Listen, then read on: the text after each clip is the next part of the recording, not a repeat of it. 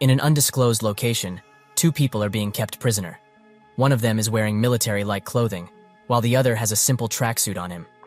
The military guy begins speaking, expressing his apology to the professor. The professor rebukes this apology, saying that all of this happened because of him. The soldier starts thinking about the events that got him in this situation, expressing his anger at the informant who had betrayed them, saying that the enemy force was much larger than anticipated, and that they knew their route and attack timings perfectly. This was a trap from the very beginning. Some clanks happened beyond the door, and it shortly opens, one of the guards throwing another soldier into the holding cell, who we find out is named Sergeant Kim. The other soldier is visibly angry at seeing another soldier treated this way, and gets up to spout insults at their captor. The guard saying something in a language that we can't understand, and promptly bashes the soldier's head with an assault rifle. We get a peek at this captor, showing us that he is of African descent, meaning this whole ordeal might be happening in one of the many war-torn countries in that continent. Kim asks the other soldier if he's okay, calling him lieutenant. The lieutenant says he's fine, and asks about the other troops, who Kim says that they were dragged off someplace else. More clanks happened outside the door, and again, it shortly opens after. One of the guards looking down at them, that's when he falls to the ground, knocked out by a person who was behind him, who asks if Lieutenant Kang Ham-chan is here. The lieutenant is surprised to hear Korean coming from this stranger's mouth, and asks who he is. The stranger says that he is here to rescue them, and they all begin following him. We see the results of this stranger's arrival, with multiple guards knocked out cold, Kang expressing his surprise. Kang then asks the stranger about his division, and how many people he is with. The stranger says that he cannot disclose this information, and that he is alone. Kang is again surprised by this, thinking that how could a single person do this? Stealthily too. A door suddenly opens and a guard comes out, who is reaching for his gun after he saw them. Kang is prepared to open fire, but before he can do anything, the stranger sprints at the guards, and incapacitates the first one with 2 swift blows, and taking the other one out with a knife throw. The stranger talks with the soldiers, saying that they will increase their pace, and that he will take care of the enemies. Kang agrees, annoyed at the fact that he's basically treating them like baggage. The stranger moves swiftly, and quickly defeats any guards that try to stop him. Kang noticed that there will be multiple enemies beyond the next corner, and that the stranger will need help with this one. The stranger, however, keeps moving, and dashes in front of the guards, silently taking all of them out. Kang is shocked at his disregard for life, saying that he is a true monster, but he is too reckless, and it's clear that he's not from the military. They make it outside, and the stranger tells them to wait here for 1 minute. Kang is puzzled by this, but notice the other soldiers behind them, who are clearly out of breath, showing the stranger's ability to observe. Kang notices the stranger's black pupils, and his clumsy but overall good Korean. Kang asks if he is Korean, but the stranger doesn't respond, and waits a bit until saying that time is up, and they begin moving again. Kang wondering if he is correct. After a while they make it to a clearing, where the other soldiers who were captured are waiting for them. Both parties happy that they reunited. Kang asks what happened to them, and they say that the stranger also saved them, and told them to wait here. The stranger proclaims that this is where they part ways, and that if they go southwest there will be people waiting for them. Kang expresses his gratitude, but the stranger says there's no need for thanks, and that he simply carried out a request.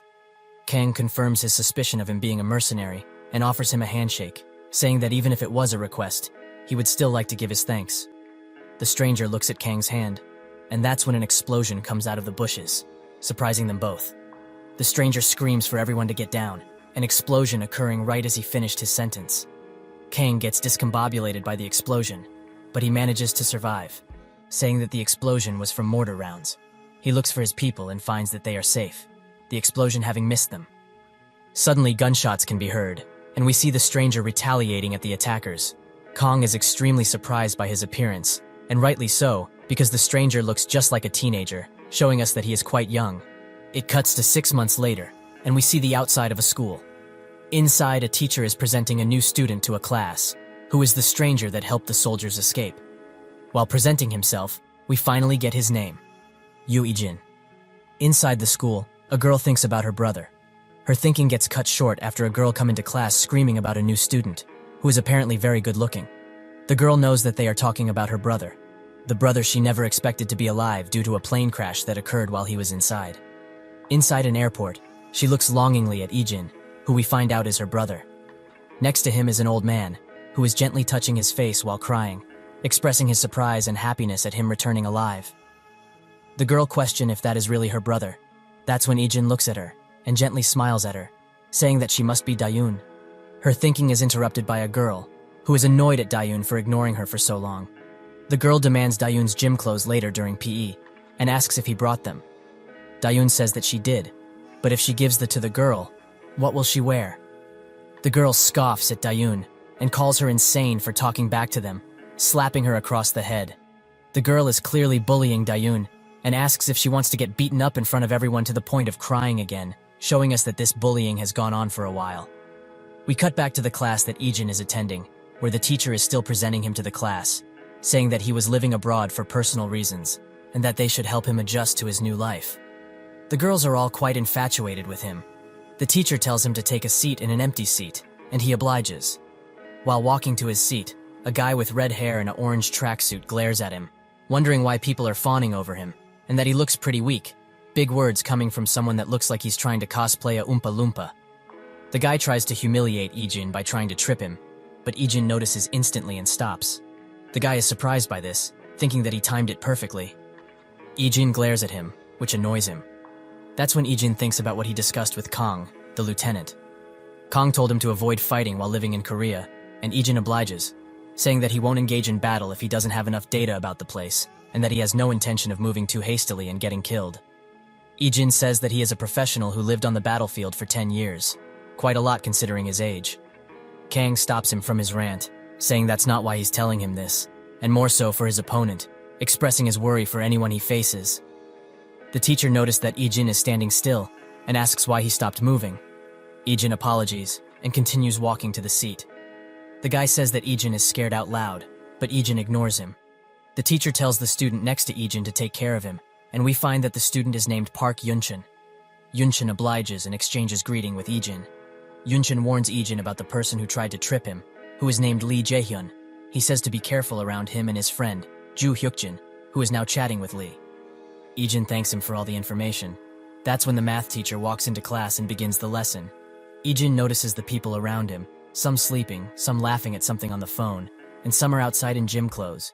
He thinks about his mercenary days, and we see a glimpse of the hellish training he went through, noting that this country is peaceful while looking into the sky. School ends, and we see Dayun walking to the school gates. She spots Ijin, who is waiting for her.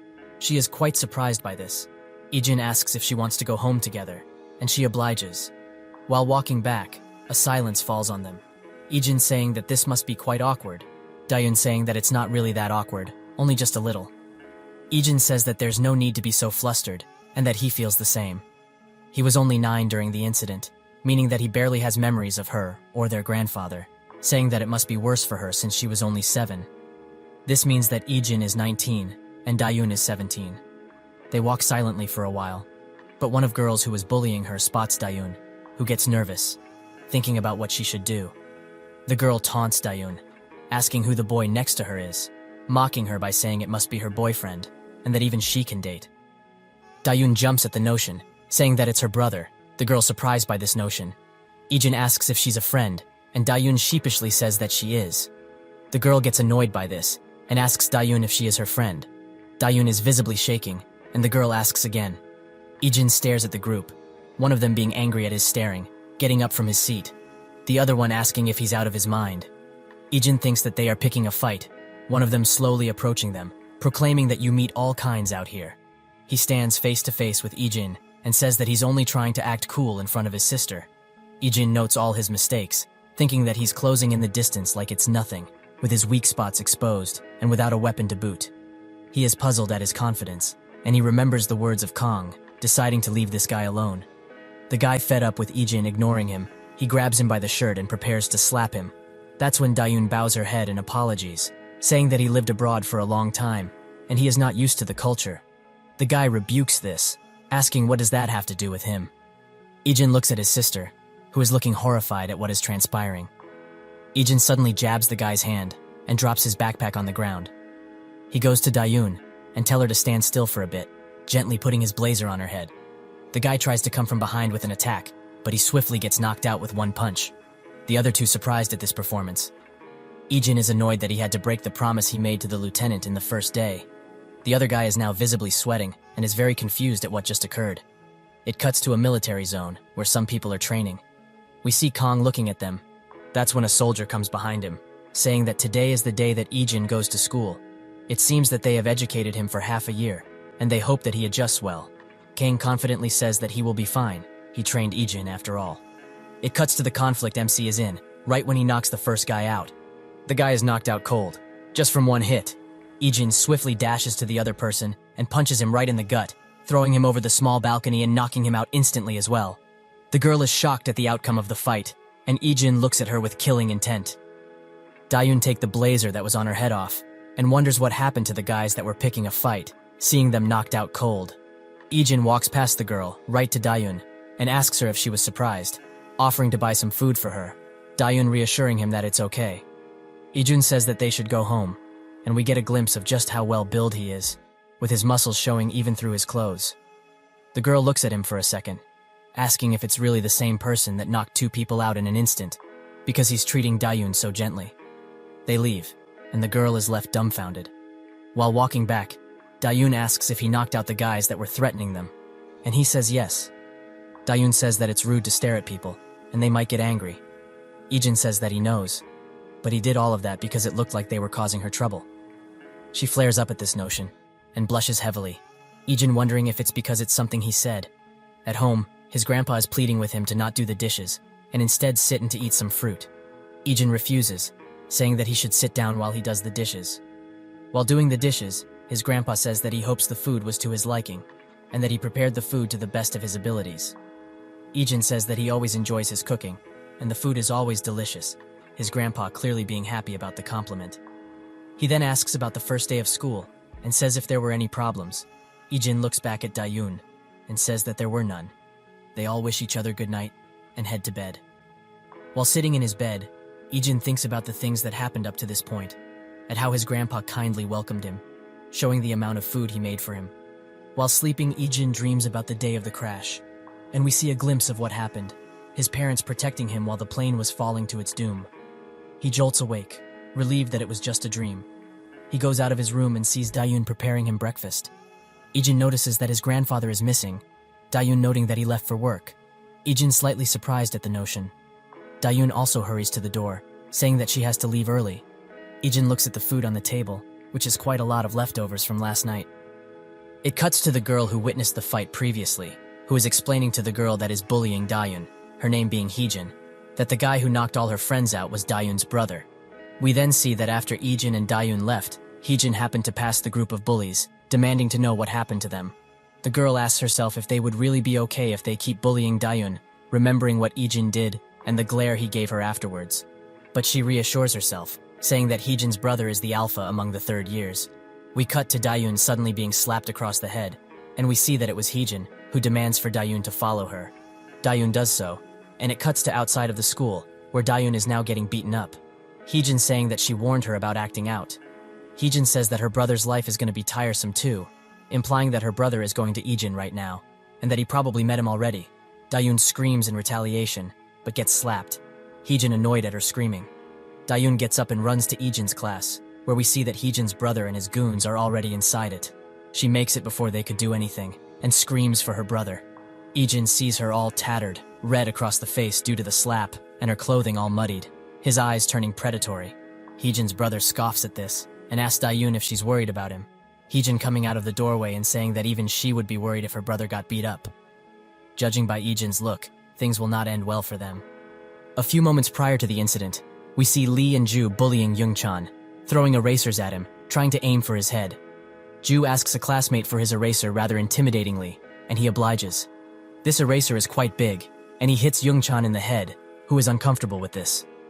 Lee and Ju bicker between each other, with Lee saying that he just got lucky, and it's just because he did it with a big eraser. He picks up a bigger eraser, who looks quite hard, and throws it with all his might, but that's when Ijin comes in front of the victim, blocking the projectile with his backpack. They are quite annoyed at this, and when Ijin sits down, they plan to call him over after school to make him stop being annoying. Ijin asks Youngchan if he is okay, and he reluctantly says yes, with Ijin noticing the bullies looking at him and laughing. Youngchan asks Ijin if he is doing anything after school. If not, he can show him around. Ijin declines, saying that he has to go home with his sister today. Youngchan is interested at this notion, asking if they transferred together. Ijin says that she was already in school, and Youngchan asks her name. When he hears the name Dayun, he immediately panics, and with sadness on his face, he tells Ijin that his sister's school life is rather difficult, because she was quite popular with the boys since middle school due to her being pretty, and there was a girl who had a crush on one of the boys. That's how they started bullying Dayun. Ijin is surprised that people would just let this happen, but Youngchan says that it's because the girl's older brother is Kim Kisu, the top dog in the third year's class 3. Youngchan continues, saying that this harassment got even worse, as she was in the same class as the main girl bully when they started school, getting so bad that people were surprised she was still attending school. Ijin tries to understand all this, finding it quite dumb that she would bully Dayun for such an idiotic reason. Youngchan says that once you learn the truth, it's nothing special. People like them don't need any special reason to bully. Ijin thinks back at what they talked with his grandpa, who asked Dayun if her school life is going well. Dayun obviously lying that it is, with a tinge of sadness on her face. Ijin thanks him for the information, and that's when a large guy, the same one Ijin beat up at the store, bashes the door of the class, with a group of other people following him. Ju asks what they're doing here, but that's when Kim Kisu responds, saying that there's something that he wants, with the group surprised that he is here. Kim's goons point him to Ijin, who bashes them for losing against such a guy, noting that he looks quite frail. He beckons Ijin to get up, and he does so. Ijin asks if he is Kim, with Kim surprised that he already knows his name. Ijin glares at him, which annoys Kim, ordering one of his goons to bring him over here. While the goon approaches Ijin, his sister suddenly rushes in, bruised and dirty. Ijin takes in the sight, and his eyes turn cold. Kim says that he is quite jealous Ijin has such a caring sister, with Haijin suddenly responding that she would be worried too if her brother was about to be beaten up. Dayun looks at the amount of people that are going after Ijin and begins crying, apologizing to him. Ijin says that there is no need to apologize, suddenly throwing a right hook at the guy that's in front of him, knocking him out cold. Ijin assures her that none of this is her fault. Another goon tries to punch Ijin, but to no avail, as Ijin redirects his punch, hitting his exposed windpipe. The goon instantly falls to his knees, surely having a hard time breathing. One of the last goons panics, desperately trying to hit Ijin. This, however, is what dooms him, as he is extremely exposed. Ijin throws a kidney shot, landing the hit and toppling the guy over. Everyone is left shocked at this outcome, even Kim. Ijin glares at the brother and sister, who are left shaken by this. Kim notes that Ijin knows a few tricks, Ijin ignoring him completely. Kim tries to hit Ijin in the neck with his leg, thinking at first that he got him. His illusions disappear, however, as he sees that Ijin blocked the attack perfectly. Kim panics and throws another attack on the other side, Ijin easily blocking this one. He grabs Kim's leg and punches him directly in the face, throwing him on the ground. Ijin glares at him with murderous intent, and with one final attack, he knocks Kim out. Everyone is surprised he could defeat Kim, Lee, and Ju even more so. He approaches Haijin, clenching his fist as he does so. Haijin is sure that he will hit her, but that's when Dayun stops him, saying it's enough. Ijin retorts this notion, asking if these aren't the same people that bullied her. She says that it's fine now, and he should stop. Ijin does so, and offers to take her back to class. In the class, Kim's sister is fuming at the sight of her brother and his friends beaten up. While walking, Dayun notes that Ijin is quite good at fighting, and also apologizes again, saying that it's because of her he got into fights 2 days in a row. Ijin says that he would happily fight for her, saying that from where he used to live, people would just think only about themselves. There were exceptions, however. It was when family got involved. It cuts to a flashback Ijin as a mercenary, wondering what exactly a family was, seeing a man protecting his daughter from his attacks. Dayun asks how can this be, knowing that he barely remembers her and grandpa. He says that she is right, but he knows for sure that they are family. Dayun gets embarrassed at this, and tells Ijin that she will walk the rest of the way alone. Ijin asks why, but they are already in front of her class. She waves goodbye, Ijin smiling at her shyness. He arrives back to class, Lee and Ju congratulating him over his victory, with Ju saying that it looked like he was smurfing. He sits in his seat, and Youngchan shyly says that he thinks Ijin looked cool too. In another place, Kim and his goons lament what happened, with Kim noting that Ijin is in a completely different league. His sister keeps bashing him, wondering how they could lose to one person. Kim, having had enough of her yapping, tells her to shut up, with her not backing down at all. With one final menacing glare from Kim, she gets so mad a tear forms in her eye, and leaves, slamming the door behind her. She goes back to class, where she mockingly says to Dayun that her life will be easy from now on, as she can rely on her brother for anything. Dayun ignores Ijin, which makes her extremely mad. She wonders if she just has to watch Dayun quietly from now on, saying that there's no way she would do such a thing. While walking to the school gate, Dayun thinks about her brother, who protected her, but also at the bullying she has received up until now, wondering if it's really over. With this much thinking, she passes Ijin without noticing him, who asks her if she has something on her mind. She apologizes for not noticing him, but he doesn't mind. Dayun says that they should stop by the store to pick up some things, as their grandpa likes to have dinner prepared when he comes home. Behind them, Ijin glares and smiles a sinister smile, clearly plotting something. Inside the shop, Dayun notices how popular Ijin is based off just his looks, with a couple of girls talking about him. She asks if he's ever had a girlfriend before, who says that he hasn't. Dayun is surprised, noting how popular he is here. He surely must have been there too.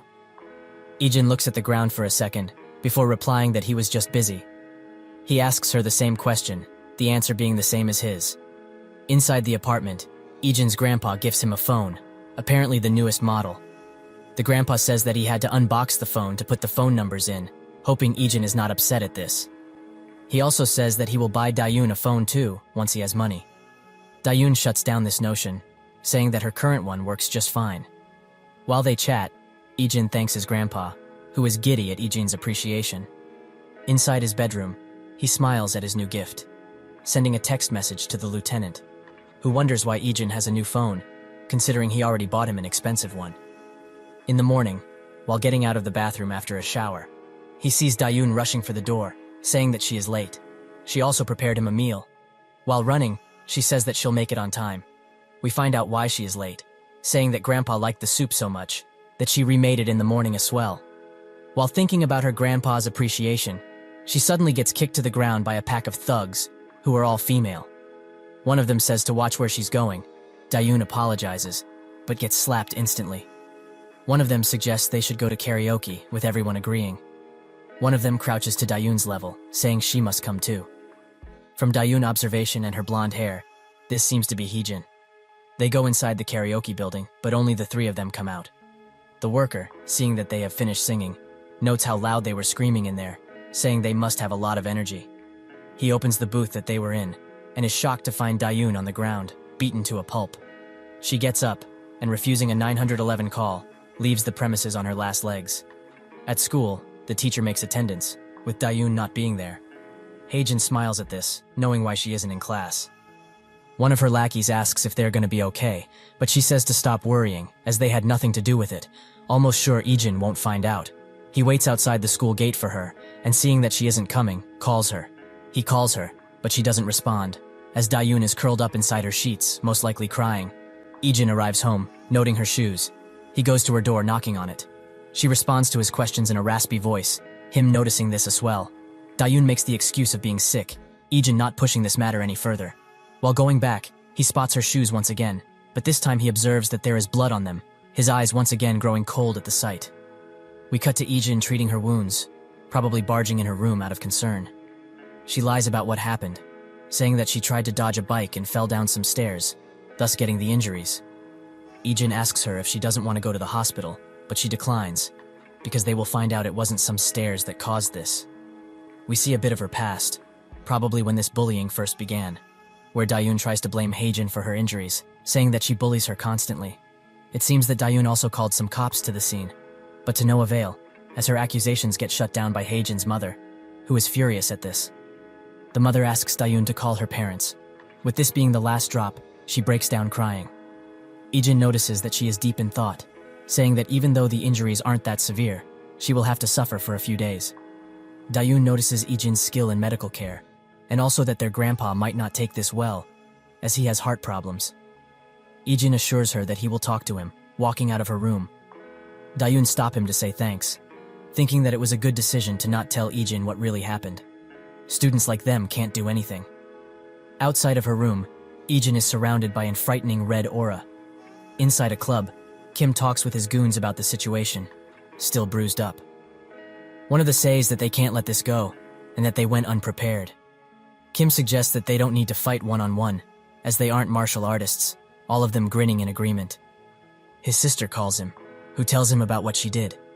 Kim is surprised by this, but also very pleased, saying that they were planning to do something to Ijin too. A figure pops out of the shadows, that figure being Ijin. Kim is shocked at his presence, saying that he wanted to have a revenge match anyway. He doesn't get to finish his sentence, as Ijin grabs the head of a goon, bashing him in the ground.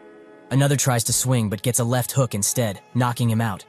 They all try to rush him, with one of them being kicked and thrown into the wall. He moves on to his next target, and one of them pops up behind him with a bottle, seeming like they've taken him by surprise. His reaction is swift, however, as he disarms one of them and knocks both of his attackers out. He takes care of the last one, Kim again shocked at his combat skills. Ijin glares at him, this being the first time he seems genuinely mad. He warns Kim one last that they should not mess with his sister. Kim is shaking, thinking of the battle prowess of his opponent, wondering how he could beat such a guy. He grabs an empty glass and throws it, missing Ijin. He swiftly grabs a bottle and attacks Ijin, who quickly makes short work of him. In his frenzy, he breaks the bottle, trying to shank Ijin. Without a single shred of fear inside him, Ijin moves fast to incapacitate Kim, grabbing him by the neck and choking him. Ijin threatens Kim, saying that this is his final warning, and if he doesn't oblige, he will do unspeakable things to them, a red tinge lighting up in his eyes. He lets go of Kim and slowly walks out of the bar, the patrons shocked at this display. Outside the bar, Haijin rushes to the entrance, wondering what could have happened to her brother that he would end the call so abruptly. She sees Ijin slowly rise from the bar stairs and is rightly terrified. Haijin backs up in fear, tripping on her hand, dislocating it. Ijin suddenly gets a call from his grandfather and leaves. She goes into the bar in awe at what happened to her brother. Haijin bashes him once again, with Kim replying that they shouldn't go after his sister anymore. He warns her, but she doesn't listen. The dam breaks, and he lets out a shout, calling Haijin by her full name. She is horrified, and he exclaims that if she ever lays his hands on Ijin's sister again, he will beat her instead. Outside, Ijin meets with his grandfather, both sitting on a bench. They talk about what happened with Dayun, him saying that it was difficult to raise her, as he's never had a girl before, and also that he hasn't done enough for her. He looks back, saying that she did much more for him, because she helped him get through the loss of Ijin's parents. He notes that it hurts him that Dayun doesn't confide in him, but Ijin gently reassures him that from what he saw, he loves Dayun, but she also loves him. A sense of relief washing over him. Ijin says that he will watch over her at school. His grandfather says that Ijin has no idea how happy he is that he's here. Inside of a hospital, Kim and Haejin's parents talk with them. The father is not surprised to see Kim in this state, as he is quite the troublemaker. The mother gets angry at this, wondering why her husband is not angry at the sight of their children getting hurt. With a final farewell, the parents leave, with only the siblings remaining in the room. We find out that Haejin was the one who told her parents what happened and who did it. Kim wonders if it was really Ijin who injured her arm. Haejin, obviously lying, says that it really was him, sweating while doing so. While leaving, Haejin brags that he should take it easy, as they will show him who he decided to mess with. While walking through a hall, their parents talk about the situation, the mother saying that she contacted the chief. He is annoyed at this, saying they should just leave it to the school. The mother is mad at him once again to his carelessness, saying that she doesn't know the kind of man the chief is. It also seems that Haejin has been listening to this conversation. Outside of a construction site, we see the chief, a pretty well-built man with quite a gangsterous look, donning a black suit. He expresses his frustration, wondering why he got dragged into this children's squabble. Inside his home, Ijin thinks at what happened, wondering if this is the end of it. It appears not, however, as two large men are asking for him outside of his door, the grandpa quite puzzled at this. Ijin gets out of his room and says that they are acquaintances of his, and that he will be right back, leaving his grandfather shocked. They take him back to the warehouse, one of them saying to the chief that he decided to come quietly. The chief says to get it over with quickly, with one of them grabbing a bat, saying the other one should grab his arm. One of them quips that Ijin shouldn't have messed with those kids, letting Ijin know that this is about Kisu. The chief is slightly annoyed at his underlings spouting unnecessary information, noting that he will have to punish him later. He takes a quick peek at Ijin, but is surprised to find Ijin not showing any emotion, let alone be scared. Ijin quickly grabs the arm of one of the underlings and strikes him, leaving him confused. The other one quickly swings for his head, but Ijin swiftly and skillfully grabs the bat in his arm and uppercuts the attacker, leaving him knocked out with just a few hits. The other one wakes from his confusion, grabbing Ijin from behind with all his might, but with two rapid elbow strikes, he is down a swell. The chief notes his combat skills, saying that he can't be a normal high schooler, lamenting the idea of having to fight one at his age while approaching Ijin. He notes that he is full of openings, but that's when he strikes. Ijin shocked at his speed. He dodges most of his blows and tries to go in for an attack, but the chief moves swiftly, Ijin having to retreat while blocking a blow. The chief asks once again who he is, Ijin replying that he is just a normal high schooler. The chief notes that he is very different from some street thugs, accounting for his skill. Ijin gets into a stance, and the chief rushes him, but to no avail, as Ijin only blocks and counters his attacks, him getting annoyed at this. He charges a mighty punch, but it's redirected by Ijin, who looks at him knowingly. He blitzes the chief, leaving him on the ground. With the last of his conscience, he thinks that those kids messed with the wrong person. Inside of a building, Haijin's parents wait for the news, the mother being surprised it's been so much time without any news. The phone finally rings, and the father answers. He apologizes his wife sent out such a pointless task, but the chief says he should be apologizing instead, as he has been beaten. The father is shocked at this, noting that the chief is respected even in the underworld. A door slowly opens, Ijin coming out of it, much to the surprise of the family. Outside of this room, we see Ijin has taken care of the guards quietly. The call abruptly closes, leaving the chief to think that Ijin probably already got there. Inside, Haijin suddenly rises up in shock, making her mother throw a tantrum at Ijin, threatening him. The father promptly shuts his wife's mouth and talks with Ijin, asking how he got here. Ijin mockingly says that there were guards guarding it, making him think about what the chief said, wondering how he even found this place. The mother, having had enough of this, calls the police, Haijin giddy at her mother's actions. She thinks of calling a prosecutor, while asking Ijin if he knows who he is messing with. Ijin responds, saying that he does. The father is a congressman elected twice and running for the next election too. Haijin smirks, whispering to Ijin that his life is over. While the mother is speaking with the congressman, Ijin pulls out his phone and plays a video. The video contains content of Haijin bullying and stealing from a fellow classmate. The mother, seeing this, closes the call immediately. Haijin wonders how he got this footage, and it seems like Ijin got it from the surveillance cameras, keeping it safe inside a memory stick.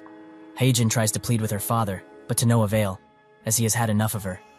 Ijin says that he has footage of Kim too, noting that these two would often film themselves bullying. With the amount of footage amassed, the mother bashes Ijin, wondering if he thinks these threats will work. Ijin shuts her down, saying it isn't his fault to begin with, and that he also filmed what happened to him at the warehouse. The father caves in, noting Ijin's dedication to his sister. He says that he will provide money for the medical bills and such, but Ijin shuts this offer down. He asks if he wants his kids to apologize, with Haijin noting that she would rather bite her tongue. Ijin rejects this offer too, saying that he wants both Kim and Haijin to permanently stay out of his sister's sight. The defeated father says that he will move them overseas, much to the dismay of Haijin and her mother. Ijin says he will like her gone by tomorrow. Haijin bursts in tears at the thought. The father asks for the footage, but Ijin glares at him, his eyes turning a bloody red, asking if he thinks he's an idiot. The father, scared, apologizes. Ijin arrives home, where his family worrisomely welcomes him, who is surprised at this. He talks with them, his grandpa saying he thought those people were dangerous, Dayun adding that they gave off a bad vibe. He says not to worry, as she should look after herself, asking how she is doing now. She sheepishly says she is fine. Ijin tells her that she won't be falling down the stairs anymore, as he cleared it out, she being quite puzzled at this. The next day at school, they talk outside of Dayun's classroom, who says that he doesn't have to take her anymore, as she is almost fully recovered. She goes inside the classroom and hears the news that Haijin and her brother are transferring overseas. The other students glad at this piece of information. Dayun remembers what her brother said and runs back into the hall where Ijin is. She calls for him, but no words come out of her mouth, wondering what she could say to him. He gently smiles at her and gives a knowing "see you later," making her burst into tears. Inside a karaoke place, Haijin's clique talk about her, wondering if she really will be moving abroad. The attention goes to Iyung, who is in the same class as her. She says that it must be so, because Haijin isn't responding to anything. Iyung wonders if it's because of Ijin, scared while doing so. Suddenly Haijin comes in the room, much to the surprise of the girls. They ask if she is really moving abroad, and she says it's for 1 semester, thinking that her father will take care of it. She also says that it's a family matter.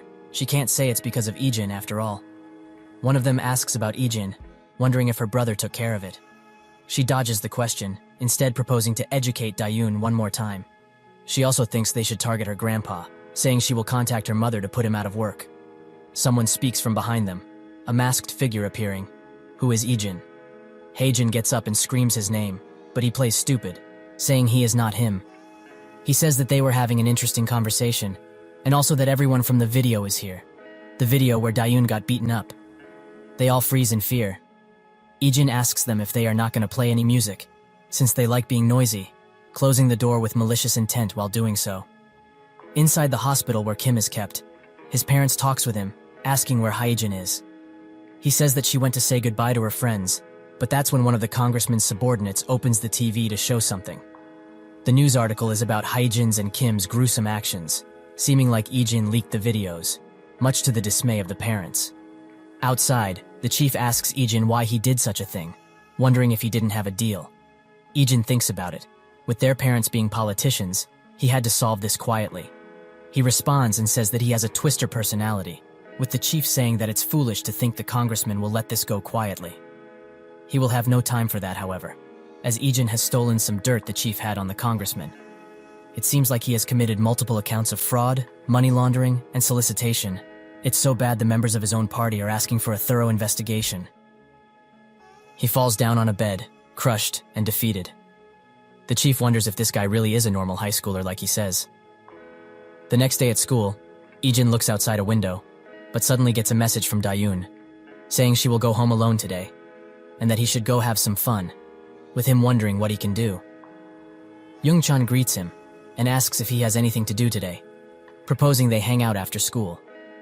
Ijin agrees, but that's when Lee and Ju approach them, asking if Ijin was the one who sent the two siblings overseas. He denies this, but they keep saying that he did, with rumors going around that Ijin went to Kim's base and taking them all down.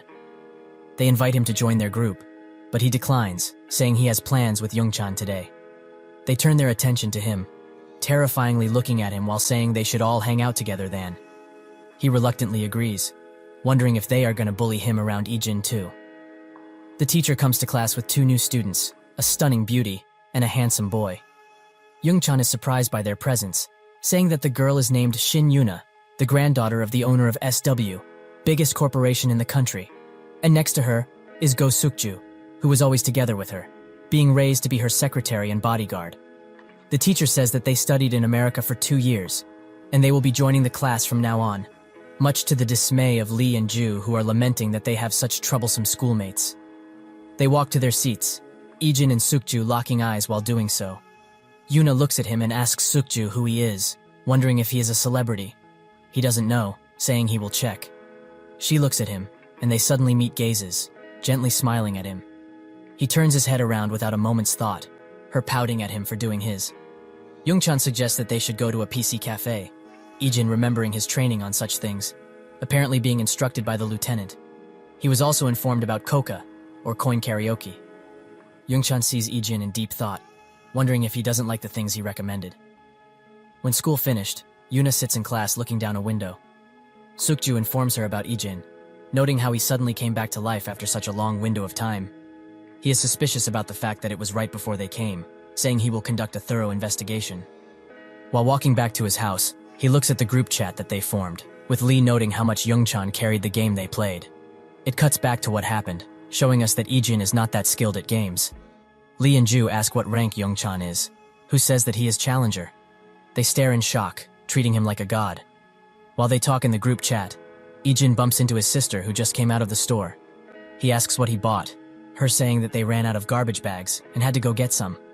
He offers to carry the luggage, but she refuses, saying it's pretty light. Dayun asks about his day, wondering where he went. He says he went to a PC cafe, and also asks her how she's doing at school. She says that it's been fine, being able to be comfortable at school for a while. She asks if he had dinner, and says that she hasn't eaten yet, as she always waits for Grandpa. Even though he ate with his friends, he still accepts the offer, saying he only ate a little. While having dinner, they both compliment Dayun's cooking skills, their grandpa saying it's improving by the day. While enjoying his family time, he can't help but think of the gruesome life he had before. Inside his room, he gets a call from his lieutenant, who asks how he is doing and if there are any problems. Ijin sits in silence for a while, causing the lieutenant to worry that he killed somebody. Ijin calms him down, saying it was a small issue, but he fixed it right away. The lieutenant says that if he ever has trouble, Ijin should call him. The next day at school, Youngchan talks with Lee and Ju about Ijin and Sukju, wondering who would win in a fight. They say that Sukju is out of this league, apparently taking out 30 people on his own, unscathed. They come to the conclusion Ijin has no chance against Sukju. Inside the school, they meet face to face, with Sukju interrogating him as to his real identity. He asks about what happened to Kim and Haijin, Ijin responding that they had some friction, but their transfer has nothing to do with him. Sukju drops one final piece of information, saying that the school where Ijin claimed to have gone before, there was never a student like him.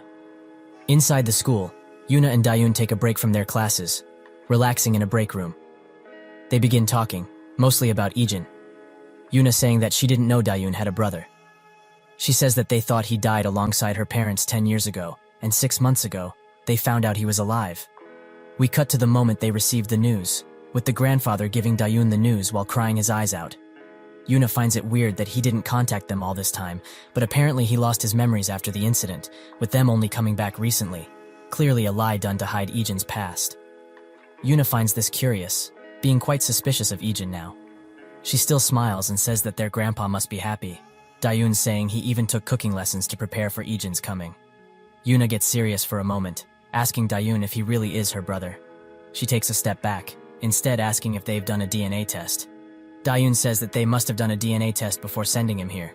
Besides, the grandfather says that he looks a lot like he did when he was just a kid. Dayun is curious as to why Yuna is so infatuated with Ijin all of a sudden. She tries to make up an excuse, suddenly asking if Ijin has a girlfriend. It cuts back to Sukju's confrontation, implying that Ijin's documents are fake, saying that his investigation showed that the school he previously attended said that nobody of his likeness ever attended. Ijin asks him for evidence, puzzling Sukju, who thinks that he found this out through word of mouth, and that he doesn't have any physical evidence, but is also surprised at Ijin's expression, making it seem like he was the one making a mistake. Ijin asks why he decided to investigate him, Sukju saying he was too suspicious to not investigate. Silence falls, but Ijin shortly breaks it, saying that his objective was to come back home. Sukju still has suspicions, and will surely try to find any dirt he can on Ijin. Inside the class, Ijin notes how much they found out after only one day. Class ends, and Lee invites them all to play at the PC cafe. Ijin says that he can't, as it's his grandfather's birthday today. Ju says that just the three of them will go, letting us that they are quite friendly with Youngchan now. Sukju tells Yuna all he knows, saying that Dayun was also bullied by Haijin for the last 2 years, thinking it was Ijin who took down Kim's gang, twice. Yuna finds this funny, saying it's almost like a fairy tale that he came back to rescue his sister after so much time. Meanwhile, her siblings are just waiting for the opportunity to take her down, smiling a sad smile while speaking. Yuna says that if he really is coming after her, he should have been more quiet, Sukju agreeing. She asks about the insurance money the grandpa received after the crash, apparently being quite a large sum, growing even more so because he didn't touch it. However, he instantly gave it all to Ijin when he arrived, implying that Ijin's goal was the money. Yuna thinks Dayun might be in danger, as they live in the same house. While shopping, Dayun shyly asks Ijin what he did after the plane crash, his expression instantly turning grim. Dayun notices this, saying he doesn't need to answer. He lies, saying that because of the psychological trauma, he couldn't function that well. After all, he had to survive in a place where he couldn't understand the language. He smiles, saying it was just a busy life. She also tells him that Yuna, apparently a good friend of Dayun's, asked if he has a girlfriend, shocking Ijin a bit. When their grandfather arrives home, they celebrate his birthday, Dayun buying him a gift, a phone case. His voice breaks a bit, saying that he already got a really big present, the fact that Ijin came home. Dayun's phone suddenly rings, and the caller is Yuna, setting Ijin on alert. She says that Yuna invited her to the convenience store, apparently having to tell Dayun something. Ijin is now on full alert, knowing what might happen next. They talk outside of the convenience store, mostly about Yuna's school activities outside of the country. Yuna asks if she ever wanted to study abroad, but Dayun says no, she wouldn't want to leave her grandpa alone after all. But she is a little less worried now that her brother is back home.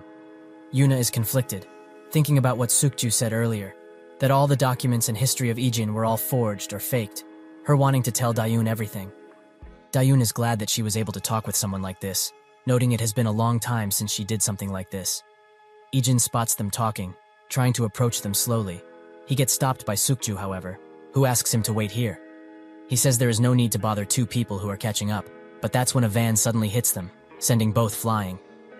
Ijin rises his head and sees that Yuna and his sister have been kidnapped, instantly rising from the ground and running as fast as he can. He cannot catch up, however, as the van disappears into the distance. Sukju and Ijin immediately grab each other by their clothes, Ijin asking who the perpetrators are. Sukju is puzzled, thinking at first that Ijin was somehow involved. They let go, and Sukju calls someone, telling them the details of the kidnapping. Ijin tries to leave but gets stopped, Sukju asking if he is involved in this. Ijin says he has no time to waste, exclaiming he will find his sister. Inside a building, the chief relaxes after a long day, but his relaxation gets cut short, as Ijin appears in front of him. Inside of a tall building, a woman who looks quite similar to Yuna receives the news that she's been kidnapped. She wonders if her grandfather should continue to go after that company, because if he does without bowing to threats, Yuna is surely going to die. The chief looks at Ijin, Sukju taken aback by his appearance. He apparently knows about him already, his name being Cha Dusik, a respectable figure in the underworld. He asks Ijin what he wants, Ijin saying he needs information, and that the granddaughter of the SW Group CEO got kidnapped. His eyes widen, and he immediately says it was not them. You'd have to be insane to mess with such powerful people. Ijin asks if he would have any idea who could have done such a thing. Dusik says that he already got him into so much trouble. Why would he tell him? Ijin says that his sister got kidnapped as well. After hearing this, Dusik finally caves in, saying that he heard reports of people who aren't Korean asking his men for a warehouse, also asking for a large sum of cars, and even some men of his. He declined, saying that kind of work gets pretty iffy. He also heard that a different group took them up on the offer, and that they are based in Incheon. He throws his phone at Ijin, saying to put his number in there, saying that he will call him if his men find the exact location. Ijin also asks for his motorcycle, which was just outside the premises. He gets on the bike, Sukju asking how he could be going after unconfirmed information.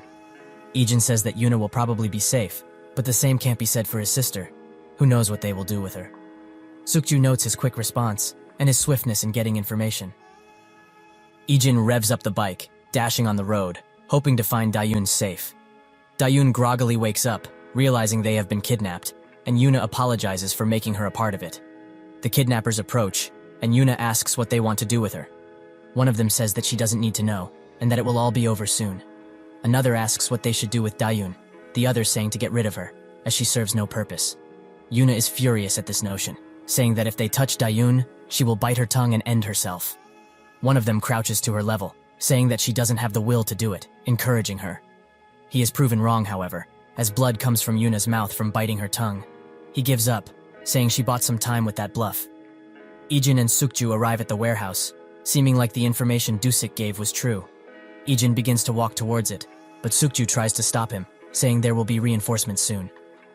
Ijin doesn't have time to spare, however, as Dayun is in much more danger than Yuna. They make short work of a few guards, taking them out silently. Sukju notes how used Ijin is to this kind of thing, asking once again who he is. Ijin replies, saying that he is just his classmate. With a fiery red in his eyes, he seems determined to rescue his sister. The SW CEO sits inside his office, and a subordinate of his says they have received the demands from the kidnappers. They want him to cancel the recently settled business venture, also saying that if he doesn't respond in an hour, Yuna dies. The CEO asks when the escort team will arrive at Yuna's location, the subordinate saying in approximately 50 minutes. He shakes a bit after hearing this. Outside the warehouse, two guards wonder why they were made to do this many patrols. They speak, but suddenly, Ijin hits the nape of a guard, knocking him on his face. He tries to get up quickly, but Ijin has already taken care of his colleague, also knocking him out with a swift kick. Ijin asks Sukju how many he took down, apparently the number being 5. Ijin notes how many they took down, saying that if they combined their numbers, they would get a total of 14 guards. Sukju taken aback by Ijin taking down 9 guards. He asks Sukju about the identity of these kidnappers, but he doesn't know a thing, as they have many enemies. Ijin notes that the real group is with Yuna, saying that these other guys are really useless. He asks Sukju about his wound, his arm being badly hurt from the car hitting them earlier. Ijin's leg also being quite hurt from this. They don't have time to rest, however, as another group of guards notes the missing people. One spots the knocked out group, but it's too late, as Ijin jumps in for a knee hit, knocking the guy out. The other guy is also shortly dispatched by Ijin, with only a few jabs. Sukju calls for Ijin, saying that after this is over, he will properly apologize for investigating him. Hearing the commotion that was happening outside, The leader of the kidnappers sends some of them out to investigate, unfortunately finding Ijin. They think they should make short work of him, Ijin glaring at them, assessing their abilities.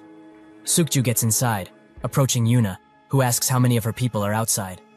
Sukju says that none have arrived yet, but doesn't get to finish, as the leader and another person approach from behind, saying he was a real pain since he was always with Yuna. The leader says it was a mistake to come here alone, and the other guy rushed Sukju. They trade blows, him noticing that Ijin was right. These people are way different than the ones outside. Sukju lands a gut punch and a kick, giving him the chance to grab the guy's arm, hitting him in the back with his knee. The leader notes Sukju's abilities, being quite impressed. This is not a friendly spar, however, as the guy Sukju was fighting pulls out a knife, slashing him in 3 different spots. The leader orders his subordinate to finish this quickly, as they need to move locations before the escort team comes. Sukju tries to fight him, but to no avail, as the cuts he received were quite deep, nerfing his abilities. The leader, with a red tinge in his eyes, throws a knife at Dayun, trying to end her. Yuna jumps in front of her, but Sukju jumps in front of Yuna, taking the knife in his lower back. The leader applauds Sukju's stupidity and orders the subordinate to end both Sukju and Dayun. A door slowly opens, however, as Ijin has taken care of all of the goons outside, now more determined than ever to end this. Inside Dusik's building, a subordinate of his asks why he helped Ijin, given that most of the troubles they have now is because of him, and that the Goseong faction is involved, most likely being the kidnappers. Dusik replies that his sister got kidnapped. What can you do? He had to at least help with this.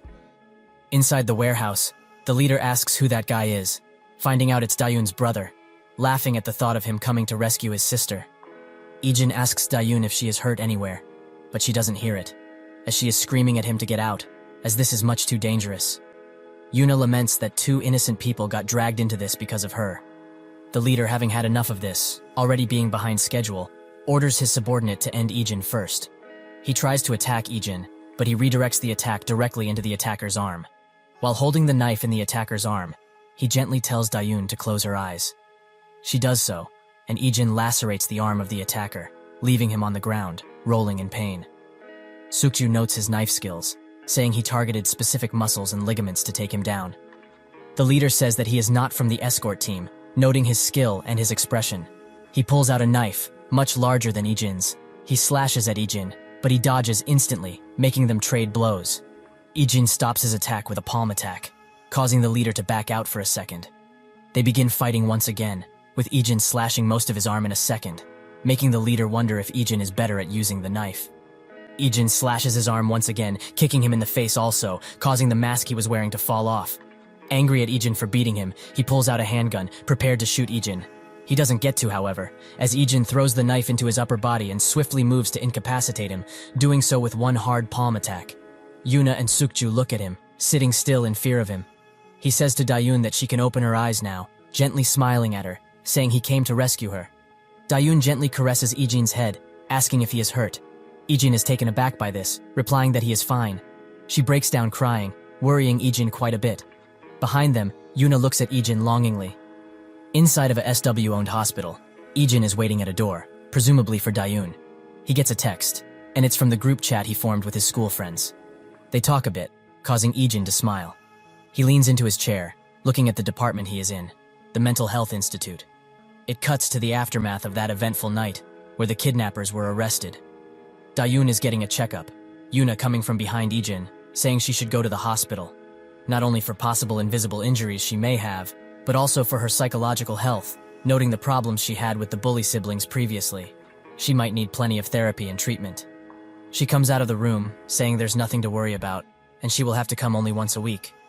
She asks about Ijin's condition, who says that he only had some bruises and small cuts, but that's about it. She sighs in relief, while Ijin is thinking about what happened and how she might be affected. Dayun goes to ask a question, but stops, thinking that she can't ask him. She can't ask what kind of life he lived before coming to Korea to be able to fight so well. They meet with Yuna, who asks about their checkups and counseling. She also apologizes profusely, with Dayun saying she should stop, as she also apologized yesterday too. Ijin locks eyes with Yuna's guard, who looks at him diligently. Dayun asks about Sukju, saying to Ijin that they should visit him. Inside his hospital room, Dayun thanks him, bowing her head while doing so. He gets flustered, saying it's okay, there's no need for that. She also asks how he is doing, his condition improving by a lot. Yuna and her guard look at Ijin from behind, staring. They say their farewells and leave the room. They begin to discuss Ijin, with the guard saying he can't believe someone so young could defeat so many people. Yuna wonders if it's as impressive, but the guard begins explaining.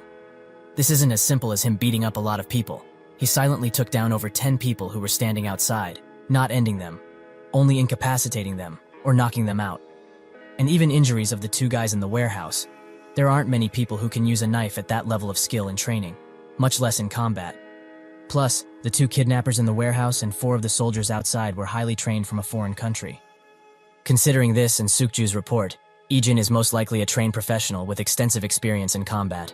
While walking to their house, Dayun thanks Ijin, saying she's always getting helped. Ijin retorts this, saying he should be the one thanking her, as he feels he can understand Eleceed. He thinks of the time Dayun worried for him, being the first time someone genuinely was worried for his safety. He can finally begin to understand what a family is. Inside the tall building, the woman who is affiliated with Yuna somehow talks about Sukju, praising his capability to rescue her in such a short amount of time. She also laments that Yuna has him, saying that she should be the one to own him. Her subordinate says that there is a strange rumor, however. Sukju did a lot, but it was mostly done by a student from the same class as him, the CEO showing interest in this matter. She is surprised that her grandpa would be involved, wondering if the rumor really is true. While training inside his room, Ijin thinks of how he looked in front of Dayun, training even harder in the process. She calls him to the dining room, saying he should eat some fruit. While there, he asks about her condition, with her saying that he already asked that earlier, and that she is fine. She smiles at him, saying he doesn't have to worry about that, her noting that Ijin was worried about the way he looked in front of her. He must think that she's really surprised, and would ask him how he learned those moves. But she won't, as he did all of those things to save her. She also won't press him about the past, saying that she couldn't tell Grandpa about the bullying that was occurring either. Some things you just can't say. Dayun's phone suddenly rings, causing her to jump a bit. It's a call from Yuna, inviting Ijin to the convenience store close by. He arrives, seeing the many guards she now has due to the incident. She tells him to sit down, and he does so. She apologizes for getting Dayun mixed up in all of this, but also thanks him for rescuing her. He says that he only did it for Dayun, and knowing this, she would still like to thank him. She says she also won't investigate him no more, his eyes growing cold while staring at her. Yuna says that she had to investigate him, as he was quite suspicious, and a lot of bad things have been happening to her due to the circumstances she is in. Apparently almost being kidnapped in America too, Ijin gets up to leave. But she stops him, saying that her grandfather wants to meet him, wanting to show his gratitude in person. He refuses, saying he wasn't trying to rescue her in the first place. While walking back to his house, he spots one of Dusik's subordinates walking out of an alleyway, bloodied up and bruised. He spots Ijin, saying it's his fault. Evidently, the Goseong clan found out he helped Ijin, causing them to storm Dusik's hideout. At the place, a myriad of goons and their leader corner Dusik, the leader asking why he doesn't give up. Dusik laughs at him, saying that even though he knew his men were on vacation, he was still scared to come alone. One perks up, saying he messed with the congressman, and also with the Goseong guys recently.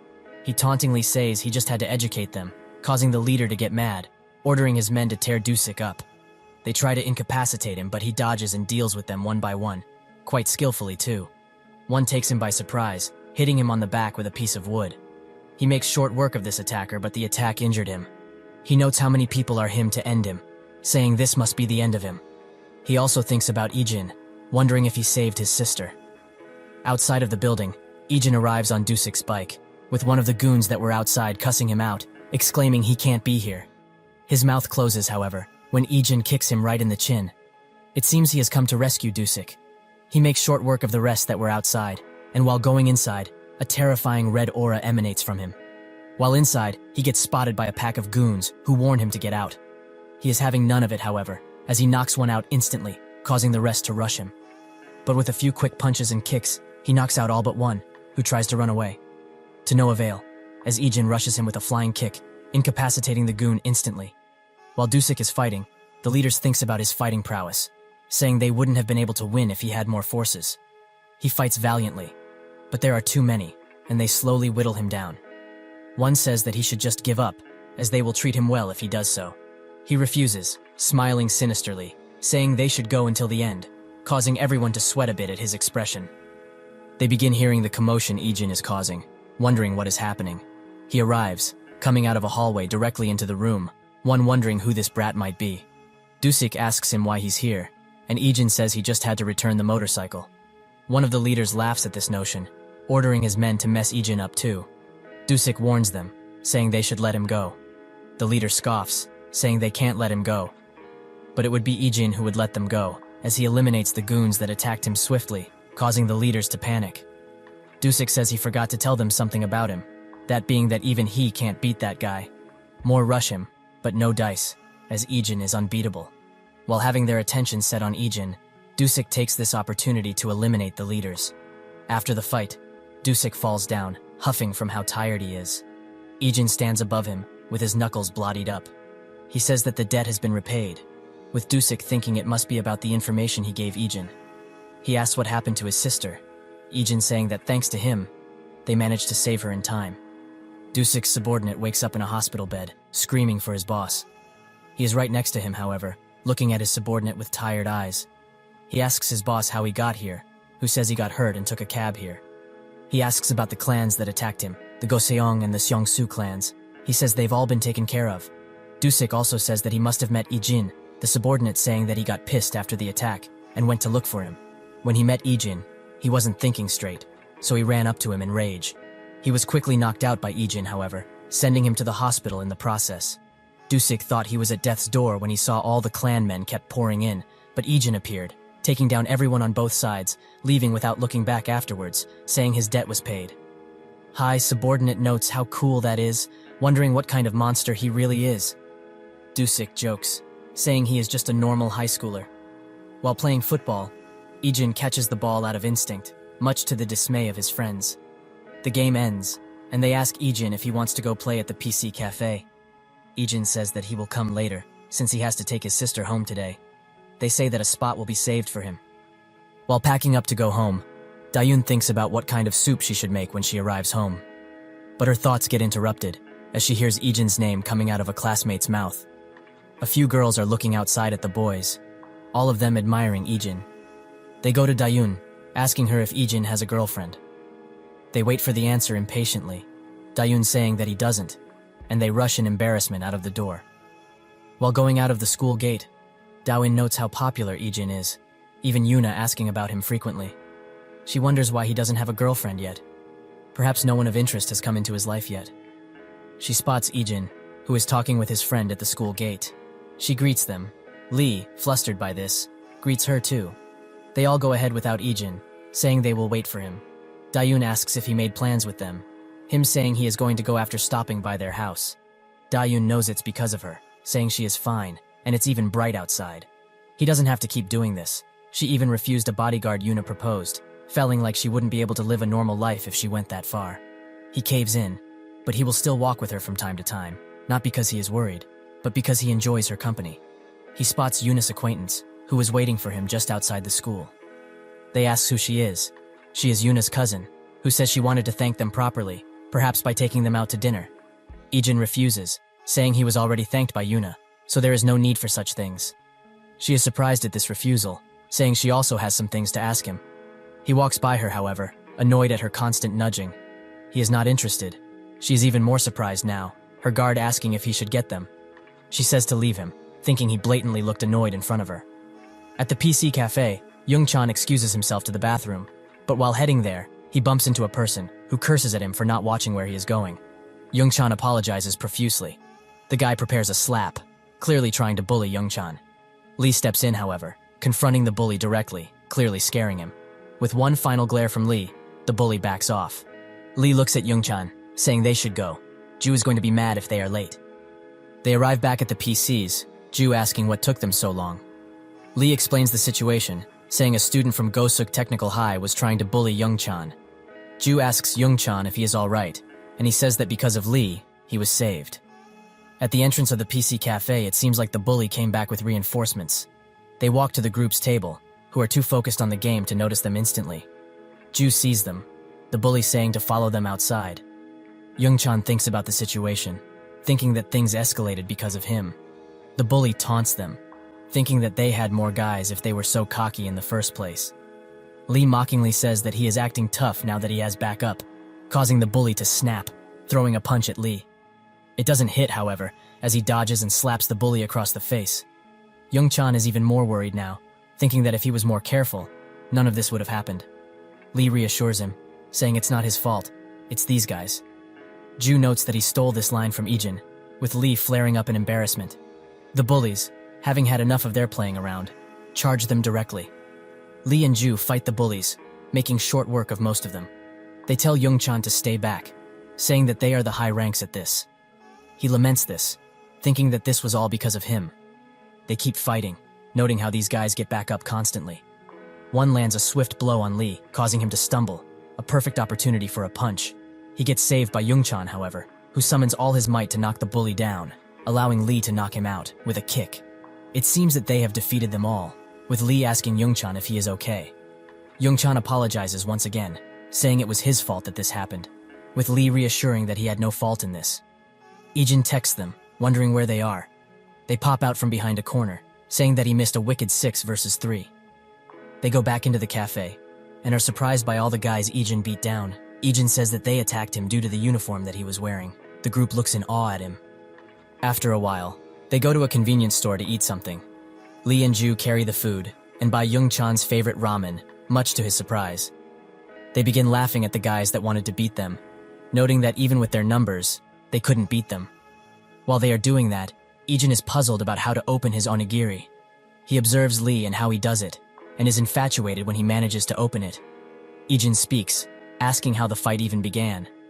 Lee explains that it was they who started it when they picked a fight with Young-chan. He also asks Young-chan how he is feeling, but he is much better. Lee teaches Young-chan how to act in those sorts of situations. The attitude he is carrying is important. People like them will cause you even more trouble if you get scared. Ju seconds this. Young-chan is hesitating, wondering if he won't get hit more in that case. Lee says that might happen. It depends on what kind of person he is facing. But in any case, he still shouldn't be scared. He can still do it if he tries. This causes Ijin to think about his past, where the bullying was much more severe, with the stronger ones forcing food away from the weaker ones. One also tried to do this to Ijin, but because it was survival of the fittest, it didn't end well for the bully, because Ijin is a survivor. Young-chan is hesitant to speak, but summons the willpower to do so, saying that he hated Lee and Ju not long ago. They bullied their classmates, including him. They didn't know this was counted as bullying. They thought it was just joking around. Also, it's not like they hit anyone or forced people to do stuff they didn't want. Compared to that, they are saints. Young-chan shouts that the mean things they said and the pranks they pulled were still bullying for him, and he hated them because they did it without a second thought. Lee and Ju are shocked at this discovery and apologize profusely. They were just playing pranks. They never thought about it like that. Young-chan says that it crossed his mind that it was like this after hanging out with them. As they said, they never stole or hit anybody. They apologize once again, and Young-chan seems thankful. Disaster appears in that moment, however, as Ijin has dropped his onigiri, and he is extremely distraught at the sight. The group stared at his defeated face. Inside a SW-owned building, Yuna's cousin sits at a table, but notices a commotion outside her door. It's Yuna herself, demanding to know why she's investigating Ijin. She has investigated him before too, but she promised to stop, so she demands her cousin do the same. She retorts this, saying that this is how people like them survive. Did she already forget what happened to her? Even if he saved her life, it doesn't mean he can be trusted. He is lying about all of his past, after all. Her guard perks up, saying that they had no choice but to look into him, since his documents were all falsified. The cousin says that she is glad Yuna is here, as the call containing all the information they need to know about Ijin will come soon. Isn't she curious as to who he is? Yuna says that she isn't, glaring at her while doing so, and the cousin does the same. The phone rings, the cousin responds, and we finally get her name. Jie. The person on the other side of the phone says that he called about the information on Ijin. Jie is happy to finally get this information, but her hopes get shattered, as the caller says that the order from the higher-ups is that the SW group refrain from looking into him any further. This surprises everyone, and she gets mad, asking how they could ignore him. The caller says that because of SW group's relations with the government, all they can tell them is this. He is someone they don't have to worry about. After getting separated from his family because of a plane crash, he is just someone who wants to be home with his family.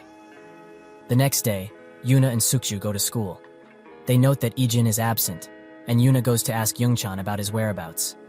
Lee, who was also there, tells her that the teacher called him, so he will probably be back soon. They sit down, and Sukju looks at his phone, saying that the company owner came to school, much to Yuna's surprise. She wonders if he came here to meet Ijin. It seems so, as Ijin is in the lounge with him, and he is thanking Ijin for saving Yuna. Ijin says the thing he always says: he was just saving his sister. Yuna just happened to be there. The owner says that he heard about that, but that doesn't change the fact that he saved Yuna. He also apologizes for getting his sister involved in something like this. Ijin notes that Yuna also apologized for this, so there is no need to. He turns his back, trying to leave after excusing himself. The owner suddenly asks Ijin if he can be Yuna's bodyguard, but Ijin says that's not a normal job for a high schooler like him.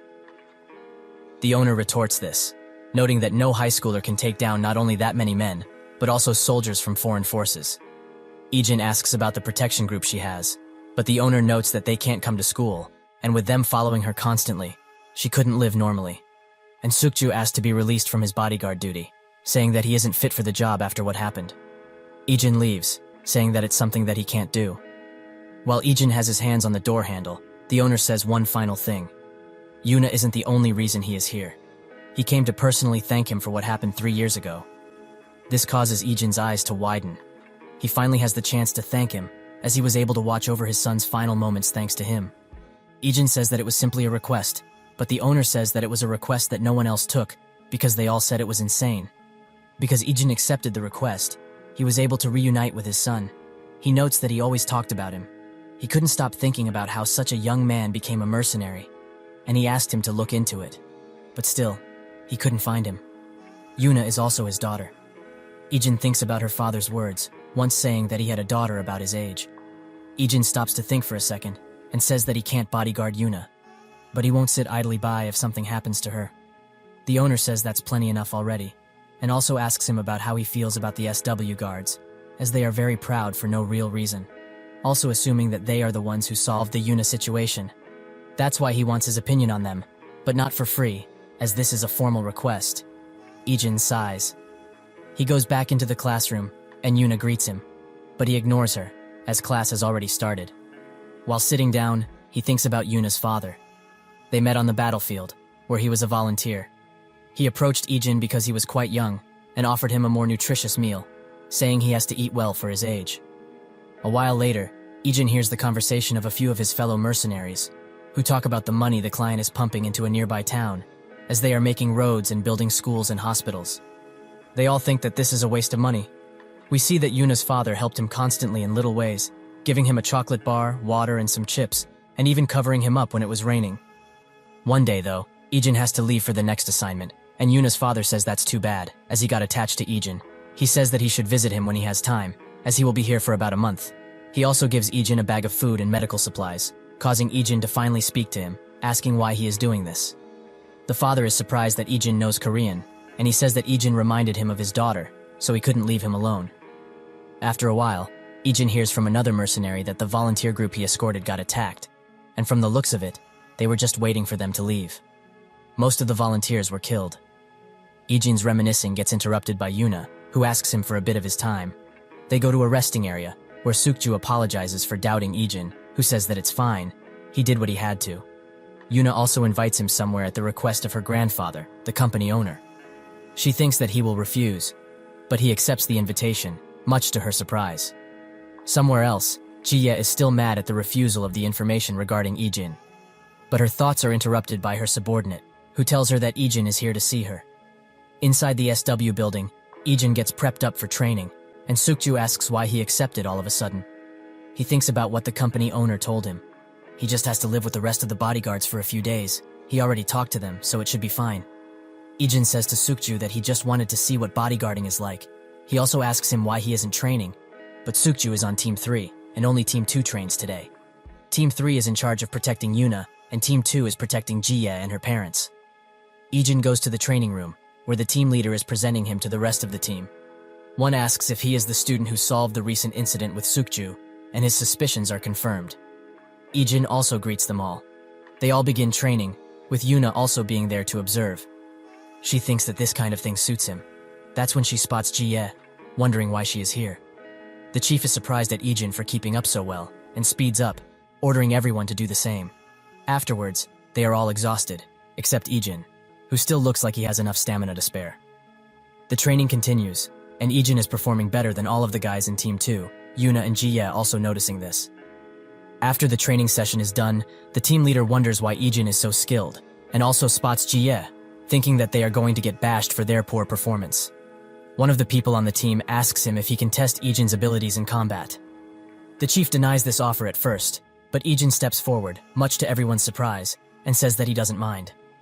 The chief reluctantly lets them spar, but they must wear protective gear first. All of the people there wonder if Ijin is going to be okay, as most of the SW bodyguards are from the special forces. Jie wonders how far he will go, with her subordinate saying that he doesn't have a chance, as the bodyguards were specially trained before coming to SW. The team leader puts some rules on this fight, saying that they should hold back, as this is only a sparring match. The guy Ijin is fighting says not to worry, while also trying to intimidate Ijin, who is unmoved by his words. The sparring begins, and the guy immediately closes the gap between them and throws a left hook, but Ijin dodges constantly. Seeing a chance to hit him, Ijin hits him in the leg and throws a punch, but the guy blocks it and tries to counterattack. His hook gets blocked, however, and Ijin throws a mighty punch, with the people there noting that he hit him where the helmet doesn't cover. The guy is stunned by this attack, and with one swift knee attack, Ijin ends the fight. Everyone is left surprised, with Sukju noting that he doesn't know how to hold back. Jie wonders if he is really 19, but her subordinate is fuming, looking with malicious intent. They carry the injured guy out of the room, the leader noting Ijin's battle skills. He also sees Jie's subordinate staring at them. Apparently, he is the real team leader, and this guy is only a placeholder for this training session. Someone else requests to spar with Ijin, Choi Beomsuk, one of the best on the team. The impromptu leader says that he can't, but Ijin says to let them spar, as he hasn't done nearly enough to feel tired, causing everyone to stare in shock. They get into position, with Beomsuk not wearing a helmet, saying he doesn't need one. Ijin also throws his away, surprising the other people. Jie asks the team leader how he thinks he will go, and he says that the last one was just caught off guard, but this time he won't underestimate him. They train every day without rest, and Beomsuk is their team ace.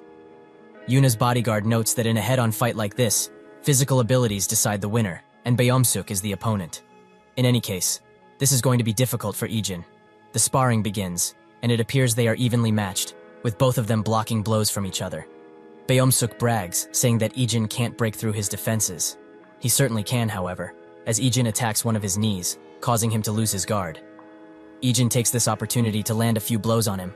He gets mad at this, and angrily throws a punch at Ijin. This proves to be a mistake, however, as Ijin blocks his attack and hits him in the neck, ending the spar.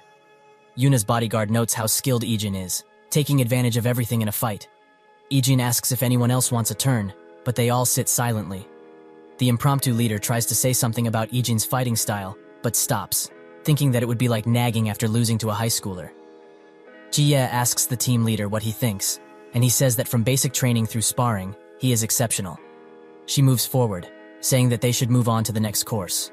She speaks directly to Ijin, saying now that he has finished basic training, it's time to experience the real thing, and since he is already following Team 2's schedule, he is coming with her. Inside his office, the owner discusses Ijin with someone else, most likely a guard. They were both surprised by his abilities, and it's hard to believe that codenamed Jin was such a young kid. That name was well known years ago, meaning that he was this exceptional when he was younger than he is now. Inside the changing room, Ijin gets dressed up in a suit, looking quite dapper in it. At his house, the grandfather asks Dayun where Ijin is. She says that he has something to do, so he will be late today. He hopes that he will be alright, and not get into any fights. Inside the SW building, the impromptu leader gives the team a serious glare, hoping they are ready for some harsh training. Yuna notices Ijin walking out of the changing room in a suit, with the team liking him even less now because of his looks. His bodyguarding duties begin, and he is ordered by the team leader to sit next to Jie. Ijin does so, and the moment he sits down, he assesses the number of bodyguards here.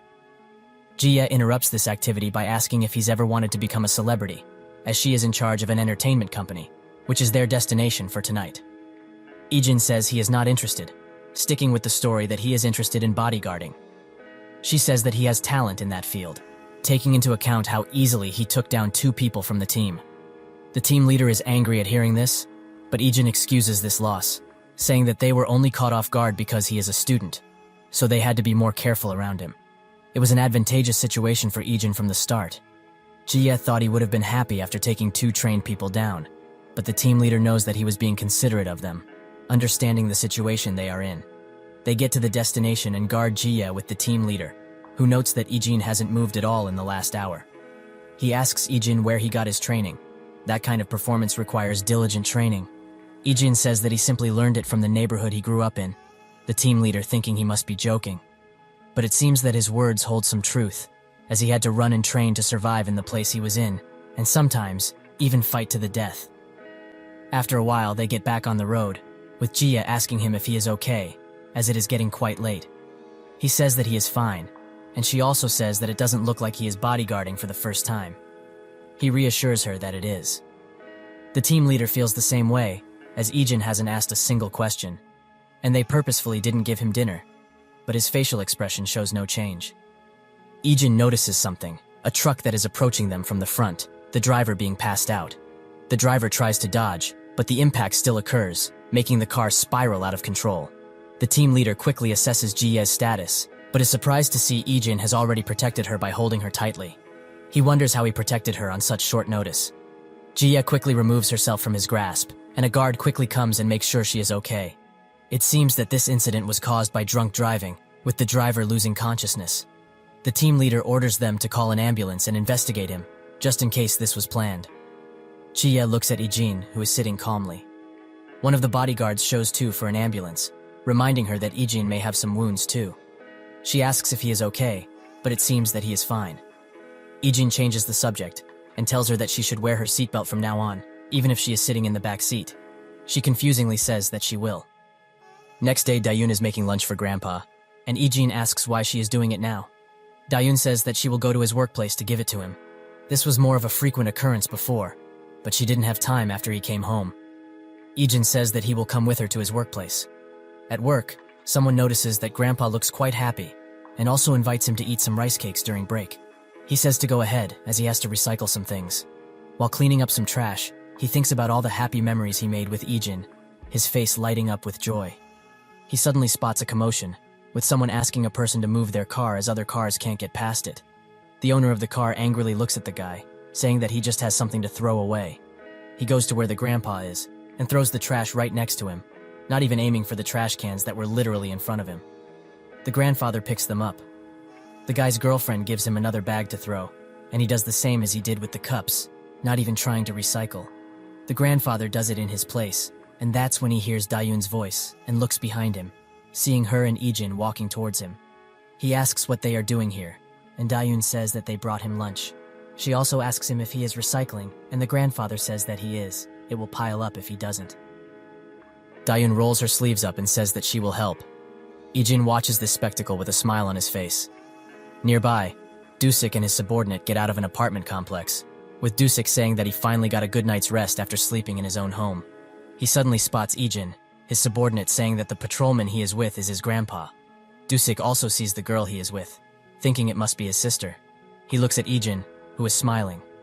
Dusik laughs to himself, thinking that he didn't know Ijin could make such an expression. He really looks just like a normal high schooler right now. His subordinate asks if they should go greet them, but Dusik refuses, saying that they will ruin the mood if they go there. After a while, they all have lunch, and the siblings leave. The grandfather is happy to have such caring people around him. At night, he gets off work, and spots the car of the troublemaker parked in a place where it shouldn't be. He goes to them and says that they can't park here, as they will make it harder for other cars to leave. The troublemaker tells him that he can park wherever he wants, and his girlfriend asks if he wants to get fired. The grandfather calmly tells them that there is an empty space in the parking lot, but the troublemaker is having none of it, asking if he will pay for the damage if his car gets scratched. Suddenly, someone grabs the troublemaker's neck. It's Dusik's subordinate, and he intimidatingly chews out the troublemaker. He throws him at the car, ordering him to move it. He also gives them one final warning. If he ever sees them disrespect this elderly man again, they will suffer the consequences. While the car leaves, he turns around to the grandfather, his expression changing into a kinder one. He asks if he is all right, and the grandfather thanks him for the help. The subordinate says that there is no need for such formalities, and asks if he doesn't recognize him, as he comes around here frequently, and recently went to see Ijin. The grandfather remembers. A while later, he tells Dusik the story while pouring him a glass. Dusik commends him for doing that, but that's when the door suddenly slams open. It's Ijin, who looks mighty angry. Dusik asks what's wrong, and he shows the message his grandfather sent him.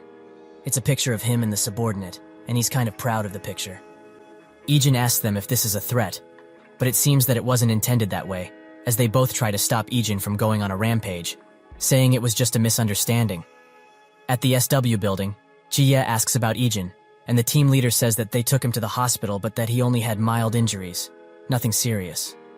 She remembers how he saved her, and says that they should still ask him how he is doing, as if they made a kid work and he got hurt, there would be a lot of fuss. While getting dressed, Sukju asks Ijin why he acted so calmly compared to the last practice. Ijin says that he didn't know the rules of this place back then, and there's nothing good about standing out. Ijin also asks him why he is here. He thought Sukju quit bodyguarding. Sukju explains himself, saying that he was never a bodyguard in the first place. Considering his family issues and the fact that he grew up with Yuna, he just happened to take this job, with people encouraging him to do it. But due to his mistake, Yuna got kidnapped. He says that right before coming to Korea, he stopped another attempt by chance, and thinks that he got complacent without even realizing it. Sukju also asks him where he got trained, and Ijin uses the same excuse. He learned it in the neighborhood he lived in. Apparently Yuna was waiting outside the changing room, and sheepishly asks if he won't do bodyguarding work today. She wants him to come with her as a bodyguard, saying it will be good experience. He doesn't have to change clothes either. Everyone there is surprised at her demands. They all go to the convenience store near his house, with Yuna saying that she always wanted to eat this kind of food when she was in America. Ijin looks at his onigiri and has flashbacks of what happened previously. She asks him if there's anything he wants to eat, but Ijin says that he shouldn't if he is bodyguarding. Sukju intervenes, saying that Team 3 is already watching over her, so they can act normal now. He also wonders if she chose this place on purpose, thinking that Ijin would have refused if she invited him to a high-class diner. Yuna asks Ijin if he okay, noting the car crash that occurred recently. She also hopes that Jie didn't give him any trouble, as she can be quite picky. Ijin says that she was fine, with Yuna noting that it's not like her to not nitpick everything. Sukju looks at Yuna, noting that he's never seen her like this before. Ijin thinks about his past, about what happened to her father. He urges Ijin to leave him, as he will soon die, even if he saves him. But he would still like to thank Ijin, as he is the only one who came to his rescue. He just wishes he could see his daughter's face one more time before his death. Ijin speaks up, saying that if he regrets not doing that, he should stand up. Healthier people have died in this place. He isn't going to die right this second. Ijin urges him to stand up, survive, and go see his daughter. Ijin asks Yuna for a private conversation, and Sukju swiftly excuses himself from the table. Yuna asks what this is all about. Ijin utters her father's name, Shin Inguk, and he asks what kind of person he was. Yuna is hesitant at first, but she tells him. He was a busy person, and with him being mostly overseas, they weren't that close. And even when he fell terminally ill, he still went overseas to work. Yuna notes her frustrations with him, as she didn't get to see him in his last moments.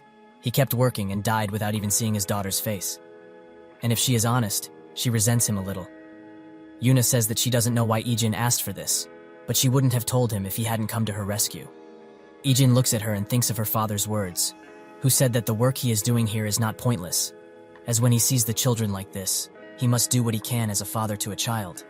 He notes that he made a lot of mistakes when it came to his daughter. He should have spent more time with her. Family is more important than any job. Ijin says to Yuna that her father worked until the very end in order to meet her. Ijin gets serious, and says that he will now deliver to her the contents of the request given to him. He wanted to see her face before he died, and he is sorry that he couldn't. That's what her father, Shin Inguk, told him to tell her. We see this happen when the father is being dragged away for medical help. He asks Ijin to personally tell her these words. Even if he survives, he must tell her. Yuna wonders when Ijin met her dad, but he gets up and leaves, saying that this is all he can tell her. She begins crying at her father's words. Ijin didn't understand back then, but he can now understand the meaning of his request. It wasn't just for himself, it was also because he wanted to help Ijin escape this deadly battlefield. He included Ijin in the things he wanted to set right. The next day, someone knocks on Ijin's door. It's the lieutenant. They all sit down, with the grandpa noting that this is the first time they have met face to face. The lieutenant says that it's true, he came to Korea with Ijin when he first arrived, but didn't meet them, feeling that he would get in the way of the reunion if he did. The grandfather thought he was someone from the embassy, so he was really surprised when he found out that a lieutenant had made Ijin able to come home. He says that he was also helped by Ijin, thinking that he almost died. The grandfather bows his head down, giving his sincerest thanks to him. This takes him by surprise, and he says there's no need for this sort of thing. The grandpa asks how they met, and the lieutenant comes up with the excuse that when he got assigned overseas, Ijin guided him. They invite him to have lunch here, and he accepts. He notices Dayun, and says that Ijin's sister is also his, so she can call him Appa. He did not take into account that she is 17, and he is 36. While having dinner, he eats fast, shedding a tear and saying that it's been a long time since he had a home-cooked meal. The grandpa thinks that this is because of some tragic event, but his mother just sucks at cooking, and his father likes to eat out, his favorite part about enlisting being the food. After that, Ijin and the lieutenant go to the convenience store to talk. He says that he is glad he is doing well, with the other guys asking him to say hello to Ijin for them. Ijin thinks about the memories he made with them, and smiles. Ijin asks why the sudden visit, and the lieutenant says that he had some business here, so he had to visit Ijin too. He adds that his grandpa and sister seem like good people, with Ijin agreeing with this. The lieutenant gets up and says that he has to go meet his fiancée, much to Ijin's surprise. He notes his surprise and gets angry, saying that he is able to get a girlfriend too.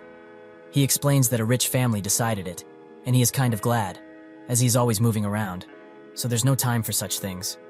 Before leaving, he asks Ijin one more question, if he found out what a family is. Ijin smiles, and says that he can understand a bit now. Inside the SW building, Chia is talking to someone. It seems that she is the lieutenant's fiancé, who is sitting there with a little blush to his face. She notes that he must be very busy, calling him by his name, Hamchan. He says that she must be busier. He's just pretending to be as such. Chia thinks that she never expected to meet a soldier. She asks him how many times they met, and Hamchan proudly says that they met a total of 14 times. She notes that they've been engaged for a year, but they barely met because they are both too busy. Jia also says she has a favor to ask. She pulls out Ijin's file, saying that she wants him to investigate Ijin, as even the government has refused this investigation. Hamchan apologizes and puts on a serious face, saying that he cannot do this favor for her. She's taken aback by this. Jia says that she gets it, so there's no need to get so worked up. He thinks that this is how much he cares about Ijin. A few days later, Ijin gets a call from someone who tells him that the lieutenant and his squadron have been stranded. We see that this is true, with Hamchan noting that the enemy's movement has changed. In an undisclosed location, someone tells what is presumed to be the boss of these attackers that they cornered the lieutenant and his men in the target area. The boss smiles, exclaiming that it's time to hunt. It seems that the unknown caller who gave Ijin this information is none other than the SW group owner. He tells Ijin that they are engaging in skirmishes, with the military preparing to rescue them. The owner is letting him know because the situation is dire, so he should brace himself for anything. He also says that Ijin shouldn't even think of moving on his own to help, as it's not the same as before. He has a family now. Ijin thinks of the times he spent with the lieutenant, covering his real past, helping him when he was down, and even when Ijin told him his real name. He also remembers the time he told him about his family, with everyone congratulating him, and the lieutenant smiling gently at him. He doesn't know what to do. Dayun tells him to come eat, and he comes into the room, staring unknowingly. He breaks out of it and sits down, where the grandpa and Dayun are talking about the meal they all shared at his workplace. Ijin asks him about helping someone who has helped you in the past, and the grandpa begins explaining. It's difficult to answer that question. It depends on what they did for you, and what you can do for them. But one thing's for sure. The kindness of the person who helped first is greater, because they helped without wanting anything in return. In life, there are times when you must repay kindness, and if that is not possible, at least do what you can within your limits. Ijin thanks his grandpa, saying that he is glad to have met him again, who says that he is glad Ijin said that. He says the same thing to his sister, who gets embarrassed. It seems Ijin has made up his mind, as he calls the owner and says that he is going, and to prepare the things he needs if possible. At the lieutenant's location, he orders everyone to do different things while they rest, with a soldier coming up to him and saying that they are exhausted, and one even lost a lot of blood. The lieutenant says that they must at least go to the next area if they want to get rescued. But the situation is dire, as their supplies are almost out too. At the attackers' camp, the boss says that they are surprised the lieutenant and his men lasted that long, noting that if he didn't have civilians with him, they would have taken great damage as well. While saying this, his eye aches, and this wound appears to have been caused by Ijin. While on a plane, Ijin thinks about the debriefing he got. The area he will be going to is Grion, with Ijin already having worked here before. The lieutenant went to rescue some Korean researchers who were there for some local minerals.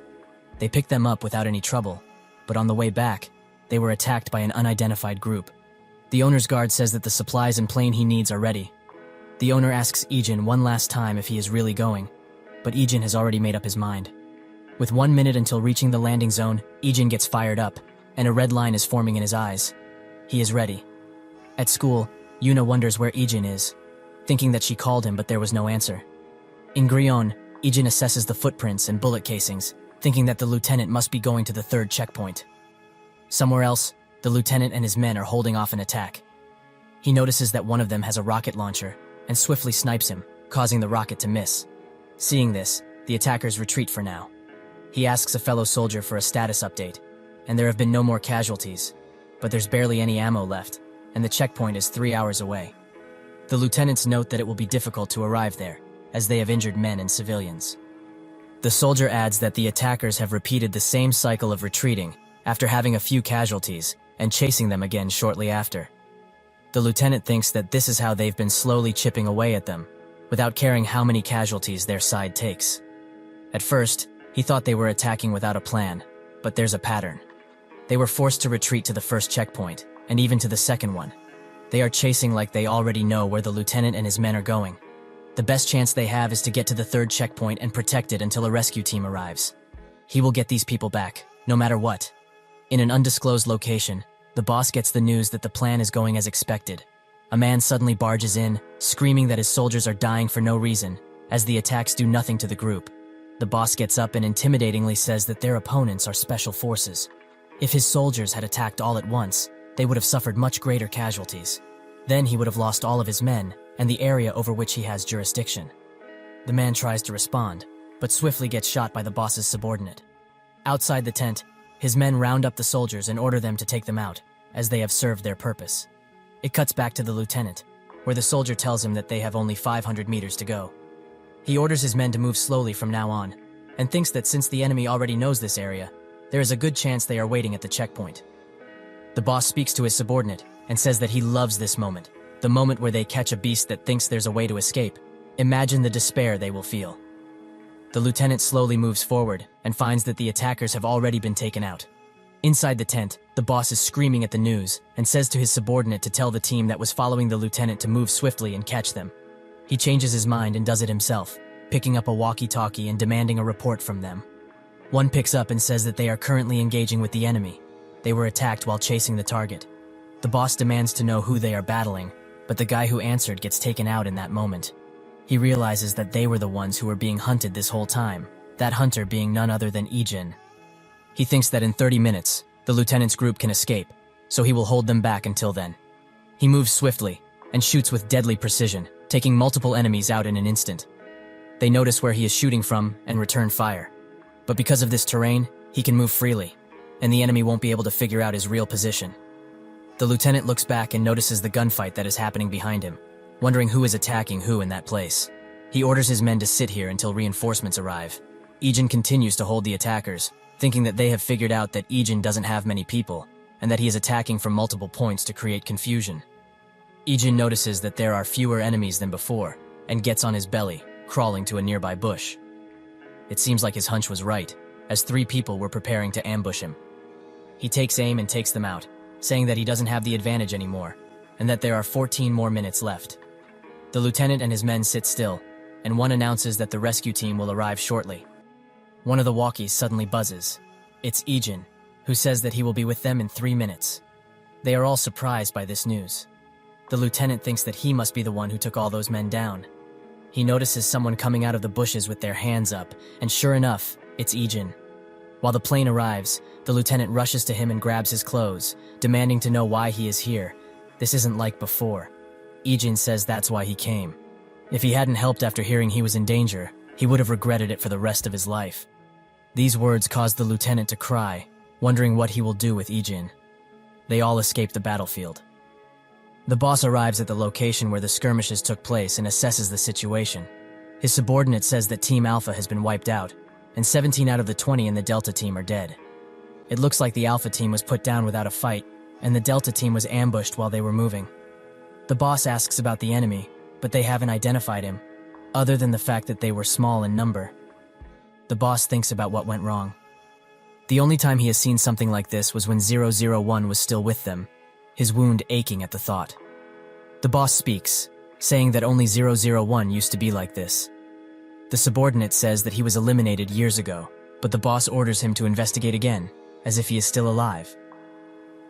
Ijin continues his training with Team 2, with Yuna watching him from the sidelines.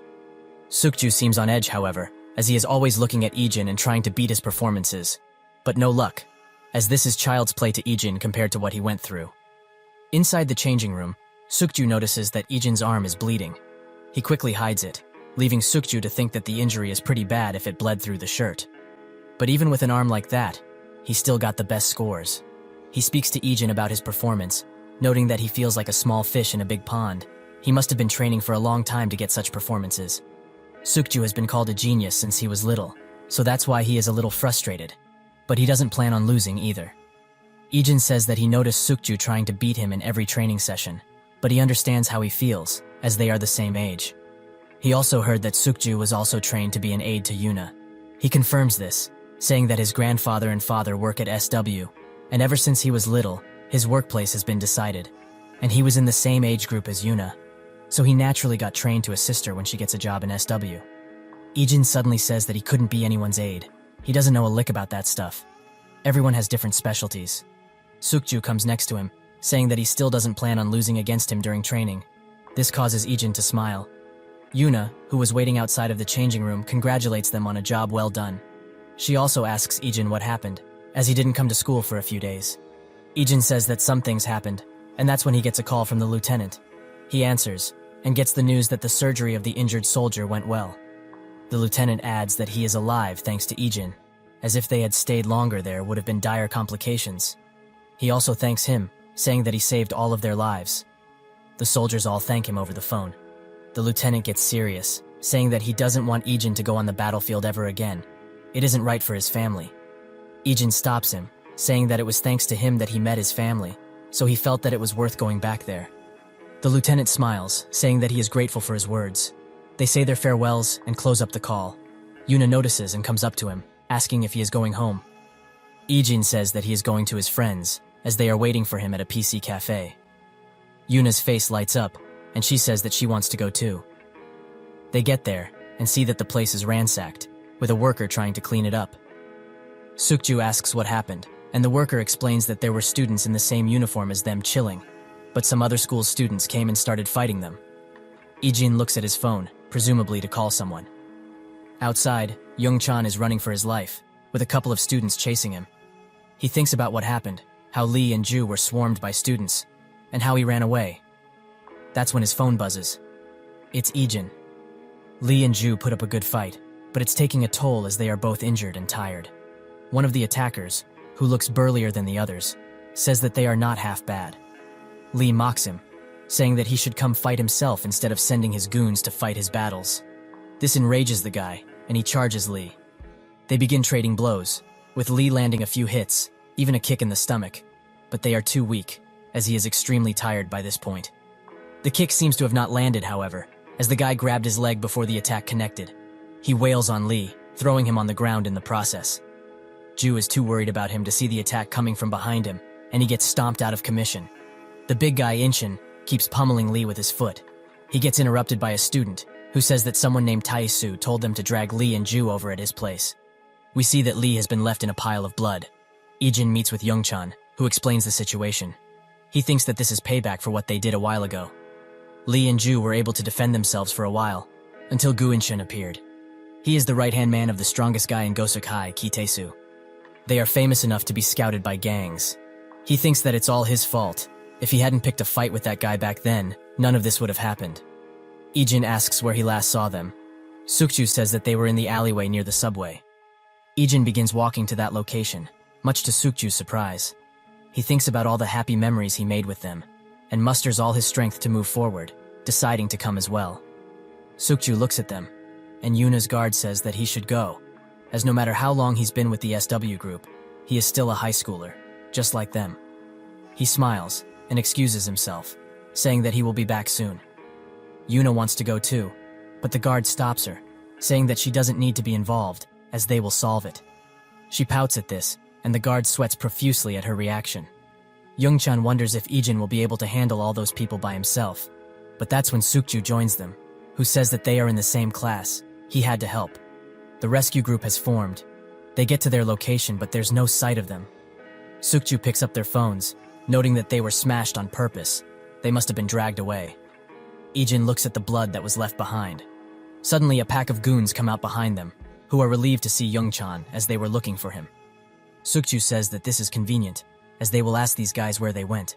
One of the goons tries to attack Ijin, but his lights swiftly get taken out. Another tries to attack from behind, but they are no match, as he and Sukju make short work of them. Youngchan is surprised at their skills. Ijin crouches down to one of the goons' level, looking at him with predatory eyes. He asks where they dragged Lee and Ju, but the guy gives him the middle finger, causing Ijin to bash his head into the ground, knocking him out instantly. They both look at him, and Sukju says that he will do the talking from now on. At a bar, Lee and Ju are standing in front of Tai-Su, who is beating two people to a pulp with a bat. He sits down, noting how he got humiliated in front of his seniors because of these two.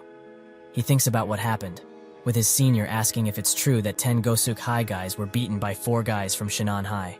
Tai-Su is shocked at this news, and the senior warns him that he should step up his game, because at this rate, they will have to reconsider their decision to scout them.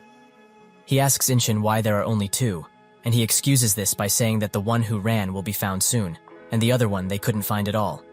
Tai-Su gets mad, asking if this is the best he can do. Inshin notes that he is more on edge than usual, so he shouldn't provoke him. Thus, he apologizes. Tai-Su asks Lee where the other guys are, but he refuses, causing a bunch of goons to swarm him. He orders them to stop, and says that they will do it like this. The first one to speak gets to walk away, and the one who doesn't is going to have to work for them. There's no running from them. Lee and Ju burst out laughing, saying that he had watched too many movies. Tai-Su has had enough, and he swiftly grabs his bat and begins wailing on them, with no signs of stopping. Even his men are terrified. A crash suddenly occurs, and he stops to ask what that was. At the bar entrance, the guards were knocked out, and inside, it seems that the boys have finally arrived. Tai-Su asks how they got here in the first place. Youngchan sees the poor state Lee and Ju are in, with Ijin and Sukju staring with no emotion. The people in the bar laugh at them for coming here, and Youngchan wonders just how many there are. Tai-Su drops his bat and sits down, ordering his men to attack. Inshin thinks that he is glad to have been able to solve this. These guys are surely doomed. But it seems to not be the case, as Ijin and Sukju take the attackers out in no time. Everyone in the bar is left surprised, and Inshin, being the most surprised, orders more men to jump them. They do so, and a swarm of goons flood them. Ijin moves swiftly and attacks first, jumping in the air and landing a deadly air kick against 2 of them. Sukju isn't far behind, dealing with his fair share of goons. Youngchan just stares in shock. The battle continues, with Ijin having no difficulties.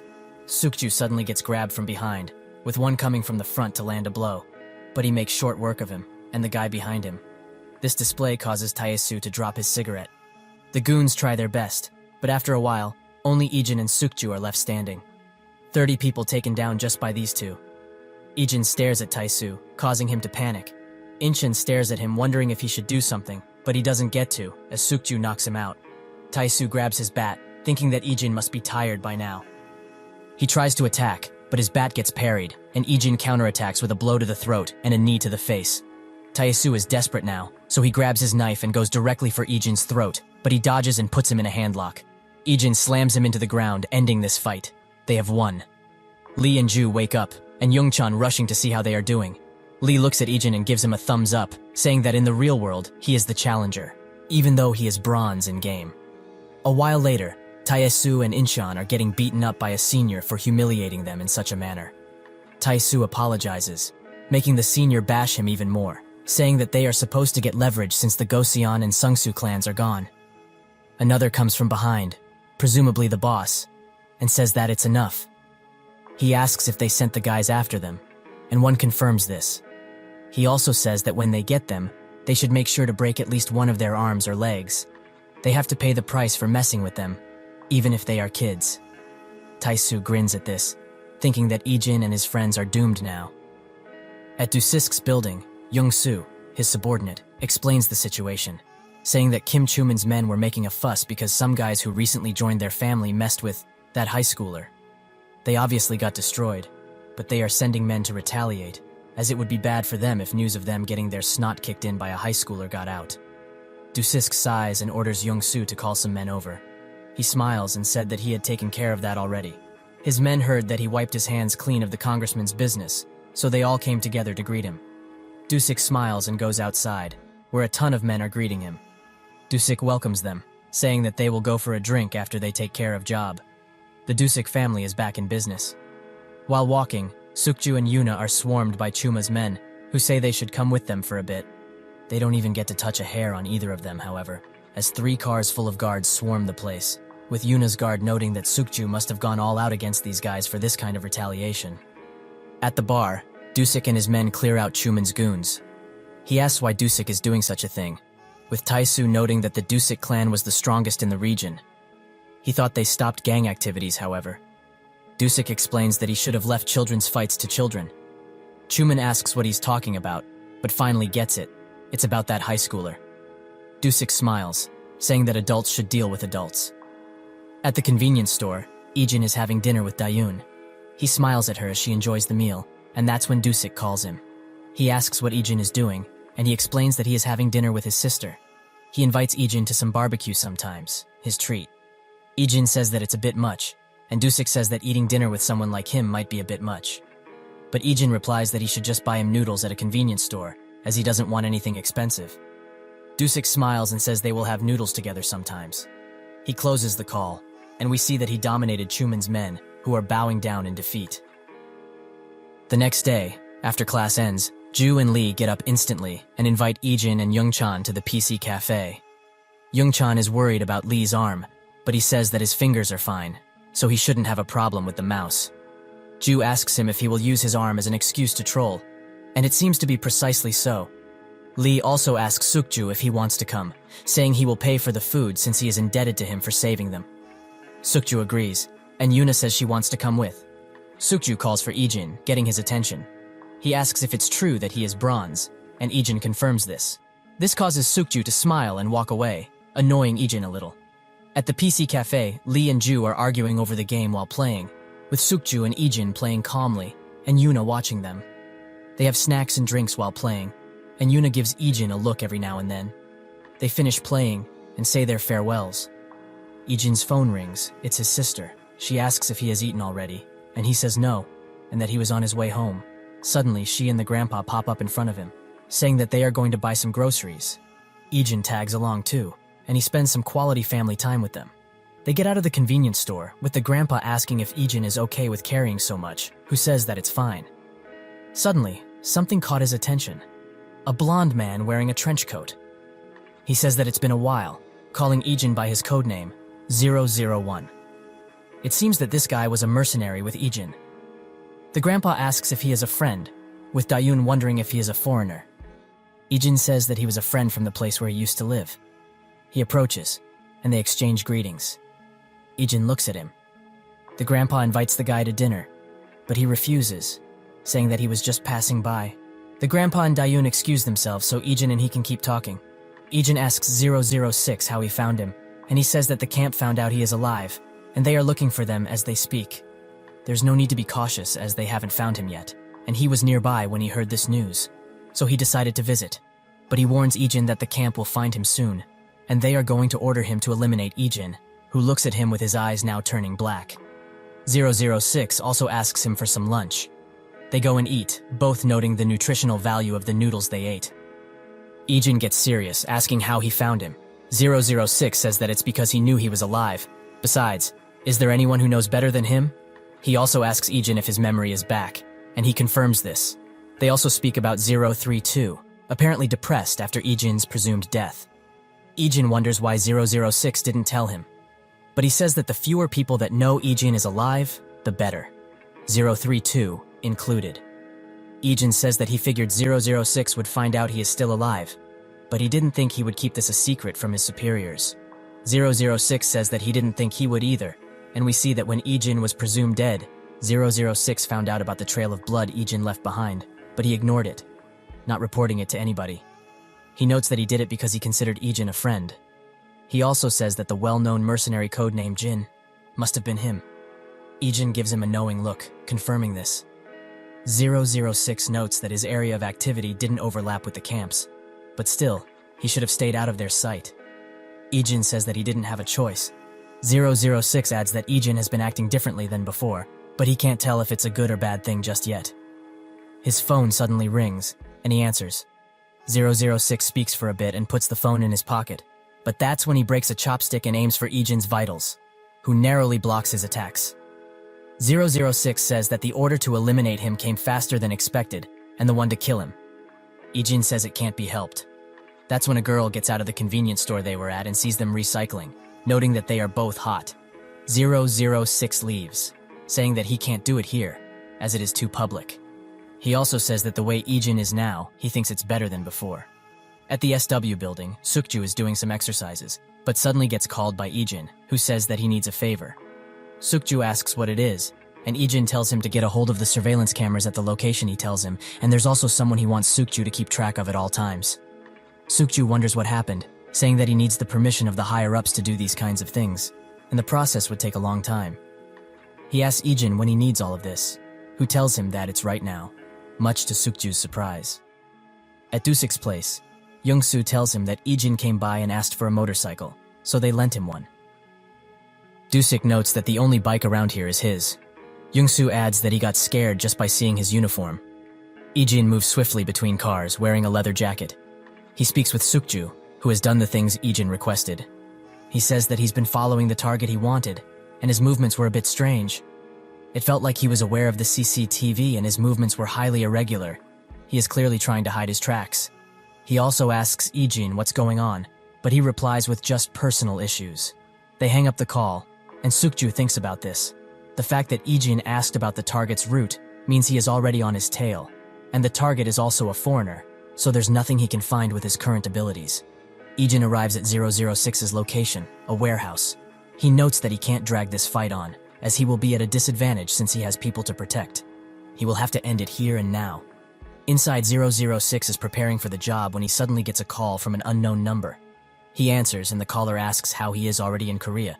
They just found out that Ijin was in that country. He tells the caller that he knows Ijin on a personal level, and because he recently finished a mission nearby, he came here just in case. Since he is a traitor, he has to eliminate him no matter what. The caller, who is the boss, says that he can rest if 006 is on the case, but he should still be careful, as Ijin is someone who once held the number of 001. 006 notes that it's been a long time since then, with the boss agreeing, saying that he's been hiding this whole time, so he shouldn't have that much in field practice. He closes the call, saying that he will be waiting for the news. 006 looks at his phone, and barely spots Ijin coming from behind him, donning a predatory stare. 006 tries to go for the gun but gets tackled, with the gun being thrown away. 006 thinks he must have found him because of the surveillance cameras, and also says to Ijin that he's going overboard. They barely just separated. Ijin sits in silence. They engage in hand-to-hand combat, and they seem to be evenly matched. Ijin tries to hit him with a leg kick, but 006 catches his leg and cuts it with a karambit he had hidden, also noting Ijin's skills. 006 charges him, and Ijin tries his best to dodge, but suddenly lets himself get hit, giving him the opportunity to disarm 006, and he does so. He kicks Ijin and goes for the gun, but he doesn't have time to shoot, as Ijin has thrown the karambit in his way, causing him to get hit and flinch. 006 shoots in Ijin's direction, but he dodges and ducks behind some cover. His bullets run out and he goes to grab a suitcase, taking it and trying to run away. Ijin notes that he can't let him get away, and runs as fast as he can with his injured leg, but he is too late, as 006 has already gotten on the bike and is on his way out. Ijin is desperately looking at this, thinking about his family. But that's when a car suddenly crashes into 006, causing him to get knocked out. The driver gets out of the car. It's Sukju, who asks if he shouldn't have gotten involved. Ijin stares in shock. While driving away, Sukju thinks about what happened at the warehouse, He first asked Ijin if he was okay, who said that he was, even though he didn't look like it. He also looks at 006 and wonders if he hit him too hard, but Ijin says to check on him, giving him a knowing stare. Sukju says that he looked into that man, but he only found out he was a normal tourist. Was that not the case? He also wonders how he will explain the damage on the car. Inside the warehouse, Ijin has tied 006 up, demanding he wake up. He knows 006 is conscious. He laughs, saying that he didn't think Ijin would have backup. It was his mistake to think that Ijin would work alone. Ijin asks him who else got the order for his elimination, and 006 says that he is not sure, but it's unlikely there's anyone other than him right now. He was close to the location and the timing was right. Plus, the camp doesn't want the news about Ijin to surface. They wouldn't want the others to know that they made a mistake regarding his death, so they will try to end him as quietly as possible. 006 also notes that they will never give up, since the camp sustained a lot of damage because of him, especially the boss, who will be leading the charge to end Ijin. 006 says that he has no more information, so Ijin should kill him. While Ijin approaches with the knife, he thinks that dying at the hands of Ijin doesn't sound bad at all, much better than some random person. But Ijin instead cuts his bindings off, much to 006's surprise. He asks Ijin why he isn't ending his life, who says that there's a reason for him to be alive. The reason he can't escape camp. This causes 006's eyes to widen. Ijin also says that he experienced this himself, 006 thinking it must be his family. Ijin proclaims him as dead, and says that he should go somewhere where the camp can't find him. 006 thinks that this might put 032 in danger, but Ijin adds that 032 must feel the same way, and it's better than dying here. 006 gets up and walks away, but not before telling Ijin that his family is in danger, as they will use them to get to him. Ijin says that he knows, and this would have turned out differently if he went after his family first. But even so, Ijin wants to protect this lifestyle. 006 smirks, and says that he will mess up the information about Ijin as much as possible before disappearing. He also asks Ijin for his name, referring to him as 001 all this time. He says his name, and 006 does the same, with his name being Liam. With this, he leaves. Ijin arrives home, thinking that nobody is asleep, but his grandpa suddenly comes out of his room to check on him. Ijin hides his wound, asking why he isn't asleep yet. The grandpa excuses this as some coffee he had today. He says Ijin should wash up and get some rest, closing the door behind him. Dayun also comes out of her room, whispering that he shouldn't feel bad for the grandpa staying up this late to wait for him, as he still worries about him a lot. Also, there's food on the table, so he can eat that if he wants. Ijin wonders why this might be, and Dayun says that he likes homemade food, so they left some for him. She also closed the door behind her after saying this. Ijin looks at the table and sees that her words are true. The sight causes him to smile. Sukju's phone suddenly buzzes. It's a message from Ijin, thanking him. This causes Sukju to blush. The next day at school, Ijin stops Sukju while he is walking with Yuna, saying that he has something to tell him. They go into the break room and Ijin says that he wants to tell him about the situation. Ijin says that the person Sukju ran over yesterday was someone he used to work with in the past, and he came to meet him. They both looked at each other for a few silent moments, with Sukju finally asking if that's all. Ijin confirmed this. He also notes that it's better if he doesn't know anymore, saying that he should stop investigating the person he was with. He only told him all of this because Sukju helped out. He smiles, and says that he didn't plan on investigating further into this matter anyway. He already figured that it had connections to Ijin's past, so he stopped, since he wronged him before. They go back to the classroom. Yuna asks Sukju what they talked about, and he makes the excuse that Ijin was asking about how to rank up in the game they were playing. Yuna wonders why he didn't talk to Youngchan about this, them thinking it must be because Sukju is closer to his skill level, hurting his pride a bit. Outside, Dayun is taking some notes about what she should buy, but gets interrupted by a guy who asks her for her contact information. Dayun is surprised at this and refuses, saying it's a bit much, and they've only just met. The guy drops his face, and his friend comes from behind him to laugh at this rejection. He gets angry, saying that it's just some contact information. It's not like he's asking her for a date. He suddenly gets smacked in the head from behind. It was Lee, who had had enough of him asking Dayun for her contact information. The guy raises his head in anger, but gets smacked again, with Yu keeping his friend in check.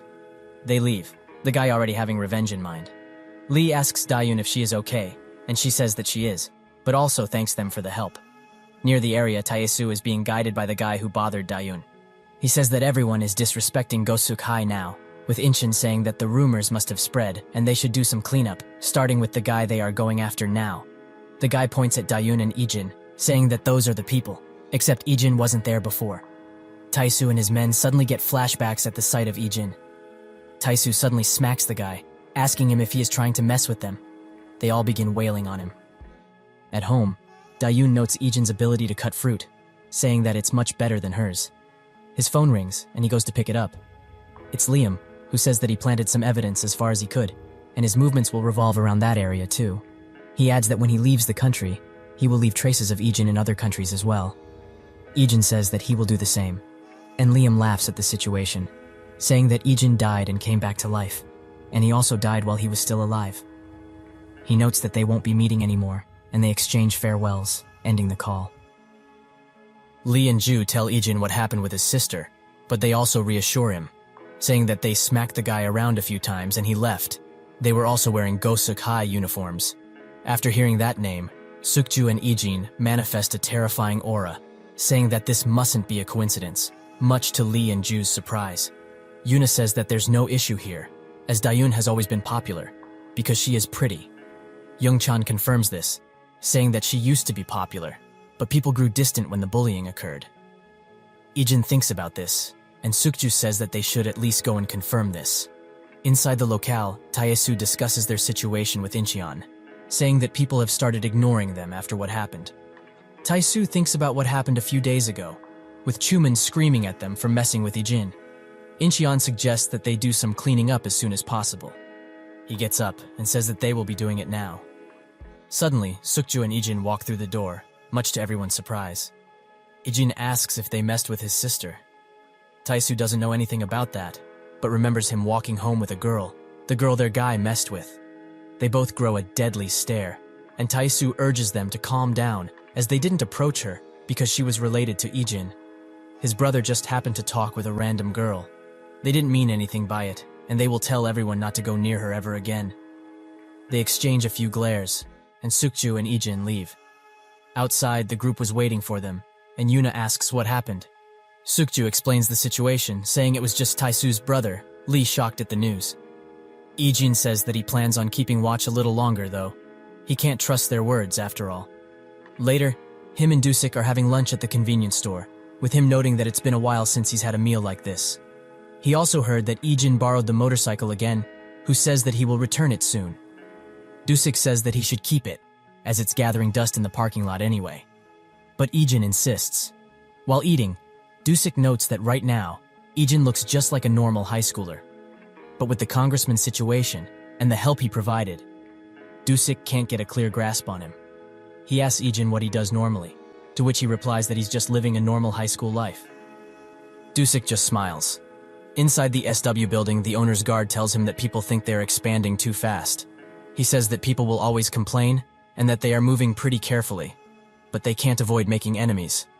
The guard agrees but says that they are antagonizing dangerous people with this expansion. His words cause the owner to ponder. The next day he invites Ijin for some tea, and they talk about his bodyguarding activities. Silence falls shortly, however, and Ijin excuses himself, saying that it's training time right now. The guard looks at the owner while sweating. While doing his training, the team leader speaks to Jie, saying that he's not standing out as much anymore. But it feels like he's holding himself back in order to go unnoticed. His athletic and awareness abilities are greater than any of the team members, and he's also very experienced. It is certain that he received constant professional training. While looking at him, Jie thinks about the discussion she had with the lieutenant. They talked about the injury he received while on a mission, with Jie saying that he should be more careful. The lieutenant's eyes suddenly narrow, and he asks if she is still investigating that student, Yu Ijin. Jie is suspicious, especially so since the lieutenant is failing horribly at keeping his composure.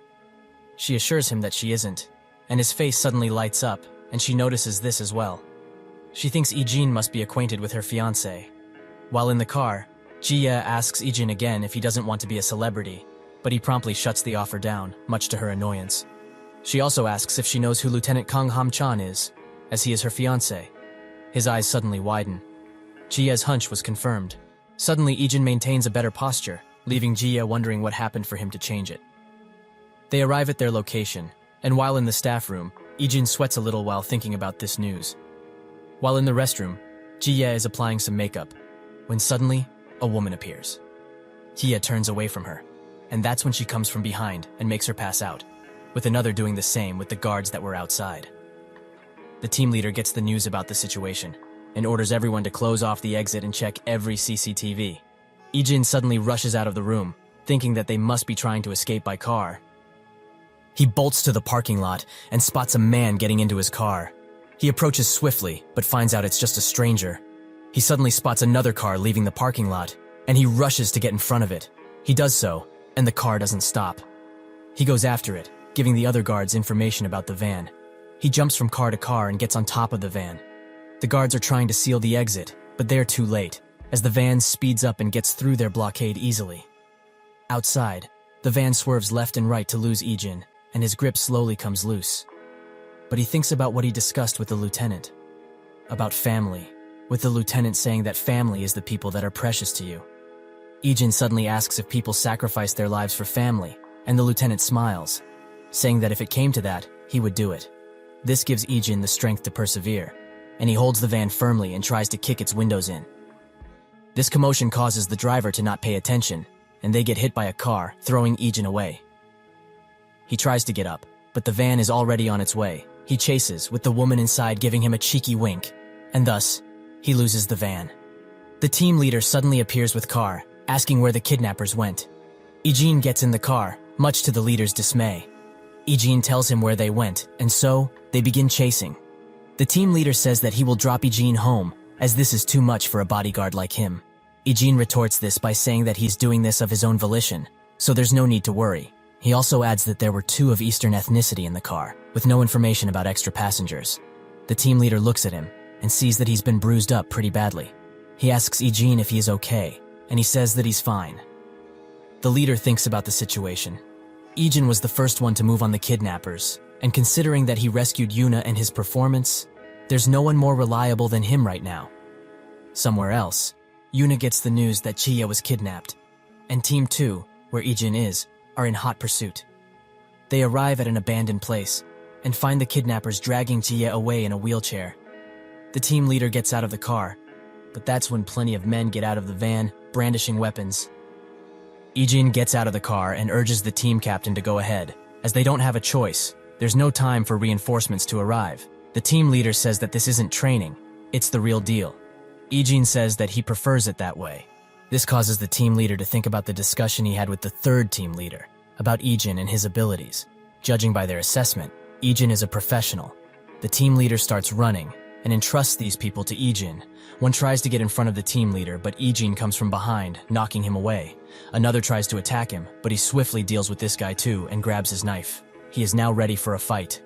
A guy comes from behind the attacker who dropped the knife and mocks him for losing to a kid, also doing the same to Ijin, asking if he even knows how to use the knife. He turns his back and orders 2 people to stay behind to deal with Ijin. One urges them to hurry, as the other guy is probably inside right now. But suddenly, screaming is heard, and we see that Ijin has dealt with both of his attackers more quickly than the people there expected.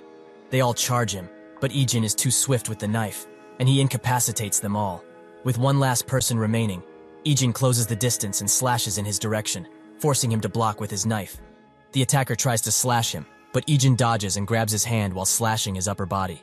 With one last kick, he forces the attacker into a deadlock, and he puts the knife to his neck. But he doesn't kill him, instead choosing to knock him out. Inside, the woman says that the SW group's reaction was swift, so they need to move to the next area. But that's when the team leader comes from behind them, tired from all the running. Suddenly, an armed person comes from behind him, but he notices and dodges, giving him the opportunity to counterattack.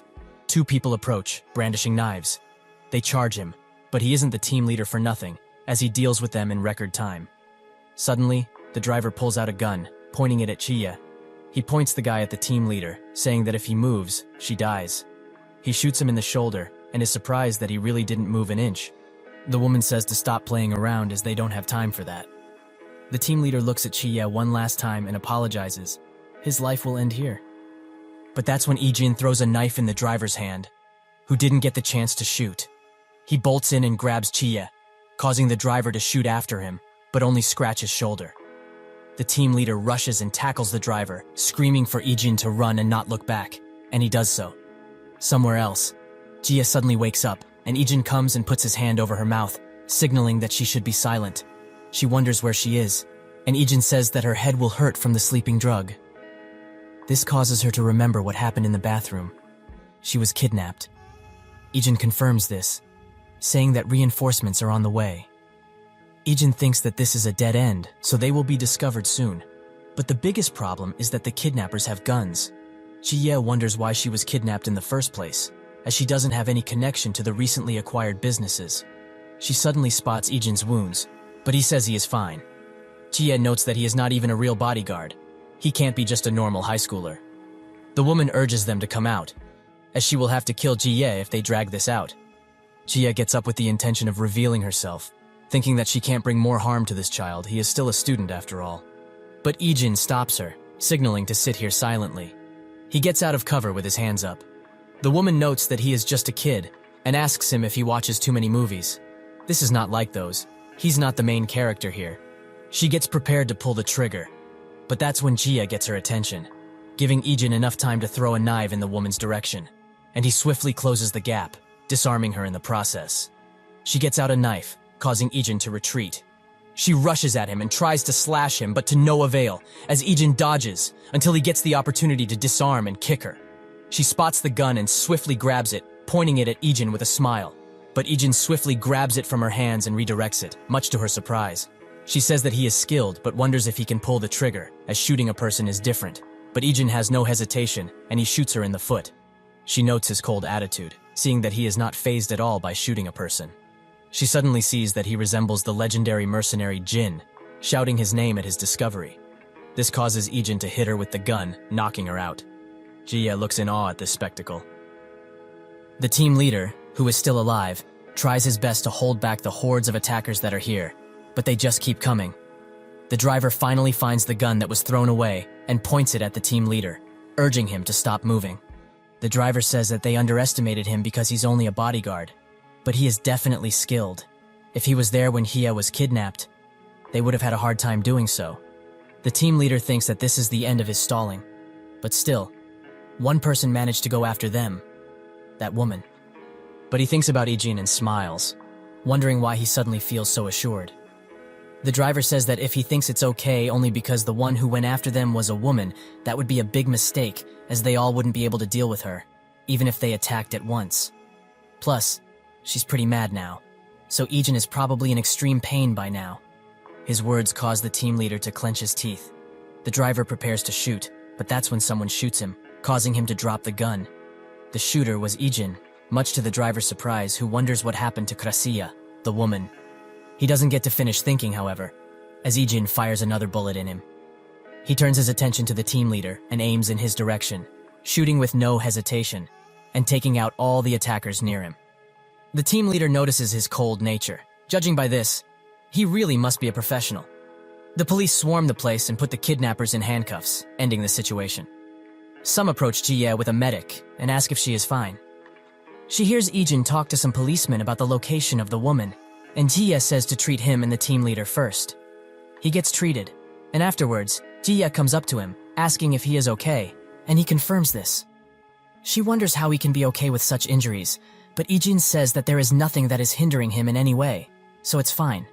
But he also has a favor to ask. He tells Jia that she should tell his family that he's staying at a dorm, so they don't have to see him in this state. She agrees and walks away, but not without saying thanks first. The team leader comes up behind him, saying that he did well and that they will meet later. In an undisclosed location, someone gets the news that the kidnapping was a failure. The person says that it's fine. That wasn't important in the first place. It was about sending a message to SW.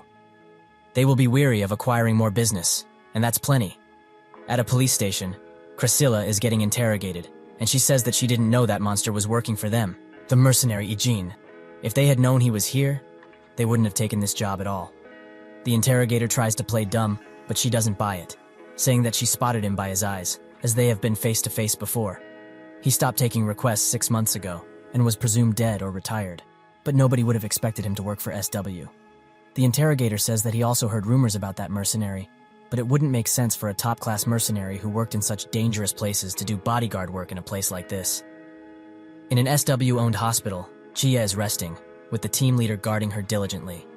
She asks what he is doing here with that injury, and urges him to rest and get better.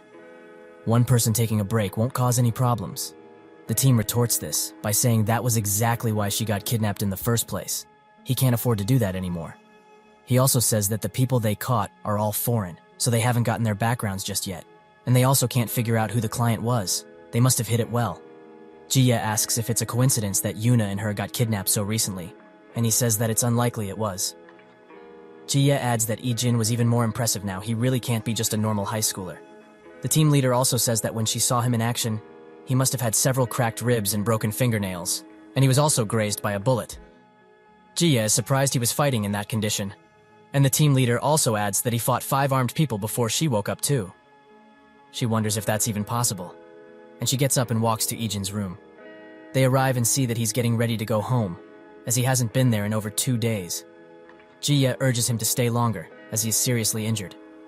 He says that he will rest at home instead of being admitted to the hospital. Jia asks him who would allow such a ridiculous idea, and Ijin nonchalantly says that the doctor will, much to their shock. She asks what he's going to tell his family about the injuries, and Ijin makes up the excuse that he got hurt during training. She tells the team leader to step outside for a second, and she gets serious. Jia tells Ijin that he should come to her after graduation. Nothing good will come of working under Yuna. She is still a child. A child who just recently inherited her parents' wealth can't take hold of the future with her current abilities. But Jia says that she's different. She can take responsibility for his future. Ijin stares at her, finally saying that he has a question. She thinks it must be about how he will be treated, and she reassures him in that matter, saying that she will give him only the best. Ijin says that's not it, instead asking about what she said about him staying by Yuna's side. What did she mean? Jia sits there puzzled, asking if he isn't dating Yuna, and he confirms that he isn't. Jia thinks that Yuna has an unrequited crush, too bad for her. But she still urges him to do what she told him. Wouldn't his family be happy if he got a job after graduation after all? This causes Ijin's eyes to widen, and he says he will think about it. He arrives home, and his family is worried about his injuries. He says that it's nothing major, it just needs some light treatment. The grandpa asks him if he's interested in the bodyguarding work he is learning now, and Ijin says that he does have an interest. The grandpa says that even if he is interested now, he can always change when something else does. He is still young, and the grandpa will cheer him on, no matter what he decides to do. Ijin smiles and says, okay.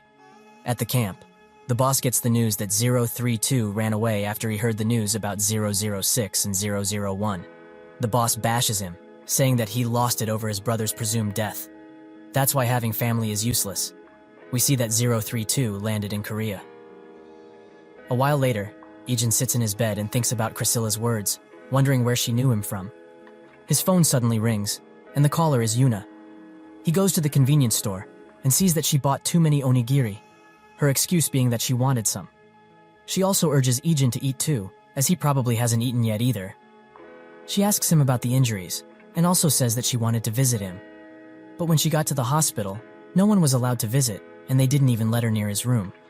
She bets Jia set that up. She was worried because he didn't come to school after being discharged. Ijin says that his grandpa told him to rest. Yuna also says that she heard he was a big part of rescuing Jia, but he retorts this, saying that the team leader did more. He immediately chased after them and informed the bodyguards and police right away, and even after catching up to them, he got shot and still kept the attention away from Jia and him so that they could safely leave. If he didn't do that, Ijin wouldn't have been able to do anything at all. Yuna is surprised at his explanation, and Sukju says that after listening to his words, that must be the case. But the team leader also wouldn't have been able to do much if Ijin wasn't there. The reports say so too. Ijin says that they are a team first and foremost. Protecting the VIP is what matters, not who had the biggest achievements. Sukju agrees, and Yuna wonders why they are so passionate all of a sudden. Ijin gets a text message from Ju, who invited him to the PC cafe. Yuna wonders how he is going to play games with his injured hands, but Ijin tells her that Ju said that his control was terrible before, so he should hurry and come play. Yuna doesn't know what to think about this. While walking home, Dayun thinks about what happened at school today, with a few classmates asking her what happened to Ijin since he didn't come to school for a few days. Dayun says that he hurt his hands while on vacation and that he's not seriously injured. The classmates are glad that he isn't that injured, especially not on the face. Her attention suddenly gets grabbed by some people who are cornering a man in an alleyway. She doesn't know what to do, and spots that one of the men is the guy who hit on her previously, Tae-soo's brother. She thinks that he didn't seem like that bad of a person, so maybe they can solve this amicably. She goes to them, and they all freeze when they spot her. They desperately explain the situation, saying it's this guy who picked a fight first, as he asked them to buy him some food out of nowhere. Dayun asks if they can't just let it go, and they immediately fold and do so. She asks if he's okay, and he confirms he is, with his stomach suddenly growling. He apologizes and also asks if Dayun can't buy him some food. This person is none other than 032. They go to a nearby convenience store, and he devours some onigiri, leaving Dayun to think that he must have lost his wallet or something. He apologizes, saying that he was really hungry.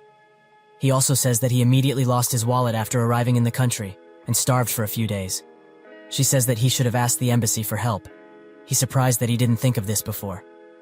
She looks at her phone and notes that it's getting pretty late. So she hands him some money and says that he should buy food with this if he gets hungry again. He is surprised at her kindness. While sleeping, Ijin thinks about his past, where he went into a room and saw somebody defend a girl. He gets the order to eliminate the target, but he is hesitant and puts the gun down. He suddenly wakes up in a panic, and he slowly calms himself down. He hears some rustling outside his door and goes to check. It was his family getting prepared for getting out, with the grandpa asking him why he isn't sleeping yet. And Ijin says that he should be going to school too. But the grandpa urges him to rest a few more days, saying that he can always study, but he must take care of his body. Dayun signals to Ijin that he should agree, and he does so. They both get prepared to leave, with Dayun also going to school early. She also prepared him some breakfast, so he should eat it. After eating, he goes outside and gets a message from the group chat, with Lee asking if he's coming to school today, as they need him to be a full team. Yuna says that they are a full team with her too, but Lee urges her to play with bots instead. This interaction causes him to smile. Suddenly, he spots 032 walking across the street and chases after him. He loses him in an alleyway, but tracks him to a construction site where he climbs up. He turns a corner, and 032 is waiting for him there, armed. Ijin notices and dodges out of the way, dashing to cover. 032 says that it's been a while, and that he was shocked that he was following him. He also says that he followed 006's trail, but didn't think he would find him so quickly. Ijin asks if the camp sent him, but it mustn't be so, as the camp wouldn't send him on a mission that 006 failed. 032 demands he shut up, as he is not the leader anymore. Ijin thinks that if the camp didn't, he must have come out of his own volition. 032 says that he doesn't want to resent him, since they both have circumstances. But 006 was family to him, taking care of him during those hellish days. Ijin suddenly throws something in his direction and tackles him. 032 aims for Ijin's head, but he kicks the gun out of his hands. He pulls out a knife and tries to strike Ijin, who counterattacks. 032 notices that he is injured, so he hits him right where it hurts, in the ribs. He goes for the attack, and Ijin barely manages to block the attack. He asks 032 if he reported everything to the camp, who wonders why 001 is talking so much, but Ijin demands an answer. 032 gets mad, saying that he is not the leader anymore. He's just a target for elimination, slashing him while saying this. Ijin retreats and we see that he is bleeding. Will he get out of this alive? At school, Dayun is wondering if her brother is eating properly. The fight continues, with Ijin landing a swift blow, causing 032 to retreat. He asks him once again if the camp sent him. 032 is puzzled at his behavior and says that he is a traitor who betrayed them and killed 006, and he won't tell him a thing.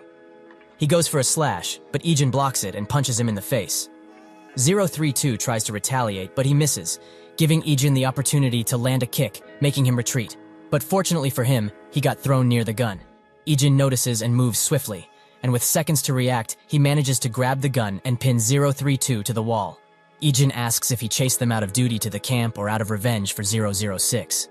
032 sees an opportunity and hits him in the injury, causing Ijin to retreat while dodging bullets. 032 notes that he doesn't have many bullets left, and with a few shots, he retreats.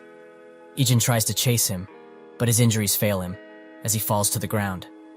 At school, Sukju gets a call from him, and immediately tells him that he needs the same favor as last time. Sukju gets out of the classroom and asks for the description and location of the person. Outside, 032 thinks that if 001 hadn't asked so many questions, he would have been dead many times over. Why would he keep asking things like that instead of eliminating an assassin who came to kill him? He clenches his fist. Suddenly, Taisu's brother and his goons spot him. 032 tries to ignore them, but gets stopped by two larger dudes blocking his escape. He leaves the mall on the ground. After walking for a while, he spots Dayun and gives her some money, saying that it's for last time, and he will return the rest later, as this is all he has now. Dayun asks if he has any money except this, and he says that's fine. She bows and tries to leave, but his stomach suddenly growls. They go to the convenience store, and Dayun says that he should give her all his money if he doesn't have any. She wasn't expecting to be paid back anyway. 032 says that he has to pay her back. What kind of person doesn't repay a favor? She asks him about his age, and he says he's 17. Dayun notes they are the same age, so they should speak casually from now on. She asks him about his travels, and he says that he traveled here by himself. She's surprised, and also asks him how many countries he's been to. 032 says he's lost count, so probably around 20. Near them, Ijin arrives and sees that 032 is sitting with Dayun, his expression turning dark at the sight. He watches them from cover, and wonders if Dayun has already been compromised. They talk about various things, like his job and school, but suddenly, Ijin sprints and tackles him. He picks up a chopstick and breaks it, pointing it at 032, who barely managed to block the attack. Ijin tries to punch him, but 032 dodges, making him able to hit Ijin. 032 thinks that the girl will get involved, so he asks to go to another location to finish their business. But suddenly, Dayun calls him Oppa and asks him why he's doing this. Ijin tells her to get away.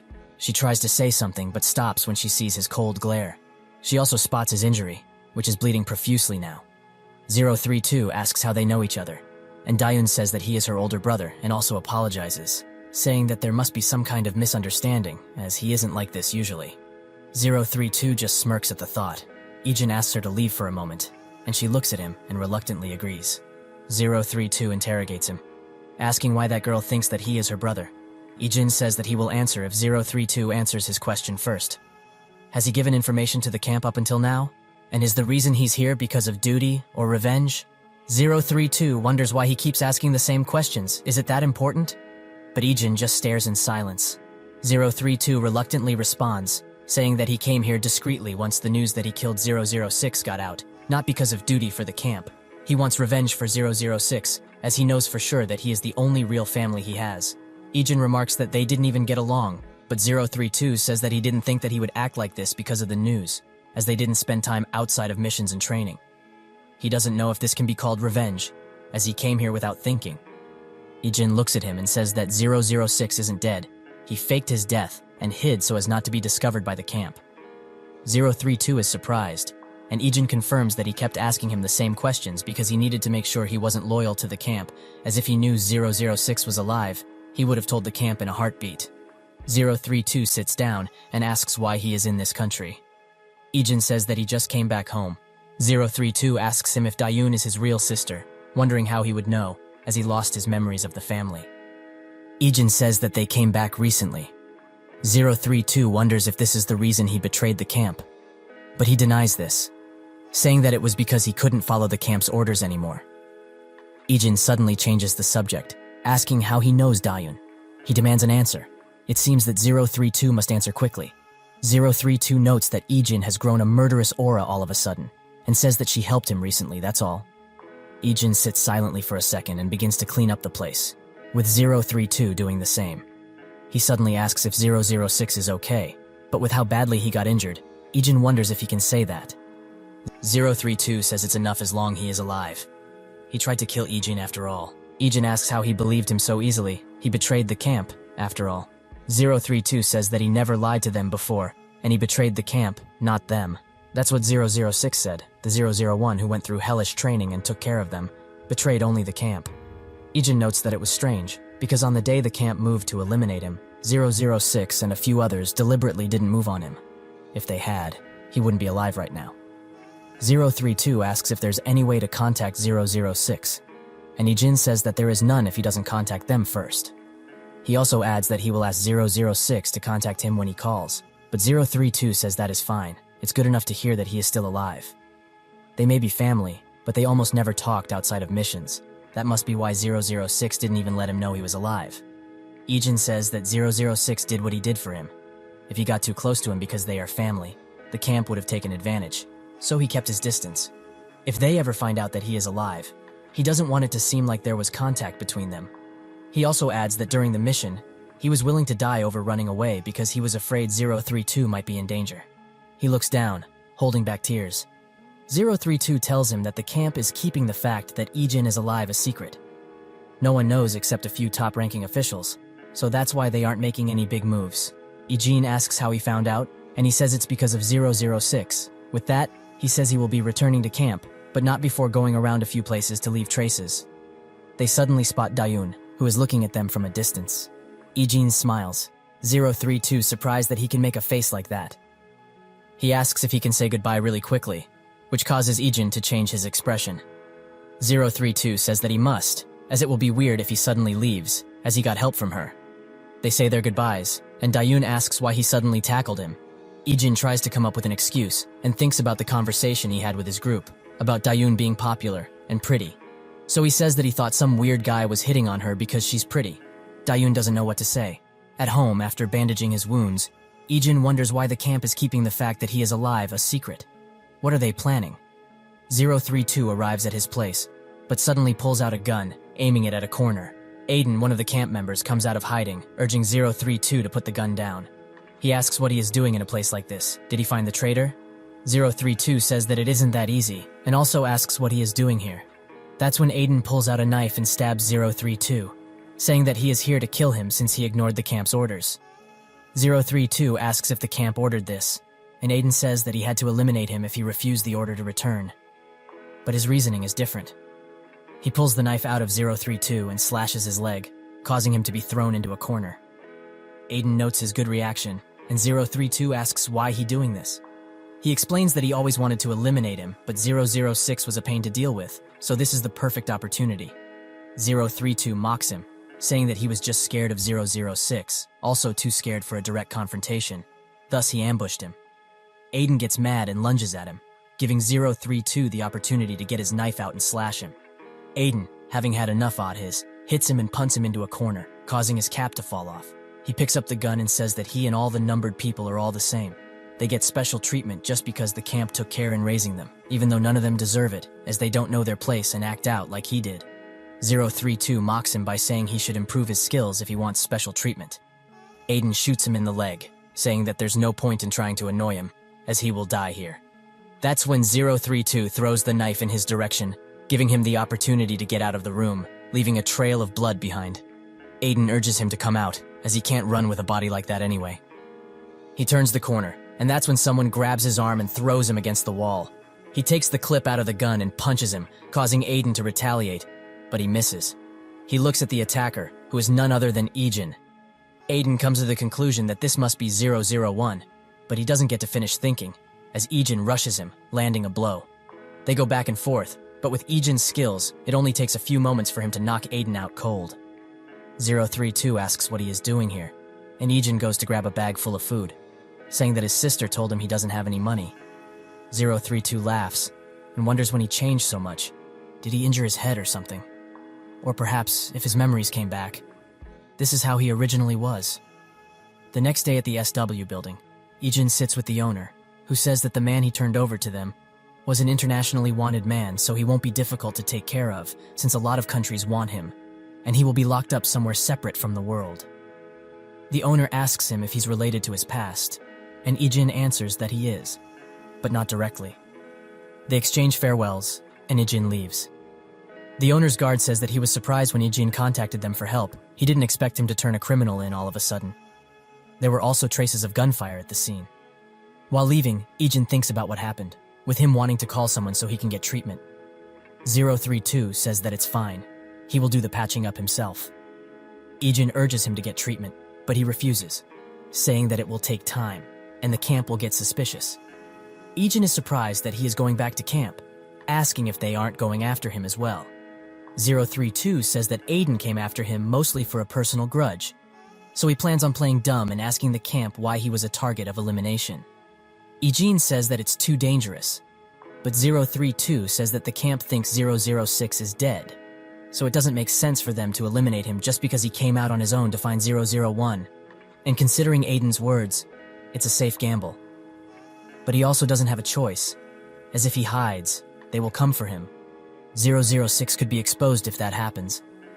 He adds that if his plans succeed, he will make it harder for them to find Ijin to repay the debt for saving his life. He suddenly looks at Ijin and says that he would like for him to protect this life, his real life. His thinking gets interrupted by Jiye, who asks what he's doing here. He says that he had some business to attend to here. She asks him about his injuries, and thinking about all that happened, he can't say that they got worse, so he lies, saying that they are much better. Jiye asks if he wants to eat dinner with her. Ijin refuses, saying that he has to go straight home, as he has dinner plans with his family. She is shocked that he turned her down again, and says that it's important to spend time with family, and now that she thinks about it, she doesn't have the time to eat either. Tia also asks if he is interested in a part-time job. He will be compensated properly for it. But Ijin refuses, causing her to wonder if this is just some kind of act he is pulling. But she thinks it can't be so and offers him a car ride home. But to no surprise, he refuses.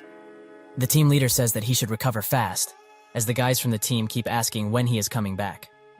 While Ijin is leaving, the team leader asks if she wasn't going to request that Ijin be Cha Seoha's bodyguard. Jiye says that she wanted to, as there was an incident with a stalker recently, and he would just have to stand next to her. While near his house, Ijin spots his grandpa, who says that he was taking in some fresh air.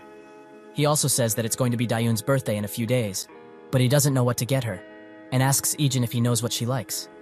They both stare at each other, lost for words. While in her office, Jiye gets a call from Ijin, and asks what it's about. He asks if what she offered is still available. She thinks it must be about having dinner, and says that she's pretty busy. But she gets embarrassed when Ijin tells her it's about the part-time job, not that. She says that if he wants it, he should come to a studio by 4 p.m. tomorrow. At the PC cafe, Ju asks Lee why he isn't preparing for the game. He apologizes, saying he was reading an article about Cha Seoha, who is apparently going to be the lead actress for a webtoon drama coming out soon.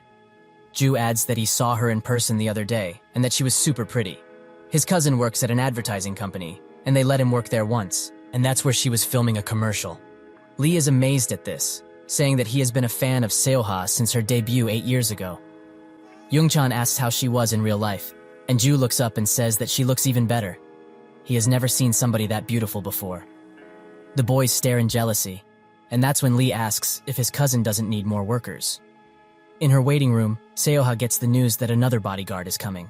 She wonders why, as they already have another from the company, so why another? Her assistant says that he was sent by SW. He tried to refuse, but they insisted, saying that it was for her own safety after what happened recently. The other guard speaks, saying that the SW bodyguard is still in training. In the studio, everyone looks at someone. Back to the waiting room. The bodyguard says that they most likely sent him there for experience, so he will be sure to keep this trainee in line. The assistant apologizes for this, saying that they are putting more work on him. The bodyguard says that there is no need for an apology. The fault falls on SW for sending a trainee here. He tries to say something else, but that's when a knock comes from the door. He opens it, and we see that Ijin has arrived, saying that he is the guard from SAW. The assistant is surprised, thinking at first that he is a celebrity or model. The bodyguard looks at him in rage, thinking that this kid is just playing around. This isn't a game. Ijin enters and goes straight for Seoha, who notices how handsome he is. Ijin introduces himself, saying that he will be her bodyguard from now on. They exchange greetings, and Ijin takes no time in assessing the room. Seoha wonders if this is someone SW was planning to debut, and if they sent him here to get some attention. Ijin asks if filming started 4 hours ago, and if this room is being used as a waiting room. The assistant confirms this. Ijin also asks about the stalking. Seoha says that it's been happening for a long time.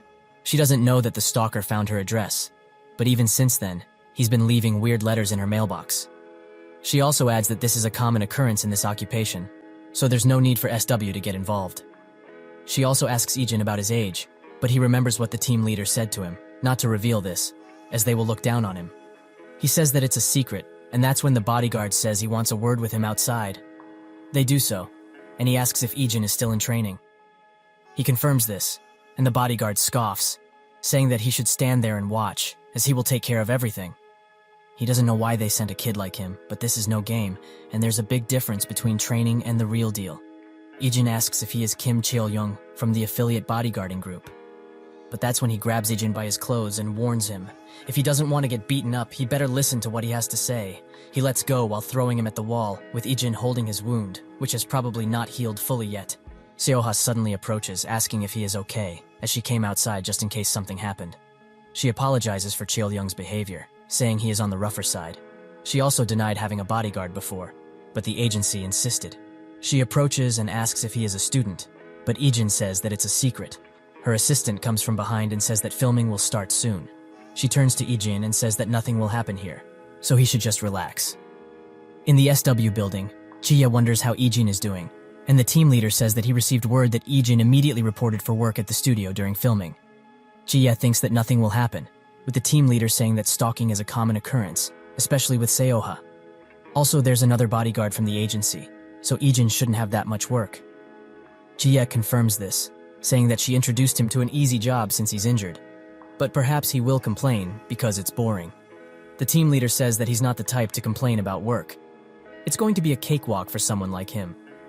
While the shoot is in session, Ijin comes next to the bodyguard, who asks why he wasn't here this whole time. Ijin says that he was surveying the area, which gets the bodyguard mad. But he doesn't get to say anything, as the shoot has finished. Suddenly, Ijin says that nobody's going outside. The police will be here soon, and everyone needs to be investigated. Seoha asks why, and Ijin shows her a camera. He found it in the waiting room. Ijin explains that he checked the CCTV already, but the waiting room doesn't have any at the entrance, so he couldn't check who installed it. The bodyguard asks why he didn't tell them sooner, but Ijin explains that Seoha didn't have to use that room again, and he thought this would interfere with her work, so he waited. Plus, no one left the building. The bodyguard is furious, thinking that Ijin is trying to mess with him. He tries to take the camera from him, but Ijin smacks his hand away, and they exchange glares. Ijin says that the assistant should have this, with the guard persuading him to hand it to him. The assistant agrees, and the bodyguard snatches the camera and asks to see Ijin outside again. They do so, and he asks Ijin why he didn't tell him first. He asks why he should have, also saying that he already asked him if the room was clear, and he confirmed this. Cheol-young gets mad, asking if he hasn't learned to report to his superiors first. Ijin says that he is not his superior, and this causes the guard to snap, and he tries to slap Ijin, but he blocks it, and says that this won't benefit either of them.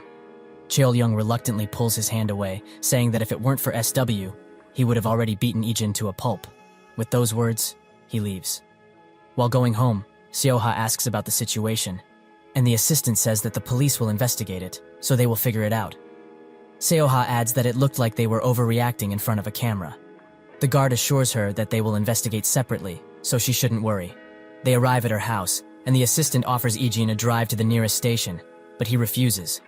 They go, and Ijin begins investigating the area. Suddenly, Seoha gets out, wearing a disguise. Someone gets behind her, and she notices. But it's just Ijin. She asks why he hasn't left, and he says that he was just investigating the area. She tells him that he can go home now, as she will go to the convenience store. Ijin says that she can do whatever she wishes. That's why he's here. She looks at him for a second and seems happy at his words. They arrive there and she begins eating, urging him to do so as well. Seoha also says that she usually takes this home, but now she can relax because he is here.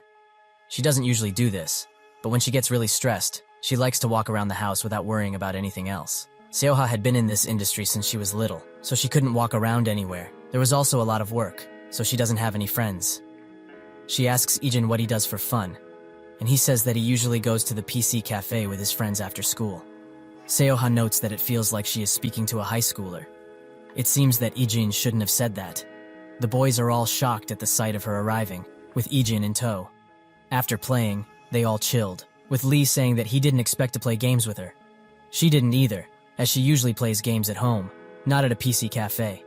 Ju and Lee compliment her personality and looks, and she says thanks, but they also berate her for her poor performance at the game. Youngchan says that it is true. She is bad at the game. Lee and Ju agree, saying that she and Ijin were both bad, so it was tiring. Lee says that she shouldn't let other people know that she plays games unless she wants to get yelled at. Seoha bursts out laughing. They exchange farewells, and Ijin escorts her back home, leaving the boys to admire what just happened. They all leave happily, with Seoha's autographs on their shirts. While driving, Seoha notes that she was a bit shocked to find out the bodyguard SW sent was a high schooler. But she had fun thanks to him. This was the first time she could play in a PC cafe comfortably, as she only plays at home. Ijin asks if she can't play with her friends online, but she says that she has been training since middle school, and after debuting, work got her too busy. So she doesn't have any friends. Seoha asks Ijin why he is bodyguarding in the first place, and he says that he is doing this so that he can buy a birthday present for his sister. Seoha is surprised at his dedication, saying he must be a good brother. She also offers to take him home, but he refuses, saying that he must return Miss Cha Seoha home. Seoha looks at him and says that he should call her Nuna from now on, as what he just said is too formal. Ijin just stares. They arrive, and a person dressed in a suit looks at them from across the street. He approaches, and Seoha says that she is someone she knows, so it's fine. The person says that the director is looking for her. She approaches the car where the director is, and Ijin tries to follow, but the guy stops him, saying that he should stay out of this. Seoha turns around and says that he should go home, as she will take care of something and go inside the house shortly after. Ijin says that he will just wait here, and she insists, thinking that he shouldn't get involved in this. Seoha gets inside, and the director asks why she didn't pick up the phone, as he had previously called her. She asks why she should even pick up, causing him to say that she shouldn't get ahead of herself, as it is annoying him. How long is she going to act so distant just because he hung out with some celebrities at work? She must have known he was like this. She tells him that he can do whatever, as they broke up a long time ago, so she doesn't care. She demands he never call again and not visit her anymore. She wants to leave, but the director stops her, saying that she doesn't know her place. He warns her, saying that she will bury her career and destroy her parents' jobs. Suddenly, the window on his side breaks, and he gets dragged and thrown out by Ijin. He gently opens the door and says that she can come out now. She gets out, and the director gets up and demands to know who he is. Ijin tells him that he's just a bodyguard. The director also spots the person he was with, manager Kim, sitting on the ground, probably knocked out by Ijin. He gets in the car and says he will see Seoha later. With that, he leaves. Seoha is shocked and asks why he did that. Does he have any idea who that man is? Ijin says that he just did his job and that they should get moving. She stares at him one last time and sighs, thanking him for the help. The next day, Ijin gets chewed out by the guard, who says that he messed with the wrong person, as that is part of the KP group, the director of the marketing department. Plus, KP recently invested in Seoha's agency. And because of his actions, they are now in a tight spot. With one final warning, he walks away, leaving Ijin to glare at him. Inside a room, the representative asks Seoha to apologize for what happened yesterday. She says that the director should be the one to apologize, not her. The representative gets a bit furious and asks what's with her attire, also apologizing to the director, who is next to him. He suddenly slams a contract on the table, saying that Seoha hasn't put her stamp on it yet, so that's why he was calling. The representative urges her to do so, as the conditions are much better than the first contract. Seoha wonders if it is going to happen again, and if she is going to be forced to sign without regard to her own feelings. The director also demands that she cut off the bodyguard she was with yesterday, as he is too violent. The representative agrees, saying that he heard a lot of bad stuff about him from Cheol-young. Seoha defends Ijin, saying he did nothing wrong. The director notes that she used his name and gets extremely jealous, asking if she was treating him coldly yesterday because of that guy. Seoha says that he is just a bodyguard, and she was cold because he visited after they broke up. The director says that she wouldn't mind if Ijin wasn't able to bodyguard ever again, right? He says that he is too violent for this kind of job. Seoha thinks about Ijin and says he doesn't have to go that far, as he is unrelated to the business at hand. The director says that he is still a dangerous person, so he won't stop after what Ijin did to him. He demands Seoha sign the contract and also tells someone to bring Ijin here. Seoha just watches.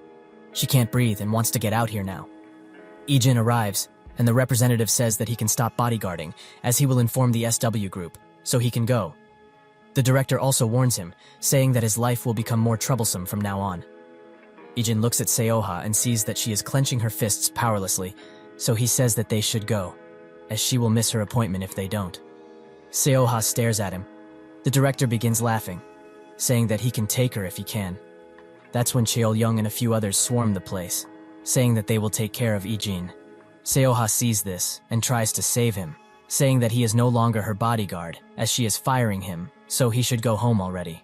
Ijin just stares. One of the guys grabs Ijin's shoulder, and that's when he punches him in the face, causing him to bleed profusely. They all look at him in shock. Ijin says that there's been a mistake. Seoha is not his employer. The director glares at him and says that he doesn't understand the situation, but Ijin says that he does. The director created a stalker, just as Seoha was about to recontract, and then used a bodyguard to keep an eye on her. He explains that due to improper management, Barium Entertainment had low funds until it received help from KP. If Seoha, who's the main celebrity here, does not sign, both companies will have to suffer. He also knows that Seoha doesn't want to sign the contract again, so she's been receiving threats. She wonders how he knows that, and we see that when she was playing at the PC cafe with his friends, Ijin was always busy on the phone, probably getting this information. The director gets furious and asks what a kid will do. What the hell can a child like him even do in this situation? Ijin asks Seoha what she would like to do. She clenches her fists and says that she wants to get out of here, with a single tear rolling down her cheek. The director tries to approach her, but Ijin kicks him to the ground, much to the shock of everyone else there. Chil-young tries to attack, but gets smacked, causing him to lose his glasses. Another comes from the front, but Ijin makes short work of him. It seems that Chil-young hasn't had enough, however, as he rises from the ground, madder than ever before. But he doesn't get to do anything, as Ijin swiftly turns around and, with two powerful strikes, knocks him out. Seoha screams for him to watch out, and Ijin barely manages to dodge manager Kim, who is now wielding a baton. Ijin continues to dodge until he finds the opportunity to disarm him, and with that out of the way, he ends the fight. The director laughs maniacally and says that he will ruin both of their lives. He tries to say something else, but that's when Chi-ye walks in, saying that she sent him on an easy job purposefully, but look what happened. Seoha notices Chi-ye's presence, thinking about her many achievements to be in charge of both the entertainment and any new business for SW. Truly amazing. She tells Ijin that he should go, as she will take care of business here. He does so, with Seoha following him. Chi-ye sits down and says that they seem to be having some business with her younger sister, most likely referring to Seoha. She tells them they should continue the conversation. It seems that these guys are doomed. While walking away, Seoha looks at Ijin and wonders who he really is. He asks her where she was next scheduled, causing her to laugh. It seems that this situation has been solved. The next day, Seoha sleeps for 10 hours, a rarity for her, as she can only sleep for around 3 hours max. She wonders if it's because all of her issues have been resolved, and we see that she talked with Ji-ye, who says that the legal problems with her agency have been resolved, and she can take her own path now. Seoha says that she has another problem, but Ji-ye reassures her, saying that director Ki Dong-gun is no longer a threat, as they found out that he was threatening her parents, and was an improper businessman all around. Even on the KP side, they put all the blame on him. Seoha wonders why she is helping so much, and Chi-ye says that their subsidiary has an interest in her, but it's mostly because he told her that this must be solved in order for him to complete his bodyguarding mission. Seoha smiles and gets up with a pep in her step. She gets out expecting Ijin, but instead finds another bodyguard from the SW group, as Ijin quit the job, and she is pretty sad at this news. She arrives at the interview, but she can only think about Ijin. Why did he quit? Shouldn't he have at least told her something about it? Somewhere else, Chi-ye tells him that they formed a contract for Seoha with a SW subsidiary, and also that they did all the necessary actions to keep her safe from the previous agency and the director. She adds that they both did some illegal stuff, and they have evidence of this, so they are basically at their mercy now. Ijin thanks them for the help. Ji-ye says that there's no need for that, as he was the one who said they needed to take responsibility until the end. She also heard that he called the team leader and asked him to do various things early in the morning, and he complained about it. The team leader coughs, saying it wasn't that much. With a final farewell, Ijin gets out, leaving them to ponder about the situation. While leaving, Ijin gets a text from Dayun, asking if he was a bodyguard for Seoha. He confirms this, and she says that she's a big fan. She would have asked him to get an autograph from her if she knew. Suddenly, he meets with Seoha, who remarks this as a coincidence. But the guard thinks that she's been here this whole time since she heard he was here. Seoha wants to talk to him, and they both go outside, and she thanks him for everything. But she also asks why he quit, and he says that he overextended himself, and that his injuries, which he got from another job, started hurting again. So he felt like he wasn't capable of protecting her. She asks if he is seriously injured, and he says that he broke just one rib, so it's fine. She demands to have his phone, and he gives it. Seoha types in her number, saying that only her parents have her personal number, so he should be honored. She also asks if there's anything he wanted, as she wants to do something for him, for all the help. Ijin looks at her, thinking about what he should ask for. At school, Dayun wonders what she will make for dinner. But suddenly, A bouquet of flowers appears in front of her, with Seoha carrying it. She wonders what such a celebrity is doing here, and that's when she wishes happy birthday to Dayun, much to her surprise. Dayun wonders how she even knows about her birthday. Seoha pulls her close for a selfie, also saying that they should eat together later. Everyone in the class is left shocked. Seoha's arrival gets to the group's ears, and they happily rush to her location. Ijin notes that he only asked for an autograph, but it seems that she had something else in mind. Ijin rushes to get home with the gift in hand, and it seems that he made it, as his grandpa is waiting outside with the cake. They go in and Dayun blows out the candles, with them wishing her a happy birthday. The grandpa gives her his present first, a brand new phone, saying that he promised to buy her a new one. Ijin also pulls out his gift, a brand new laptop. They both wonder where he had the money for this, and he says that he worked part-time. Dayun notes that this is the most recent model, and Ijin says that she shouldn't worry about it, as it's been troublesome for her because she didn't have a computer in her room, right? Dayun thanks him, saying she will use it well. While she is enjoying her gifts, Ijin gets a call from Seoha, and he goes into the other room to answer. She asks how the party is going, and he says it's going well, also thanking her for what she did. She asks if he is busy tomorrow, and this says that he is going to do some bodyguard training. She wonders if he will be okay with those injuries, and he says that it's fine, as he will only train lightly. Seoha asks if he is free the next day, but Ijin tells her that he plans on participating in training then as well. Seoha gets a bit mad at his ignorance, as she probably wanted to invite him out. She gets a knock on the door and says she has to go, and with that, the call ends. But suddenly, someone else calls, an unknown caller. This must be 006. Ijin answers, and 006 asks if they can meet. Ijin arrives at the meeting point and they begin talking, with 006 asking if 032 came to eliminate him. Ijin says that he did, but after failing, he returned to camp. 006 puts his hand on his head and says that 032 did not show up at the camp. Ijin says that he must have so the camp doesn't get suspicious. 006 says that, from what he gathered, 032 hasn't returned to camp after running away. Ijin adds that he was attacked by a camp mercenary after they parted ways. 006 knows, but the guy that attacked was ordered to just bring him back, but instead decided to attack. He adds that there have always been other mercenaries at the camp other than the numbered ones, and they always saw the numbered people as a thorn in their side, with this getting much worse since Ijin left. Plus, they started recruiting even more new mercenaries, causing a lot of friction. Ijin asks if he thinks they took 032, and 006 thinks that they did. In an undisclosed location, we see that this is indeed the case, with a man saying that he should stop resisting, demanding to know why he ran away from camp and where Aiden is. 032 mocks him, saying that they are not a couple, so why should he answer? This enrages the guy, and he smacks 032. He says that he should stop talking without thinking, if he doesn't want to die, that is.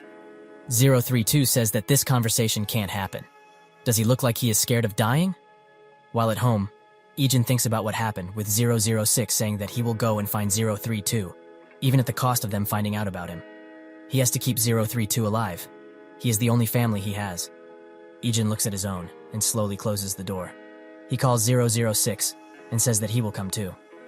The next day, Yuna arrives at school, with Lee asking is he enjoyed her vacation. She says that it wasn't a vacation, it was for work. She also asks where Ijin is, with Young-chan saying that he is busy, as he hasn't been here since yesterday. In an undisclosed location, Ijin and 006 sprint around, with 006 saying that one of the bases that they are using is within 10 kilometers of here. If those people took 032, judging from where he was taken, this is most likely the place where they are keeping him. He also asks Ijin why he wanted to come with him, and he says that he thought of 032 as a comrade, that's all. 006 stares for a second and says that he changed a lot. He would have never expected the fabled 001 to say something like this. At the location, the goons there talk to each other, saying that they still can't get in contact with Aiden. Something must have happened to him for sure. They look at 032 and wonder how they trained a kid like this to keep his mouth shut. One says to take care of him, and another points a gun at his head, ready to pull the trigger. But he doesn't get to, as he suddenly gets shot. The shooter is a man with a tattoo and a bun. They appear to know who he is, but they don't get to say as he opens fire, taking most of them out. The last one tries to get him with an assault rifle, but the guy is swift and ends his life with a knife. Ijin and 006 arrive at the location and see the bloodbath that guy left behind, wondering who did such a thing. Ijin notes that their vital points were stabbed with pinpoint accuracy, and it hasn't been long since this happened. They put their masks up and begin advancing. Ijin makes his way deeper and finds 032, barely breathing. Ijin notes the strangeness of the captor's wounds, with the enemies up front dead from shooting, and the furthest ones from stabbing. Ijin remembers this method. We see into Ijin's past, where he asks 004 why he doesn't kill them more efficiently, as he is just wasting time with the knife. 004 turns around and says that there's just no thrill if he plays it safe. Suddenly, a rain of bullets falls on Ijin, and his suspicion gets confirmed. It's 004. They exchange fire, going from cover to cover. Ijin suddenly takes him by surprise and grazes one of his fingers with a bullet, causing him to drop the gun. 004 dodges the rest of the bullets swiftly, throwing a knife when he gets the opportunity. Ijin is forced to dodge, giving 004 the chance to close the distance. Ijin barely manages to block with his pistol. 004 throws it from his hands, giving Ijin the opportunity to kick him. 004 notes that he is pretty good at fighting. Will Ijin win this battle? 004 says that he should have run away when he got the chance. Ijin notes that he probably thinks he is one of the mercenaries from here. 004 closes the gap instantly and tries to slash Ijin. One attack, two, but Ijin keeps dodging until he finds the opportunity to strike back, enraging 004 a bit. They continue their scuffle, with Ijin outmaneuvering 004 wherever he can. He throws him across the room, where 004 spots an assault rifle and skillfully shoots after Ijin with just one hand. He dodges and swiftly grabs a pistol, and they reach a stalemate. 004 says that he must not be a part of the mercenaries, as he is too skilled to be with these weaklings. 004 seems to have figured out who he is, but that's when he gets shot in the arm by a mysterious attacker from outside, probably 006. Ijin and him both try to shoot 004, but he is swift and jumps out of a window, finding a car and using that to get away. 006 wonders what 004 might be doing here. He killed the mercenaries, so he is not with them, at least. Ijin notes that 032's condition isn't great, and they move him out of there with a car. 006 sees this and wonders what to do. Ijin says that he can come back with him, as he can ensure a place where he can get help. 006 notes that 032 might not survive the boat ride. He won't be able to move him until he is treated. Ijin tries to say something, but 006 refuses outright, saying he has done enough already. Ijin has his own life, and 006 is thankful enough that he even came to help. He offers a handshake, saying they should split up here. Ijin looks at him, and with an understanding between them, they shake hands. In an undisclosed location, 004 is treating his wounds. He thinks about the enemy he fought, those movements, and his skill and presence. It was definitely 001. Ijin arrives home the same night, with Dayun coming to greet him as she had things to study, so she's not asleep yet. She adds that the grandpa also stayed up, but went to sleep a little while ago. She asks if he took care of the business he had, and he confirms this. Dayun also points out that he has a sandwich on the table if he is hungry. Afterwards, he sits in bed, trying to fall asleep, but his phone suddenly rings. It's a message from Seoha asking if he is asleep, and he says that he's not. She calls him, saying that it's easier to speak this way, as she would make too many typos. She asks if he is free tomorrow, as she needs to talk with him. She will even come to his training if he has any. Ijin agrees. The next day, Ijin gets out of his house, with Seoha waiting for him in the car. He gets in the car, and she asks why he isn't at training today. Was he lying? Ijin says that he decided to rest a few more days. She gives him a drink, saying that she would have taken him somewhere nice, but people would recognize her. Seoha says that she called because she needed his consultation, and perhaps a favor. It's about her little brother, who is still in high school. According to her parents, he's been getting more and more injured, and if they ask, he makes excuses. And if they insist, he locks himself in his room or leaves the house. At first, she thought it was just a phase, but now she doesn't know. Ijin asks if she tried to ask directly, but she says that he doesn't come out of his room and doesn't answer her calls when she has time to visit. They used to be really close before her work started, and they slowly grew apart, but he started avoiding her completely a year ago. She asks Ijin if he can go check things out, as he is the only one she can ask for this. Ijin looks at her. The same day, Ijin goes to the school her brother is attending, dressed appropriately. He has a picture of her brother, Cha Jin-woo, a second year. He suddenly spots him, but that's when two girls stop him, asking if he can take his mask off just for a bit. They wait patiently for his answer, but Ijin says that he has a cold and leaves. Jinwoo gets inside the classroom, where it appears that he's being bullied, as a guy asks why he is late. A butler should always be on time. Jinwoo looks at them with defeated eyes and says that he was late because he wasn't feeling well. The bully glares back, asking if he is trying to be cheeky. The other bully finishes watching a video, finding it very informative. He gets up and demands that Jinwoo hold his bag in front of him. He does so, and the guy kicks him with full strength, causing him to be thrown to the side. The bully notes that it doesn't feel that good and demands he pick himself up again, as he will try a punch next. Jinwoo stares at the floor, his eyes empty. The other people in the bully group say that they are hungry, so they order him to buy them something. Jinwoo gets up and does so, and it seems that Ijin saw this whole spectacle. He wonders what to do. Should he get involved? That's when his phone rings. It's his sister, who thanks him once again for the computer he gifted her. Ijin looks at Jinwoo one more time and, with one glance, follows him. He must help. While picking up food from the bullies, he thinks about his hatred for school. He gets a message from Seoha saying that she will be free this Saturday, and they should go somewhere. He looks at the message and thinks of what happened in the past. We see that in middle school, he heard a few of his classmates talking about his sister's acting, saying that it was terrible and that she ruined the show. After hearing this, he went straight for her neck, bashing her for her poor performance and saying it was embarrassing for him too. It seems that he regrets this deeply, thinking he deserves much worse than this. Ijin looks at him from outside of the store, and his sister messages him again asking why he isn't in school. He says that he had some business elsewhere, apologizing for not telling her. Jinwoo gets out of the store and spots Ijin, noting how much he stands out. While looking at him, he trips and gets embarrassed. Ijin helps him by giving him an onigiri, but his stomach suddenly growls, and Jinwoo asks if he wants one. They sit down and enjoy some food, with Jinwoo noting how handsome Ijin is. He asks what grade he is in, and Ijin says that he is in the 3rd grade, but he doesn't go to the same school as him. He is only briefly visiting the school. Jinwoo's phone suddenly rings, and he gets up and runs, excusing himself for being late. He arrives with the food, and the bullies bash him for being late, causing Jinwoo to think about quitting school. The girl asks if he was glaring at her legs, but Jinwoo says that he wasn't. Why would he even do that? She takes this as an insult. The other bully gets up and immediately goes for his leg, causing Jinwoo to fall. But it doesn't end there, as the bully grabs his neck and strangles him, knocking him out cold. We see that Jinwoo tried to stand up for his sister, with a few people talking trash about her, saying that she must have dated a lot of guys. But Jinwoo was powerless. He wakes up in the infirmary, with Ijin right next to him. Ijin asks him directly, why didn't he tell Seoha about this bullying? Jinwoo notes that he must already know he is her brother and clenches his fists.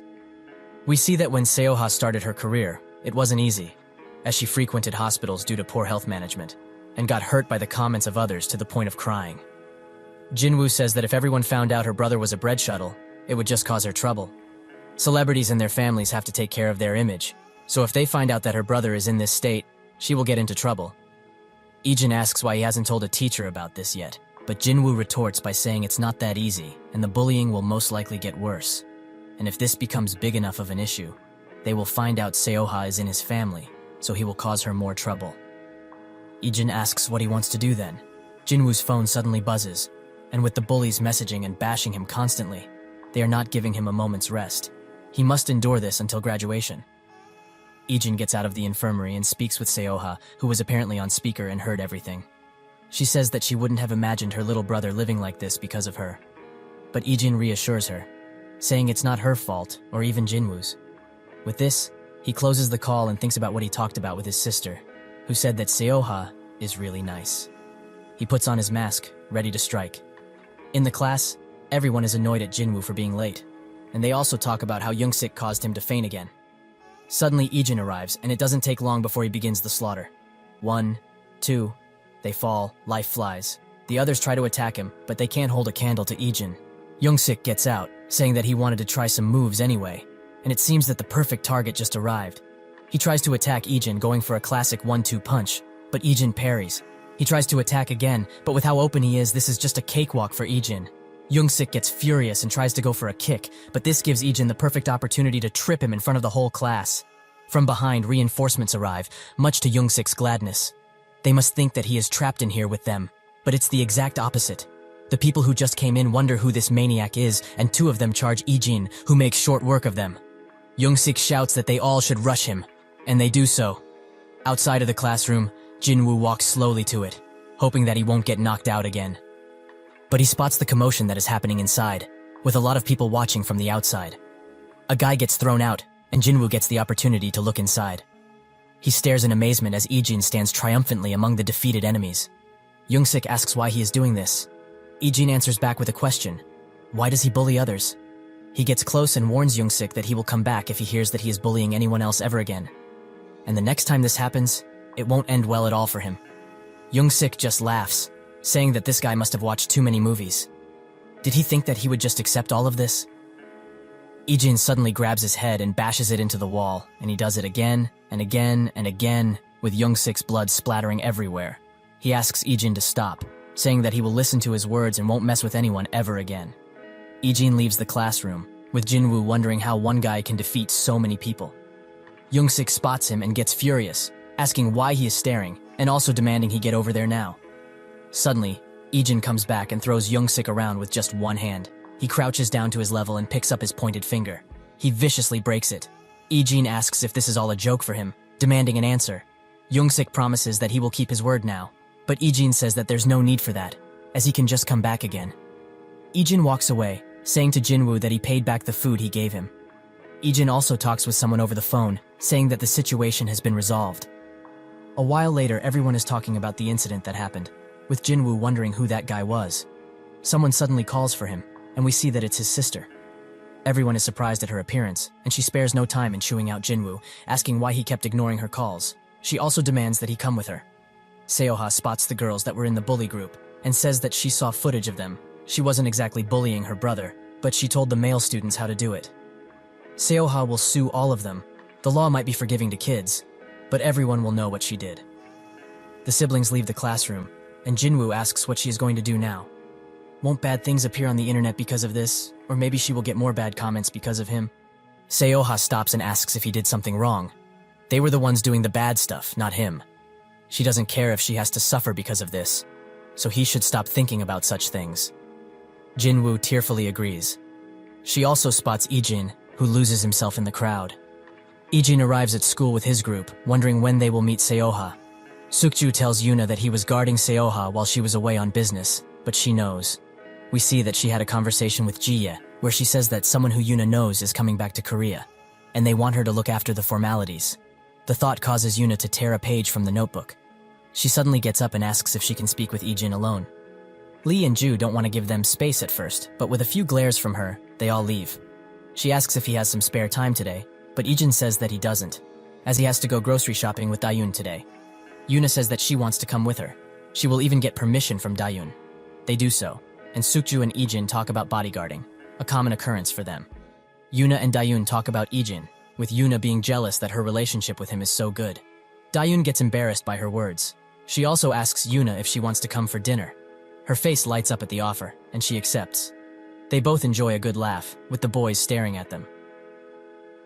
They go home and have a meal prepared by none other than Ijin.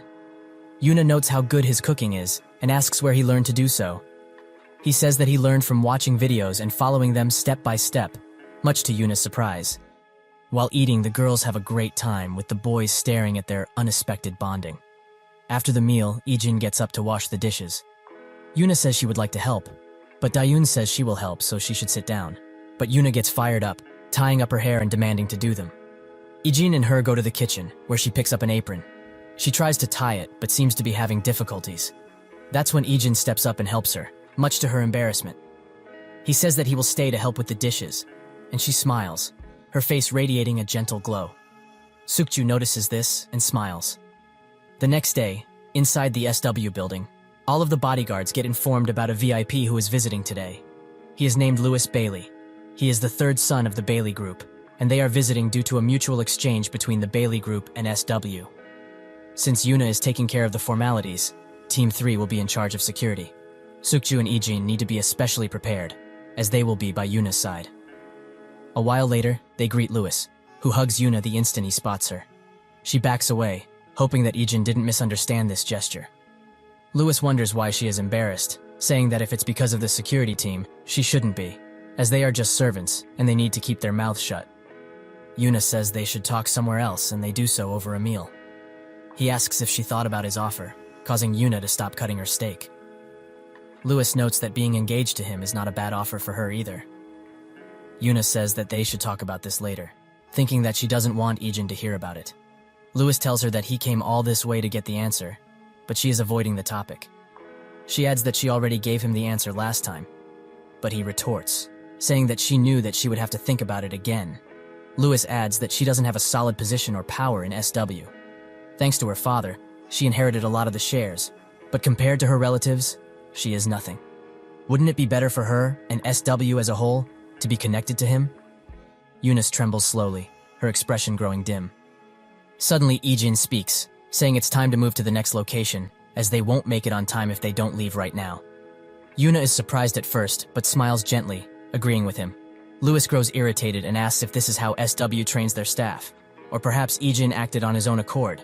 They both stare at each other, and Yuna says that she told him to remind her about the schedule since this is an important formality. Louis calms down, saying that they should talk privately, minding the bodyguard's presence as a nuisance. Yuna tells them to give them some space, as she will be fine. All of the guards get out of the room, and Louis gets straight to the point. Is the reason for marriage rejection because of Ijin? Yuna is surprised, asking what this is about. He reassures her, saying he isn't that petty as to get upset over things like that. He doesn't care if she goes out with him, and she can even do that while they are engaged. They are not people who marry out of love, so she can do what she wishes. He gets up, saying that he is tired from the flight and expects answers before he leaves the country. While leaving, he taps Ijin on the shoulder, saying that he should know his place.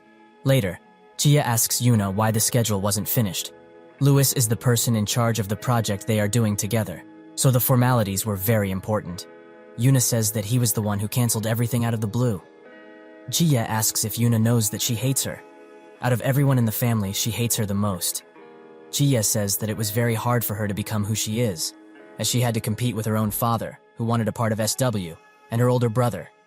This all started when she was younger than Yuna. She asks her what she is doing now. Yuna inherited everything without doing anything, and the grandfather gave her special treatment because she was lonely at a young age. He also protected her from relatives, which he did for none of his grandkids other than her. If things continue like this, she will gain the business as well. It would be fine if it was just her. But what about the employees who have done nothing wrong? Gia demands Yuna get more responsible. In an undisclosed location, a guard is giving information about Ijin to Louis. He is surprised to hear that he is just a high school student who is going through bodyguard training. Did he perhaps get in using connections? He also notes Yuna's lack of tact in bringing an untrained bodyguard to this type of meeting, which is truly pathetic. The next day, he stares at Ijin while the formalities are in session, noting that he leaves a bad taste every time he sees him. After they finish, Louis says that he wants to go somewhere, and Yuna asks where. Outside of the training building, Chia wonders why he wanted to meet here of all places. The team leader says that Louis suddenly requested to see the SW train's bodyguards. She arrives and sees that Yuna is demanding he apologize for what he said. Louis notes that he said nothing wrong. Her escort bodyguards are still just students, and one is even an apprentice. The leader of Team 2 tries to clear things up, saying that the SW bodyguard team is made up of people who have enough skill and personality, those two included. Louis notes that anyone can say that, and asks that his bodyguards and the SW bodyguards have a friendly match. He says that they shouldn't be surprised at his offer. Aren't the SW bodyguards competent people? Yuna clenches her fist, saying she doesn't want to decide something like this on her own. Bodyguards are here to protect them, not show off. This surprises Chia a bit, and the whole bodyguard crew smiles. Louis moves on to Ijin, demanding to know what he thinks, as this whole conversation is happening because of him in the first place. Is he just going to hide behind the person he was supposed to be protecting? Ijin just stares. Louis also mocks the rest of the bodyguard group with the same remark, and it gets to some of them. But the Team 3 leader says that they need to be in top shape to protect their client, so they cannot do a sparring match. GS suddenly speaks, saying that she will allow Team 2, which is just training now, to accept the offer. He graciously accepts it, much to the team's gladness. Louis notes that it's a shame Ijin won't be finding him, throwing one more cheeky remark at him. This causes Ijin to step out, saying that he is a part of Team 2 as well. He gets into the ring with another bodyguard, and someone tells Louis that he told the bodyguard to break at least a few arms and legs of Ijin. Louis smiles, thinking that he will finally learn his place. Jia notes that she is kind of worried for Ijin, perhaps because he is so young. The team leader assures her, however, saying that out of all the sparring matches they've had, nobody could beat him. In that second, Ijin closes the gap and knocks the guy out, instantly ending the fight. Everyone stares, surprised by this spectacle. The other people from Team 2 try to jump into the ring to fight next, but Ijin demands his next opponent.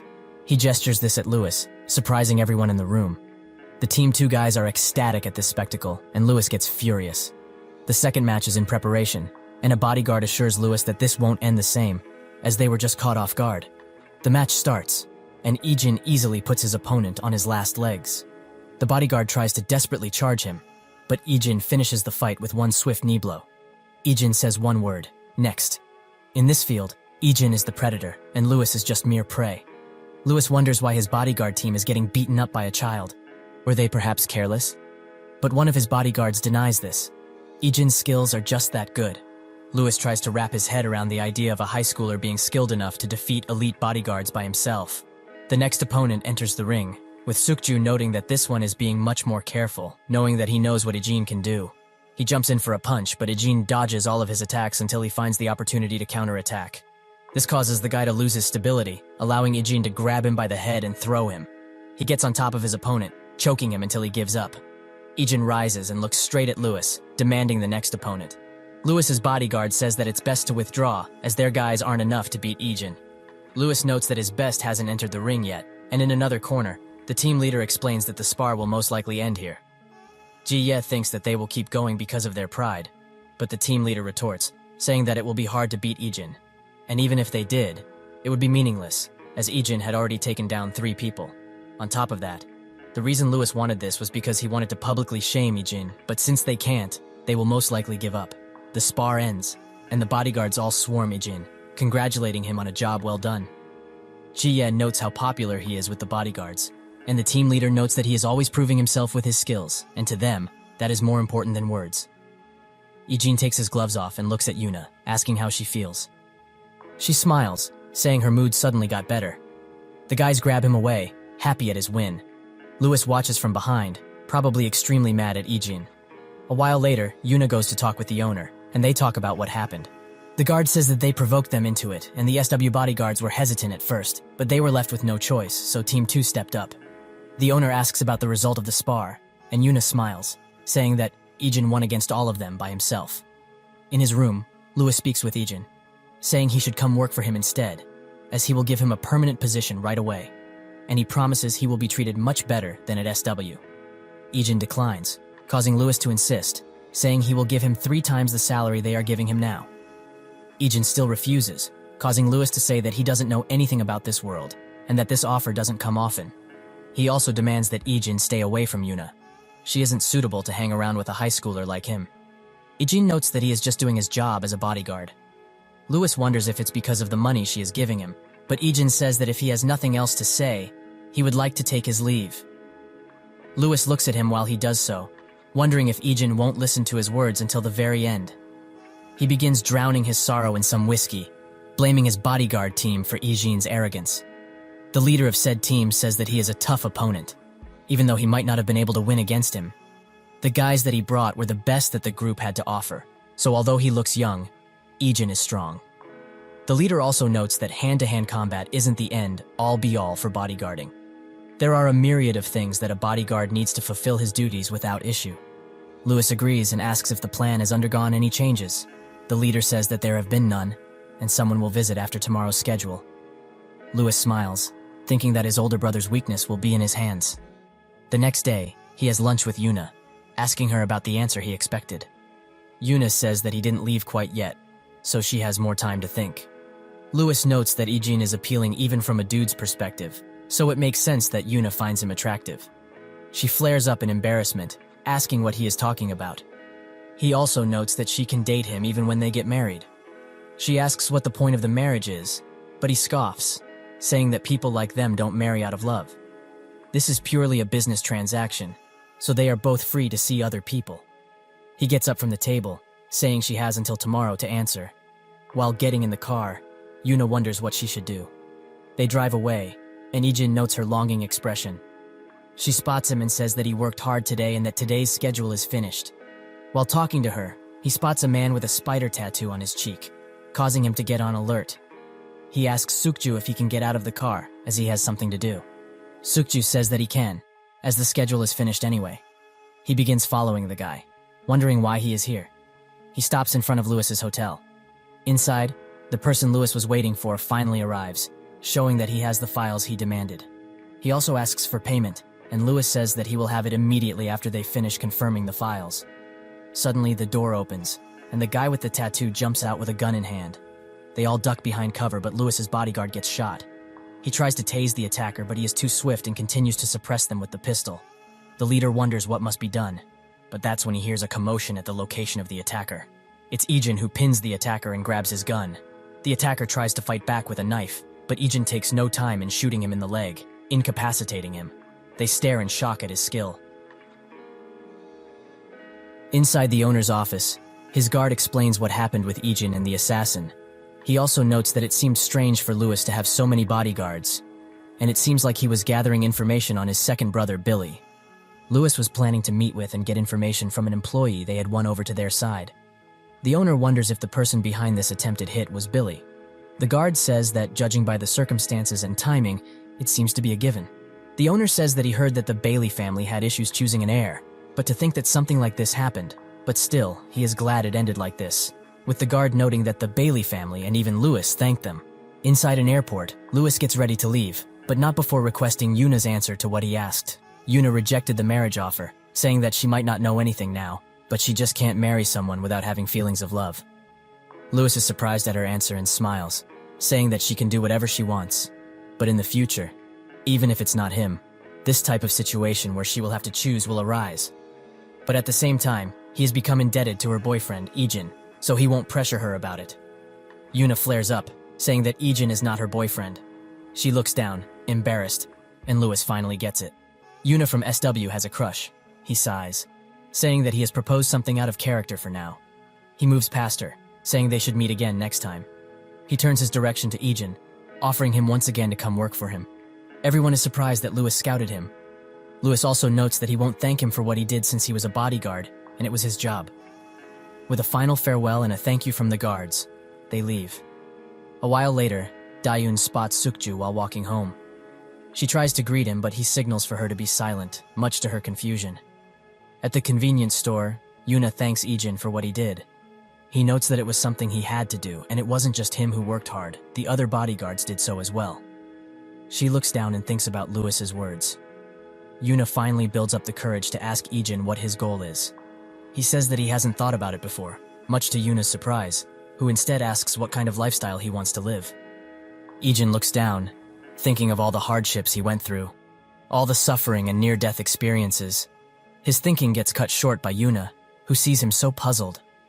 He says that he just wants to be with his family, since they are important to me right now. Yuna is taken aback by his words. What did he mean by them right now? After a while, Yuna goes to the SW building to meet with Jie, who is currently working. She asks what she's doing here, and Yuna sits down, saying that she has something to say. Yuna says that she wants Jie to take over the company. She has no intention of taking over, and as Jie said, she is not prepared and probably won't be in the future either. She has no interest in business management as well, so if there is a company she needs to take over because of inheritance, then she wants Jie to have it. But she won't give her shares, as her dad gave her those. Jie wonders if she knows what she is saying right now. It's not as simple as she says, and it's not something she has full control over. Yuna notes that it's true that she doesn't know how things work, and she doesn't know what she meant by saying this, but that's currently where she stands. So in order for that to happen, she wants Jie to help her. Jie wonders why she would, and Yuna adds that she has nothing to lose in this, and that it will help in the fight against her brother. She leaves and pulls out her phone, calling Ijin and asking if he's busy. At Dusik's business, he gets the news that Kilsu is here, who enters the building shortly after. Dusik is more than surprised, and Kilsu smiles, saying that it's been a while since they met. Somewhere else, the clan leaders discuss Kilsu, who was apparently staying in Russia before. So, what would he come here for? One of them says that, whatever it is, his presence means trouble. One wonders if he is here to join forces with Dusik, but it's unlikely, as he is not greedy and is living a mostly quiet life. But Kilsu is the definition of greed, and will do anything to achieve his objective. Inside Dusik's business, he and Kilsu have a chat over a few drinks, with Kilsu saying that he's been for 2 days in Korea as he had something to do. He also asks why Dusik is lying so low. Why live like this when he has power? Dusik says that he is just lazy, and since he's getting older, even more so. Kil-soo gets serious and says that they should join forces. If they do, they will be able to engulf the country. Dusik smiles, saying that he should do that himself, as he is not capable enough. And stuff like that takes business and entrepreneurial skills, so it's not something he can handle. With that, they continue to have a friendly chat over some drinks. They see him off, and Dusik's subordinate asks him not to get involved with him further. Inside the car, Kil-soo is talking with someone, saying that they should leave it to him, but the stakes need to be raised. At home, Dayoon is bringing Ijin some apple slices and sees him working out diligently. She asks if guys are as good at pull-ups as him. Ijin thinks about the training he went through with the soldiers and confirms this. His phone suddenly buzzes. It's a message from Dusik, who wants to have some food at the convenience store. Ijin goes outside and spots him, clearly drunk. They go and have some food and discuss Ijin's bodyguarding duty, with Dusik wondering how such a skilled person is still in a probatory period instead of a permanent position. He asks a few other questions, like if it's not tiring and if his sister is doing well. Ijin only responds with yes, causing Dusik to smile and hand him another onigiri. The next day, Dusik and Young-soo help Ijin's grandpa clean up, who is thankful. His co-worker notes that they look like gangsters but don't act like them at all. They go around looking for some food when a subordinate's phone suddenly rings, and he gets the news that their business got attacked. They arrive and see the bloodbath that occurred there, with Young-soo also noting that the SD card from the CCTV also disappeared. This was clearly a planned attack. Dusik asks about the injuries, and Young-soo says that all 6 are in critical condition. 5 of them are in a coma, and the last one is conscious. He said that he remembers 2 of them being ambushed, but not much after that. Young-soo wonders who could have done such a thing, and that's when Dusik's phone suddenly rings. It's Kil-soo, who heard about the hit on his business. Dusik says that they will start investigating now, but it's not the first time something like this has happened, so he shouldn't worry so much. Kil-soo says that he must have the situation under control, but still, if he needs help, he shouldn't hesitate to ask. With that, he closes the call and looks at his subordinates, saying that he wanted to be done with things quickly but to think that he wouldn't be there. One of the notes says that Dusik will move with more caution from now on, so they should be careful on their next move. It seems that this plan was coordinated by none other than Kil-soo. Dusik and his men go around asking everyone about the situation, even Chuman, but they all deny any involvement. Later that day, they still found nothing, with Young-soo saying that it wasn't someone in their area who did it. Dusik gets in a car, saying that he will go to the hospital to see his injured men and then head home. While in the car, Dusik notes that this is different, as if it were just a fight among gangs. They would have found out by investigating the area, but nothing came up. At home, Ijin speaks with his friend group after having a shower. That's when Dayoon asks if he is going to meet with Dusik, as she has prepared some food for him. She did this because he is always helping their grandpa, and he also buys him drinks occasionally. She would like to give him this as soon as possible. Ijin smiles, saying that he will go give them to him now. He does so and gives him the food, saying it is from his sister. Dusik is surprised at the amount. Ijin tries to leave, but Dusik invites him inside for a drink or something. While in a car, Young-soo asks if they can put some eyes on Kil-soo. Someone notes that they did, but they have yet to figure out his location, and it's going to take a long time if they don't want Dusik to find out. Young-soo finds it strange that the attack occurred at the same time that Kil-soo came. That's when another car rams them from the side, causing their car to swerve and crash. Young-soo barely wakes up from the daze, wondering what happened. That's when he gets dragged out, a pool of blood gathering near his head. Dusik notes the amount of food, saying that it's been a while since he received something like this. His mother must like cooking. Ijin notes that his sister made it. Dusik is surprised and asks why she did it. Ijin notes that their parents weren't around, so after making her own food, Dayoon came to like cooking. Silence falls, and Dusik quickly tries to change the subject by giving him a drink, but he only has alcohol. Ijin says that it's fine, and he will head out now. Dusik stops him, saying that he will go buy something from the convenience store. He can't send him off like this. His phone suddenly rings, however, and he gets the news that Young-soo is missing. He closes the call and smiles at Ijin, saying that he has something to do now, so they will have that drink later. Dusik arrives at his business, and his subordinates inform him that 2 more businesses were hit, and around that time, Young-soo was in a car accident. Everyone there was taken to the hospital except Young-soo, who was nowhere to be found. Dusik orders his men to find him. His phone suddenly rings. It's Kil-soo, saying that he heard about the attacks and wondered who would do such a thing. Dusik gets serious, saying that he would also like to know why he is attacking him. Kilsu asks how he knows, but Dusik notes that it wasn't that hard to figure out, seeming like he did it so sloppily in order for him to find out. Kilsu confirms this, saying that he was caught up in something not long ago, and that Dusik revealed the weakness of a politician, the congressman. He notes that due to this mistake, those who are in a position of power will not leave him alone. As if they don't make an example out of him, the others will bite their owners too, right? Dusik suddenly hears Young-soo getting tortured with electricity. He asks why he got Young-soo involved, as he has nothing to do with this. Kilsu says that Young-soo was suspicious from the start and assigned a few people to follow him, and the people who hired him will pay him more if he takes out Young-soo too. He also asks if Dusik wants to say a few last words to his subordinate. It's the least he can do, after all. He puts the phone over Young-soo's ear, who apologizes, saying that he is worried that Dusik will starve without him. Kilsu wonders what that was about, and Dusik is on his last nerves, saying that if he kills Young-soo, he will suffer the same fate. Kilsu mocks him, noting that it's useless to say something like that now. Dusik screams his name, madder than ever before. That's when he hears a large boom over the phone, and we see that Ijin has come to the rescue. Young-soo wonders if he came to rescue him. Kilsu thinks that Dusik was playing tricks until he arrived with reinforcements, also ordering men to take care of this guy and then drag Dusik here. Ijin begins fighting them, and they attack from different angles and use a myriad of weapons. But even if they are so many in number, Ijin takes care of them in no time. A big guy gets in front of him, and they begin fighting. The guy tries to tackle Ijin, who stops him, but also notes something dangerous and swiftly backs away. It seems that the guy pulled a knife out at the last second. Ijin closes the gap in a second and knocks the guy out, despite the weapon advantage. Another comes from behind, armed, but now that he has a knife in hand, Ijin cuts him all over the place, causing the attacker to wail in pain. Kilsu is scared to his wits, asking why Dusik has such a guy under him. Ijin ignores him and goes straight to Young-soo, who asks why he came to his rescue. Ijin thinks that this situation is related to him, but even if it wasn't, he would have enough reason to help, thinking about how they help his grandpa every chance they get. Kilsu asks Ijin to come work for him, as his talents are being wasted here, and if he works under him, he can go on a rampage whenever he wishes.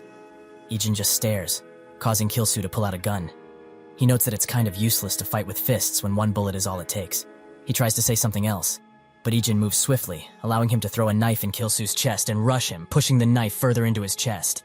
Ijin notes that he probably never pulled the trigger before, as he was aiming at a moving target with just one hand. Kilsu wonders who this mystery attacker is, and where he got this deadly glare from. He pushes Ijin back and removes the knife, saying that this is the day he dies. Kilsu tries to attack, but in his weakened state, it takes Ijin no time in calming him down with a swift knee attack. Young-soo looks at the spectacle before him, with Ijin standing alone between defeated enemies. Suddenly Dusik comes in with a whole squad of people. They escort Young-soo out, and Dusik looks at Ijin. We see that when he closed the call with Kilsu, Ijin called him. He offers Ijin his thanks, and with that, he walks away. Kilsu gets up, and Dusik demands to know why he did all of this. He says that they are gangsters. This is what must be done. If he were to get rid of Dusik, he would take his place in this country again. So why shouldn't he? Should he keep himself hidden and spout nonsense about peace and loyalty like him? We see that Kilsu heard about Dusik leaving from a few men. Even though he was the next heir of the clan, he still decided to leave, letting Kilsu take over. The men also note that most of them will leave with Dusik. All of this making Kilsu bite down his cigarette in anger. He notes that Dusik probably has nothing saved up, as he gave everything to the younger members because of loyalty, and he also avoids friction between family members because he wants to live peacefully. Kilsu says that with an attitude like that, why be a gangster? He should have gotten a normal job, instead of making things more difficult here. Dusik says that no matter what happens, it's wrong to stab your younger brother in the back. Dusik leaves it at that, saying that they will never understand each other. He orders his men to teach him a lesson, and Kilsu revolts at this, as he is already in a weakened state. Isn't this unfair? Dusik lights up a cigarette, saying that he will take care of it so he needn't concern himself with that. With that, the punishment begins. Ijin arrives home, and Dayun scolds him for coming home late, thinking that he was gaming with the boys. She also asks if he gave Dusik the food, and he confirms this. Dayun says that he should treat those people well. Ijin smiles and agrees. In the past, Dusik gave Young-soo a large sum of cash to pay for his grandmother's surgery. He tries to decline, but Dusik insists, saying that his grandmother raised him since he was little, so he should do as much as he can for her, before she passes away. A tear forms in Young-soo's eye, and he thanks him. Later, while having the funeral for his grandmother, Young-soo talks with Dusik, saying that because of him, his grandmother was able to pass away peacefully. Dusik is glad she was able to be peaceful in her last moments. Later, while going to their business, Young-soo hears from some men that Dusik is living at the sauna recently. Apparently he borrowed money from different place and eventually used his rent money. Young-soo knows that this money was used to pay for his grandmother's surgery, so he rushes to the sauna, where he sees Dusik and he bawls his eyes out. Back to the present, he wakes up in a hospital bed, with Dusik asking if he should call the nurse. Young-soo smiles and says that it's okay. Silence falls for a moment, and Dusik apologizes, saying that all of this happened because of him. Young-soo says that he already has done so much for him. So if he dies, then so be it. He also says that it's not like him to say things like that. He's acting like a stranger. Young-soo changes the subject, and they begin talking about Ijin, with Young-gu saying that he doesn't plan to fall in his line of sight anytime soon, as he is incredibly skilled with the knife. Suddenly, the SW owner's guard comes inside.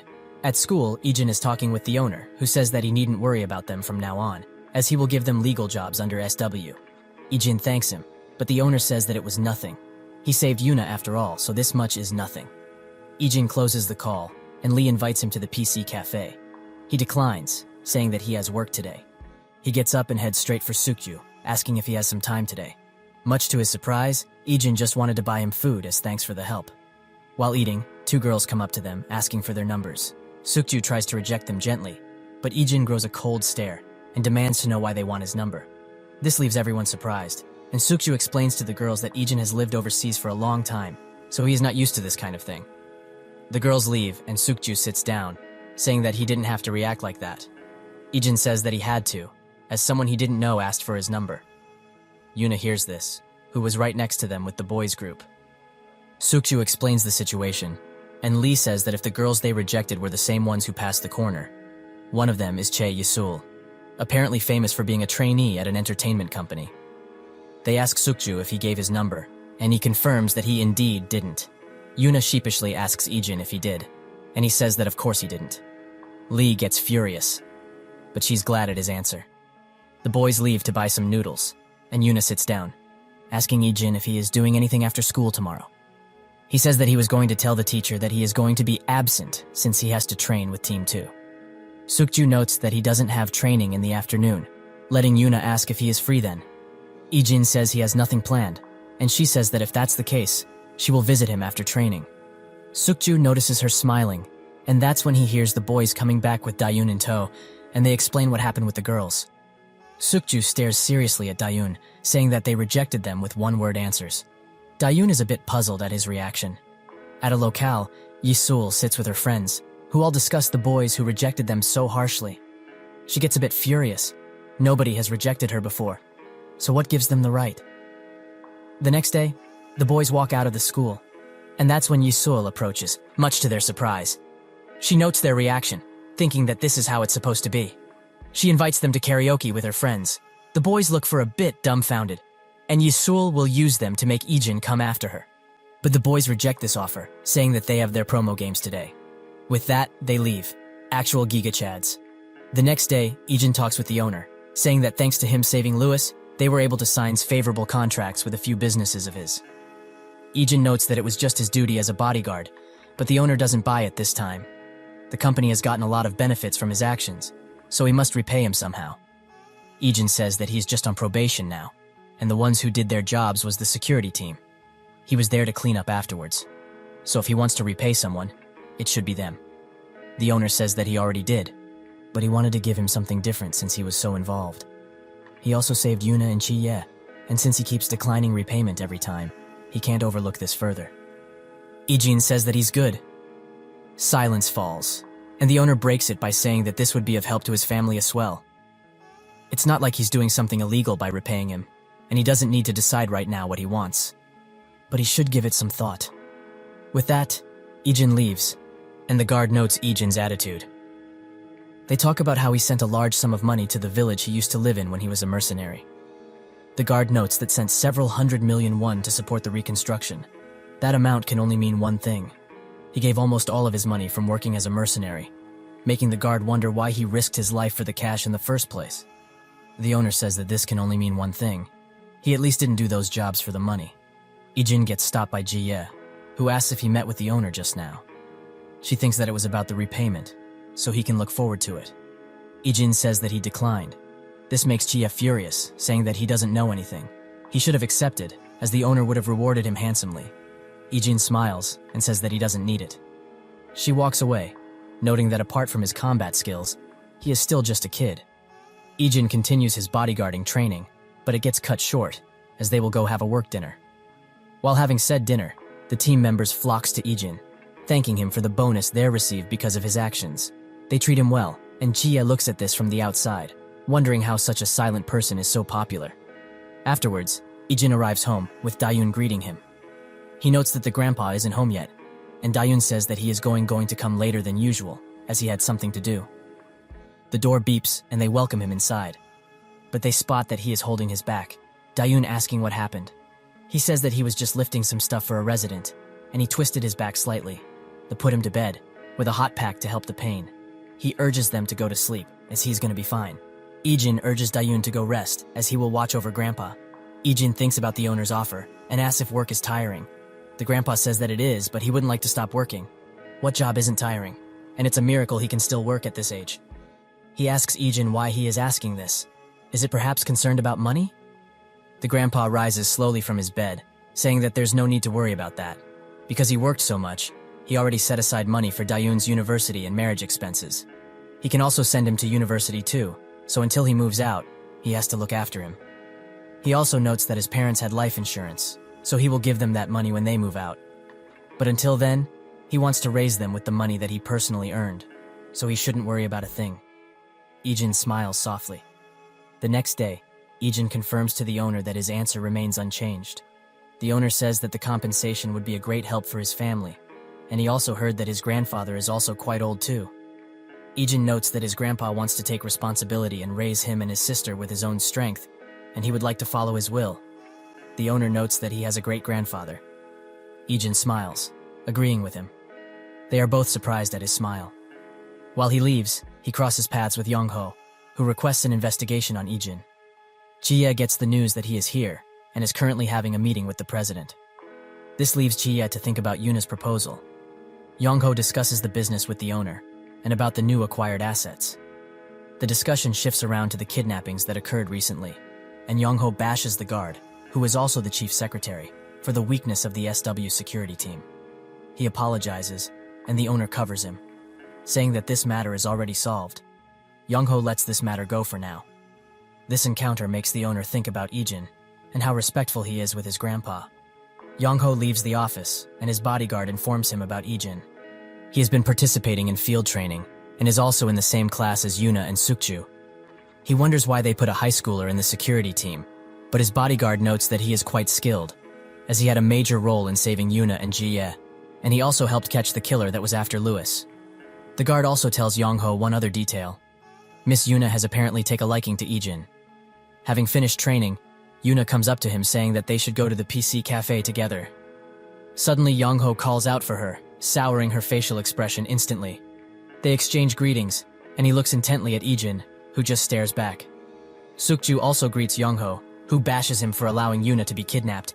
Is this how he repays SW for taking him under their wings at such a tender age? Yuna urges him to stop acting like this, and the team leader, having heard this, comes up and apologizes, saying it's his fault as team leader. Yuna drags him away, saying that they should have dinner together. Yongho calms down, and they both leave. Sukju explains that Yongho is Yuna's cousin, and Chie's biological older brother. Since he is in charge of the SW subsidiary, he also lives here. Sukju notes one final thing. He is also the person Yuna fears the most. While having dinner, Yongho notices that Yuna hasn't touched her food, and asks what's wrong.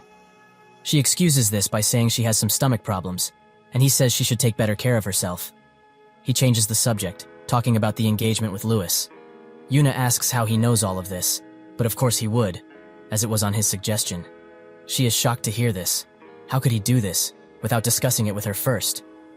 Yongho notes that he thought it would have gone well, but he didn't think Louis would have messed it up because of his girl problems. Yuna thinks about this. She was the one who rejected him, but it seems that he told Yongho otherwise. He tells her that she should study abroad, since things turned out like this.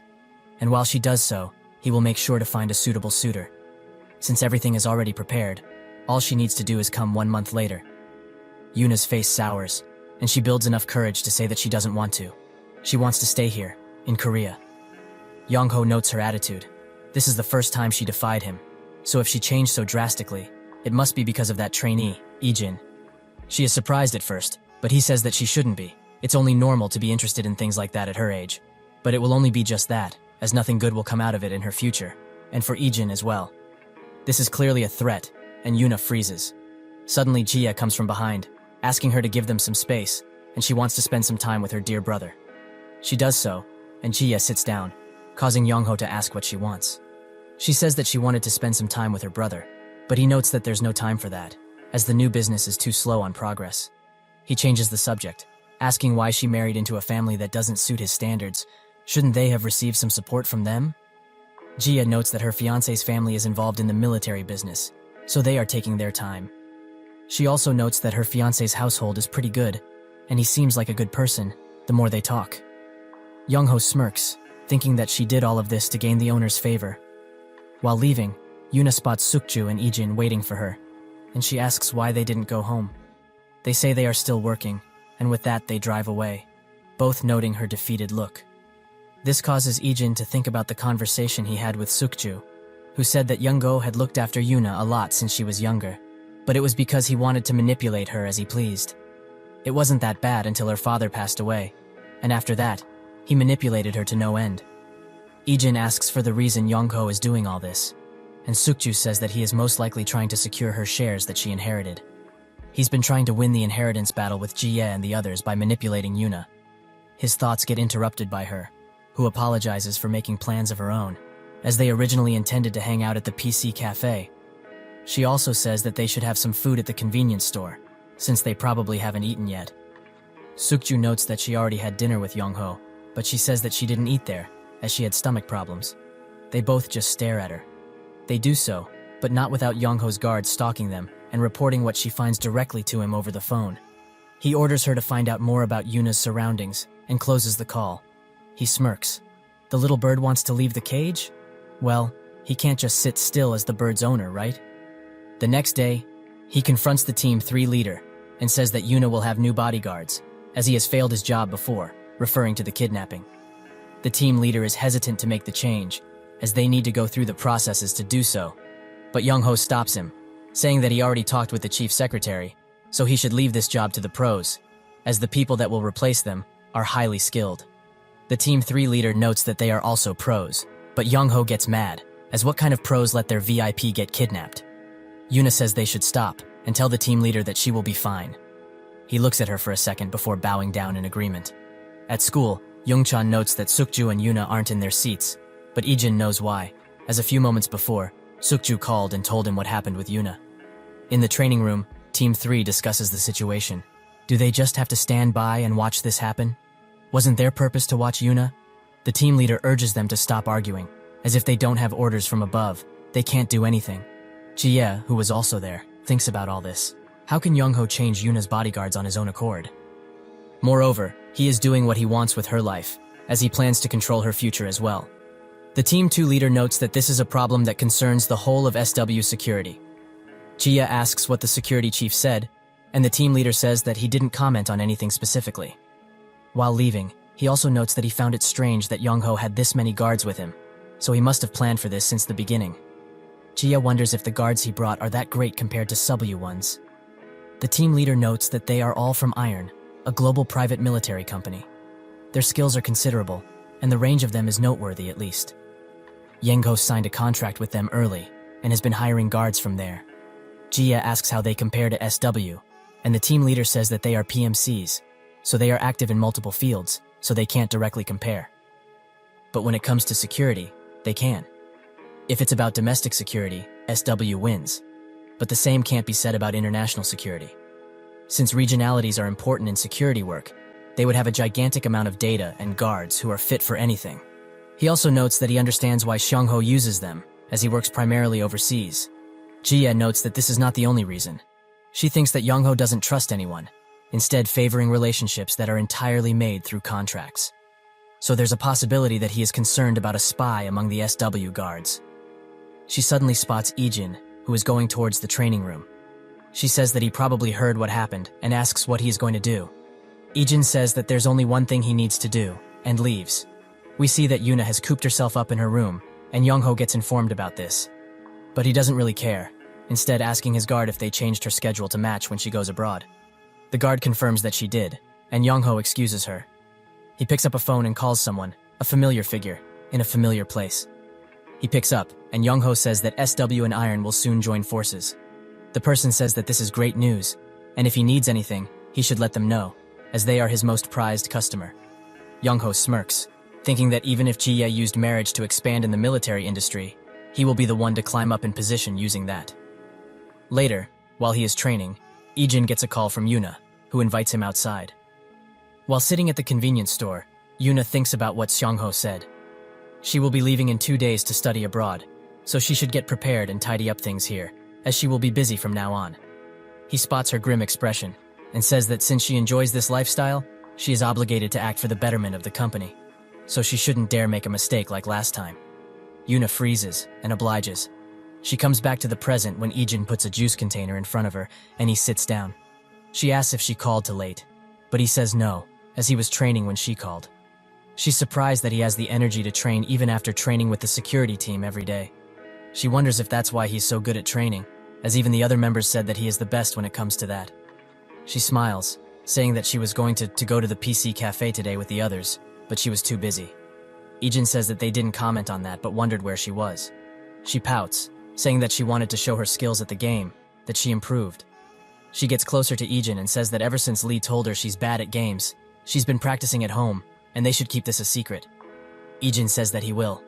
And with that she backs away, saying that sometimes she is better than him, and will do anything in her power to stop him from calling her bad. They sit and enjoy this time for a while, until Youngho's bodyguard comes from behind, saying that it's quite late.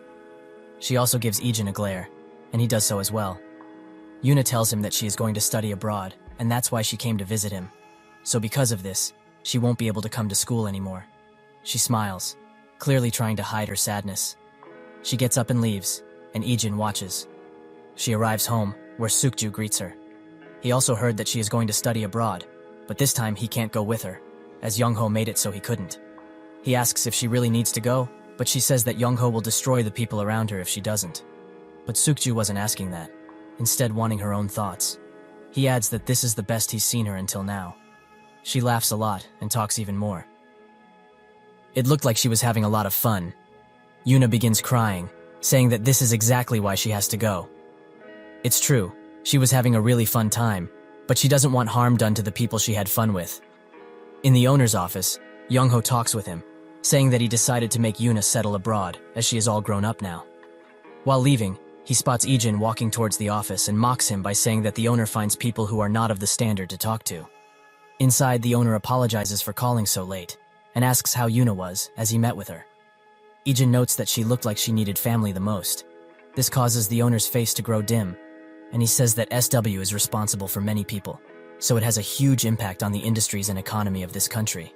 If something goes wrong at SW, people will be hurt, and he is responsible for this, so he has no time to think about family. He can't just favor someone, as powerless people will be hurt in the process. Ijin says that even with that, isn't Yuna his granddaughter? When he came to the country after losing his memory and living on the battlefield all of his life, his grandpa hugged him tightly while crying. So even he, who had no memory of them, could understand a little what family really meant. A few days later, Youngho's guard delivers the news that Yuna hasn't come out of her room since she met with Ijin. He thinks that she came to her senses, and probably just reading. Yuna, however, is just sitting in her bed and looking at all the messages from the group chat. The boys note that their win rate got higher since Yuna and Ijin stopped coming to play, and she gets a bit mad and wants to type something, but stops. Later, a whole line of cars pull up to her house. In one of them is Youngho and his guard, who says that a group suddenly wants to meet Yuna. He says that they will meet with them as soon as they arrive. He thinks that Yuna is the perfect chess piece. They can use her to expand, and since it's forming a blood relationship with SW, he needs to choose the person with the best offer. After that happens, he will get rid of everyone else, and finally win this game of succession. While getting ready to go in a car, Ijin arrives, but gets stopped by a guard. Yuna demands to know why they are stopping him, but a guard gets in front of her. Young-ho's guard urges her to get inside the car, as they will be late if they waste time any longer. She also spots Young-ho, who is glaring at her intently. Ijin suddenly calls for her and asks what she wants. All she needs to do is tell him. Yuna is left puzzled. What does she want? Young-ho gets out of the car, saying that he is interrupting busy people. On whose order is he acting like this? Ijin sits in silence. Yuna tries to get the attention of Young-ho, but Ijin stops her, saying that she should stop being aware of other people and say what she wants.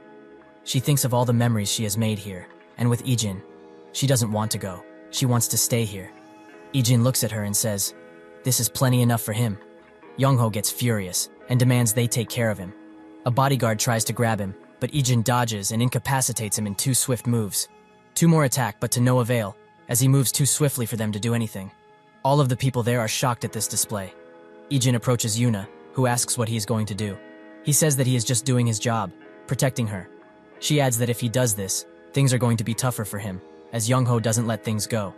She thinks that he will definitely go after Ijin's family, which he cherishes so dearly. Ijin just smiles and says that this is his job. Young-ho notes that he should do things in moderation so that they can be overlooked. Ijin says that he is her bodyguard and he is doing what he needs to do. Young-ho has had enough of him and orders all of his bodyguards to charge Ijin. They do so, but that's when Team 3 gets in front of Ijin, stopping Young-ho's bodyguards. Who will stand victorious in this battle of wits? Young-ho demands an explanation as to what they are doing. The team leader says that they are simply carrying out their duties of Team 3, to protect Yuna, and in this case, to stop him from forcing her. Young-ho asks if everyone in the team is ready to take responsibility for those words. The team leader looks at him intently, and everyone in the team says that they are prepared. Young-ho tries to say something, but Yuna steps up and says that he needs to stop threatening her bodyguards. She thinks that everyone is protecting her now, so she can't just hide behind them. She notes that all of these people stepped forward to protect her. So what gives him the right to threaten them? She says that he shouldn't even think of causing harm to them, since she will be there to protect them. Young-ho looks at her and sighs, saying that he understands, but they should stop arguing and get moving, as they will miss the flight. Yuna says that she is not going abroad, causing him to look at her with a deadly glare, saying that she should obey while he's being nice. This makes Yuna shake a little, and Ijin steps in front of her. Yuna looks at him and looks down. This spectacle makes her find enough courage to step forward and put her foot down. She says that he should stop trying to control everything in her life. Young-ho asks if she can take responsibility for her words, and she says that she can, so he needn't concern himself further. She turns around as to leave, causing him to scream at her. Suddenly, Jie arrives, with Team 2 in tow. She says that he has no reason to scream at her. He demands she stay out of this, but she continues speaking. Is Yuna perhaps a child who can't make decisions for herself? Why does he want to tell her to go abroad? Young-ho wonders why she's getting involved now. In the past, she had nothing to do with Yuna. Jie says that he looks pathetic trying to use a mere child in their fight. He should come straight at her, instead of trying to take control. Yuna's phone suddenly rings, and she picks it up. The call is from the owner. This takes the attention of both Young-ho and Jie. The owner asks Yuna what she wants. This surprises her, and she says that she wants to live here and find something else to do rather than business management. She notes that it would be irresponsible for her to manage the business when she has no skills, so she wants to find something else. He smiles gently and says that she can do that from now on. Tears roll down her face after hearing this, making Young-ho wonder what happened. Suddenly his phone rings. It's the owner, who gets straight to the point. From now on, he won't be making the decisions regarding Yuna's life. He will take on that role as her grandpa, so he just look after himself. Young-ho puts down the phone and he gets in the car. Yuna smiles at Ijin and Sukju and says that they should go to school. Team 3 smiles and Jie leaves, noting that things will become troublesome from now on. After that, the owner sits back in his chair, with the chief secretary saying that he looks tired. The owner notes that the role of grandpa is more exhausting than he originally thought. While driving away, Young-ho calls the mystery person and says that things will progress slower from now on because of an unexpected event.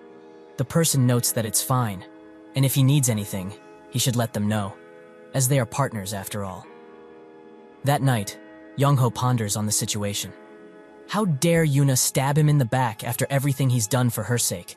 And why did Jie get involved, as he knew that she hated Yuna? His guard comes in with the information he requested. She says that it's known that the relationship between Jie and Yuna is not bad, and Yuna has been looking for Jie a lot more recently. Young-ho smashes the table. How dare she take away what is rightfully his? He calls the person and asks if that offer to assist is still standing. The person says yes, and Young-ho tells him that he wants his sister out of the picture. With that, they close the call, and the person orders someone to contact the camp. His subordinate notes that the camp hasn't resolved its issues yet, but the person says that it's fine. They will still follow orders. The next day at school, Yuna is fired up, saying that they are all going to the PC cafe later. They are surprised that she is so into gaming now, and Lee notes that it wouldn't be that weird if she was good at games. Yuna fakes a reaction, causing Lee to reluctantly apologize. She also asks where Ijin is, and Sukju says that he has bodyguard work with Team 2 today. That night, while on the job, his phone buzzes continuously. Jia asks why he isn't checking the messages, and Ijin says that he's working, so he will check later. She says that it's fine. They are in the car anyway, so he can check. Ijin does so, and it's a message from his sister. He smiles, causing Jia to think that it's probably from his family. He puts the phone back in his pocket, and she asks if he is free tomorrow evening after work, as she wants them to eat together. Ijin is hesitant at first, but Jia adds that the lieutenant will also be here, causing him to instantly accept, much to her annoyance. Ijin arrives home and puts back the phone he uses to speak with 006. The phone rings, and they begin talking. 006 notes that he has some information for him. The place that is giving the camp its orders is suddenly investigating it, him noting that this is probably why 032 got caught, because he thought the orders were from Mad Dog. His best guess is that the higher-ups are keeping his existence a secret, as the camp was almost finished after eliminating him. They reported that they eliminated Ijin after huge losses, but he is still alive. He adds that from Mad Dog's perspective, the person in charge of the camp would want to keep this a secret. So this is the reason they are looking after Ijin, because they can easily get caught by the higher-ups if they make appropriate moves. Ijin asks how 032 is, and 006 says that he's fully recovered, but still trying to get used to live outside of camp. With that, they close the call, leaving Ijin to ponder. The next day, he continues his bodyguarding duties. They go outside, and a woman is spying on them through binoculars. She suddenly spots Ijin and calls him by his camp number, 001. He suddenly senses something and looks up, but nothing is there, so he gets in the car and leaves. The woman says that she is sure that person is 001. In the camp, Mad Dog picks up a call from the woman, 005, who wanted to ask him something. She notes that it's about 001. How did he die? Mad Dog is hesitant to answer at first, but he says that the entire area 001 was hiding up was blown to pieces. 005 asks if they confirm the corpse, and he confirms this. He asks why she is so curious all of a sudden, and she says that she regrets not taking him out herself. She heard about the situation with 006 and 032, and thinks that 001 was the cause for all this bloodshed. Mad Dog says that she shouldn't waste her energy on something like this, and focus on completing the mission. With that, they close the call, and Mad Dog notes that Iron is already suspicious of them, but now they have to be careful around others as well. 001 must be eliminated as soon as possible. 005 thinks about what Mad Dog said, and how he was flustered when she asked that. He was clearly trying to hide something. Was that really 001? If he is, he looks a lot different than what he used to. That same night, he has dinner with the lieutenant, who says that he was surprised to hear that he will be coming here. Ijin apologizes for not being able to get in contact with him, but the lieutenant says that it's fine, as he was on a mission, and he doesn't have to tell him everything. He asks Ji Ye as Ijin is used to the job, and she notes that he is excelling and all the team members like him. The lieutenant smiles and says that Ijin is popular with everyone, even the guys. GS smiles, thinking that the lieutenant was so shy when it was just them, but he's a whole different person when Ijin is around. We see that when they had a meeting in the past, he asked her to take care of Ijin, much to her surprise. She asks how they met, and the lieutenant begins telling her that they met overseas, and Ijin helped him around, and because he was so reliable, he got to meet his squadron, and they played games and such together. Jia notes that it seems like he's reciting of a textbook with that explanation. He changes the subject, asking when the food is coming out. Jia smiles, and thinks that his reaction is pretty suspicious. Her phone suddenly rings, and she excuses herself from the table to pick it up. With that, Ijin and the lieutenant begin talking, with him asking how his family is doing. Ijin says that they are fine, and the lieutenant says that he was surprised to see him as a bodyguard, but it does suit him, now that he thinks about it. He asks if he is going to do this after graduating, but Ijin says that he didn't think that far. The lieutenant adds that Jia is also complimenting him on his work, which seems to be a rarity for her. He also asks if it's not too much to juggle work and school, but Ijin says that it's fine, as both sides are very hospitable. The lieutenant asks about his friends, and Ijin says that they are doing fine. While coming back from her call, Jia spots them and smiles, thinking that they must be really close to each other. After that meal, Ijin walks home when he suddenly spots a woman standing in front of him. They approach each other, and she suddenly pulls out a knife and aims for his neck. Ijin stops her, and the woman now knows for sure that he is 001. Ijin also knows who she is, 005. At the Iron headquarters, the person gets informed that the camp has sent 005 for the job. The person is surprised that they sent a numbered for something like that, and the subordinate says that they are probably trying to clear their suspicion, so they need to make sure that this mission is a success. We see the explanation for numbered people. They are a special unit raised by Iron, an affiliated secret organization. They gathered 1,000 people, and after surviving year after year of hellish training and real battles, only 40 people were left. After this, they were fully active, and although it was short, Iron was able to grow and amass wealth like never before. However, due to the betrayal of the numbers, those who led them lost a considerable amount.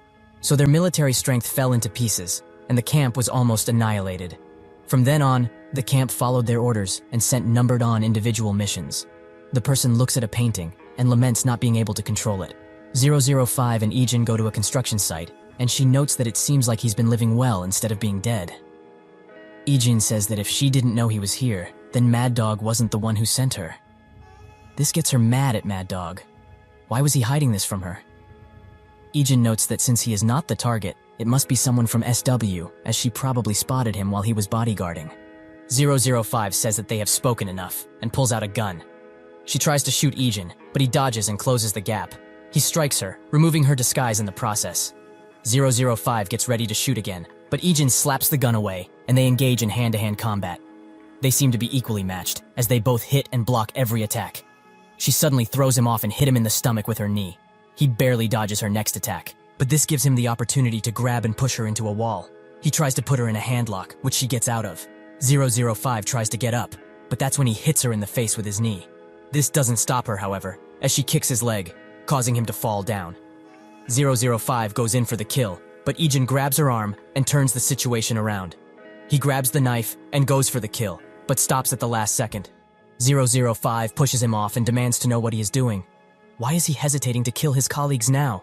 26 died by his hand, so why is he hesitating? Ijin just stares. 005 adds that although they did whatever they pleased, they were still her prized colleagues and went through hell with her, and his greed killed them. Ijin says that he never did that. He simply incapacitated the ones following him. She tries to retort this at first, but she looks at his face, and it seems that he isn't lying. He adds that his chasers weren't in a state to fight after they fought him, but nothing was fatal. This makes 005 think, who killed the other numbered people? She says that even though he didn't do it, he still betrayed them. Ijin says that then, a bit of his memory came back, and he couldn't kill innocent people under the camp's orders. She believes him, saying that his eyes look totally different than back then. Through her words, Ijin finds out Mad Dog didn't send her for him. 005 notes that he is still annoying, and that's when she throws 2 blades at him and goes for the gun. She reaches it and begins shooting. Ijin goes behind cover, giving her the opportunity to retreat. He looks around and calls someone. With that, Jie and Yuna get escorted by their respective security teams. In the owner's office, the chief secretary notes that because of Li Jinggun's warning, the important SW people have been sent back along with their security guards. The owner notes that it's happening again. He expected it after starting the munitions industry, sure. But to think it would happen so soon.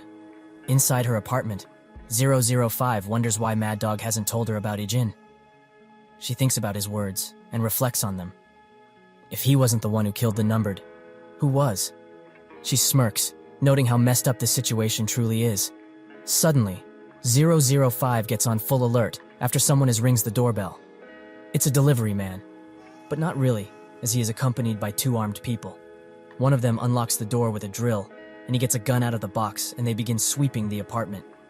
They find nothing at first, but when one turns a corner and goes through a doorway, he instantly gets shot in the head. This gets the attention of the others, but it's too late as 005 has already aimed for their vitals. She takes one out and leaves the last alive. She asks who sent them, but spots the active radio on the attacker, and ends him instantly. 005 thinks that it must not be SW, as they wouldn't use weapons like that. Perhaps they are from an organization 001 is part of.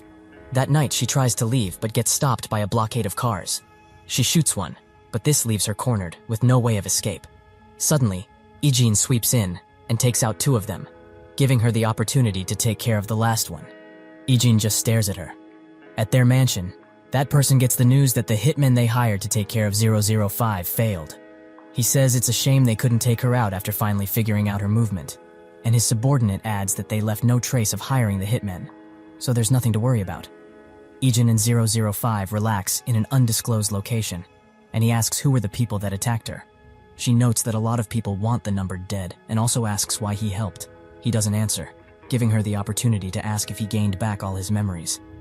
Ijin says that they are almost all back. 005 tells him that 032 died recently, and 006 too. In the end, those brothers died around the same time. The camp people says that they both died on a mission, but it might be these same people who were trying to kill her. Ijin stares at her. 005 is angry at his reaction, since 032 and 006 followed him a lot in the past. Ijin notes that it's not about that. She gets up thinking that he killed them. Ijin is a bit puzzled at her reaction, and says that he didn't. She finally gets it. 032 and 006 didn't really die. She gets annoyed, wondering what they are going to do if they get caught pretending to play dead. Ijin notes that they hid well.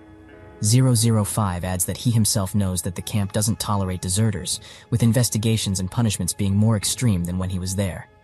Ijin says that the camp isn't in a position to investigate their deaths, because Mad Dog sent 006 to kill him, and he made it seem like he killed 006. She sighs, noting that he's probably right, as Mad Dog won't be able to do a proper investigation because he hasn't announced that he's alive. She also asks about 032, and Ijin notes that he's in hiding with 006 as well.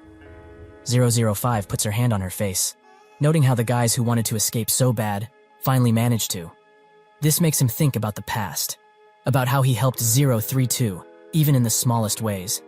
His thoughts gets interrupted by 005, who announces her target Jie. She turns to leave, and he asks what she plans to do from now on. She says with her location disclosed, she can't continue the mission, so she will go back. Later, she calls Mad Dogs, and explains what happened with the hitmen. She adds that he was the only one who knew her route, implying that he did it. He gets mad, but tries to calm her down. But she's having none of it, and says that she gives up on the mission, so they shouldn't look for her for a while. With that, she breaks the phone. At the owner's office, Ijin notes that the worst-case scenario has been averted for now. The owner asks how he came with that conclusion, and Ijin says that the assassin was after Jie. He doesn't know the reason, but he knows for a fact that Jie was the target. The chief secretary notes that he probably captured said assassin if he has this must information, so is that why he is saying the problem is solved? Ijin looks at the for a second, and says that the assassin was his past colleague. Said colleague is in an organization that specializes in assassinations, and when acting alone, they only move to kill their target. The owner asks what happened with the colleague, and Ijin says that they gave up on the mission, and there's no chance they will go after Jie again. The chief secretary notes that just because that colleague gave up, it doesn't mean that the situation is solved. Won't others go after Jie? Ijin just says that even if they do, they will be much easier opponents. And since they failed once, it's unlikely they will attempt the same mission. The owner says that he knew he was a skilled mercenary, but it also seems to be a part of his past. Ijin says that being a mercenary was his identity for 5 years before returning home. We see that when Ijin first arrived in the camp, he was in a pretty poor condition. He also doesn't understand the language, and when somebody told him to get up, he just stood and watched. This makes the guy pick and throw him out. Ijin looks around, confused at what he is seeing. Mad Dog comes up in front of him, and the guy who dragged Ijin out notes that he's unable to function mentally. Mad Dog notes that it must be from the plane crash, but it doesn't matter. He will participate in training from today onwards. He would have died without their help anyway, so he has nothing to lose. Ijin stares, not knowing what they just said. Suddenly, a guy pushes him in the ground with his foot, saying that he needs to go through the hazing, as sort of an initiation. They continue mocking him, until someone comes and throws them around like puppets. That person is none other than 005. They ask why she did that, and she says that they just pissed her off, so why does she need a reason?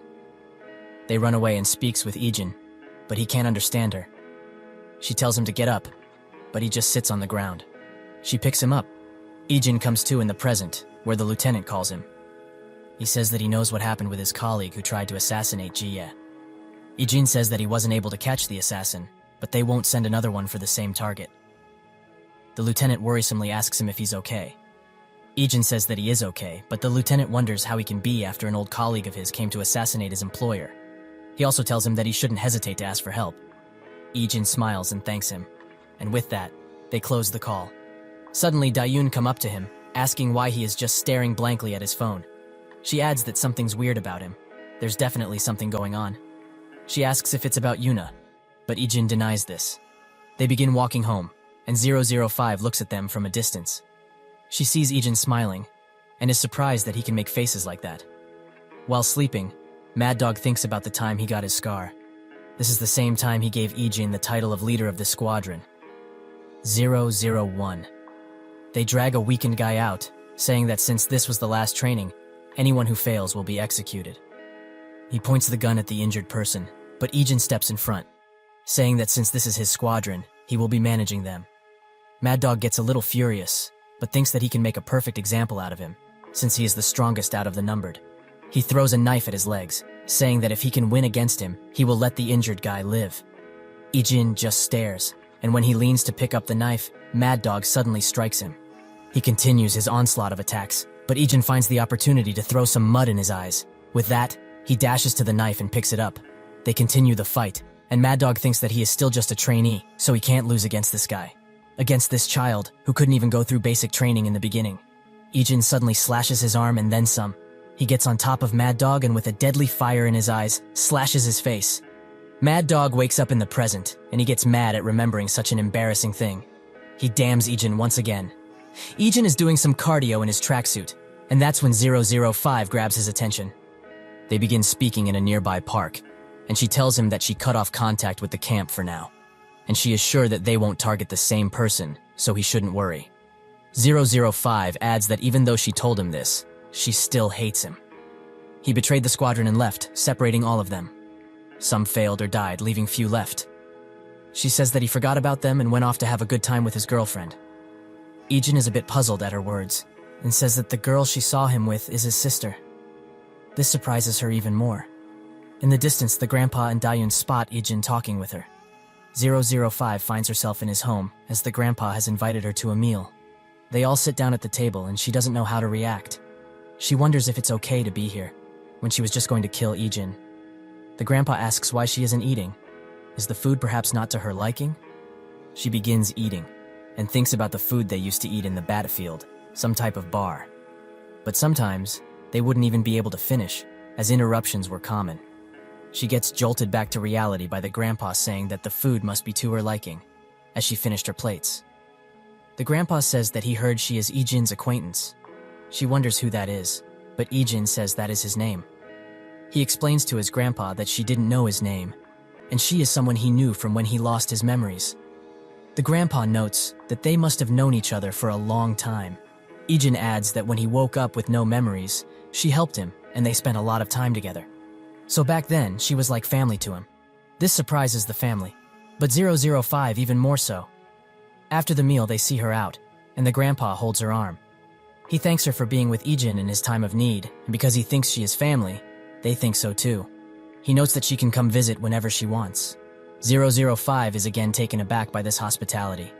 Ijin escorts her out, and when they got close to the exit, she pushes him out with her foot. She asks why he brought her to his home. Does he not have a brain? Ijin notes that his grandpa invited her, not him. 005 gets serious and says that they are enemies, and she just escorted his enemy to the place where his family lives. Have his senses dulled? Or has he forgotten the basics after gaining back his memories? Ijin says that he never thought of her as an enemy, so that's why he introduced her to his family. 005 stares at him and asks if he is going to repeat the nonsense he said to his family in order to hide her identity. Ijin looks back and says that he meant those things. She notes that her being family doesn't make sense. He notes that she's not the same as his real family, but to him, all the numbered are family. In situations where death is just around the corner, he can at least entrust his back to them. 005 stares in response, and Ijin tells her his real full name. You, Ijin. She tells him hers in exchange. Maya. Ijin gives her the phone. He contacts 006 and tells her the instructions for it, as him and 032 will be wanting to talk with her. She stares at him one more time and smacks him in the face. 005 adds that she can't forgive him for betraying them. With that, she walks away. Dusik and his subordinate saw this spectacle and think that they shouldn't go to him right now, as he might be embarrassed. At his mansion, that person receives the news that 005 failed her mission, and Yongho is demanding to know why there haven't been any results yet. He notes that since Yongho overstepped his boundaries and that showed no results, he's getting desperate. He orders his subordinate to contact Yongho, as he will make moves by himself if they don't hurry. The subordinate asks what will happen if the plan to use Yongho to merge SW fails. That person notes that it would be a loss for SW. So if it fails, they will tear down SW from inside, so it will be better for them. In his office, Yongho gets the news that they found someone who can make the request he wished for. He sits silently for a second, causing his guard to ask if he's okay. Yongho says that Jie has been going after his things and crossing the line wherever she can. She must be punished. He thinks that Iron must think he's in trouble if they are this slow with this request. But he will make sure they are mistaken, and it might be better for him, since Iron won't push him around. His face sours while he thinks of Jie. He will take care of her, and then take over SW as a whole. That morning, Ijin sits down in a park with the lieutenant, who says that he came to see him before he heads back. He asks what happened with his comrade, and Ijin says that she went back. He also notes that he needn't worry about her, as she won't go after Jie again. And she also mentioned that she doesn't know who made the requests, and she's probably not lying. The lieutenant says that he didn't come for that. They already talked on the phone about that, right? He just came to visit him. The lieutenant gets up, saying that now that he did that, he should leave. But before he does, he tells Ijin one last thing. He remembers why he returned, right? If he does, then he should live like someone his age would. With that, he leaves. Later, while working for Jie, she says that the lieutenant went back this morning. Ijin notes that he met him briefly earlier. She notes that that must be why he left so early in the morning. Jie adds that she told him she was fine numerous times, but he chose to stay by her side the entire time, even though he had nothing to worry about. The team leader's face grows dim for a second, and she says that the lieutenant doesn't get time off very often, so he should have probably taken care of stuff he had to do. This makes Ijin think about the conversation he had with the team leader earlier, where it seems that Ijin suggested they keep the assassination attempt a secret. The team leader smiles and congratulates him on this. He says that the SW family has been harassed by potential kidnappings and threats, with Yuna and Jie being kidnapped recently. He notes that it hasn't been that long since then, so news about her potential assassination would come as a big shock for Jie. The team leader says that an assassination attempt is different from kidnapping and such. If she knew, she wouldn't be fine mentally. They were lucky that Team 1 managed to figure out that there was an assassin after her. They are also trying to figure out who it is, so they should be cautious for now. Ijin's thoughts get interrupted by Jie, who asks why he didn't go to school today. Ijin sweats a bit and says that he just didn't want to go. This surprises her, and she smiles, saying that he sounds like a boy his age now. In an undisclosed location, 006 looks at a picture of Jie and smiles. He tells 032 to contact Ijin, and he does so, instantly saying that he has a present for him. But 005 responds, asking what kind of crappy present they have for him. 032 jumps to the worst conclusion and thinks that she's done something to Ijin, but she swiftly tells him to shut up and hand the phone over to 006. 032 sheepishly does so. He picks up the phone and asks her if she's met Ijin.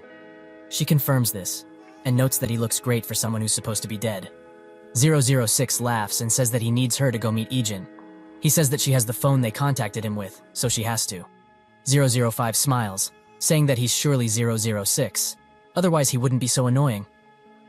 He smiles. Later, while the group walk out of school, Yuna talks with Dayun about Ijin going overseas. She says that he went to meet some people from his past, for at least a few days. Yuna sighs, saying that they won't be able to see him, and he also doesn't answer calls. Ijin gets out of an airport, where 032 and 006 are waiting for him with a car. They arrive at the apartment, where 006 says that 032 has been looking into SW and dug around a bit. That's when they heard someone from SW is looking for an assassin, and when he faked his identity to take the offer, this is what came up. He was told to kill the woman in this picture, noting that she's one of the people Ijin guards. Ijin stares and asks who the client is. 006 pulls out 3 pictures of Yengho's guard, saying that at first they thought it was her. But after looking into it further, the real client is him. He shows 2 pictures of Yongho, and Ijin's face grows cold. 006 notes that there still is an undeniable proof it's him, and 005 is out right now to confirm this. He notes that the woman who requested this, the guard, is staying right next door. 032 notes that he got the files, and the target will arrive soon, so they should hurry up. 005 pulls out data from a laptop and closes it. Yongho's guard is sitting in an elevator, and when the doors open, she meets face to face with 005. They stare at each other for a few seconds, and then walk away. Ijin looks at all the pictures and thinks of the SW owner. 032 notes that he find it. The next day, Yongho gets the news that Ijin wants meet with him. He says that they should let him in, as he wants to hear what he has to say. The guard does so, and when Ijin sits down, Yongho asks what brought him all the way here. That's when his phone suddenly rings, and it's a call from the owner. He gets right to the point. He says that he crossed the line. The owner says that he knows he ordered someone to kill Jie. Yongho tries to refute this at first, but the owner says that he has evidence. He orders Yongho to halt everything he is doing and come here this very instant. Yongho says that he doesn't want to. His face is the pure definition of desperate, and he says that he made all this, so it's his. If they try to take it by force, he will do anything in his power to resist. He will make sure SW breaks apart, and its worth will amount to nothing. He says that the evidence the owner has won't hold up in court, and if it gets out into the world, it would do more damage to the company than him. So is that perhaps why he told him to come quietly? The owner frowns in silence, and Yongho shouts that he will not go back, no matter what. Suddenly, the owner closes the call, leaving him to wonder how he got this information. Ijin speaks to the owner, who says that he should proceed with the plan. Bring in Yongho. Ijin gets up, and Yongho figures out why he is here. He laughs maniacally, wondering what the owner is thinking. What can a kid like him do? Did the owner perhaps send him because he thought he would follow with no issue? Ijin denies this, making Yongho think that he told Ijin to drag him away if necessary. He orders his guard to take Ijin away, and she tries to signal the bodyguards, but none of them respond, as they have been knocked out by 005, and 032 is taking care of surveillance. Yongho asks what happened. That's when Ijin says that there's no one left to answer. He has them cornered. The guard finally understands what's going on, and suddenly pulls out a gun on Ijin. Yongho asks why she's doing this, and she explains that it's not just a communication issue that they can't contact any of the bodyguards. That means that Ijin surely has allies. The door suddenly opens, and 005 comes in. The guard tries to shoot, but Ijin covers for her, and together, they confuse the guard enough, allowing 005 to close the gap and disarm her. They trade blows, until the guard spots that she has the same eyes as the lady she met in that place.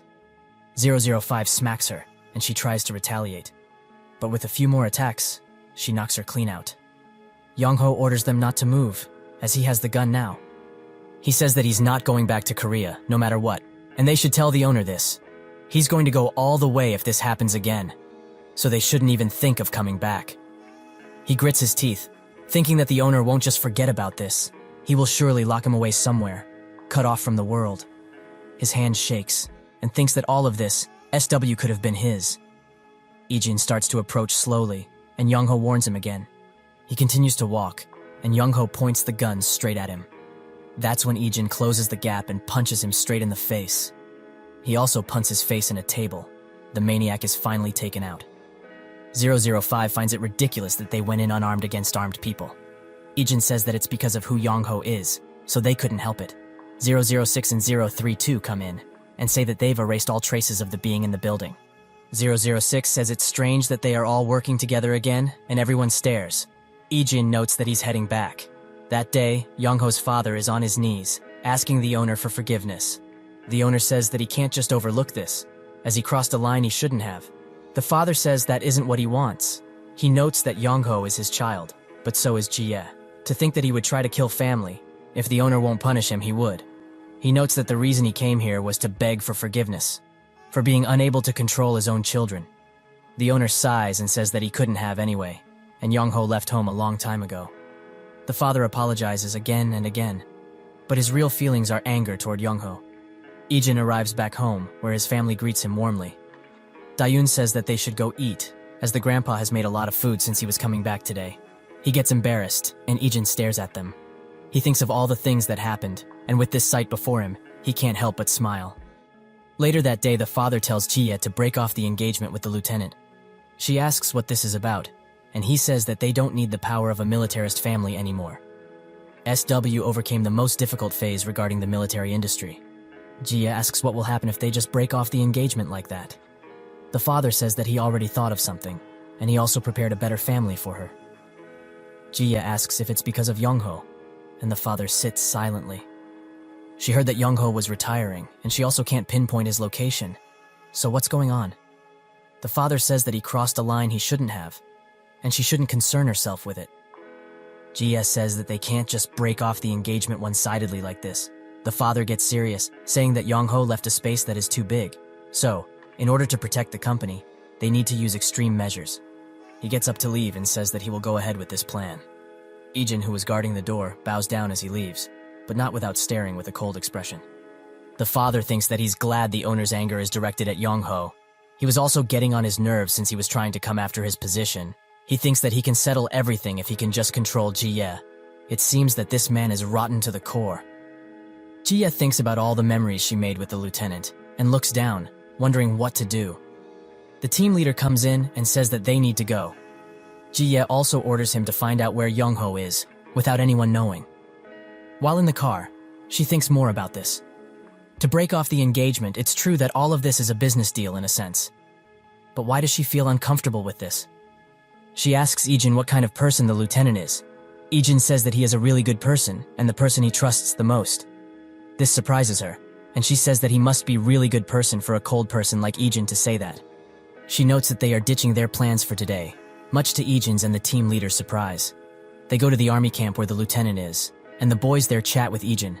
They all note that the lieutenant's fiancée is really pretty, but also grow a bit jealous as they don't have lovers yet. Inside, the lieutenant asks what brought her here.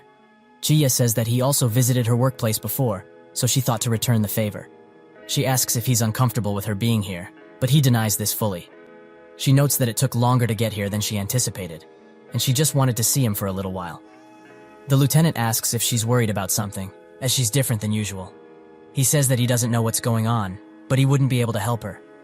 He says that he's not really well off, and he can't touch any of the land his family owns. He notes that he doesn't know society well because he's a soldier, so he won't be able to help her. However, no matter what happens, he will be by her side. Even if her family turns their backs on her, he will always be there. This takes Jie by surprise, and she stares silently. She thanks him for this, and also says that she would like for him to do something. She asks him to break off the engagement, leaving the lieutenant dumbfounded at her request. While driving away, the mood inside the car seems sour. Jie thinks about the lieutenant's reaction. He was shocked at first and looked down, but in the end, he smiled and agreed. She asked him if he's not going to ask why. He says that if she personally requested it, there must be a reason. He also notes that he will announce the annulment first, as if she were the one to do it. It would put her in a tight spot. She looks out the car window, and while grabbing her phone, thinks that the lieutenant isn't someone who fits in this world. But she brought it up to him in order for her father not to do anything strange. She calls him and tells him what happened with the lieutenant. Ijin is surprised when he hears this. Her father says that they were supposed to get them to break off the engagement. What is she going to do now? She says that's exactly why she did it, because she knew he would put the blame on the lieutenant. Her father's face frowns, but he asks her what she told him. She says that she just told him herself. He congratulates her, and with that, they close the call. But she notes that something is suspicious. Why did he congratulate her? She orders the team leader to send the file on Secretary Choi to Ijin. She looks at him, and they stare at each other. In his office, her father orders Secretary Choi to proceed with the plan. At the military base, the lieutenant looks into the sky and thinks of Jie, clearly depressed. Some guys wonder what happened for him to be like this. Perhaps he got dumped. Later that day, he goes to drown his sorrow in some whiskey. He thinks of the first time they met, when he thought that the photo of her might have been edited. But when he saw her, he was stunned by her beauty. He chugs another glass, and when he's pouring himself another one, a woman sits next to him, asking if he would like to drink with her. He notes that he would like to be by himself. That's when she looks behind her, and in that second, a commotion occurs. This gives her the opportunity to drug his drink. With that, she leaves. Just when he's about to drink again, Ijin stops him, saying that he drank a lot. The lieutenant thinks for a second and agrees. He can't look like this in front of everyone just because he got dumped. They get up, and Ijin escorts him to a car where he passes out. Ijin thinks of what Ji said about Secretary Choi. He is her father's, Shin Seung-ho's, closest confidant. And knowing her father, he will most likely do something in the following days. So she asks Ijin to keep an eye on Choi. It seems that her hunch was right, as a pack of goons, accompanied by the girl from before, come up to the car. Later, he calls Jie and tells her that they were about to drug the lieutenant and make him a criminal. She asks to stay next to the lieutenant, just in case. Ijin says that he will, while standing between defeated enemies. At the SW building, Jie continues to tap her finger on the table, clearly restless at the situation. She knew that her father would make a move, but isn't this too much? The team leader assures her that everything is fine. The lieutenant is with Ijin after all. Suddenly, the lieutenant calls. She wonders what this is about. Wasn't he already asleep? She answers, and the lieutenant screams that he loved her before passing out again. Jia is extremely confused, and the team leader just clears his throat. Choi calls Seung-go and says that the mission was a failure because someone who knew the lieutenant stepped in. He apologizes, saying that the job was rushed and it won't happen again. Seung-go warns him this is the last chance he has, so he better not mess up, or else. With that, Choi closes the call and immediately turns his attention to the criminals he hired. The leader apologizes, saying that he left the job to his men, but that's when Choi suddenly slaps him. He asks them, "Does he look like a pushover now? Just because he gave some low-rate criminals a few jobs?" He screams. If he gives them a task, they must complete it, no matter what. Seung-ho puts the phone down and thinks that he can't rely on anyone these days. Suddenly, Chie appears, as she has something to say. She asks when he's going to go back, and he says that he needs to do some things here. But why ask? She says that she would like for him to leave as soon as possible. He must stop what he is doing and just leave. Seung-go puts on a fake expression, asking why she's doing this. Wasn't what Young-ho did enough? She notes that he doesn't need to look after them anymore. They are not children after all. He asks what kind of father doesn't worry because of his children, but she retorts, saying that he's more worried about the management team not listening to his orders than his children's affairs. His children must be following him blindly, right? He says that it must be so, as one must become cold in order to run such a large business. There are too many responsibilities, no matter what. He says that's exactly why she shouldn't become attached. She says that she isn't doing this out of attachment, but instead because it seems like he's doing harm to the company. She notes that he's underestimating this family a lot. Perhaps he was overseas for too long? He laughs, saying that she's still too young. He understands what she is saying but has no intention of even listening. This is why she needs experience. He already knows that she excels when handling the business side of things. But that's not all a successful person needs. He notes that she has exceptional skill compared to others her age, and because she is a part of SW, she also has more power. But until now, she hasn't faced anyone with more power and influence than her. Why would he, the vice president of SW, listen to a word she said? He smiles, saying that talking won't do anything. Actions must be taken in order to get what you want. Suddenly her phone rings and she answers. It's Ijin, who says that the job's done, and he also obtained photo evidence. Jie congratulates him, and they close the call. It seems that Ijin has taken out every criminal Choi hired, including him. Jie tells her father that he should visit Choi at the hospital, as it seems he got hurt. Isn't he his treasured person? Seung-ho's smile turns upside down, and notes that she's grown.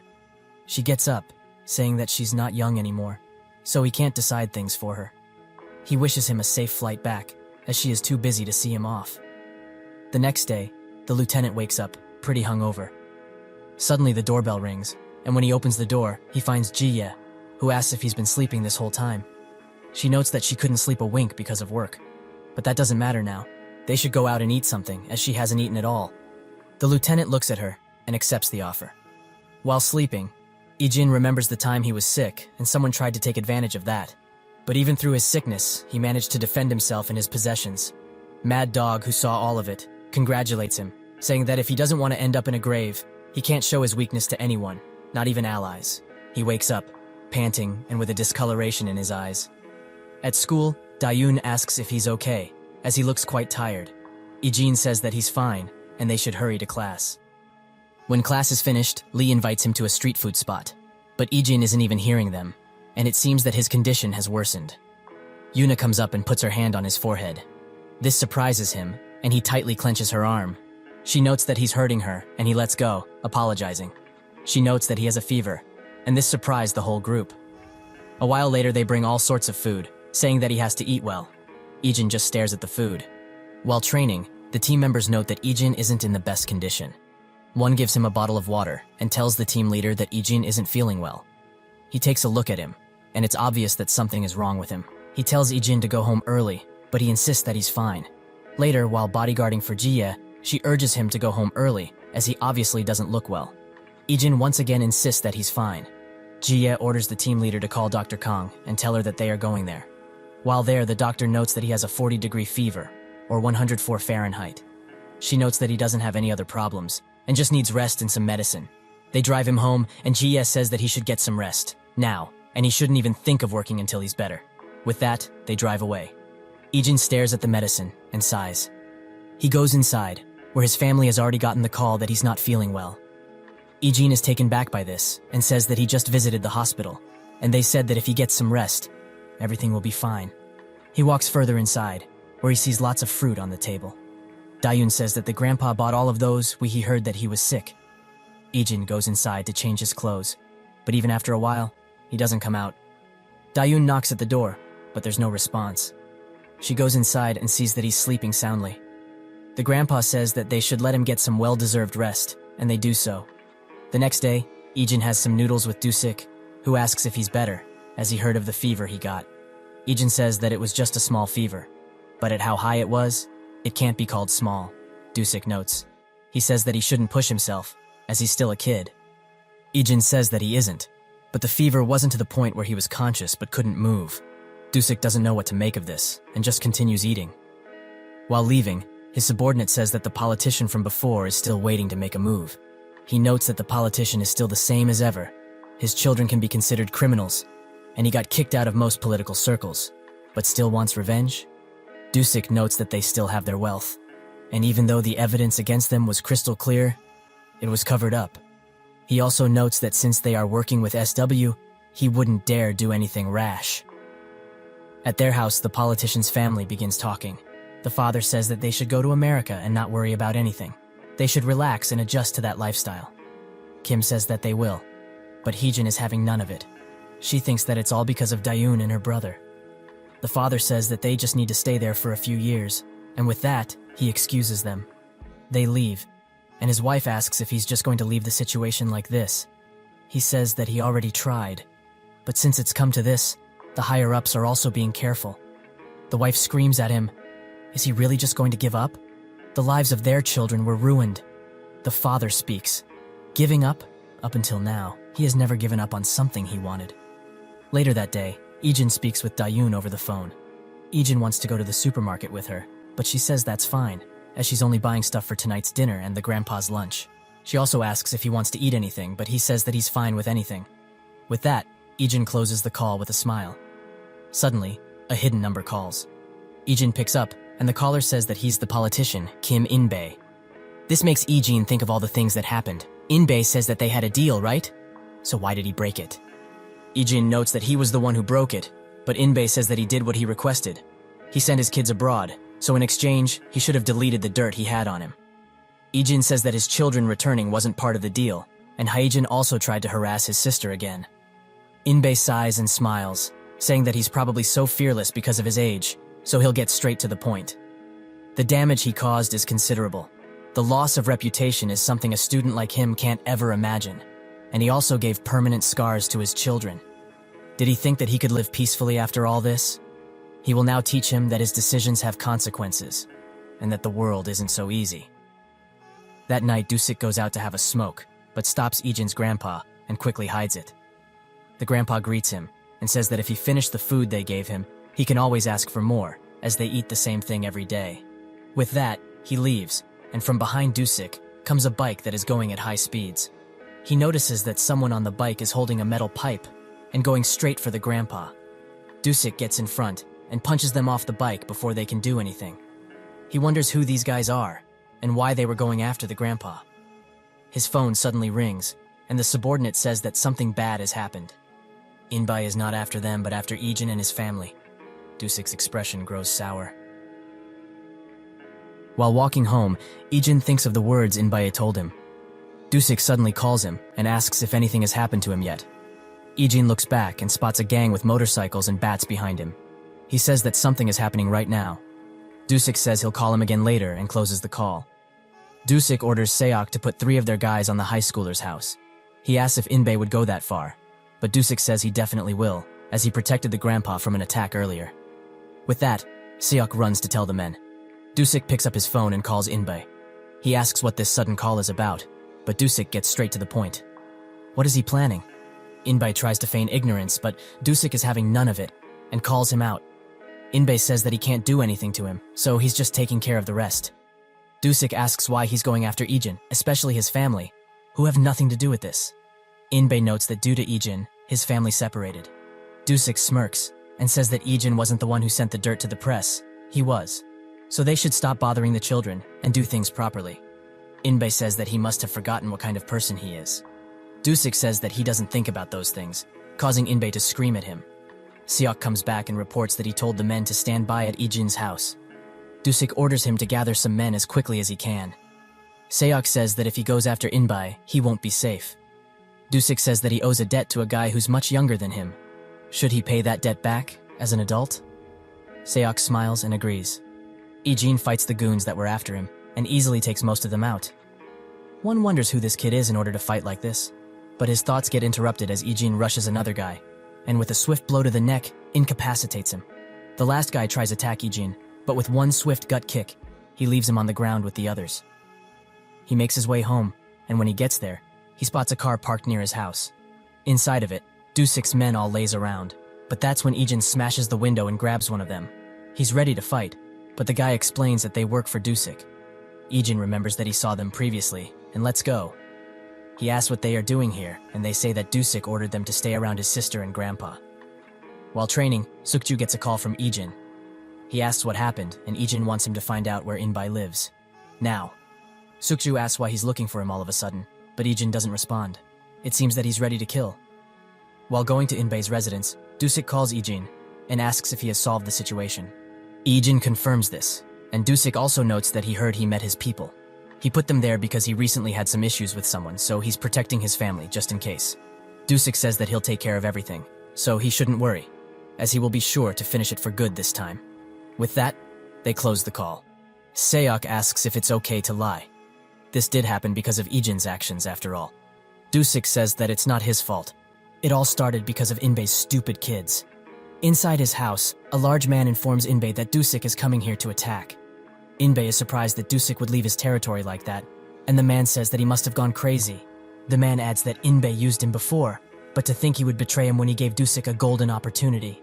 Inbei asks the man if he's confident in his abilities. The man says that this area is under his control, and while Dusik and his men do have skills, in this area, nothing can top him. He will make sure this place becomes Dusik's untimely grave. His phone suddenly rings, and says that it's probably the men he sent after Ijin. Inbei urges him to respond, as he wants to find out what happened. He does so, and gets some shocking news. He closes the call, and apologizes to Inbei, saying that his men failed to hurt Ijin and his family. The man notes that after taking care of Dusik, he will personally go after Ijin. This makes Inbei think about Dusik's words from back then. The whole area is filled with guards, some even outside the estate. Ijin arrives and assesses the situation from a distance.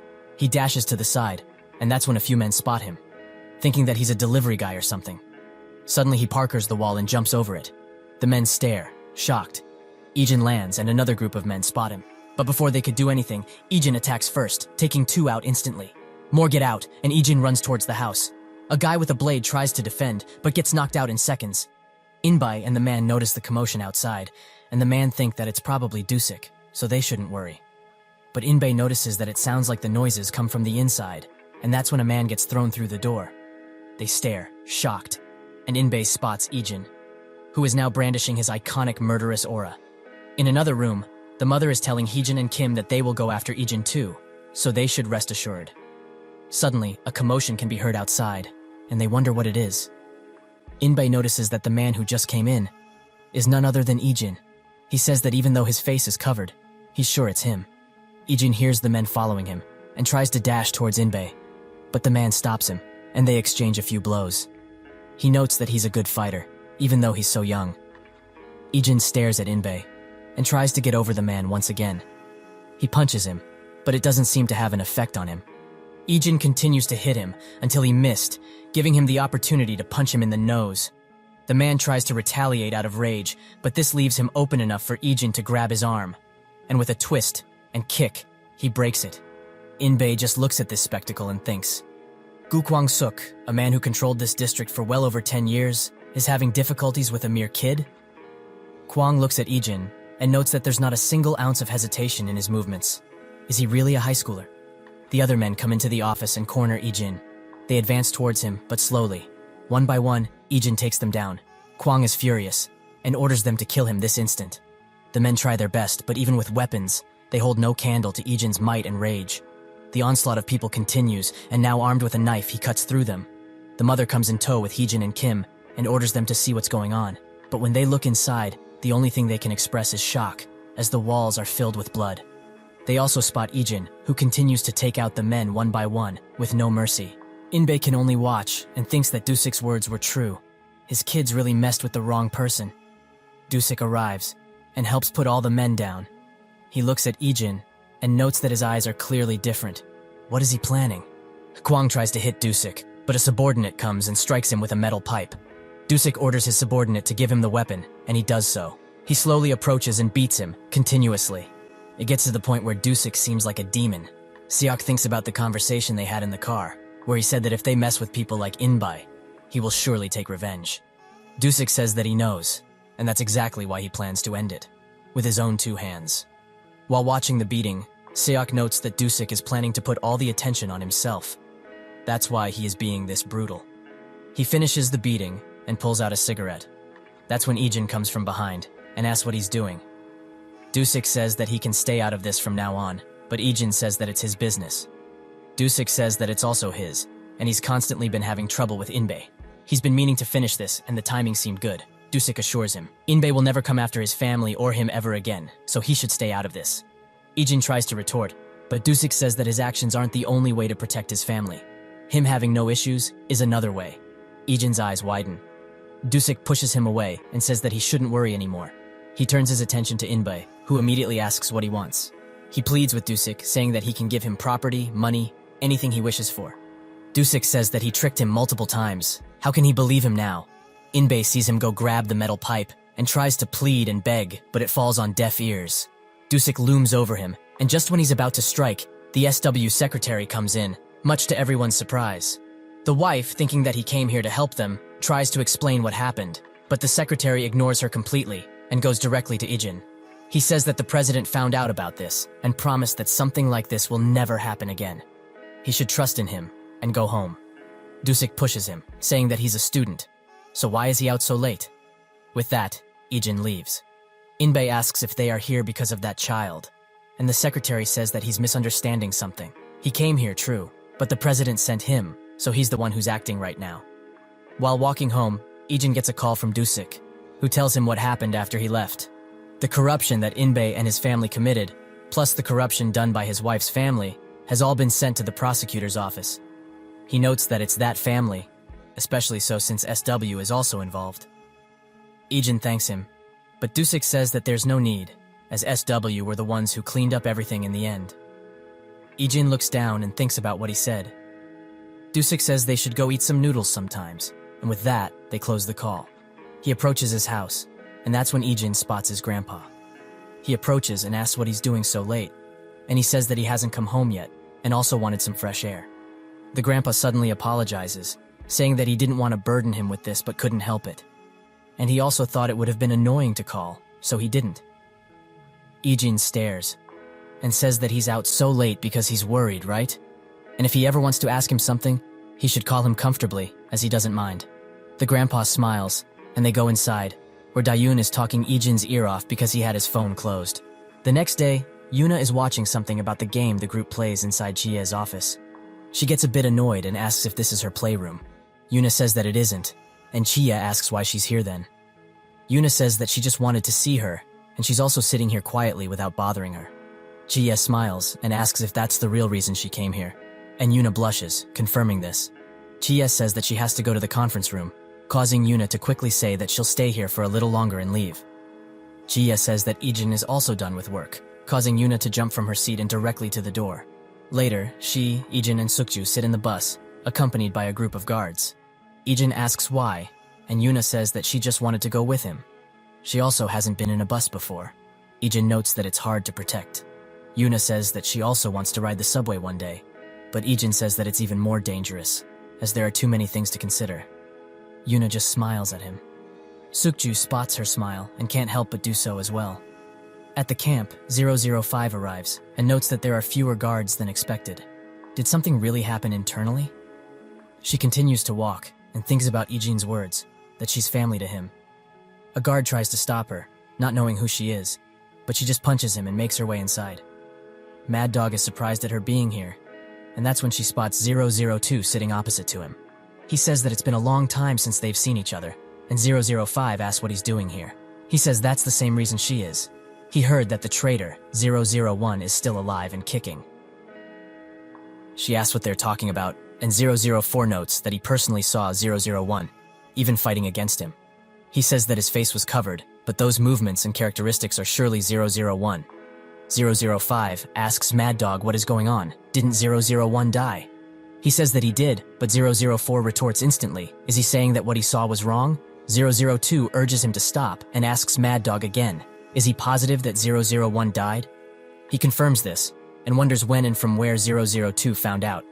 005 thinks that Mad Dog is hiding the truth, and that's when 002 asks her opinion about 001 being alive. She says that if he is, they must kill him, as he is a traitor.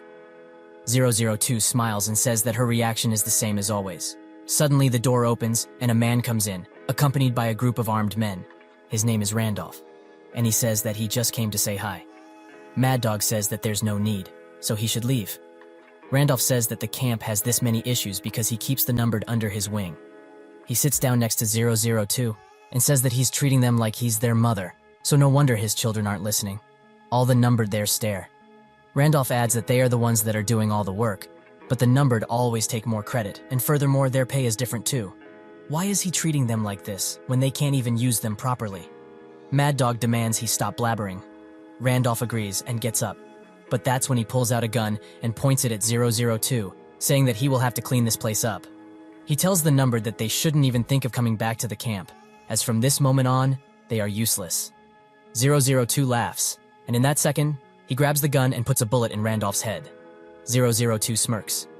Mad Dog is clearly distraught at his actions, and the other men prepare to fire, but 004 pounces on them, and like a wild animal, he eliminates all of them with joy. Outside, two mercenaries have heard the commotion and want to go inside, but they barely enter the area and are shot down by a sniper. 002 asks Mad Dog if he's going to kill the others too, but he denies this, saying that he will somehow take care of it. 002 says farewell to 005 and leaves with 004. At home, Ijin gets a call from 006, who says that 002 probably knows that he is alive. He says that 004 recognized him when they saved 032 and told 002. 006 apologizes, saying that if he wasn't there, maybe this wouldn't have happened. Ijin says that there's no need to worry, as that was something that had to be done. With that, they close the call, and 032 asks what will happen now. 006 notes that the real problems is that 002 is suspicious. 032 wonders if things won't end up like with 005. Even if he is crazy, 002 always followed 001's orders. 006 says that it won't be the same, as 002 is the angriest at 001's betrayal. 032 says that he knows, as 002 killed the camp personnel after hearing about this. 006 adds that he taught 001 many things, and he had a huge influence on 001's combat style. But in the end, the number of 001 was given to the current one. 032 asks if that's related to the fuss that was caused by the people who followed 002 when receiving the numbers. 006 confirms this, saying that they did all that because they couldn't accept 001 as their leader. But 002 didn't cause any sort of trouble, and acknowledged 001 as their leader. But that's exactly why 001 betraying them had a bigger impact on 002 than anyone else. 032 looks at him worrisomely and asks what they should do, as 001 was exposed because of them. 006 says that 001 looks so different, to the point that he doesn't seem like the same person. 032 notes that it's probably because he's living with his family now. But because of him, he got exposed while trying to save him. 006 says that he should stop, as nothing will change if he keeps worrying. What's done is done, and 001 also said that he wanted to do that. That's how much he means to him. It seems that these words reassure 032 a little. While sparring at training, one of the guards socks Ijin a good one, much to everyone's surprise. The training leader asks Ijin to come down, and the guy who punches him is extremely puzzled at how he got a punch in. He tells Ijin that it seems that he's thinking about something else during today's training. Ijin apologizes, and the training leader says that even though he's skilled than most, he's still a human. Even if he has so many successful missions, he can lose the person he's guarding out of carelessness, or even die. Ijin sits in silence, and the training leader says that he can go home and rest, as there's no point in training like this. Sukju asks what's wrong, but Ijin dodges the question. He sits in the changing room and thinks about 006's words. He thinks of how in the camp it was survival of the fittest, and he was regularly outnumbered. But even so, he fought to preserve his life. When he's done fighting, someone comes up behind him, and Ijin instantly throws a punch. But it was 002, causing him to retreat. 002 says that he didn't think he would survive this long. He must be crazy. But then again, one must be if they want to survive here. In an undisclosed location, 005 and 006 meet. He asks where 004 and 002 are, and 005 asks what he's going to do with this information. 006 says that he is going to repay his debt to Ijin. 005 wonders if he's going to get rid of them in his sake. And 006 notes that Ijin just began his life as a normal human. He can't let anything disturb that again. 005 notes that they might be in a few different places, but says that it's too dangerous for him to go alone. 006 says that he knows, but he has one advantage over all of this. They think he is dead. The next morning, 005 laments telling 006 the information. But it seems that in a moment of weakness, when she taught about the meal she shared with his family, she told him. Suddenly, a knock comes from her door. She picks up a gun and looks through the peephole. It's 002, who says that he has something to tell her. He sits down and urges her to do the same. But 005 doesn't want to, and she demands he spill out what he wants to say already and leave. 002 smiles and agrees. He says that he has an interesting story to tell. 006 is still alive. Isn't this fun? 001, and now 006. People just keep rising from the dead. In another location, 006 is running from someone who keeps shooting, wondering how they knew he was going to come after them. He retaliates until there are no bullets left, and 004 comes in, saying that he was surprised to find him still alive and well. That's when 008 pounces on 006, but quickly get out of the restraint and retreats. 008 smiles. 006 wonders why they are together. While sleeping, Ijin thinks of the fights he went through with 002, who said that he won't last a year. This enrages Ijin, and he tries to attack again, but with a swift palm blow, he knocks him out. Ijin wakes up and gets out of his room. He sees the grandpa, who is getting ready for work, and asks if he can go to the bus station with him, as he is not sleepy anymore. They walk for a while, and the grandpa asks what he's thinking about. He asks, because it seems like he had a lot on his mind. Ijin asks how he knows, and the grandpa says that his face is telling him. He notes that Dayun worries about him as well. Ijin is surprised, as he was used to people calling him an emotionless person, an expressionless demon who walks this earth without any sort of attachment. The grandpa says that he doesn't know what he's thinking about, but if he needs something, he can just tell him. Ijin smiles and agrees. Back to 005's apartment, she says that 006 being alive has nothing to do with 002. He notes that it's probably related to 001, because after they went to Mad Dog to confirm 001 being alive, the dead 006 found their location. 005 thinks that 006 must have failed. 002 notes that it's interesting, as someone who was supposed to be dead appeared, despite the risks. That's why he's positive that 001 is alive. 005 asks why he's telling her all this, and 002 notes that she took special care of 001 and 006, so she should know. 005 says that he took care of 001 much more than her. Didn't he kill the people who initially claimed that 001 betrayed them? 002's face sours, and he gets up. He gets straight to the point. She knew 001 was alive, right? 005 instantly says no, but this doesn't stop him, demanding to know where 001 is. 005 pulls out a gun, saying that if he's done spewing words, he can leave. 002 asks if she's going to protect those traitors, and in the same second charges her from the side and hits her. She swiftly gets up, just in time to block a knee attack. They continue to fight, but seem evenly matched. They both retreat and stare at each other. 002 sighs and says that they should stop here for today. 005 doesn't want to let him go, but that's when a laser gets pointed at her, a sniper from the outside. While leaving, 002 notes that it would be in her interest to tell him where 001 is. In the warehouse, 006 continues to fight 008. 004 notes that his skills have surely improved, as he lasted quite a while fighting 008. 006 smiles and says that if he were fighting him, he would have defeated him already. This touches a nerve, and 004 notes that if it wasn't for 002's orders, he would have been dead. 006 mocks him once again, saying that he's still 002's lapdog even after all this time. This pushes 004 to the brink of his patience, and he charges in with a knife. He stabs 006, saying that he always wanted to take his life with his own hands. In their apartment, 032 bites his nails constantly, clearly distraught at 006's silence.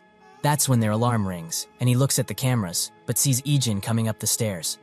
He gets inside and says that he couldn't make contact, and came here. Ijin asks where 006 is, and 032 tries to dodge the question. But Ijin demands he talk, as he is unable to contact him after their last conversation, and his expressions are different than usual. 032 says that he can't get in contact with him as well. Ijin asks how long it has been since the last contact, and 032 says that it's about 3 days. His phone suddenly rings, and he takes no time in answering it. 005 tells him directly, 006 got caught. Ijin hears this, and his expression turns serious. In the warehouse, they tie 006 to a chair, and 002 says that he didn't think he would meet a dead person like this. 006 agrees, but also finds it strange that so many numbered are gathered here. He adds that if they had a reunion, they should have invited him. 004 punches him, but 006 just smiles, saying that it doesn't make sense to leave people out, right? This peeves 004, but 002 orders him to stop. He says that he sure hasn't changed, but if he was planning to fake his death, he shouldn't have shown his face around here, at least for his brother's sake. But he surely acted because of 001. 006 laughs and asks why he's bringing up a dead person. He notes that he and 005 are the same, in the way they are trying to protect 001. 002 tries to leave, but 004 asks if they are going to just leave him alive. Even though there's a rule for the numbered to never kill each other, this bastard tricked everyone. 002 says that they will leave him alive, as 001 will surely come for him.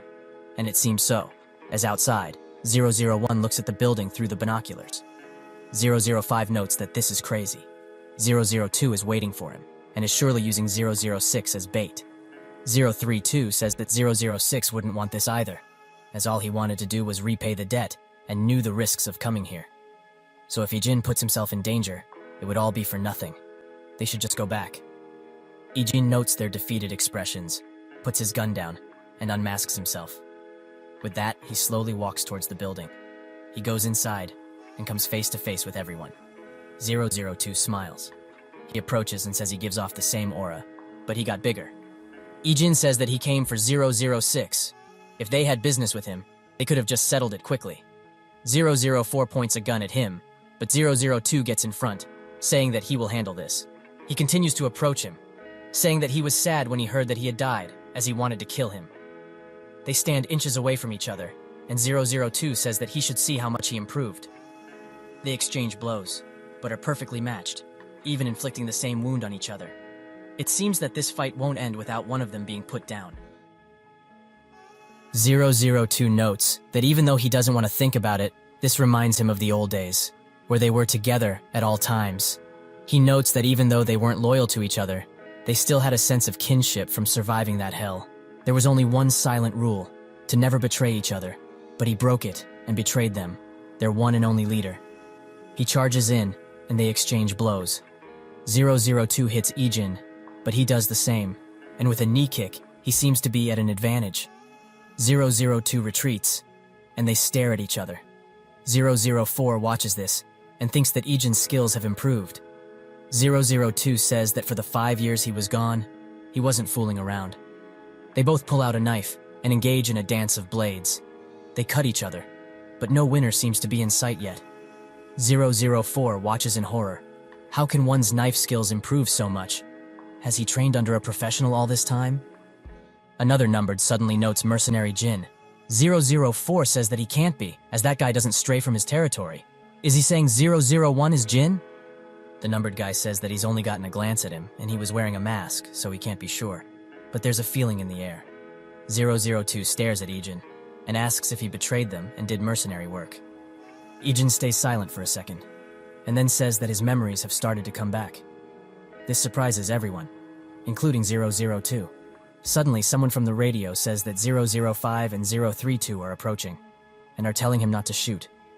They rush into the warehouse, and say that they have enemies.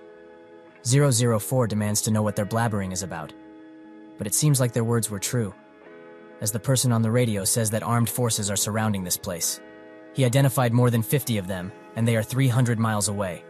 In the distance, highly geared men approach. They all get ready, with 006 being untied, and 005 giving Ijin his equipment. He and 002 give each other a glare. In the camp, Mad Dog gets the news that they are approaching the targets, and they have yet to respond. He says that they must kill them all. Nobody can escape. It seems like he was the one who ordered the killing of the numbered. Outside, it seems like the squadron is back for one last job. With that, they get on the move. 032 looks from above with a drone, and is waiting on the moment where he can tell everyone to strike. They all wait, until 032 confirms that they can shoot. The spray of bullets begins, and the mercenaries can't make heads or tails of where the bullets are coming from. One by one, they all get killed, with the help of the sniper, 016. The squadron continues to fire, but 006 suddenly gets caught in a bad spot. 005 saves him, however, and he thanks her with a wave. 002 continues to clear out 2 more, until he sees Ijin, who signals to him they should go for a nearby group. They do so, and together, they take out most of them. When the coast is clear of enemies, they immediately point guns at each other, except 002 and Ijin. 005 asks 032 if he's located the sniper, and he confirms this, noting that Ijin is safe from his view. 002 notes that this isn't the end. He will surely make him pay for betraying them. With that, they leave, and 006 wishes them a good life and not to see each other ever again. 004 flips him off, but 008 waves. It seems that our group has survived to see another day. Back at the camp, Mad Dog gets the news that the attempt at the numbered lives has failed. He gets furious and demands to know how they failed in their advantageous ambush. Back at the apartment, 006 notes that they shouldn't have come. 005 gets a bit furious at his comment. He also looks at Ijin and says that he has a debt to pay him once again. Ijin says that he did only what he needed to do. 006 looks up at the ceiling and notes that they managed to survive. 005 smiles and approves. Back at home, Ijin thinks of 002's words. Suddenly, Dayun comes inside and asks if he had a good time with his old friends.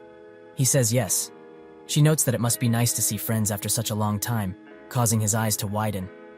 Dayun wonders what that is about, but Ijin smiles and says it's nothing. The next day, while school ends, Youngchan speaks to Ijin and asks if he and Sukju are going to be SW bodyguards. Ijin says that he isn't sure. Youngchan notes that he's jealous of people who know what they want to do in the future. The group comes up to them and Yuna asks if he's going to cram school once again. He gets up and confirms this, so they should go have fun.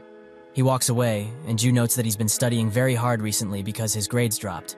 Yuna says that it's a shame, as she's been losing recently because he's not playing. Lee gets mad and says that it's because she can't use anything, not because of Youngchan. She notes that he misses his ultimates sometimes too, and they get into a staring contest. Sukju notes that Youngchan has seemed anxious recently, but it's the time to be anxious.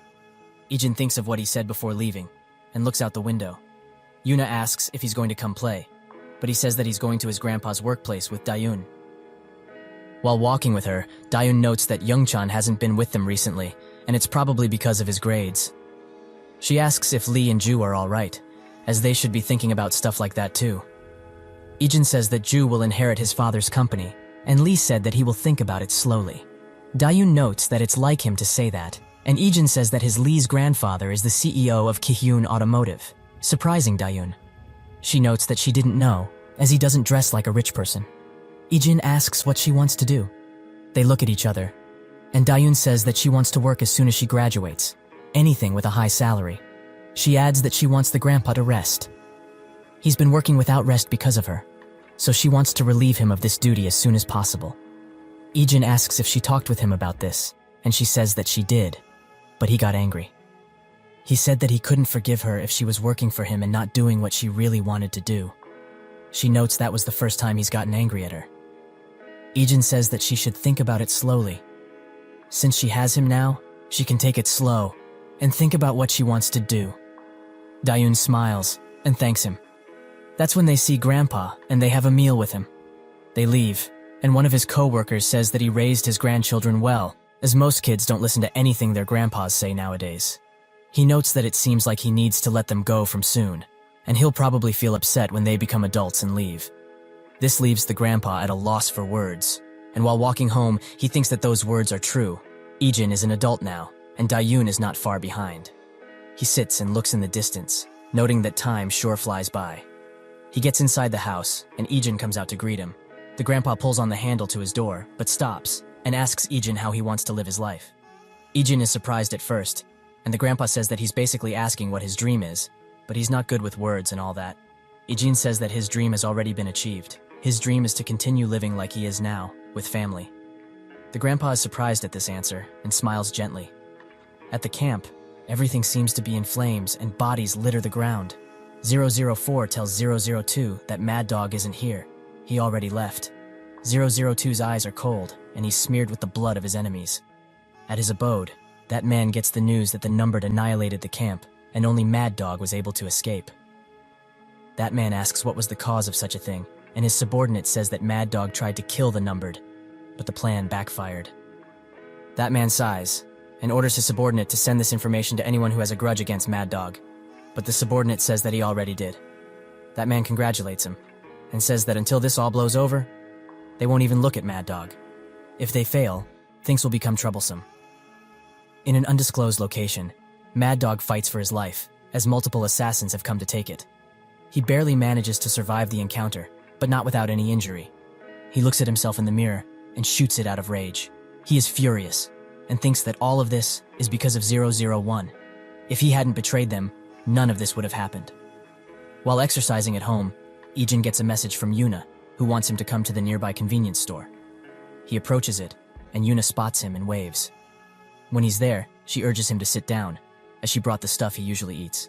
Ijin asks what's wrong, and Yuna says that she just wanted to talk with him.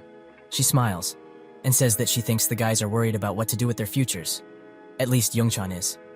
He also said that he's not playing games from now on, probably because his grades dropped. She notes that everyone was surprised to hear that, as he had all the makings of a pro gamer. Sukju says that he's surprised as well, as Youngchan got told to do a test by an actual pro gamer. This makes Ijin thinks about earlier today. Yuna says that he'll work for SW Security, right?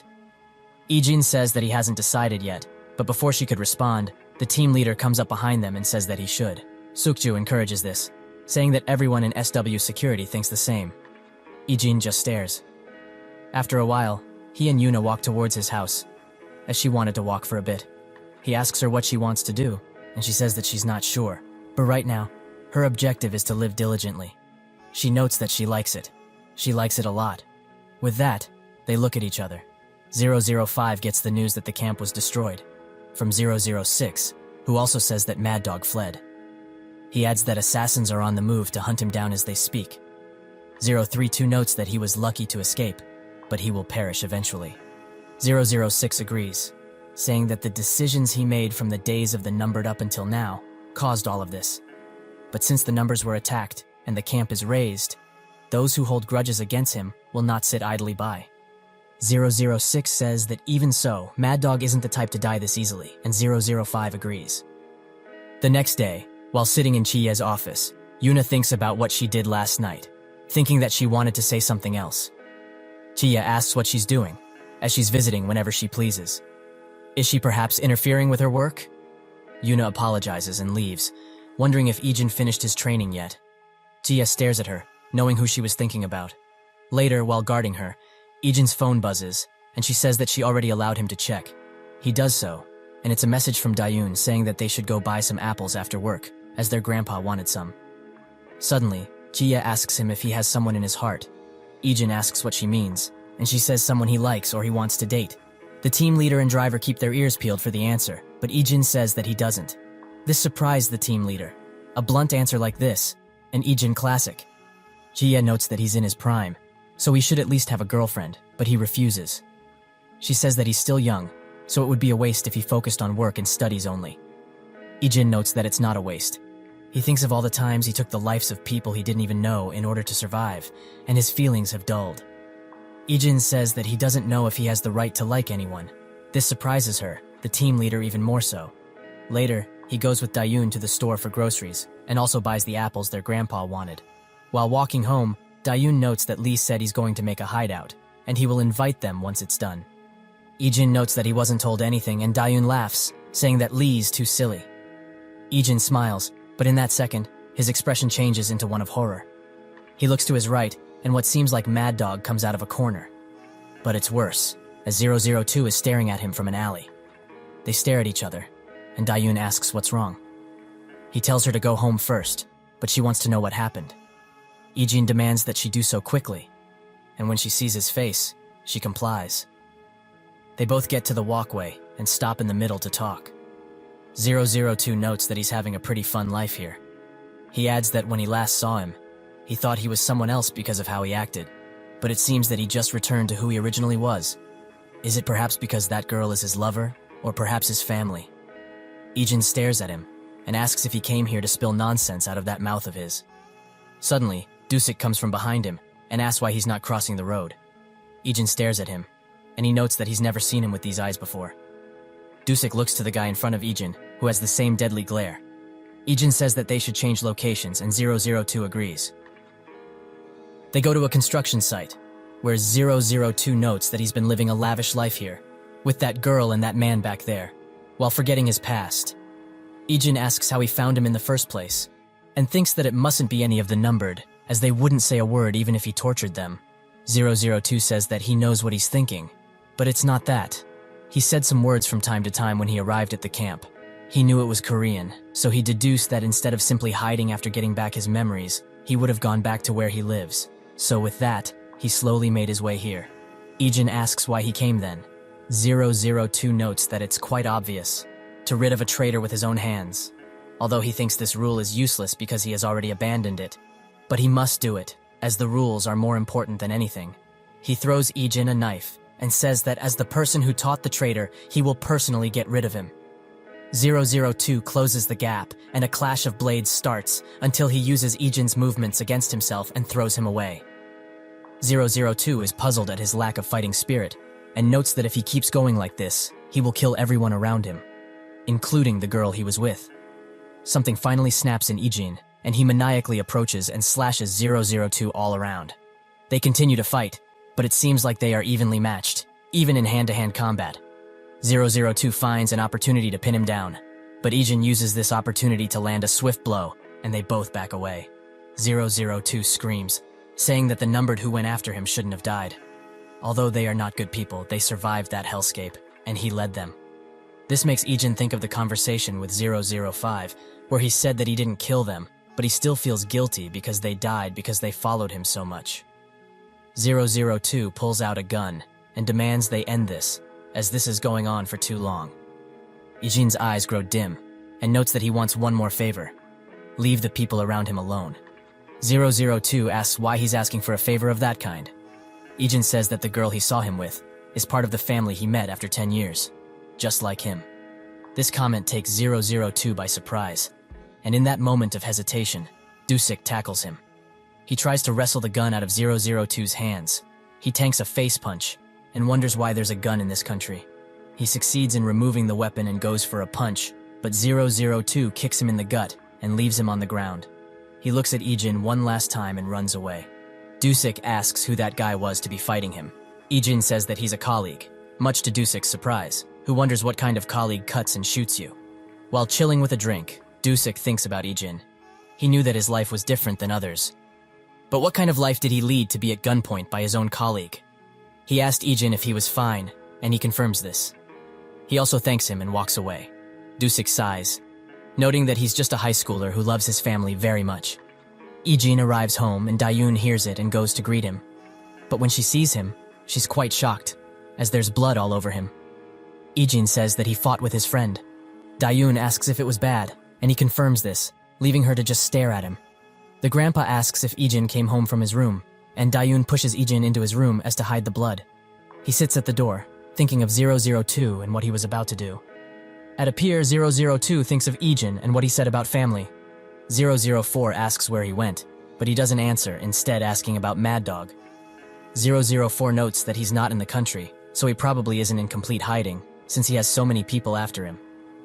He notes that they should also look for 001 and the other numbered. 002 stops, and notes that they will, after they take care of Mad Dog.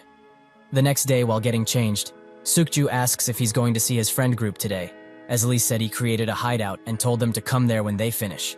Ijin finally remembers, and Sukju notes that he seems a little lost. Did something happen? He notes that he has something to think about, that's all. Sukju notes that including Young-chan, everyone has a lot on their minds, although they are an exception since they have their futures as bodyguards set up. Ijin looks a bit puzzled at his comment, and a short silence falls. Sukju seems a little worried and asks Ijin if he's not going to join the team, as everyone thinks he's joining. Later, they arrive at the place Lee indicated, and they see Young-chan in the same spot. Together, they head inside, where Young-chan is taken by surprise at setup Lee put together, snacks included. He notes that he bought the best PCs on the market, so they should use them however they like. Now there's no need to go to the PC cafe anymore. Instead, they should just restock drinks and snacks occasionally. Young-chan notes that the keyboards are the latest model too, and just when he's about to sit down, Lee points him to another seat. He notes that is his seat, and he set up some basic streaming equipment there. Lee says that he wanted to be a gaming YouTuber before, right? So he should try over there. The others are surprised that he wants to become a YouTuber, and they wonder why Lee bought him so much equipment. He says that it wasn't expensive, just some basic stuff. Young-chan is surprised and tries to say that his situation isn't good, but Lee cuts him off, saying that he shouldn't worry about it, and try when he has time. But if he wanted to do it, he should at least try, right? If he will start, he'll become his first subscriber. Sukju notes that he should stock the fridge with some sport drinks next time, and Ijin requests some onigiri, while Yuna something else. They all laugh, and Young-chan just stares at them. He apologizes and says that he will head out for now, much to everyone's surprise. The next day, Young-chan isn't present at school, making everyone worry for him, noting that his expression has been quite dim recently. Lee gives him a message, but the phone is in another room, as Young-chan is taking care of his sick mother. She says that he should have gone to school, as she's just a bit tired. Young-chan notes that he's worried, as fevers as high as hers don't come just from feeling tired. This is also the first time she closed the shop because of how sick she felt. His mother agrees, noting that she must be getting old, as her body isn't what it used to be. Young-chan notes that it's because she works so hard trying to raise him by herself, and a short silence falls, until his mother says that he still has to go to cram school. She also asks how his studies are going, and Young-chan says that he's doing his best, but not that well. The mother gets up and says that if he gets into university, she will be able to pay for his fees, so there's no need to worry. While at cram school, Young-chan thinks about his future, and notes that it would be better to get a job after graduation. He's jealous, as people who already have their futures set won't think like him, right? He walks home, and that's when he gets multiple messages from the group. He tries to reply, but that's when he bumps into someone. Before he could apologize, the guy bashes him for not looking where he's going. Young-chan apologizes, and the bully's classmates smirk and laugh at him. Other people just look, until Lee and the gang pull up. Lee sees what's going on, and bumps hard into one of the bullies, saying that he should watch where he's going. This causes them to flee, and Lee turns his attention to Young-chan, noting that they can't leave him alone. Ju notes that he's been leaving them on read recently, and Young-chan says that he was just about to reply. While walking, Ju says that they heard his mother was sick, as they stop by the shop for a bit. Young-chan notes that it was closed today, but Ju says differently. Lee suddenly apologizes for yesterday, thinking that he left because he told him to try streaming. He notes that he didn't mean to be noisy, he just wanted to see him try. Young-chan says that it's fine, as he was actually really thankful. He didn't know he would do so much for him, but he isn't in a position to do it. He was also jealous of them, so he doesn't know why he ran away, but he felt like he couldn't stay.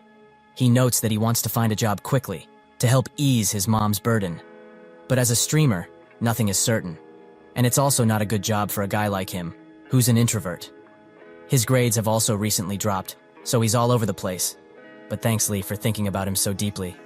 They continue to walk while chatting, and Ijin smiles from behind them.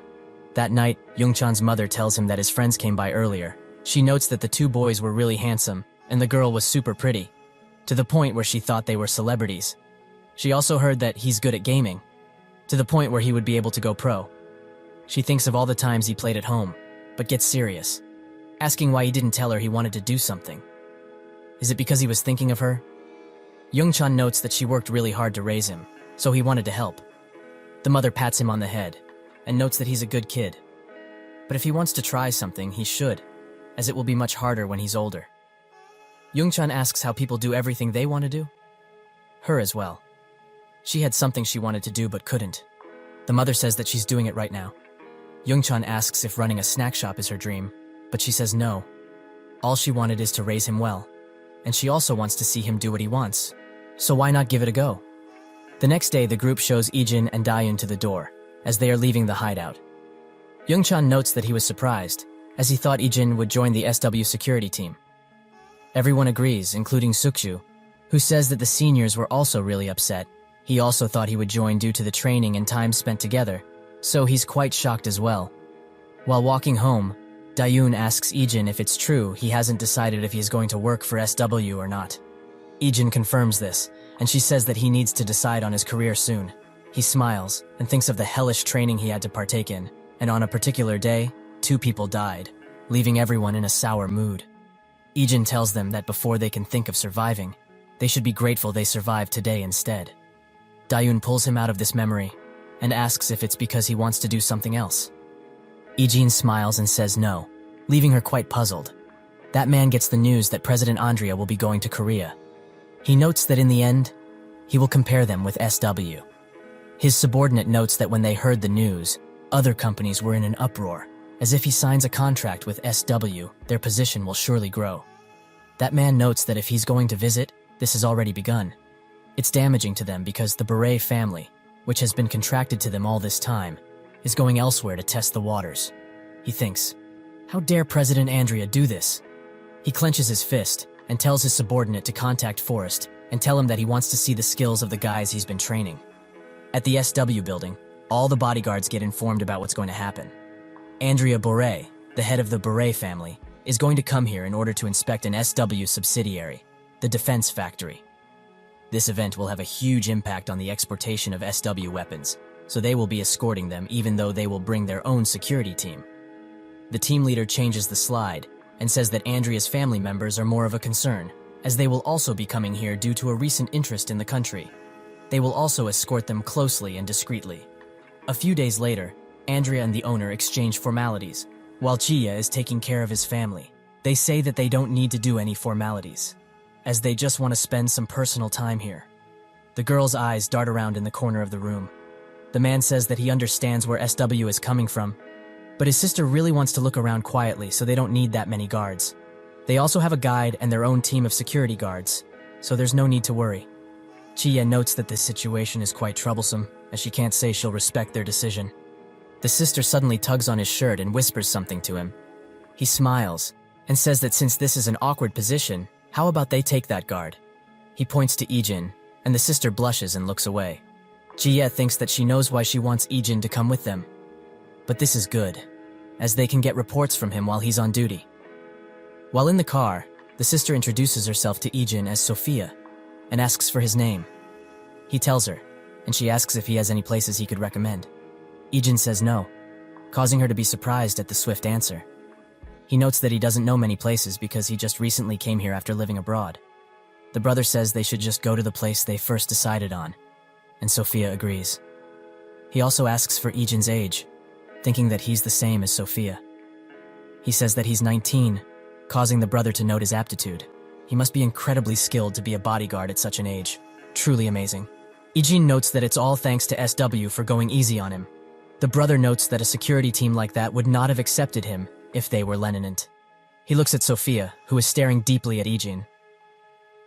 They continue their day by sightseeing all around, and Sophia even offers Ijin some cotton candy. He is hesitant to take it at first, but her brother comes up and nods at him. So he picks it up, causing her to walk away happy. A while later, Ijin reports to Ji-ye, who already heard that it went quite well. President Beret also wanted to thank him personally, so it must have. Ijin looks down and thinks of Sophia. He notes that it did seem like she was having a fun time, even though it was just simple sightseeing. But he won't take all the credit, as the guide and the security team also knew of her needs and made preparations in advance. Ji-ye and the team leader sweat a bit at his response, and she says that it didn't seem like that. At first, it was suspicious that Beret thanked them personally because his daughter did something like sightseeing. But after she heard what happened, she understood. It seems like Sophia keeps people aside from her family at a distance due to an incident of the past. If she tries to go outside, she gets extremely scared and paranoid, so she stays home. Even on vacation, she can't stop these anxiety attacks. So for her to move around this freely and comfortably, it's no wonder her father is thankful, for him that is. Ijin keeps his position firm, saying that it's because of the preparations of the other people, not him. Ji-ye doesn't even try to explain anymore, and notes that he can leave. While walking away, he meets Sophia's brother, who says that he has a favor to ask. Can he be more chill during the 2 remaining days? Ijin apologizes and says that he wouldn't be able to do his job properly if he did that. The brother apologizes and says that he worded it strangely. He just wants Ijin to be a bit friendlier with Sophia, as she seems to like him quite a lot. He explains that in the past, she was kidnapped, and despite using every bit of the family's power, they couldn't find a trace of her. It got to the point where they just gave up. They did find her eventually, but she developed severe trauma and started hating people, so she finds it hard to approach people and hates leaving the house. He notes that he brought her here in hopes that it would help her heal, but to see her so comfortable is a first. So it's probably because of him. Ijin says that he can only give him the same answer. He just did his job. The brother smiles and says that he doesn't mind if he does what he did today. The next day, Sophia wakes up in a daze as she overslept quite a bit. She gets a message from her brother asking if she's going to come down. She worrisomely taps the phone and notes that she just woke up and will be down shortly. He is taken aback by this. Did she really sleep so much in a place other than home? He apologizes to Ijin, saying that the schedule will be a bit late due to his sister oversleeping. Sophia comes down running and notes that besides sleeping well, she also had no nightmares. The brother says that she always dreams of that incident when she sleeps in another place, and she confirms this, but strangely, not this time. The brother is surprised and thinks of the many times she woke up screaming and shaking and how he comforted her every time. He smiles and says that this is great news. It was a good idea to come here then. Ijin comes next to her, and she awkwardly asks if he slept well, and he responds with a yes. While in the car, the brother asks Ijin what his family is like, who responds that he lives with his grandfather and little sister. Sophia inquires more about the sister, and he notes that she's 17. The brother says that they have something in common and also asks what his relationship with her is. He says it's good, and she takes care of him quite a bit. The brother says that she must be a nice sister, and Sophia also takes care of him a lot. She notes that he is the one who takes care of her. Later, the guide shows them around, and Sophia drags Ijin everywhere. They finish their schedule and try to go home, but that's when a van in front of the convoy swerves, and this causes all the cars to stop. From one of the vehicles, the guide takes out all of the bodyguards inside and looks like she's prepared to kill. That man gets the news that it started. Apparently Forrest sent someone who has a high evaluation within Forrest and is accompanied by other mercenaries. That person is surprised that they sent only one person, and his subordinate notes that this is their first official job. So Forrest must have sent someone with admirable skill. That man says that Forrest is the place they prepared after the camp, so now they can finally test if they are useful or not. The guide comes out of the vehicle, and Ijin notices instantly that she's holding a firearm. They give each other glares, and a few dozen people come up behind her. Ijin urges the siblings to get ready to move. The brother says that he shouldn't worry, as the security team will surely take care of this. Ijin says that there are only 2 bodyguards who are allowed to hold guns. One of them is in front, and he's the only one who is holding one now. Suddenly, the men behind the guide pull out their straps and begin dumping lead into the bodyguards. Ijin moves swiftly and gets the siblings out of the car.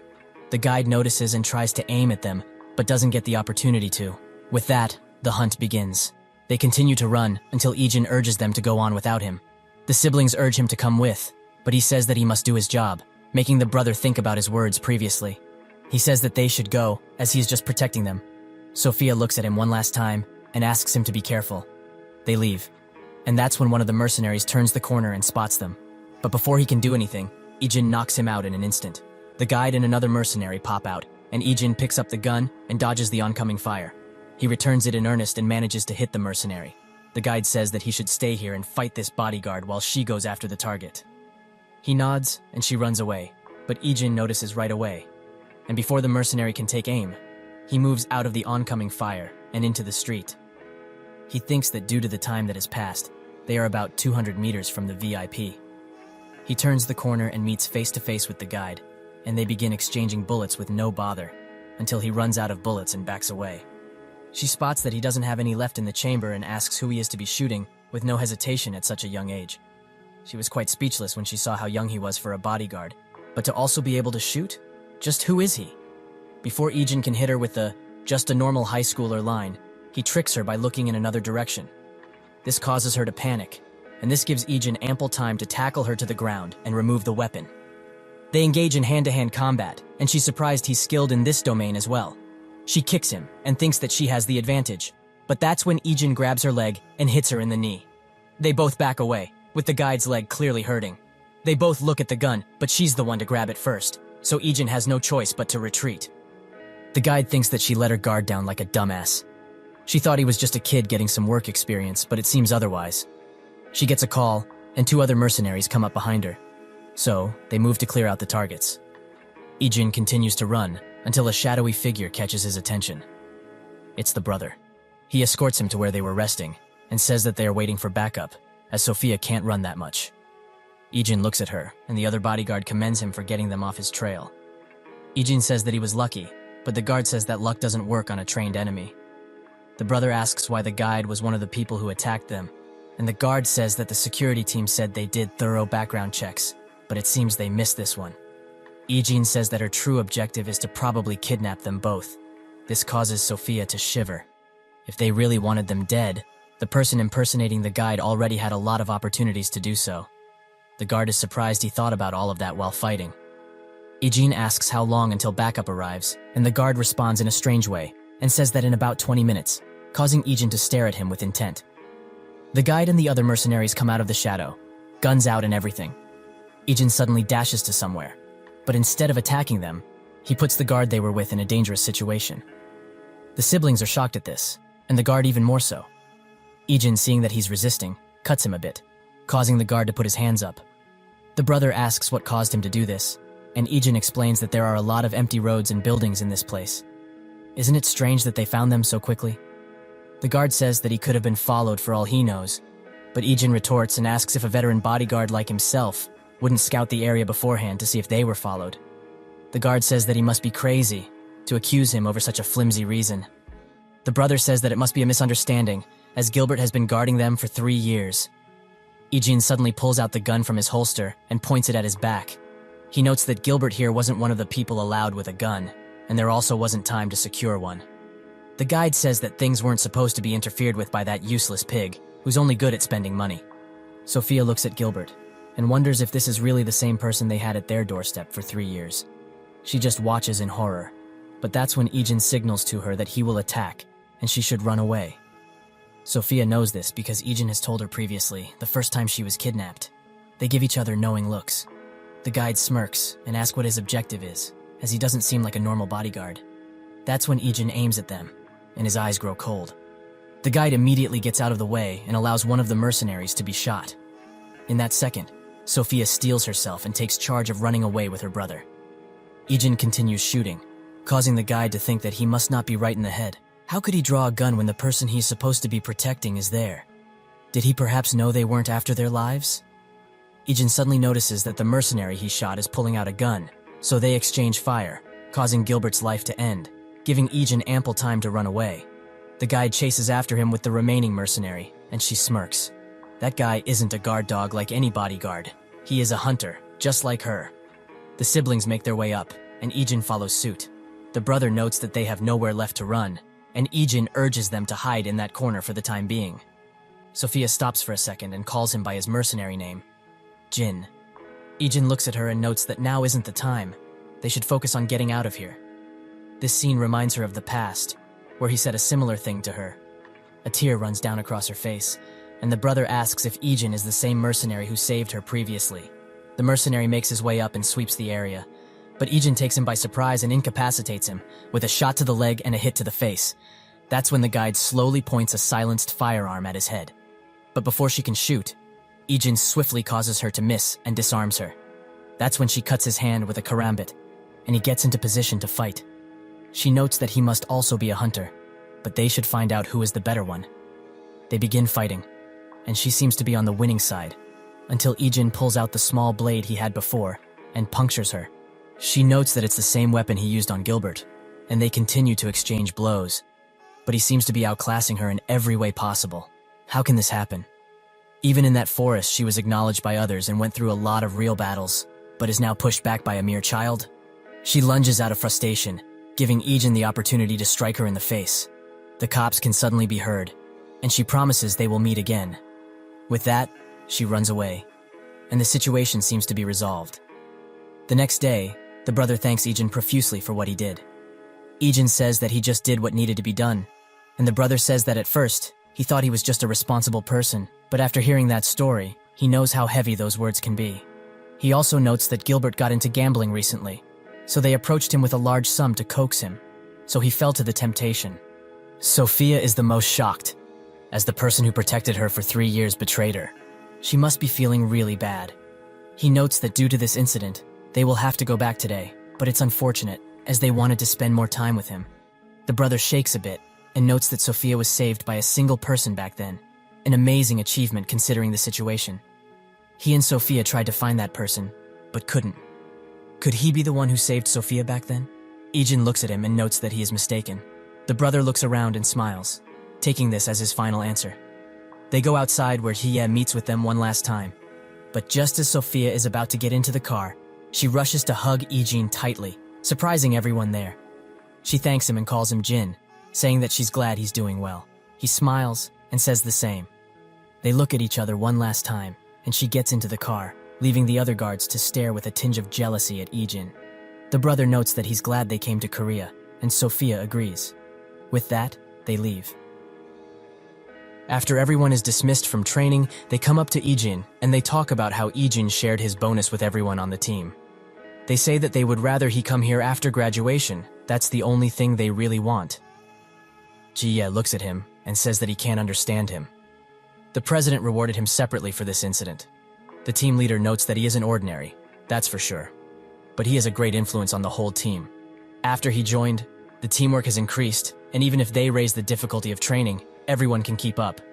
Not only does he have skills, but he's also a good influence. Suddenly, something grabs Jiye's attention. Yuna, accompanied by Dayun, and Jiye stares at her for a while. She asks the team leader if she's Ijin's sister, and he confirms this. She greets the team and they do the same, saying that Ijin and her definitely look alike. He smiles gently, and Jiye sighs, thinking that he always makes that expression towards family. They go to the store, where Ijin catches a few looks from passers-by. Dayun asks him what he wants to eat, and he says anything is fine. She frowns and notes that he always says that, but it's hard for the person making the food. Ijin is surprised and says that he will cook in her place, as he knows how to. Dayun refuses and says that she will do it. She explains that the grandpa has raised her since she was a baby, and whenever she looked at him, she would feel like a burden more than anything. So after some thinking, the only thing she could do for him was cook. It wasn't that good at first, but it was helpful. She can never forget Grandpa's face when he first had her cooking. Ijin looks at her and smiles slightly, causing the other people in the store to blush at his reaction.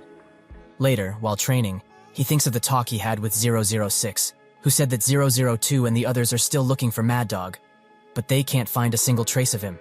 He and 032 tried to look it up themselves, but nothing came of it, so they will surely contact him if they find out anything. He continues training and thinks of the time he ignored Mad Dog's orders, as he sent him to kill innocent civilians. Mad Dog warned him. This is the first and last time he overlooks this. If he goes against his orders again, only death will await him. He stops training and notices that he is sweating quite a bit, so he takes his shirt off. That's when Dayun comes into the room with some apple slices, and she notices he's shirtless, so she swiftly tries to excuse herself. But when she takes another look, only horror can be read from her eyes, and she drops the fruit. She sees the countless scars Ijin has, and the only thing she can do is cover her mouth and ask why his body is like that. The grandpa, hearing some commotion, comes inside and is just as surprised when he sees Ijin. Dayun asks why he has so many scars. Ijin looks down and thinks that he can't tell her about all the grueling battles he went through. But the grandpa saves him by saying it must have been from the plane crash, and he confirms this. He comes next to him, shaking, and wonders how much pain he has gone through. He asks Ijin if they are fine now. Do they still hurt? He says that they don't, and grabs the grandpa's hands. The next day, while going to school, someone looks at him from above. That someone is none other than Mad Dog. At school, Lee invites Ijin to play some games, since he doesn't have any training today. He apologizes and says that he has to go see his grandpa today. Lee scratches his head and notes that because of Young-chan, they've played so much recently that he just wanted to play comfortably, as he wanted to record some videos. Young-chan notes that what he says is not that funny, and he can only play, so he was thinking of creating a persona or something. Yuna notes that it's a good plan, but he's just beginning, so he should try different things. Perhaps put Lee next to him, as he talks quite a lot. Lee notes that he should also play with her, as she will surely destroy the game. But even so, she's related to SW, so she's bound to bring in some views. Ijin looks at their squabbling and smiles. Later, he waits for Dayun at the school gates, and when she arrives, they make their way to the grandpa. But on the other side of the road, Mad Dog stares intently at Dayun. Ijin somehow notices and looks in that direction, but finds nothing. Dayun saw that he turned his head fast and asks if everything is fine, so he confirms it. At the grandpa's workplace, his co-workers commend his grandchildren for coming to eat with him, as not even children do that nowadays. But Mad Dog is also there, listening carefully. While having some food, Dayun says that her classmates keep asking for Ijin's phone number. This causes Grandpa to ask if she has someone she likes. She blushes and denies it. Ijin smiles, but his senses tingle again, and when he looks in that direction, nothing is there. While walking away, Mad Dog thinks of 001, when they first brought him to the camp, and he barely managed to survive training. That guy, who survived so much in that hell zone, is entirely weak now. But he can still give him the worst pain ever. Later, while chilling at the house, Dayun talks about how much Grandpa enjoyed the food. Ijin asks if it's not tiring, but she says that thinking of what to make is all good. And the Grandpa also eats everything well, so she can make anything. She also notices that he is quite late, so she picks up her phone to call him. With that, Ijin goes to his room and picks up the phone he calls 006 with, and it rings. He notes that they found traces of Mad Dog all over Asia, and their best bet is that he is looking for him.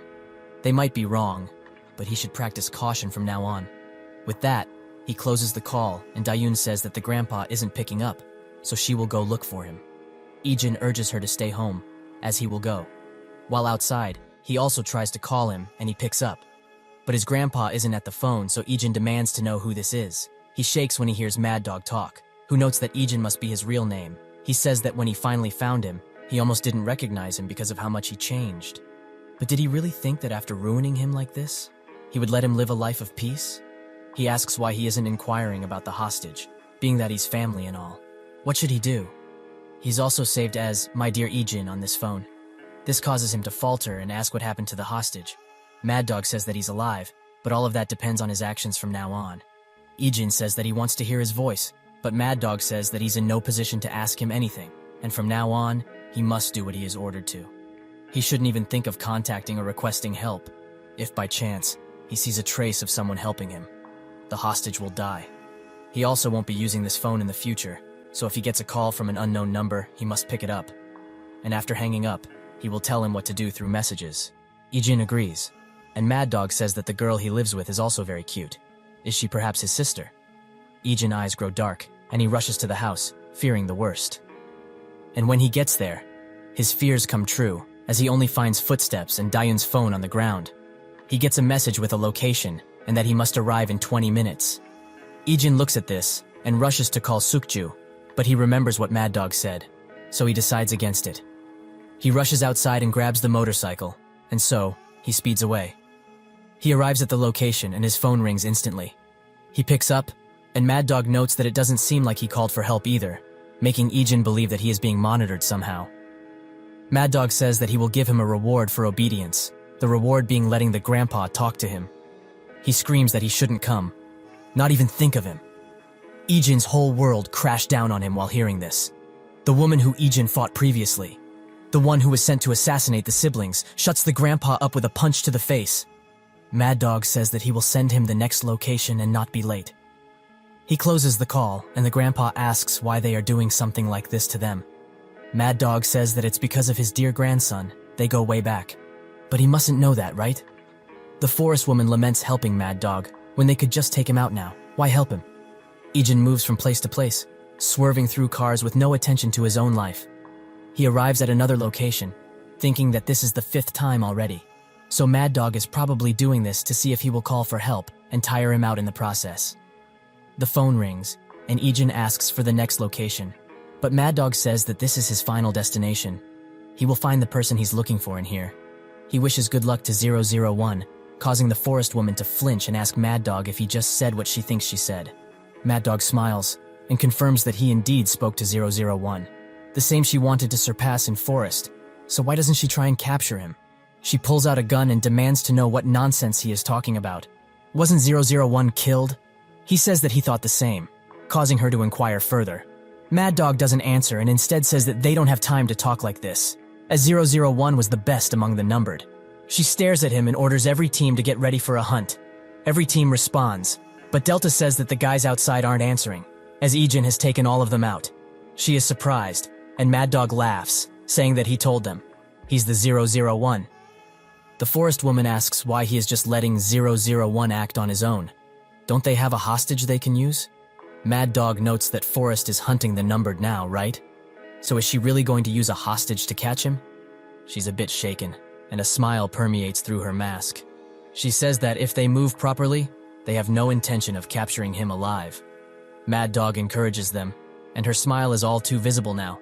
She orders her men to kill Ijin on sight, and thinks that this is a golden opportunity. If they eliminate 001, they will surely rise through the ranks. Ijin gets inside and wonders where Mad Dog is, underground or up.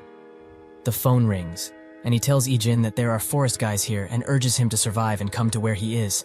If he fails, he is just going to kill the hostage, as he will serve no purpose if he dies. They close the call. That's when a few armed men come up some stairs.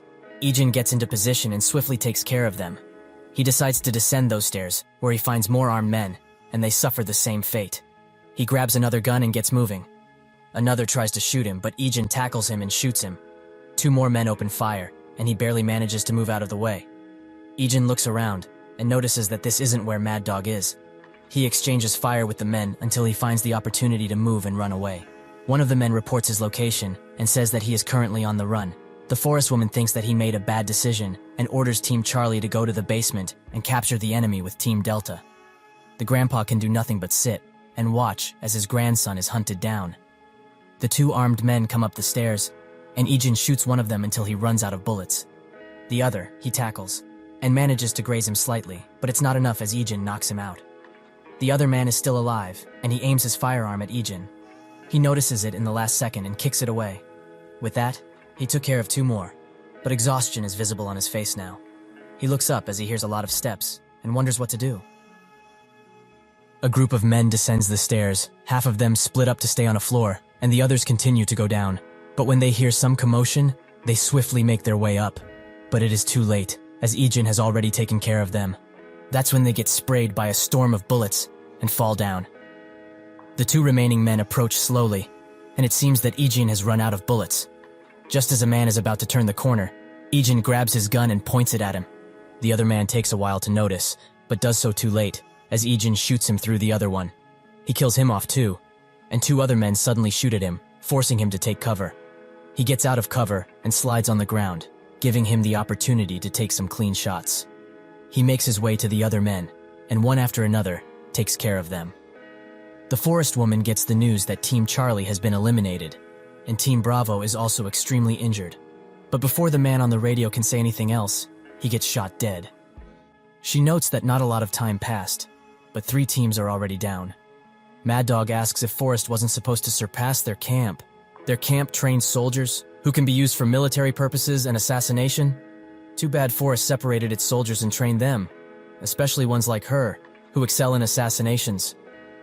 He shrugs and says that the guys she brought are only trained to carry out ops missions. She demands to know what he's talking about, and Mad Dog says that they are being systematically taken out by just one numbered. And this also isn't a place that needs good strategy, so.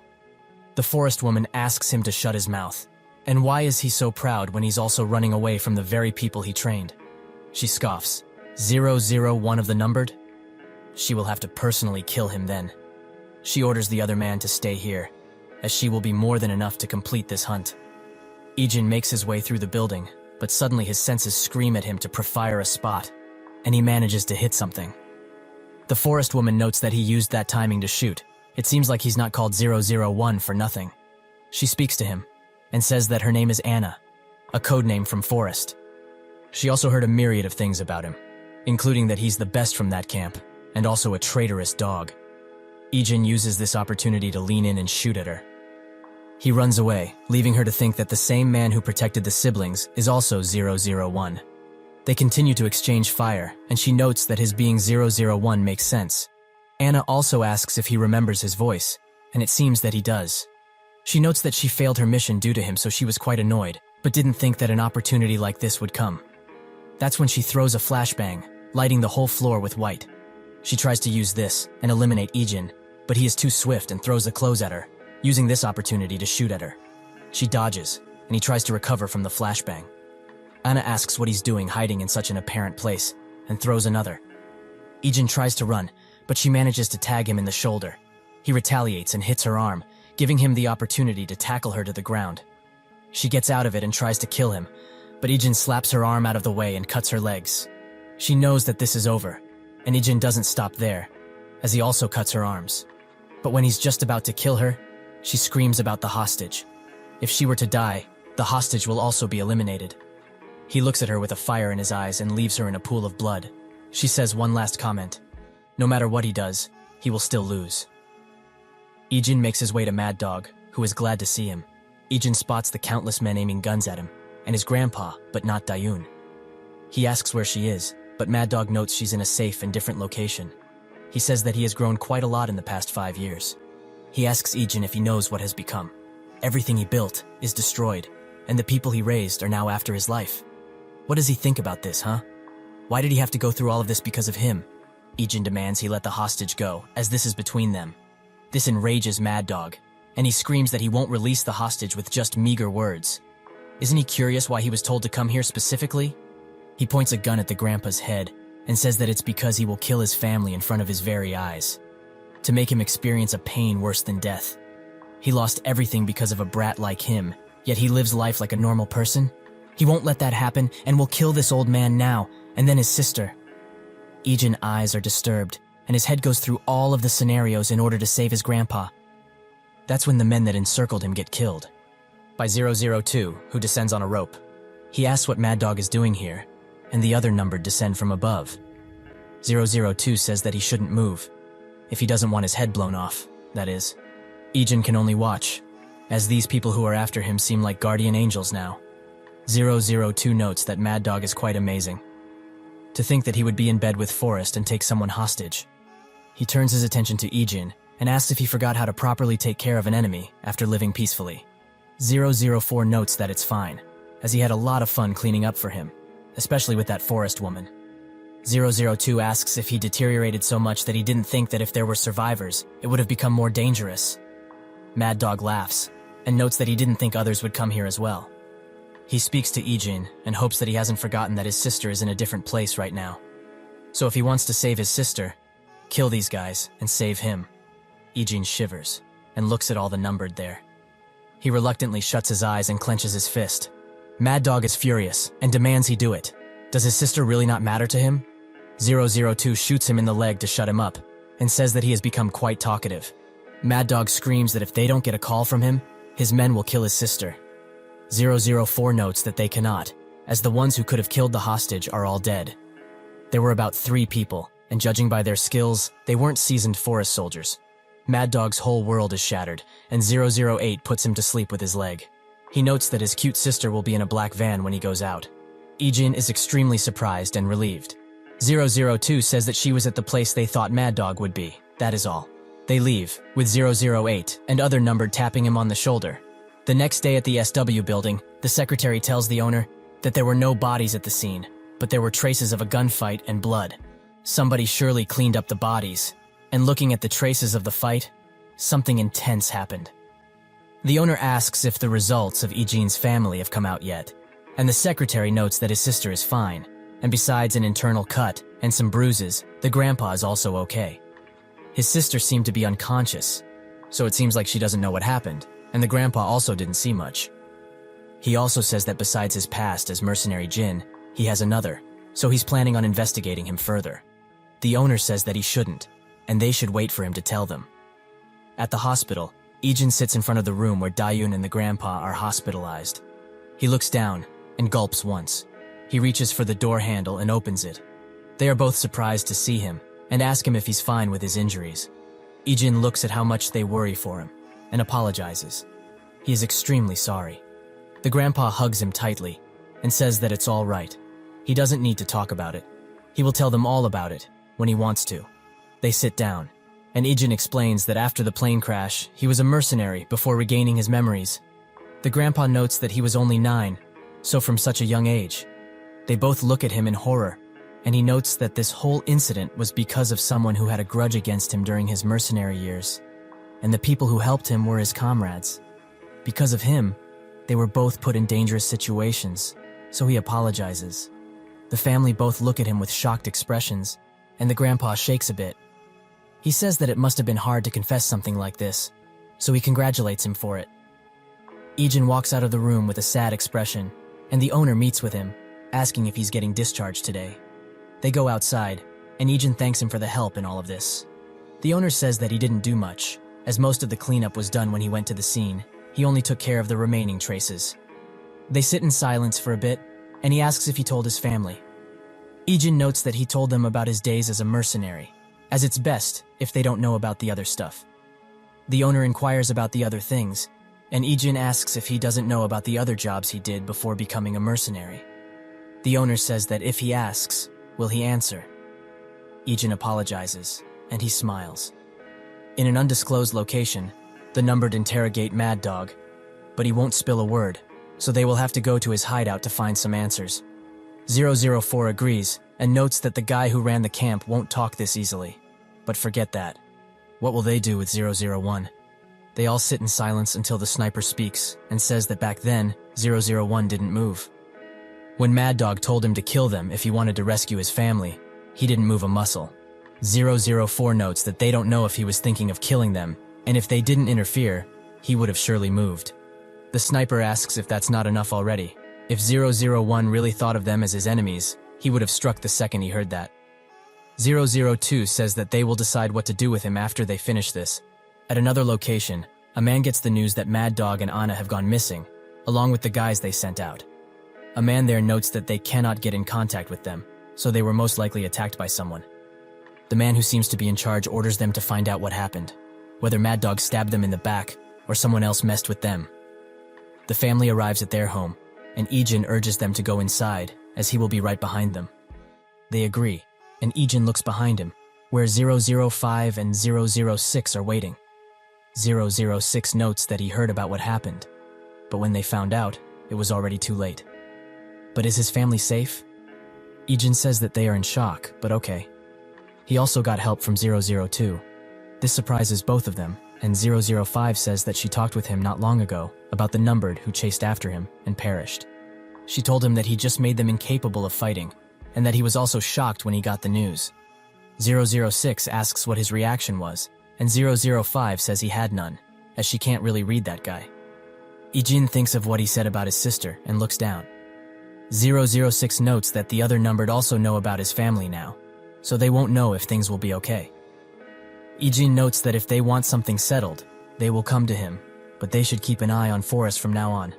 006 says that they will, as they've been popping up recently and are weary of the numbered, so they can't just ignore them.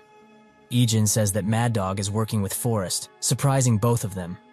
005 wondered from where Mad Dog got his help, and 006 notes that since they lost a lot of good people, They will surely send someone here to investigate.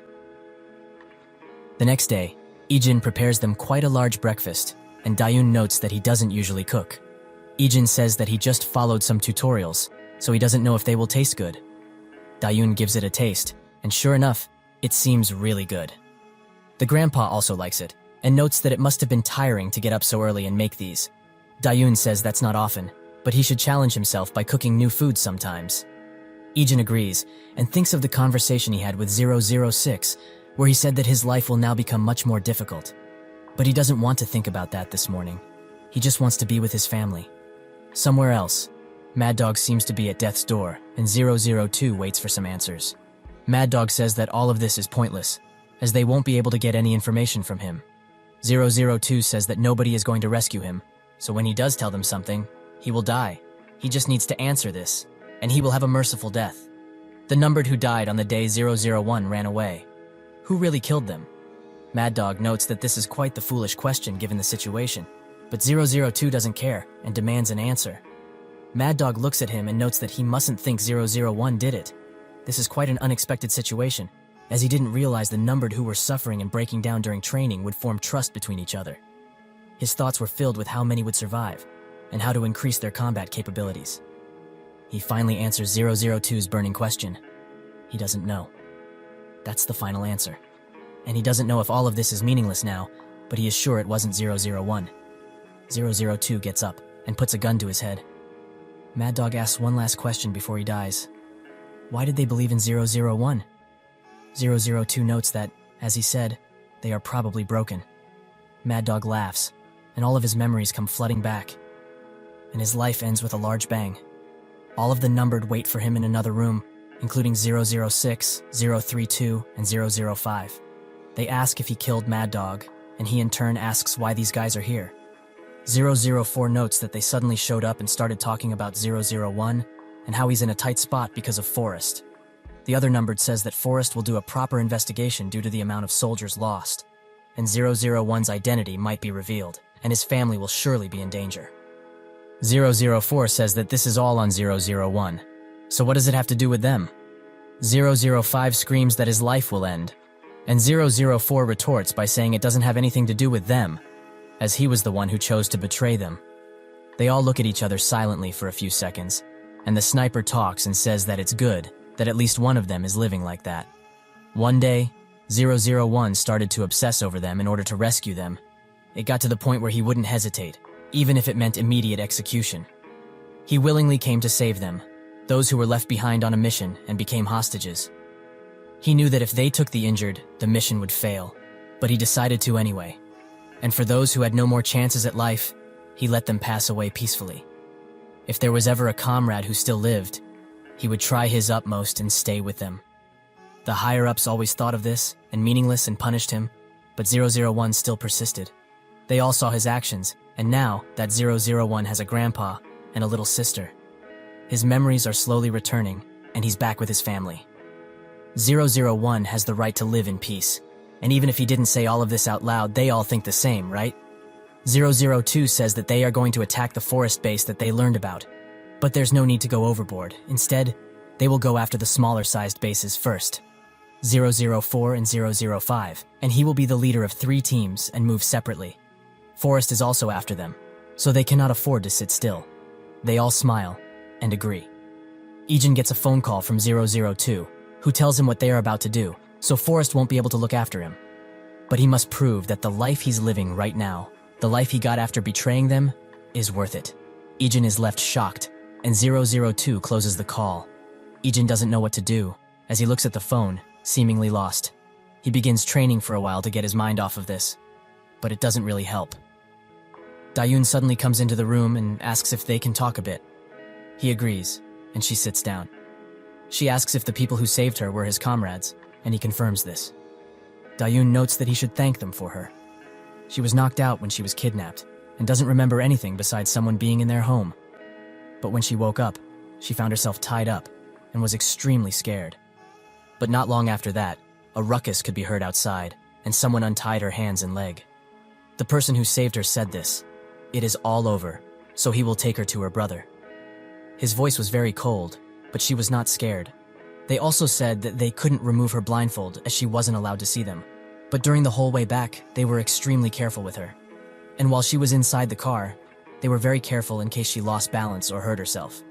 Ijin processes all this information, and Dayun notes that it seems like he was very close to them. His eyes widen, and he says that they were family for him. Dayun smiles, and says that he should tell them thanks on her behalf. A forest official gets the news that 3 of their bases were hit, and they were attacked at the same time on the same day, even though the bases were countries apart. The official notes that this is no mere coincidence, but who would attack them? The subordinate says that it was most likely the numbered, as it seems they are sending them a warning for helping Mad Dog. The official notes that they can safely say that Mad Dog, Anna, and the rest are dead. They should be careful for now, but not go after them just yet. The next day, while walking to school, 2 girls come up to Ijin and ask for his number. He looks at them for a good second and says that he doesn't give his number to strangers. Yuna watches all of this from a distance, and Lee notes that this is not the second time he starts his day like this. He understands he's handsome and all, but isn't it too much when it happens several times per day? Yuna asks if he's jealous, and he confirms that a little, yes.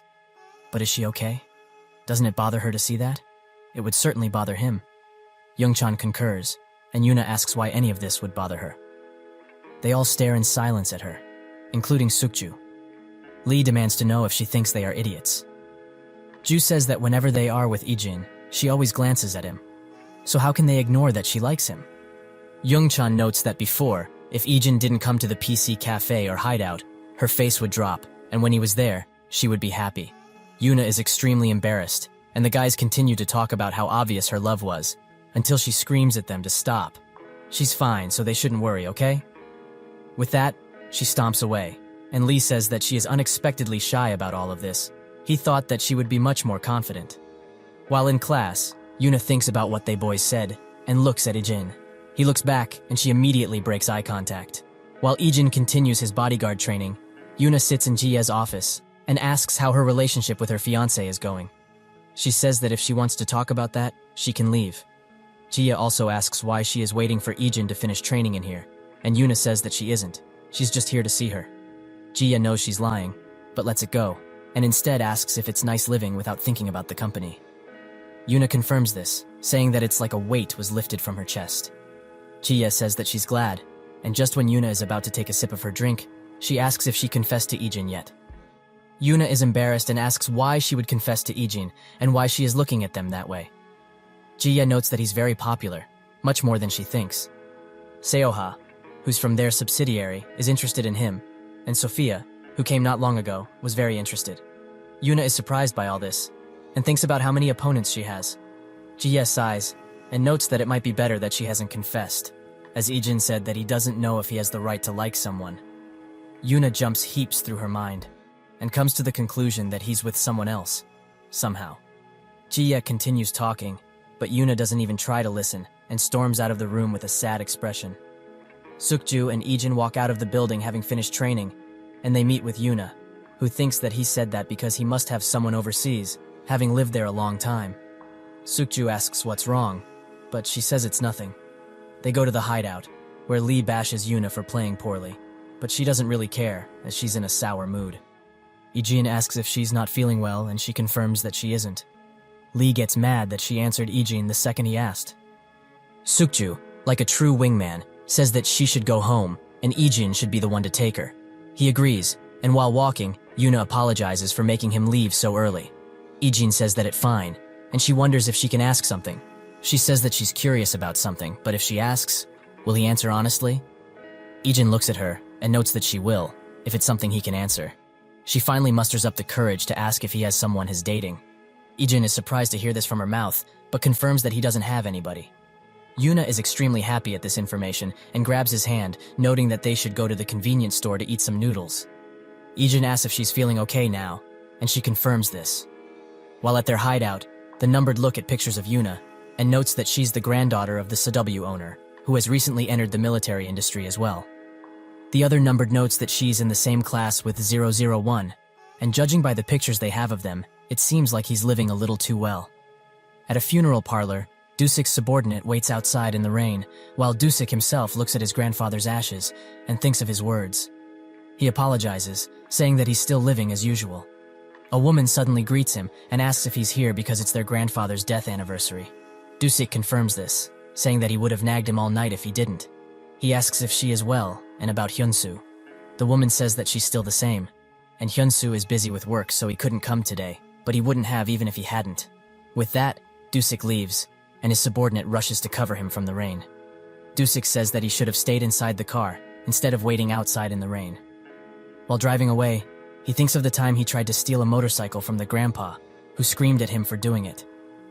But when he heard he didn't have any parents, he put on a front and said that he will work at the shop to repay what he owes. We see that even when he got tangled with the police, the grandpa always came to his defense and apologized for him. Dusik's thinking gets cut short as they spot Ijin's grandpa working in the rain. Dusik tells the subordinate to stop the car, and he immediately goes to the grandpa, saying that he should do all of this later.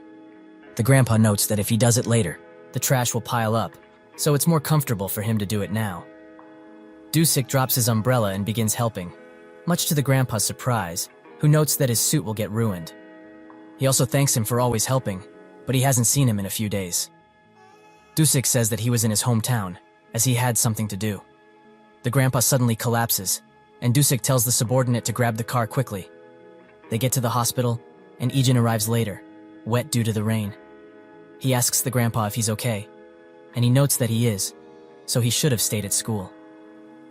Dusik comes and says that he hurt his back pretty badly, so he needs at least a few days of rest. The grandpa says that he will be fine after resting, so he should be the one to tell Dayun properly, as not to shock her with the news. Outside of the room, Ijin thanks Dusik for doing this, and for also helping the grandpa regularly. Dusik says that it's fine, as they aren't strangers anymore. They ask if he skipped school to get here, and he confirms this. Dusik notes that they didn't know why he collapsed, so they decided to call him. He stares at Ijin, and says that when he looks at him, he gets reminded of how he was. An awkward silence falls, and Dusik explains that he meant he also had a grandpa. But never mind that, they should go eat something, since a shop is not far away. Ijin offers to buy, but Dusik notes that a high schooler couldn't have any cash. The subordinate notes that SW bodyguards get paid quite well, and his phone rings. While he picks it up, Dusik asks if he can handle him ordering some beef rib soup. Ijin confirms this, but it seems that they are busy, as the subordinate tells Dusik that they have to return to the shop, as Hyunsu just stopped by. While at the shop, he bashes the waiters for bringing him such cheap beverages, until Dusik arrives and looks at him with an almost disapproving look. Hyunsu asks if he's been well and that he should discipline his guys, as they served him some frankly cheap alcohol. Dusik tells him to not worry about that and instead say why he came here in the first place. Hyunsu says that he wants some money for a business he's been thinking about. Dusik says that he already gave him some before, but Hyunsu notes that last time he didn't plan thoroughly, so this plan is bound to be successful. Dusik says that he already told him before. That was the last time. Hyunsu gets mad and asks how he can forsake him in this way.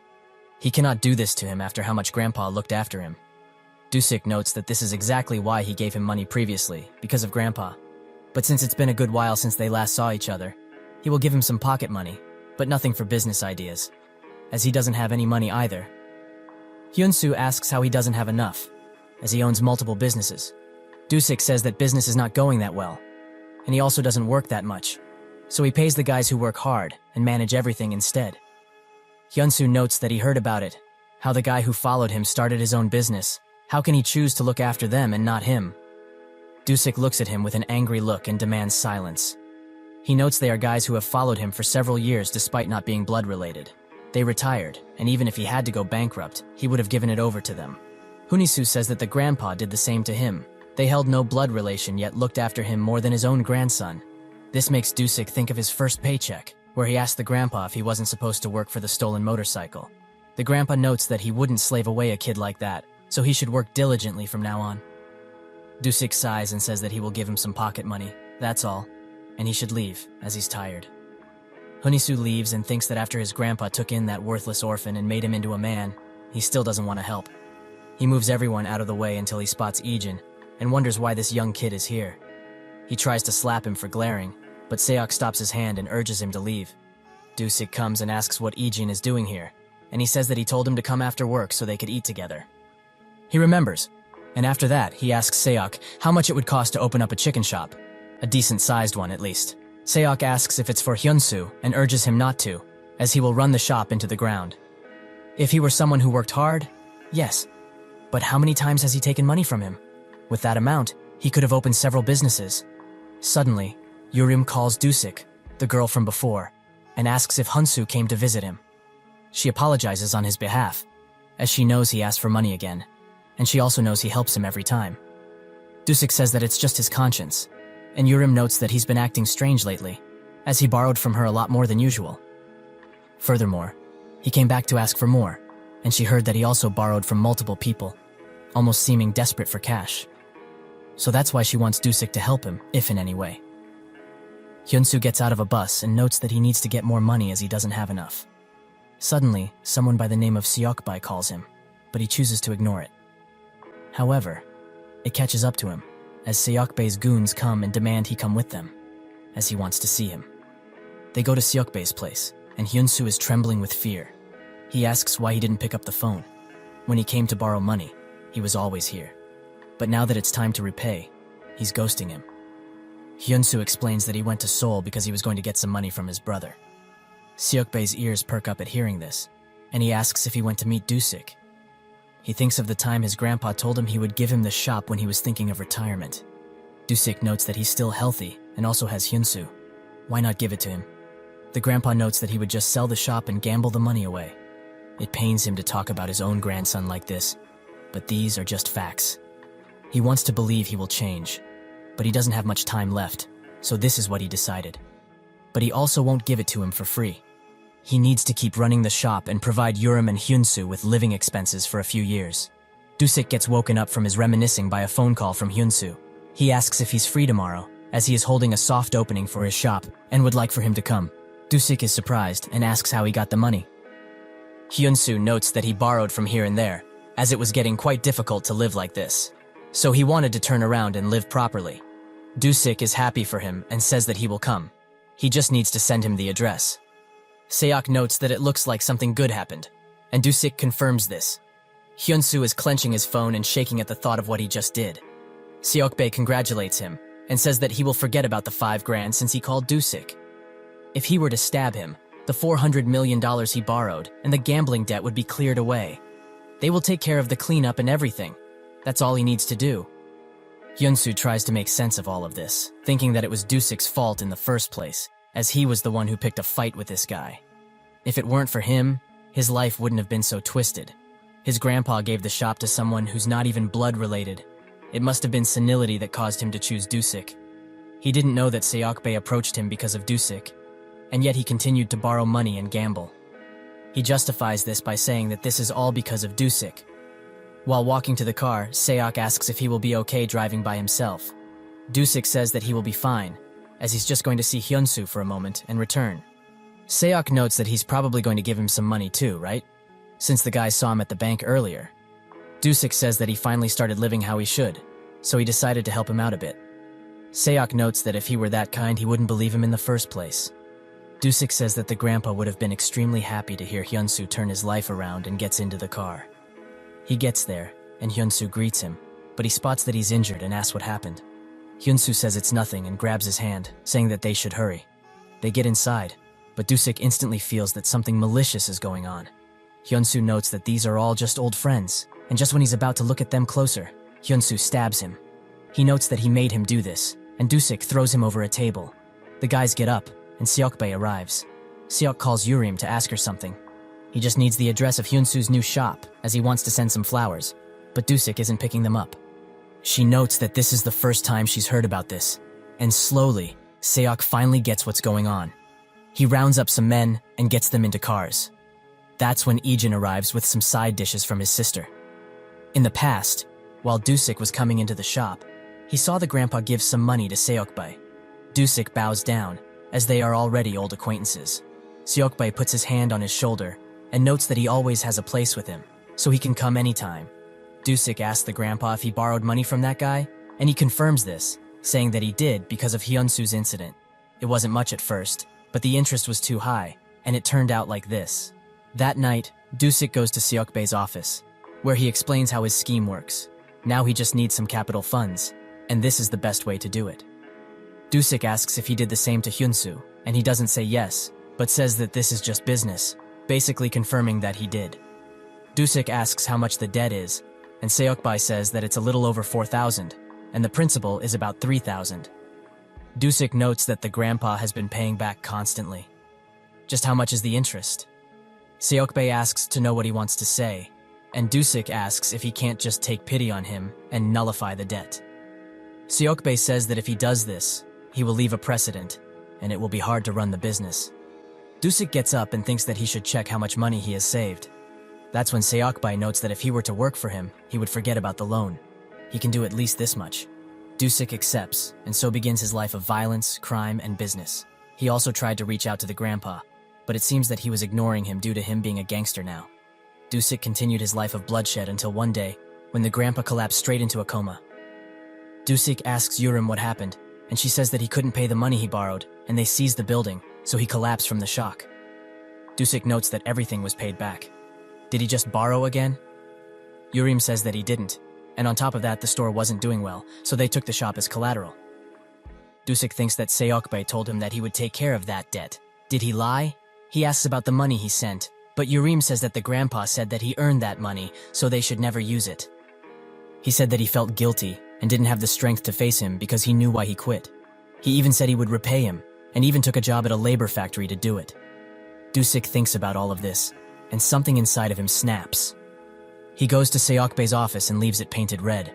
He finds Seokbae, and brandishing a demon's appearance, he asks why he didn't clear the debt. Seokbae notes that he already told him. Businesses cannot be run if he were to take pity. He rushes with the knife, and Dusik defends himself, but Seokbae finds the opportunity to slash him, giving Dusik his scar. But all of this ends when Dusik hits him multiple times with all his might, the culmination of all the violence he went through. With that, he leaves the office, and on that day, Seokbae swears revenge. Back to the present, Seokbae notes that they haven't seen each other in well over 10 years. Dusik asks what he wants, and Seokbae notes that they have some unfinished business, don't they? Dusik notes that he's still the same, a gangster. One of Seokbae's subordinates gets mad, but he calms him down and says that he heard he was doing very well, but now he's at his downfall. Dusik asks if he had to wait until he wasn't doing well to do something, and to top it off, he used Hyunsu because he couldn't do anything himself. That's why he's calling him a gangster, because he's still doing things like this. Seokbae's subordinate has had enough and charges Dusik, but even in his injured state, he defeats him easily. Dusik says that he is doing something wrong. He is not in his downfall, he's just living the quiet life. Seokbae orders his guys to attack, but Dusik holds his own, surprising even Hyunsu, who didn't know he was this strong. Dusik takes out the first wave and thinks that it's getting harder and harder to move. Was his intestine perhaps punctured? The next wave rushes in, and when fighting, a little bit of his old self permeates through his attacks. But even with that, some still manage to strike him, and the fight continues. Seok and the men rush to Dusik's location, hoping to arrive in time. Dusik manages to defeat most of the guys, but he is reaching his limit and can barely stand up anymore. He notes that if his body were fine, he would have given them a good beating, just like before. Seokbae orders Hyunsu to come to him, and he gives him a knife. He demands that he stab Dusik with it. At first he is hesitant, but he thinks that he can't back down now, as all of this wouldn't have meaning if he did. The door suddenly opens and Ijin comes into the room carrying the food. Sukbae asks if someone ordered food, but they all deny it. Dusik finally notices who this guy is, and Ijin says he's here to deliver some side dishes. Sukbae asks which bastard ordered side dishes without reading the room first. Ijin looks around and spots that Dusik is wounded pretty badly. Seokbae finds it annoying that he will have to clean up another body, and orders one of his men to bring that guy over here, as it will be quite annoying if he were to run his mouth somewhere. He tells Ijin that he should consider himself unlucky, but it's quite fortunate, as this life is not worth living anyway. The man puts his hand on Ijin's shoulder, but he grabs it and headbutts him, knocking out a few teeth in the process. Ijin asks him to repeat what he just said, and puts the side dishes down. Two other goons swarm him, but one after another, they fall down. Sukbae and Hyunsu are very surprised at his prowess, and Ijin charges in, knocking out anyone who tries to stop him. Seeing that the situation is dire, more rush to him, but not a single one can touch him, and Seokbae can only watch as his men basically get butchered. Just who is this powerful bastard? Dusik sits down and notes that the unfortunate one isn't Ijin, but him. He messed up extremely badly, as this guy isn't a simple gangster he can just deal with. Ijin stands before his defeated enemies. and Hyunsu shakes while holding the knife, wondering how a simple delivery man beat every single gangster here to a pulp. Ijin looks at him, and Hyunsu spots that he has the same figure as that high schooler. But that's Dusik's man swarming in, asking if he's alright. He says that he's fine for now, but they need to finish things here now. More and more of Dusik's men get inside, and Sukbae can only shake, as there's nothing left to do in this situation. Dusik gets up, and slowly makes his way towards Sukbae, who now fears the worst. But Dusik passes him, and begins talking to Hyunsu instead, making Sukbae extremely angry. Dusik says that he thought quite a lot about what he should do with him, and Hyunsu, like the coward he is, drops the knife immediately, apologizing for everything while doing so. Dusik notes that he shouldn't apologize, as this is all his fault in the first place. It's really his fault, as if he truly knew him. He wouldn't do such a foolish act. That's when Dusik punches him hard, causing Hyunsu to fall to his knees. While grabbing a metal bar, Dusik says that if he was begging like a dog before that, acting like this towards him doesn't make a lick of sense. Hyunsu demands that he wait and think about their grandpa, but Dusik has had enough and notes that he's mostly doing this for him. The beating commences, and the metal pipe can be heard throughout the restaurant. Hyunsu is left in a pool of his own blood. Dusik warns him. If he ever gambles, he dies. If he's going around asking for money again, he dies. Oh, and if he were to ask Yurim for money, he will die in seconds. Dusik turns to Seokbae and notes that he should have done this earlier. They both look at each other, and Seokbae can only think of the little runt he raised into such a beast. Dusik passes him once again and orders his men to take care of him and make sure he can never do anything foolish again. Seokbae has had enough of this blatant disrespect and doesn't want things to end like this. He pulls out a knife and bolts straight for Dusik, but Seok intercepts this attack and constantly kicks him to the ground, noting that he must have lost his mind to do something like this in the situation he's in. Dusik gets out and spots Ijin, who is sitting next to the motorcycle with side dishes in hand. He asks why he came here, and Ijin says that he just came to bring him some side dishes. Dusik asks if he's actually joking, but Ijin just hands him the side dishes and says that his sister told him to bring them quickly, and he also thanks him for helping Grandpa. Dusik finds all of this quite surprising and notes that he should be the one to thank her. He also spots the motorcycle he rode here and says that he's using it quite well. Ijin says he will return it, but Dusik has already told him time and time again that he can keep it, as it doesn't suit his age anymore, and he honestly never rode motorcycles, even when he was young. Ijin asks if he stole it, but Dusik denies it. Ijin is still quite skeptical, however. Dusik scratches his head and thinks of the time he spotted this motorcycle and bought it.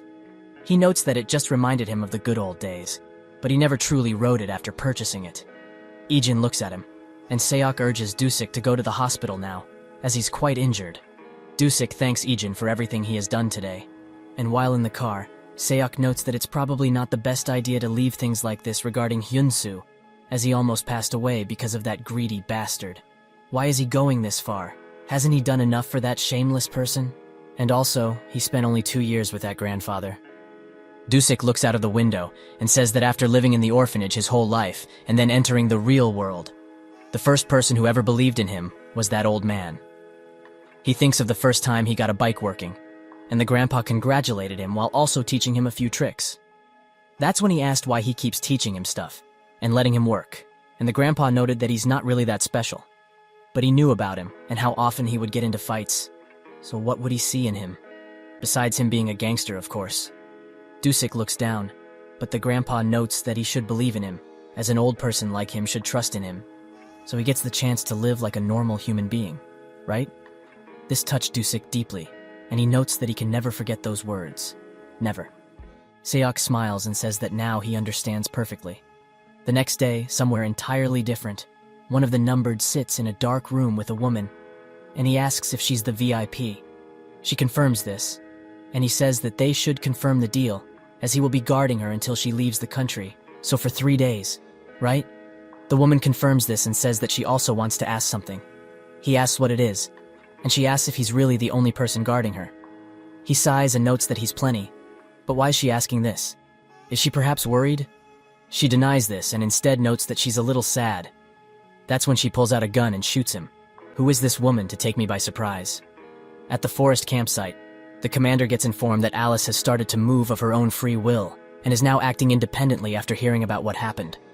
The subordinate says that he already knows how Alice can be, so it's difficult to restrict her movements. The commander still demands they bring her in as fast as possible, but the subordinate says that they cannot contact her or trace her location.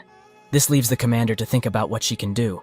The numbered managed to barely survive, and he thinks of how he hid from Alice, who clearly knew all of this time that he was one of the numbered.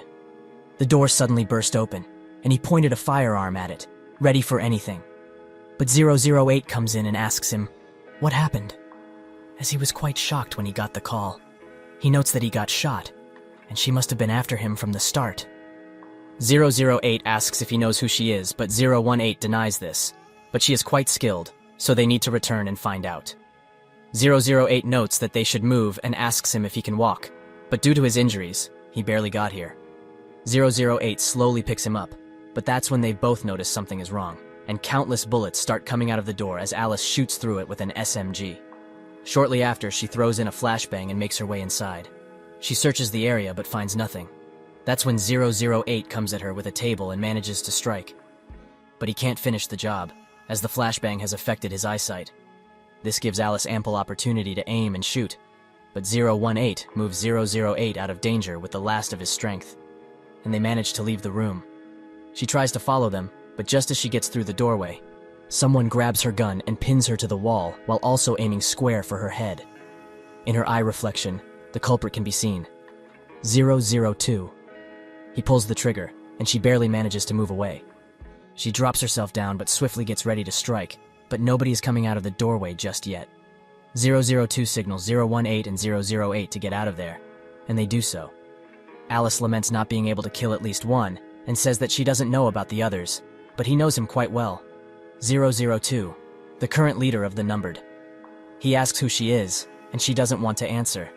002 notes that she's most likely from the forest, so she must be the rumored Alice, right? He heard about her, and how she was the best assassin in the forest. And seeing that she's here and armed, does this mean that they will be warring with the forest? Alice demands he stop spouting nonsense, as they were the ones who started this first. 002 in turn asks her to stop talking crap, as the forest helped Mad Dog in numerous ways, such as where to find them, and also gave him a few soldiers too. Is she really denying all of this?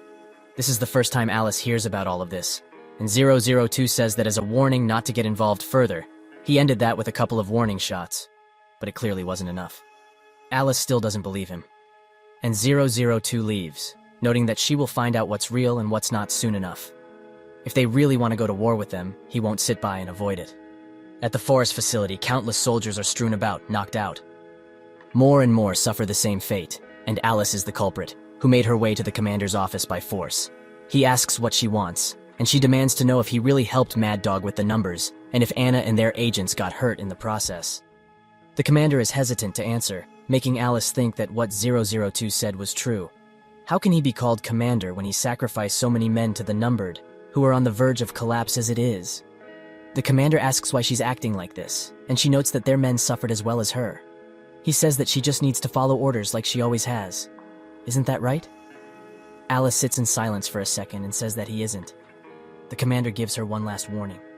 Were she ever to disobey and act on her own again, he wouldn't let it slide and would make sure she wouldn't be able to do it ever again. Alice agrees, and she turns away. The subordinate says that in terms of skills, she's a gem, but her lack of self-control is the problem, as she even ignores specific safety measures. The commander asks if she has a specific mission, and the subordinate notes that he plans to put her on standby as punishment for breaking orders. The commander says that they can't waste such a valuable resource, and they should use her to infiltrate that place. At the SW building, the other bodyguards are happy to see Ijin, noting that he's no longer the youngest in terms of how long he's been here. Ijin looks at Sukju, who explains that today, new rookies have joined the bodyguarding duties. Ijin asks why he's the one who graduated from being the youngest, as they are the same age. Sukju notes that he has more years of service than him, and is clearly very proud of this fact. They all look at the rookies, and the team leader notes that this time, they hired only experienced veterans, and they will also go through several months of training. But among them, that girl is quite amazing, and the team looks at her, noting how beautiful she is. While she stands next to her fellow rookies, she thinks of the orders she got from the commander to infiltrate SW and wait for further orders. She shouldn't worry, as her skills and information are perfectly concealed, so nobody will discover her. The team leader comes next to the other team leader and notes that his team is acting like children, and wants to have a welcome party now, as they want to know more about their potential colleagues. He tells the rookies that they will start a welcome party now and head to the gym. Ijin asks what a welcoming party is, and the other bodyguards note that it is only for making the rookies feel at home and adapt faster. Ijin agrees, and notes that they will probably do a group meeting, as it's quite a common way to welcome someone, right? They can only sit in silence at what he just proposed, and they all go to the gym. A bodyguard notes that they should start with a few friendly spars, as he's sure these rookies aren't afraid to get hurt. The team leader looks at the rookies, and Alice looks at Ijin, noting that he and the other kid are quite young to be bodyguards. One of the bodyguards jumps into the ring, and a rookie accepts his challenge. The team leader gives them the rules, and so the bodyguard closes the gap instantly and begins bashing the rookie again and again. The rookie tries to counterattack, but this gives the bodyguard the opportunity to pin him to the ground. With that, the fight ends, and the bodyguard celebrates his perfect victory. Alice thinks that these guys are quite skilled and says that she'll be next, while thinking that she needs to avoid drawing attention, so she needs to choose her opponent very carefully. She notes that she heard SW is quite skilled, and to assess the situation, she will have a fight with that kid. Unfortunately for her, she just pointed at Ijin, and the whole team thinks that she skipped all of the side quests and went straight for the final boss. Alice thinks that Anna wanted to kidnap someone from here, but because of the bodyguards, she failed, and quite miserably at that. Since her superiors told her to just infiltrate in here though, she needs to adjust to this place fast. However, they all look quite worried about this match. Are they perhaps worried about this child? She should try and not hurt him bad, at least to improve her image. The gong rings, and she lunges forward with a light jab. Ijin in turn also uses a jab, but she recognizes that his had much more power put behind it. That's when he gets on top of her and tries to end the fight, but she uses her free arm to try and hit Ijin in the head. He managed to block the attack and making some distance. They both look at each other, and Alice wonders what's up with this kid, as he seems well-informed and experienced in close combat. They start brawling once again, and she uses a feint to make him dodge, allowing her the opportunity for a savage strike. Everyone looks at the fight eagerly, as Ijin has caught her hand perfectly. He uses it to twist it a bit, and she knows. This guy is not only well-informed and skilled, but he's also a straight-up pro. She charges in once again, and notices that Ijin was going for an uppercut, which she just barely gets out of the way of. They distance themselves, and everyone in the team is shocked at the skill and finesse they both exerted. The team leader says that the match will stop here, as both of them must be getting too worked up. Ijin complies and turns to leave quickly, while Alice thinks that she didn't know such a gem was working as a bodyguard, as his skills are comparable to people from Forest. Perhaps SW didn't choose him on a whim, like she originally thought. Chiye and Yuna arrive at the scene, and the team leader welcomes them. Chiye notes that they are all quite unsettled. Is this perhaps the welcoming party? He confirms it, and she says that was the first time she saw someone who could spar with Ijin that well. The team leader notes that although it was but a simple spar, they could see their combat skills quite well. And even though she doesn't have much experience at the moment, since she's done bodyguarding work before, she's one they need to look forward to. Alice looks in their direction and spots Jiye, remembering that she's the president's daughter. Judging by the current mood, she seems to frequent this place quite often. She notices Yuna as well. This place will be a good spot for observing SW's VIPs if she is to infiltrate this place. A while later, when Ijin is talking with his colleagues, she comes next to them and introduces herself as Rubia Crystal. Ijin shakes her hand, and does so as well. She says that judging by that display of skill earlier, he seems quite competent, but how long has he been a bodyguard at this place for? Ijin explains that he's been on field practice for around 6 months. This surprises her quite a bit, as even if he's not an official bodyguard, he's doing field practice. Does it mean something else from what she thinks it is, perhaps? The colleagues come next to Ijin and explain that, just for her information, he's a high schooler. Now she's just at a straight-up loss for words. While Ijin and Yuna have a walk, with a few guards behind them for protection, Alice, who is stalking them, thinks that they seem quite close. She looks at Yuna's expression and knows all too well what it means. Yuna says that recently, Youngchan has started his YouTube channel, where he also uploaded a video of him when they played together. Ijin notices that something is watching them, so he turns his head to where Alice was, only to find nothing. She barely managed to get out of his sight, and thinks that this child is no mere bodyguard trainee, not in the least. Her phone suddenly rings, and when she picks up, the forest leader asks how the infiltration is going. She explains that she has encountered no issues so far, and he urges her to be aware of SW VIPs at all times. She asks if she should continue with the previous failed commission, but he says that's not needed, so she doesn't need to do a thing. She asks if all she really needs to do is infiltrate and stare, as she's not an infiltration agent, last time she checked. The leader notes that he already told her numerous times. This is an order, so she better not disappoint. With that, the call ends. That night, Ijin gets the news that 018 was attacked from 006 and 032, who explain that the injuries are quite heavy, so the recovery will take some time, but if they were a second late, he would have died. The opponent this time was Alice, one of the best assassins from Forest. He also heard that she's hard to control due to her skills, and there's around that Forest manages to control her because they know their weakness. Forest itself also stated that this attack wasn't official work from them. Ijin notes that official or not 002 won't just stand still when a numbered was attack, right? 006 explains that the other guys think the same, that they shouldn't stand still and show Forest who the numbered really are.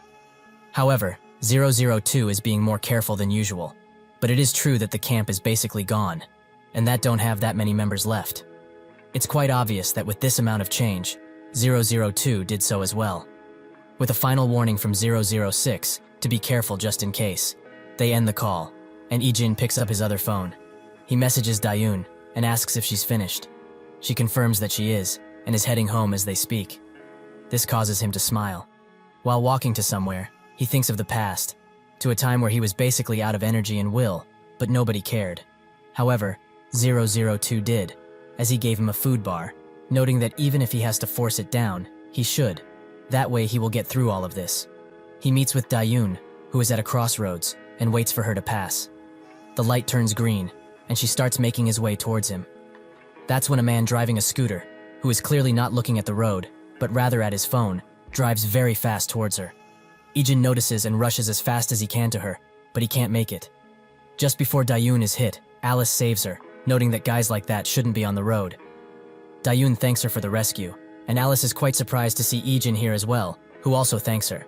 She asks what for, and Ijin explains that the girl she saves is his sister. They go to the convenience store, and Dayun notes that she was quite surprised when she found out she worked with her brother. Alice notes that has only been for 2 days, and she's a junior compared to her brother. Ijin asks what brings her around these parts, and she says that she lives around here, same as them, right? Ijin says that indeed they do, and he opens Dayun's soda, which she was having difficulties with. Alice looks at them, and thinks that now, at this time, they both seem to be normal, especially him, who looks just like a normal high schooler. This makes her think of someone important in her life, and thinks that she should ask if she can meet him sometime. 004 and 008 walk around the nearby streets, and 004 notes that he hopes they haven't heard anything about this just yet.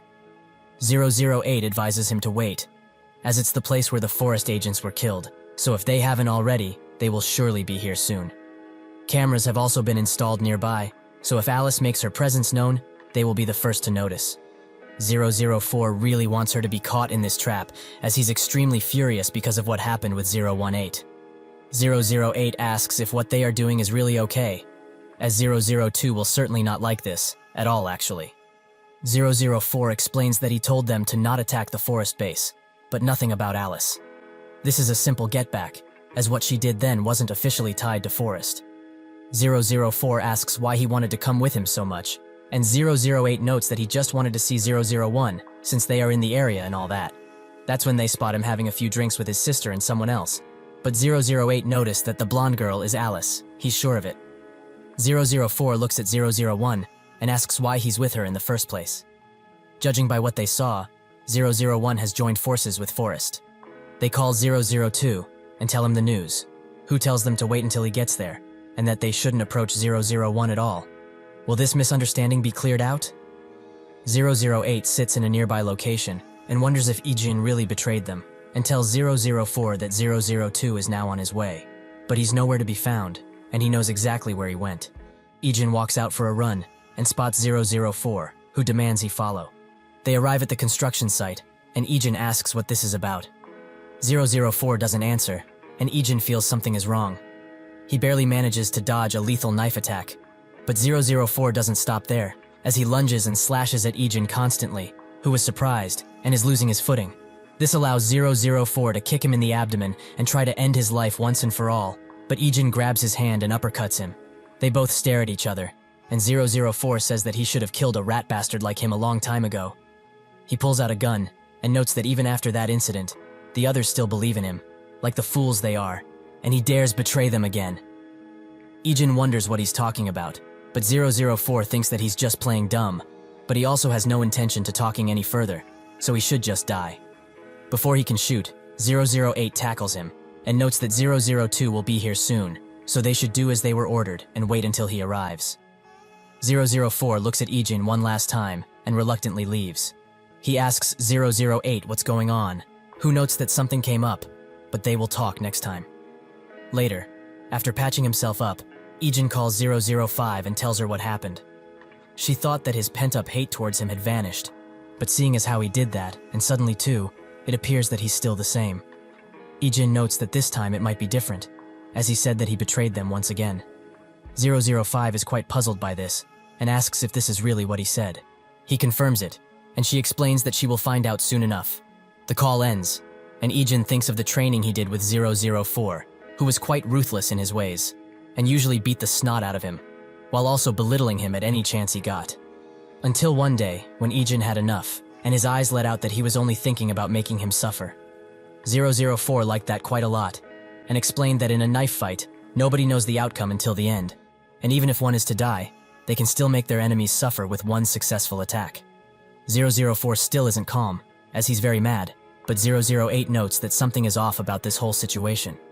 004 explains that 001 betrayed them before, so a second time wouldn't be that hard, right? 008 notes that even if it's so, 001 explicitly told everyone that he wanted to leave this world and wanted to live with his family peacefully. That's when he remembers that his sister was also there. Would 001 really let his sister meet a forest assassin like that? 004 says that maybe Alice hid her identity and approached 001. That does make more sense. That's when their alarms start beeping, as Alice was captured on camera. She looks around, and sure enough, not a lick of evidence was found, but still, they couldn't hide the bullet trace as well.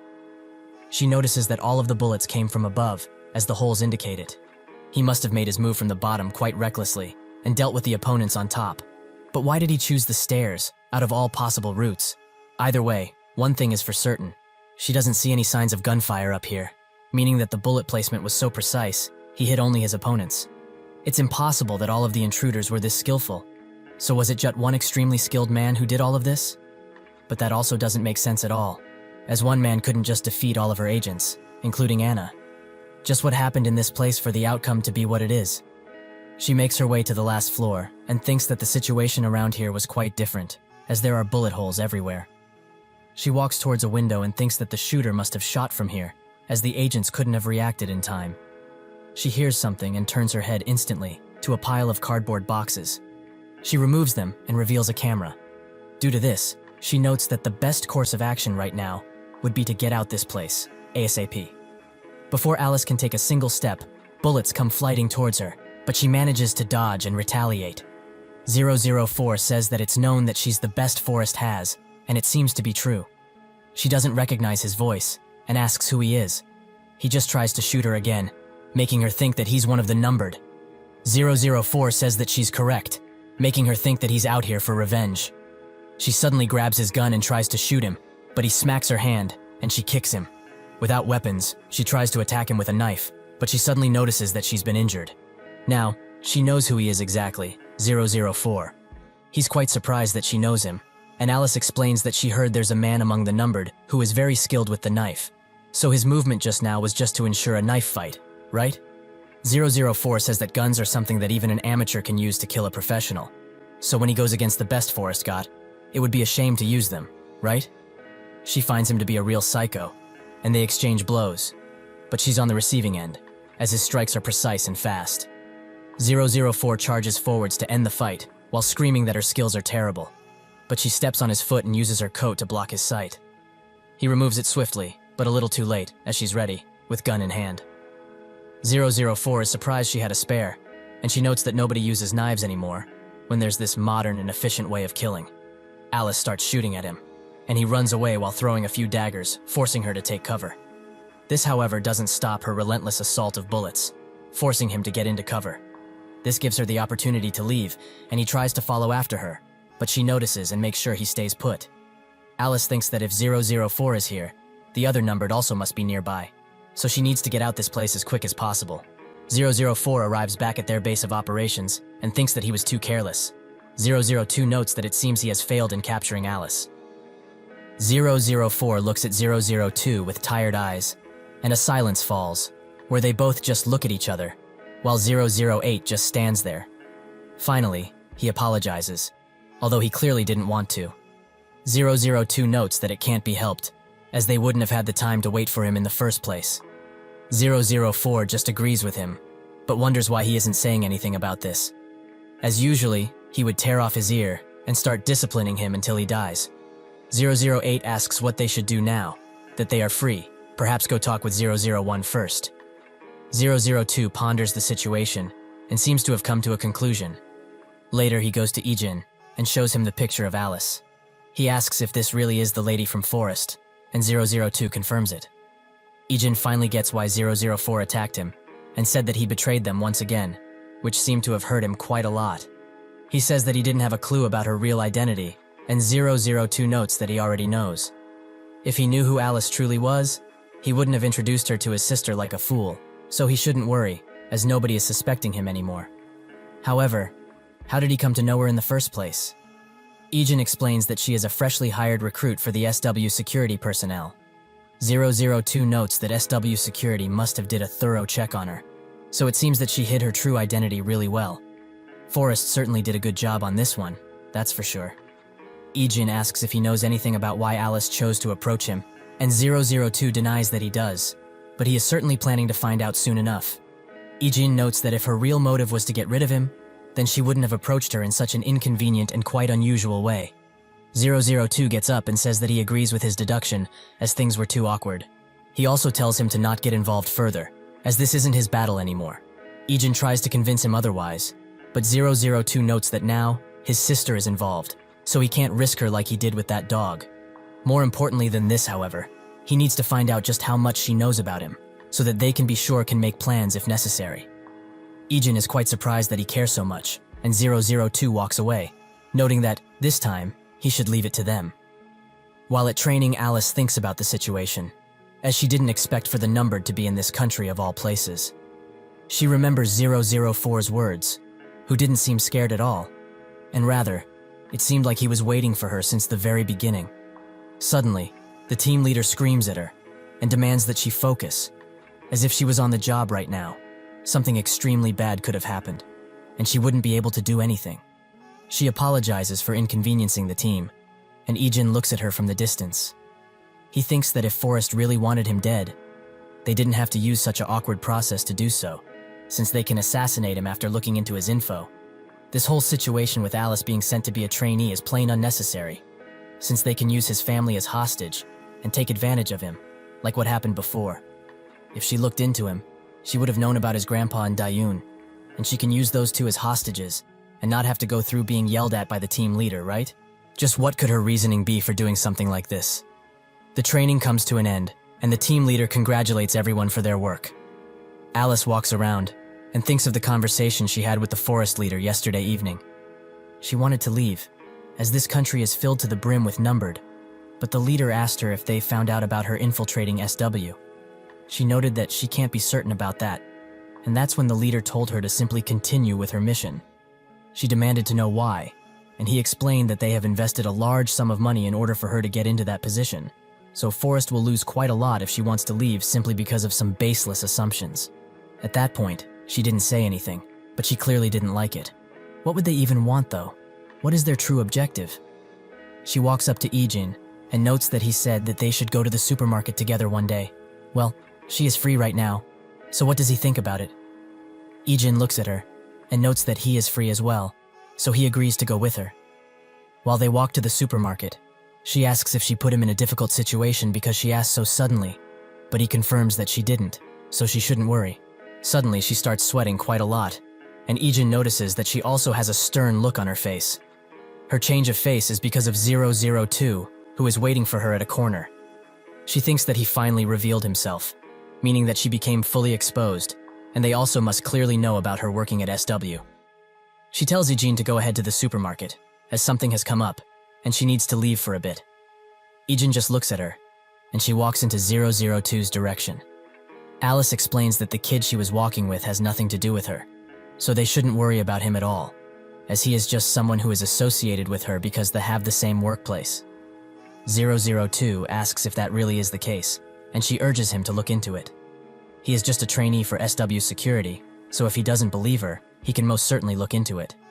The numbered aren't people who aim for things recklessly, just because of suspicion, or so she heard. 002 looks at her, and then at Ijin, who is also looking at him. He walks away, and notes that they need to change location, right now. They do so, and arrive at the construction site. Alice says that if he wanted her dead, he wouldn't have exposed himself like this. So what brings him to her? 002 notes that he should be the one asking that question, not her. She explains that she's here simply to investigate the scene. 002 notes that there also must be something else, as she didn't infiltrate SW for no reason, right? Alice says that she was the one to tell him that anyways, but she did it because if she got exposed, she would have to leave, so keeping it to herself seems like a dumb idea. 002 looks at her sternly and notes that it must be so. With that, he simply walks away, which puzzles Alice quite a bit, prompting her to ask why he is leaving. 002 urges her to get lost, while he is still letting her live. This takes her back, but she certainly won't refuse the opportunity. Later, 002 calls Ijin and explains that the reason Alice is here has nothing to do with him. She also doesn't know about his identity as 001, though he probably guessed that already. Ijin notes that indeed he did, and the thing that she pulled when she saw 002 basically confirmed it. He notes that he is in a much safer position because of this situation, since Alice is only aware of him being a bodyguard. With that, they close the call, and 004 asks him if this is why he didn't scold his ear off when he told him that he lost Alice. Did he really want to make Alice a witness on purpose? 002 explains that it isn't so. It's just that the fact that he made a mistake during a crucial time isn't that surprising anymore. This leaves both 004 and 008 quite shocked, and with that out of the way, 002 leaves. The next day, 006 calls Ijin and notes that he heard the news, and he's quite speechless, as he never expected that the Alice from Forest infiltrated SW with such ease, and also that they instantly thought that he was getting involved with Forest just because he saw him with her is just plain crazy. How can such a strange situation even happen?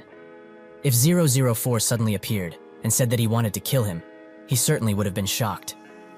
Ijin smiles as he appreciates his worry. 006 asks what he is going to do about Alice, and Ijin notes that she didn't come to the training today, so she is most likely gone. 006 explains that since she got exposed by the numbered, she had no real choice but to withdraw from SW. Also, after doing a completely separate situation, the rumors about Alice turned out to actually be real. Although she is a skilled assassin with expert skills, she is certainly not easy to control. What he doesn't get is that if she is somebody they can barely even control, and she has amazing skills, she should be categorized as someone unnecessary to the organization. Ijin says that if Reason is using her, it means that she is much more skilled than they previously thought. 006 notes that it's precisely it, and Forest is controlling Alice because they have access to her weakness, so she has no choice but to follow what they order her to do. Ijin ponders deeply about this, and wonders what it is. That night he goes for a run, and thinks about what 006 said before they closed the call. This rumor isn't really confirmed, but he thinks that her weakness is her family. Suddenly, a ray of light comes closer to him, and Ijin's eyes widen. That ray of light was from Alice's motorcycle, who is also quite surprised to see him at this time of night. However, she notes that this is some great timing, as she is leaving right now, and she really wanted to say goodbye. Ijin asks why she's leaving so suddenly, and she explains that something personal popped up, so she can't stay here any longer. She was just about to leave, when they fortunately ran into each other. Ijin just stares at her, like he usually does with anything. Alice asks him to take care of himself, with a rather melancholic smile on her face. That's when Ijin asks her if she has any family to speak of. This question takes her by surprise, as she didn't expect it from him, but she notes that she does, a younger brother, who is around the same age as him. Actually, when he looks at him, it reminds him of her little brother. Ijin stares silently once again, and Alice encourages him to stay on this path, the path of being a real bodyguard, as he has a ton of talent for it. With that, she puts her visor back on and sprints away into the night. Ijin is now left alone to think about everything. The next day, after finishing training, the team leader thanks everyone for their hard work. A teammate comes next to Ijin and asks how he was today. Did he perhaps improve in any way? Ijin explains that if he's asking if anything has changed from what he was before, then he is not too sure, if he's being honest. The teammate's hopes are shattered, and the others laugh at him, noting that Ijin just can't lie about these types of things. It's just in his nature. Suddenly, Ijin spots the lieutenant standing at the door, which makes him smile. They walk while talking, and Ijin notes that he is doing pretty well right now, as his colleagues are helping him a ton with a lot of stuff. The lieutenant is glad to hear that, as the platoon was very worried about him leaving. Ijin notes that he will make time to visit soon, to cull those worries. He also asks him if he is here to meet his fiancée, Jiye, but he explains that he is actually here to see him for something important. He heard that the chief is sick, and it doesn't seem to be just a simple illness, and he most likely doesn't have that much time left. He just thought he should know, since they were close. Ijin stares at him and processes the notion. The lieutenant asks if he is going to visit, and Ijin confirms that he will. After telling his family, he will be leaving. The lieutenant smiles and notes that he thought he would say something of the nature, so he already got him a plane ticket. Ijin thanks him, and later, they are both on the plane. The lieutenant breaks the silence and notes that the chief helped him a lot when he said he was heading home and leaving that place. But back then, he didn't understand what he did that helped him so much, as he thought he was a simple con man who was planning to use him. However, since they have the time now, he will ask, what is his relationship with him? Ijin notes that he just saved him, and says only that. However, this makes him think of the first time he met him, when he was extremely injured, and woke up in a strange place, so he was very weary. Suddenly someone said that if he moved so suddenly, his injuries will bleed again, as they will open up. The man who said that is the chief, who was holding a towel, some bandages, and a tray of water. Ijin immediately picked up the most available weapon and got ready to defend himself, something which was second nature to him. The chief noticed that his wounds opened up again, so he walked towards him. While putting the tray down, the chief asked Ijin if he is really going to stab the person who saved him, and carried him several kilometers with some scissors. This made Ijin stop, and the chief urged him to think rationally about this situation. If he wanted him dead, he would have killed him by now. And if he wanted to do something with him, he would have been tied up, right? He gets to treating his wounds, and explains that he brought him here after finding him just floating in the river with immense injuries. He was extremely lucky, however, as at first, he was barely able to breathe, and thought that he was going to die on the spot. Ijin looked at him with a much calmer but still dangerous look. The chief noted that he shouldn't think about something so ridiculous, and focus on getting better as fast as he can. And when his injuries are fully healed and he can stand up fully once again, he needs to leave, and quickly. Eventually, Ijin healed enough to get up from his bed and walk out, where he saw tons of mercenaries, some staring at him, others minding their business, but most were intrigued by his appearance. Suddenly a girl comes next to him, and is surprised that he is able to move now. But is it really fine to do that with such injuries? She previously thought he was dead when their chieftain brought him here. But how did he end up being so hurt in the first place? Ijin, who was much colder than he is in the present, just stared at her, and she thinks that his throat must have also been injured, or he doesn't know how to talk yet. Suddenly the mercenaries come next to them, and tell the girl, Everine, to not go near that boy. She asks why, and the man explains that he is an outsider, so they do not know the extent of what he can do, and what he is currently thinking. He also tells Ijin that he can't just walk outside because he just wishes to, as they themselves will bring him outside once he is fully recovered. All he needs to do is stay put until that happens. Everine smiles and asks why they are so cautious about him anyway, as he is just an injured kid. The man laughs at this notion, as those scars can't be attained just by playing around, like a kid should. They both stare at each other with the same eyes, the eyes of a killer. Everine notes that she gets it already, so she won't go near him. While leaving, she tells Ijin to not push himself at all, and focus on recovery. The chief comes next to him, and explains that, although he was the one who healed him, it was that girl who stayed beside him through the night, while he was still unconscious. She was looking after him the whole night, most of the time, so the least he can do is show her an ounce of respect. The others are reacting like this because this village is pretty secluded, so people get weary when a stranger like him arrives, but it doesn't mean he needs to be on full alert the entire time, like he is currently. Even though these people are making those faces, they won't bring him any harm, unless he does something stupid, of course. Ijin spots the military gear and the weapons, so he asks if he is in a military base. The chief is surprised by his question, but he can see why he asked that. But no, he is not. However, This is not just an ordinary village.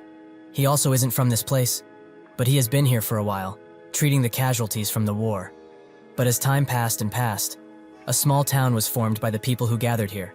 Thought there are still some people like Everine, who have no place to live except in here. The chief continues to explain that this is a town of mercenaries, and people here mostly work as mercs. And since this is a town that is formed by war casualties at its center, most people earn their living based on their skills. A few cars pull up, and a few men ask the chief to hurry, as they don't want to be late. While doing that, the chief tells Ijin a few other words. This is why he asked him to leave after he got treated, because everyone here has no choice but to continue living in here, unlike him. With that, he leaves, and the mercenaries start to bicker around waiting so much. Ijin looks at them, and something grabs his attention. Everine, who insists that he focuses on recovery. That night, while Ijin sleeps in his bed, a large explosion awakes him, and he is now in full alert. Outside, 2 trucks filled with men attack the village, which can't hold that much resistance, as this attack has taken them by surprise. The mercenaries try to hide the innocents, and that's when a large man, who seems to be the leader, orders his men to bring everyone out. Another soldier comes next to him, and notes that the intel is correct. All of the hard-hitting mercenaries in this town are gone for the time being. The leader commands them to bring everyone outside and kill them, so that they can set an example for these dogs. Also, they will set those explosives in here, and detonate them once they return. A little surprise. With this, the price for opposing him all of this time will be paid, in blood. Ijin hides and looks outside, but that's when the door slowly creaks open. It's Averin, who tells him to run away from here, as there are looters outside. Ijin asks what looters, but there is no time to explain, as he needs to get out of here, right now. Ijin asks what she will do, and Averin starts crying. Her mother was already captured, so she can't leave, so at least he should escape. Suddenly, a few soldiers get in front of the house and scream that they will be searching this one. 2 men bust the door open and look around, where they spot Averin quivering, and their smiles grow wide. Suddenly, Ijin grabs the weapon of the first man and hits him in the elbow. The other tries to shoot, but can't because his comrade is in front of him. Ijin hits him with the butt of the gun, which instantly knocks him out, and also does the same to the other. Ijin looks at the both of them, and Averin at him. They were right. This is no ordinary kid. In another place, while the chief and the head mercenary of the village talk about potential deal, one of the mercs rushes in, which makes the head mercenary note that he should be shamed for interrupting him with a client. The mercenary apologizes, but he has some urgent news that need attending now. The looters are attacking the town as they speak, so they should get moving, while they still can. After hearing this, the head mercenary announced that they are all heading back, and to tell everyone to pack up, now. In the village, Ijin grabs whatever he can from the looters, most importantly, ammo, and one of the firearms. Averin looks at him in shock, as the moves that he performed just now, they were that of mercenaries, as he saw the others from this town do the exact same thing. Is this perhaps why they were so fearful of him when he first got here?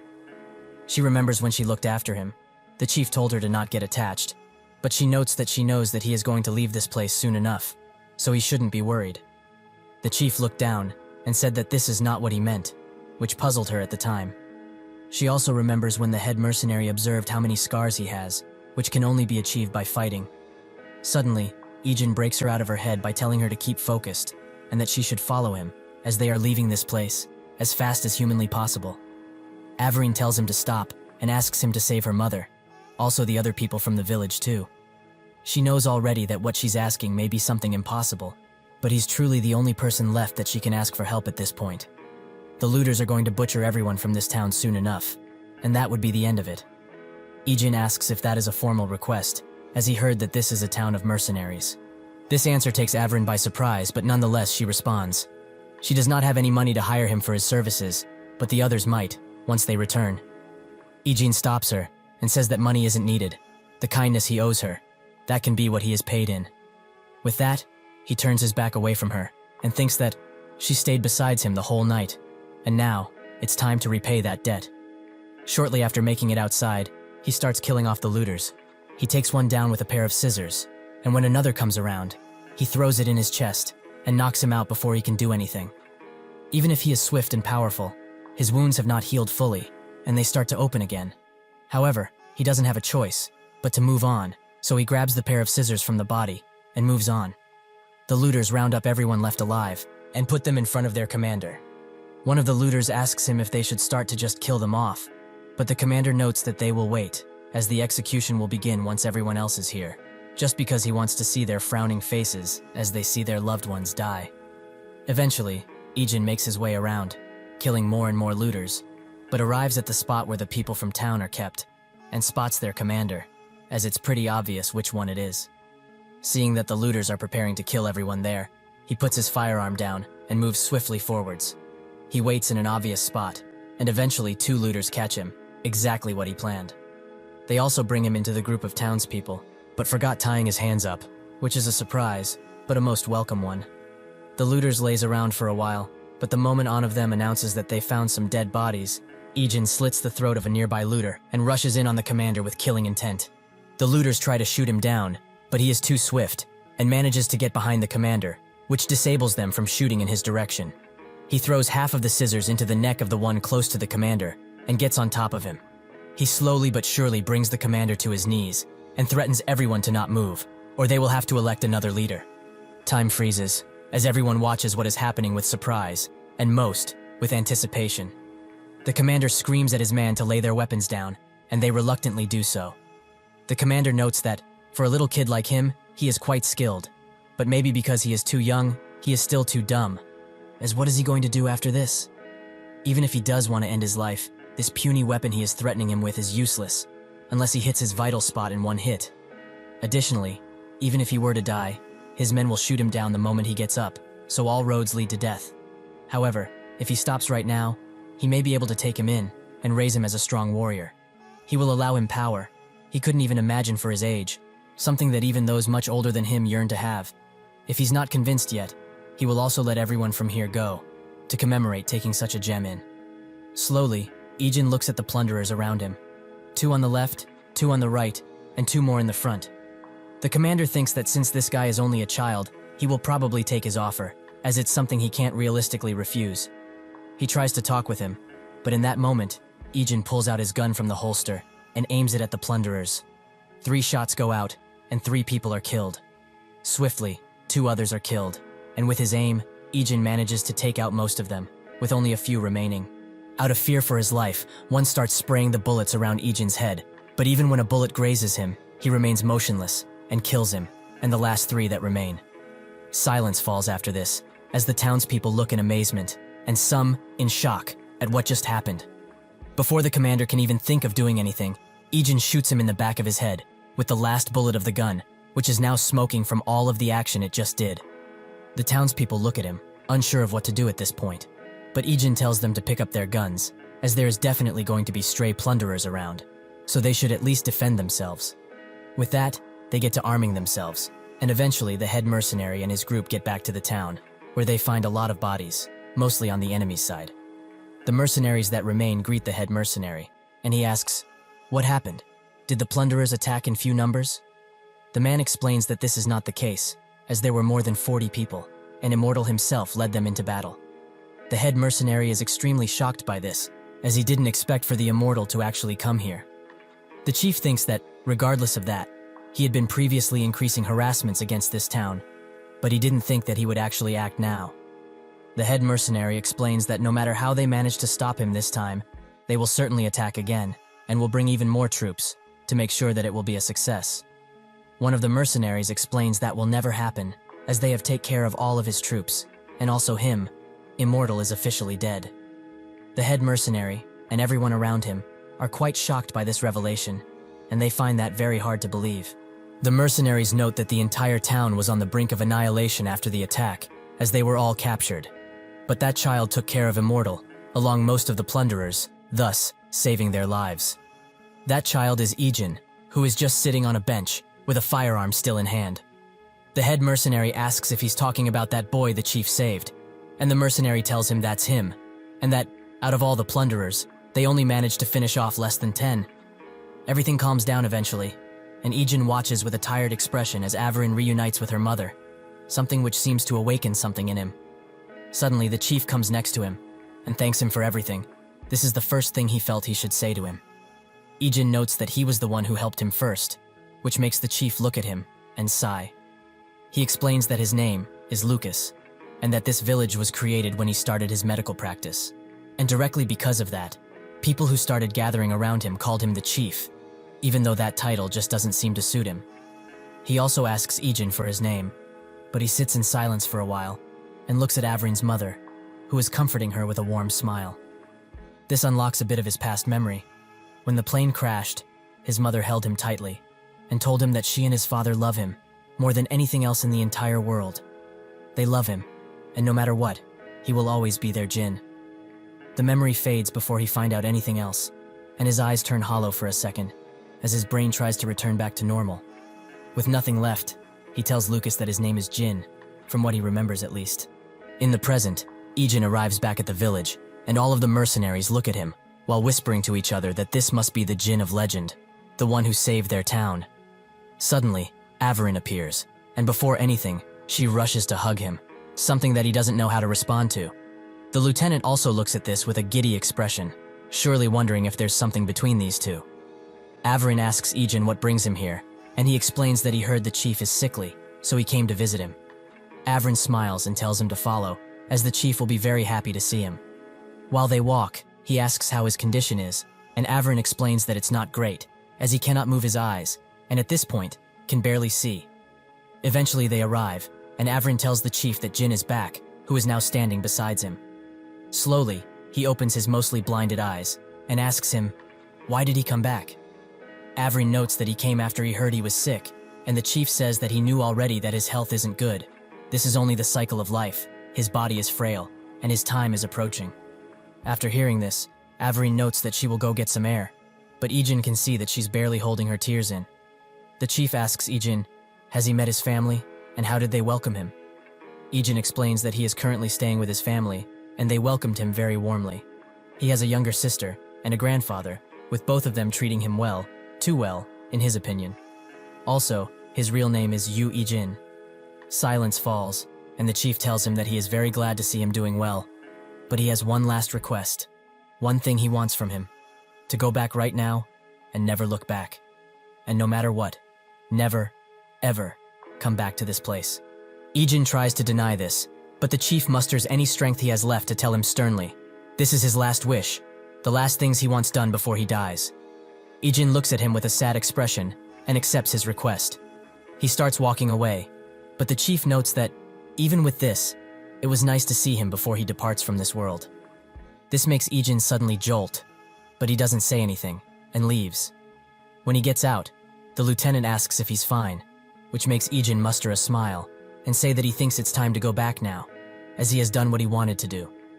That's when the head mercenary comes around and asks, why did he come? Is this a place where he can leave and enter as he pleases? Is this some sort of exotic vacation for him? Averin tries to tell him that he only came for the chief, but the head mercenary doesn't even listen to her, as that has nothing to do with him. He is the one who abandoned the chief in this town because he didn't need them anymore. He acts like a loved ally, but once he got his memories back, he left them behind like trash. Isn't it natural for them to regard him as a traitorous dog? He is not welcomed in here anymore, so he should leave, now. The others look at him, and they all share the same sentiment, that he is a traitor. Averin tries to jump to his defense, but Ijin says that it's fine, as he was going to leave now anyways. She tries to stop him, but he turns around, look into her eyes one last time, and tells her to take care, with a gentle yet fake smile. With that, both him and the lieutenant get back into the car. Averin watches all of this and starts screaming at everyone. Just what the hell is their problem? His memory came back, and he has somewhere to call home now, so they should be happy for him now, right? The head mercenary explains that naturally, he is also glad for him.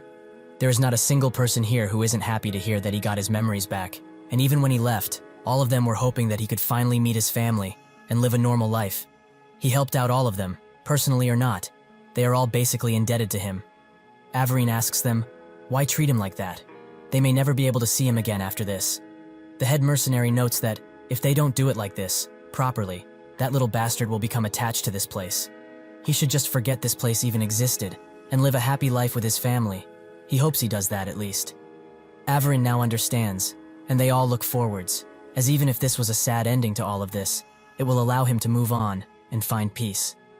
While sleeping, Ijin remembers the time when the chief invited him to stay in the town for a while, if he has nowhere to go while also bandaging his wounds. However, there is one condition to all of this.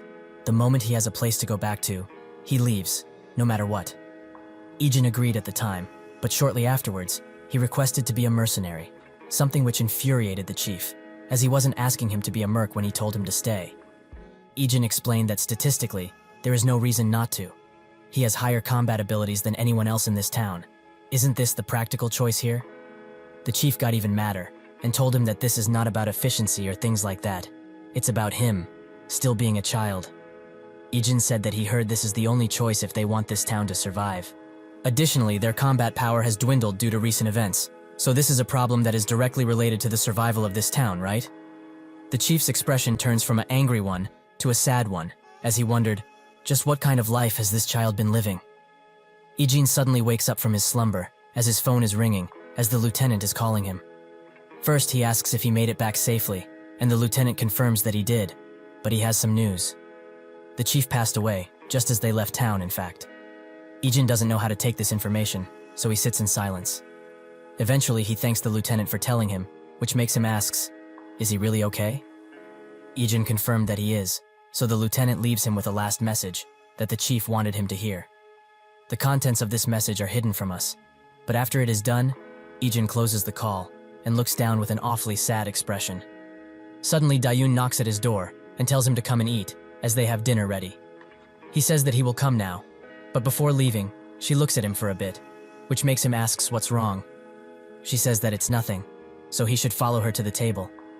They all have a good meal while talking, and nothing seems to be wrong, as Ijin tries to hide his sadness with smiles. After dinner, Dayun offers to do the dishes, while the grandpa notes that they should walk for a bit. Ijin agrees, and while they do so, the grandpa asks if he's okay, as he looks like he's having a hard time holding something in. Ijin is surprised by this, and asks what he means. The grandpa explains that ever since he came back to Korea from his trip, he looked sad, but earlier, he looked much worse, which surprised him a bit. Dayun also worried about him a lot too. So did something happen, as he said he was going to see someone he had met before. Ijin takes a breath in, and explains that the person he went to see now is the same who saved his life. He was the one that took care of him a lot before he came here, and the one who fed him a lot of food to stay healthy, even if he didn't want to eat that much. When he finally got his memories back, he told him, and he immediately told him to go back, to his family, his loved ones. Since he wasn't feeling well due to his old age, he went to see him for a bit, but just now, he got received news that he passed away. The grandpa smiles gently, and notes that he must have been someone dear to him, right? If he feels sad, however, he should just let it all out at once, and cry. Ijin is surprised by this proposition, but tears already start rolling down on his face, something which shocks him further, as this is a first. The grandpa hugs him tightly, as he gently cries on his shoulder. The contents of the message the chief left him are as follows. Thank you for making me feel like a father again. Thank you for watching. See you next time.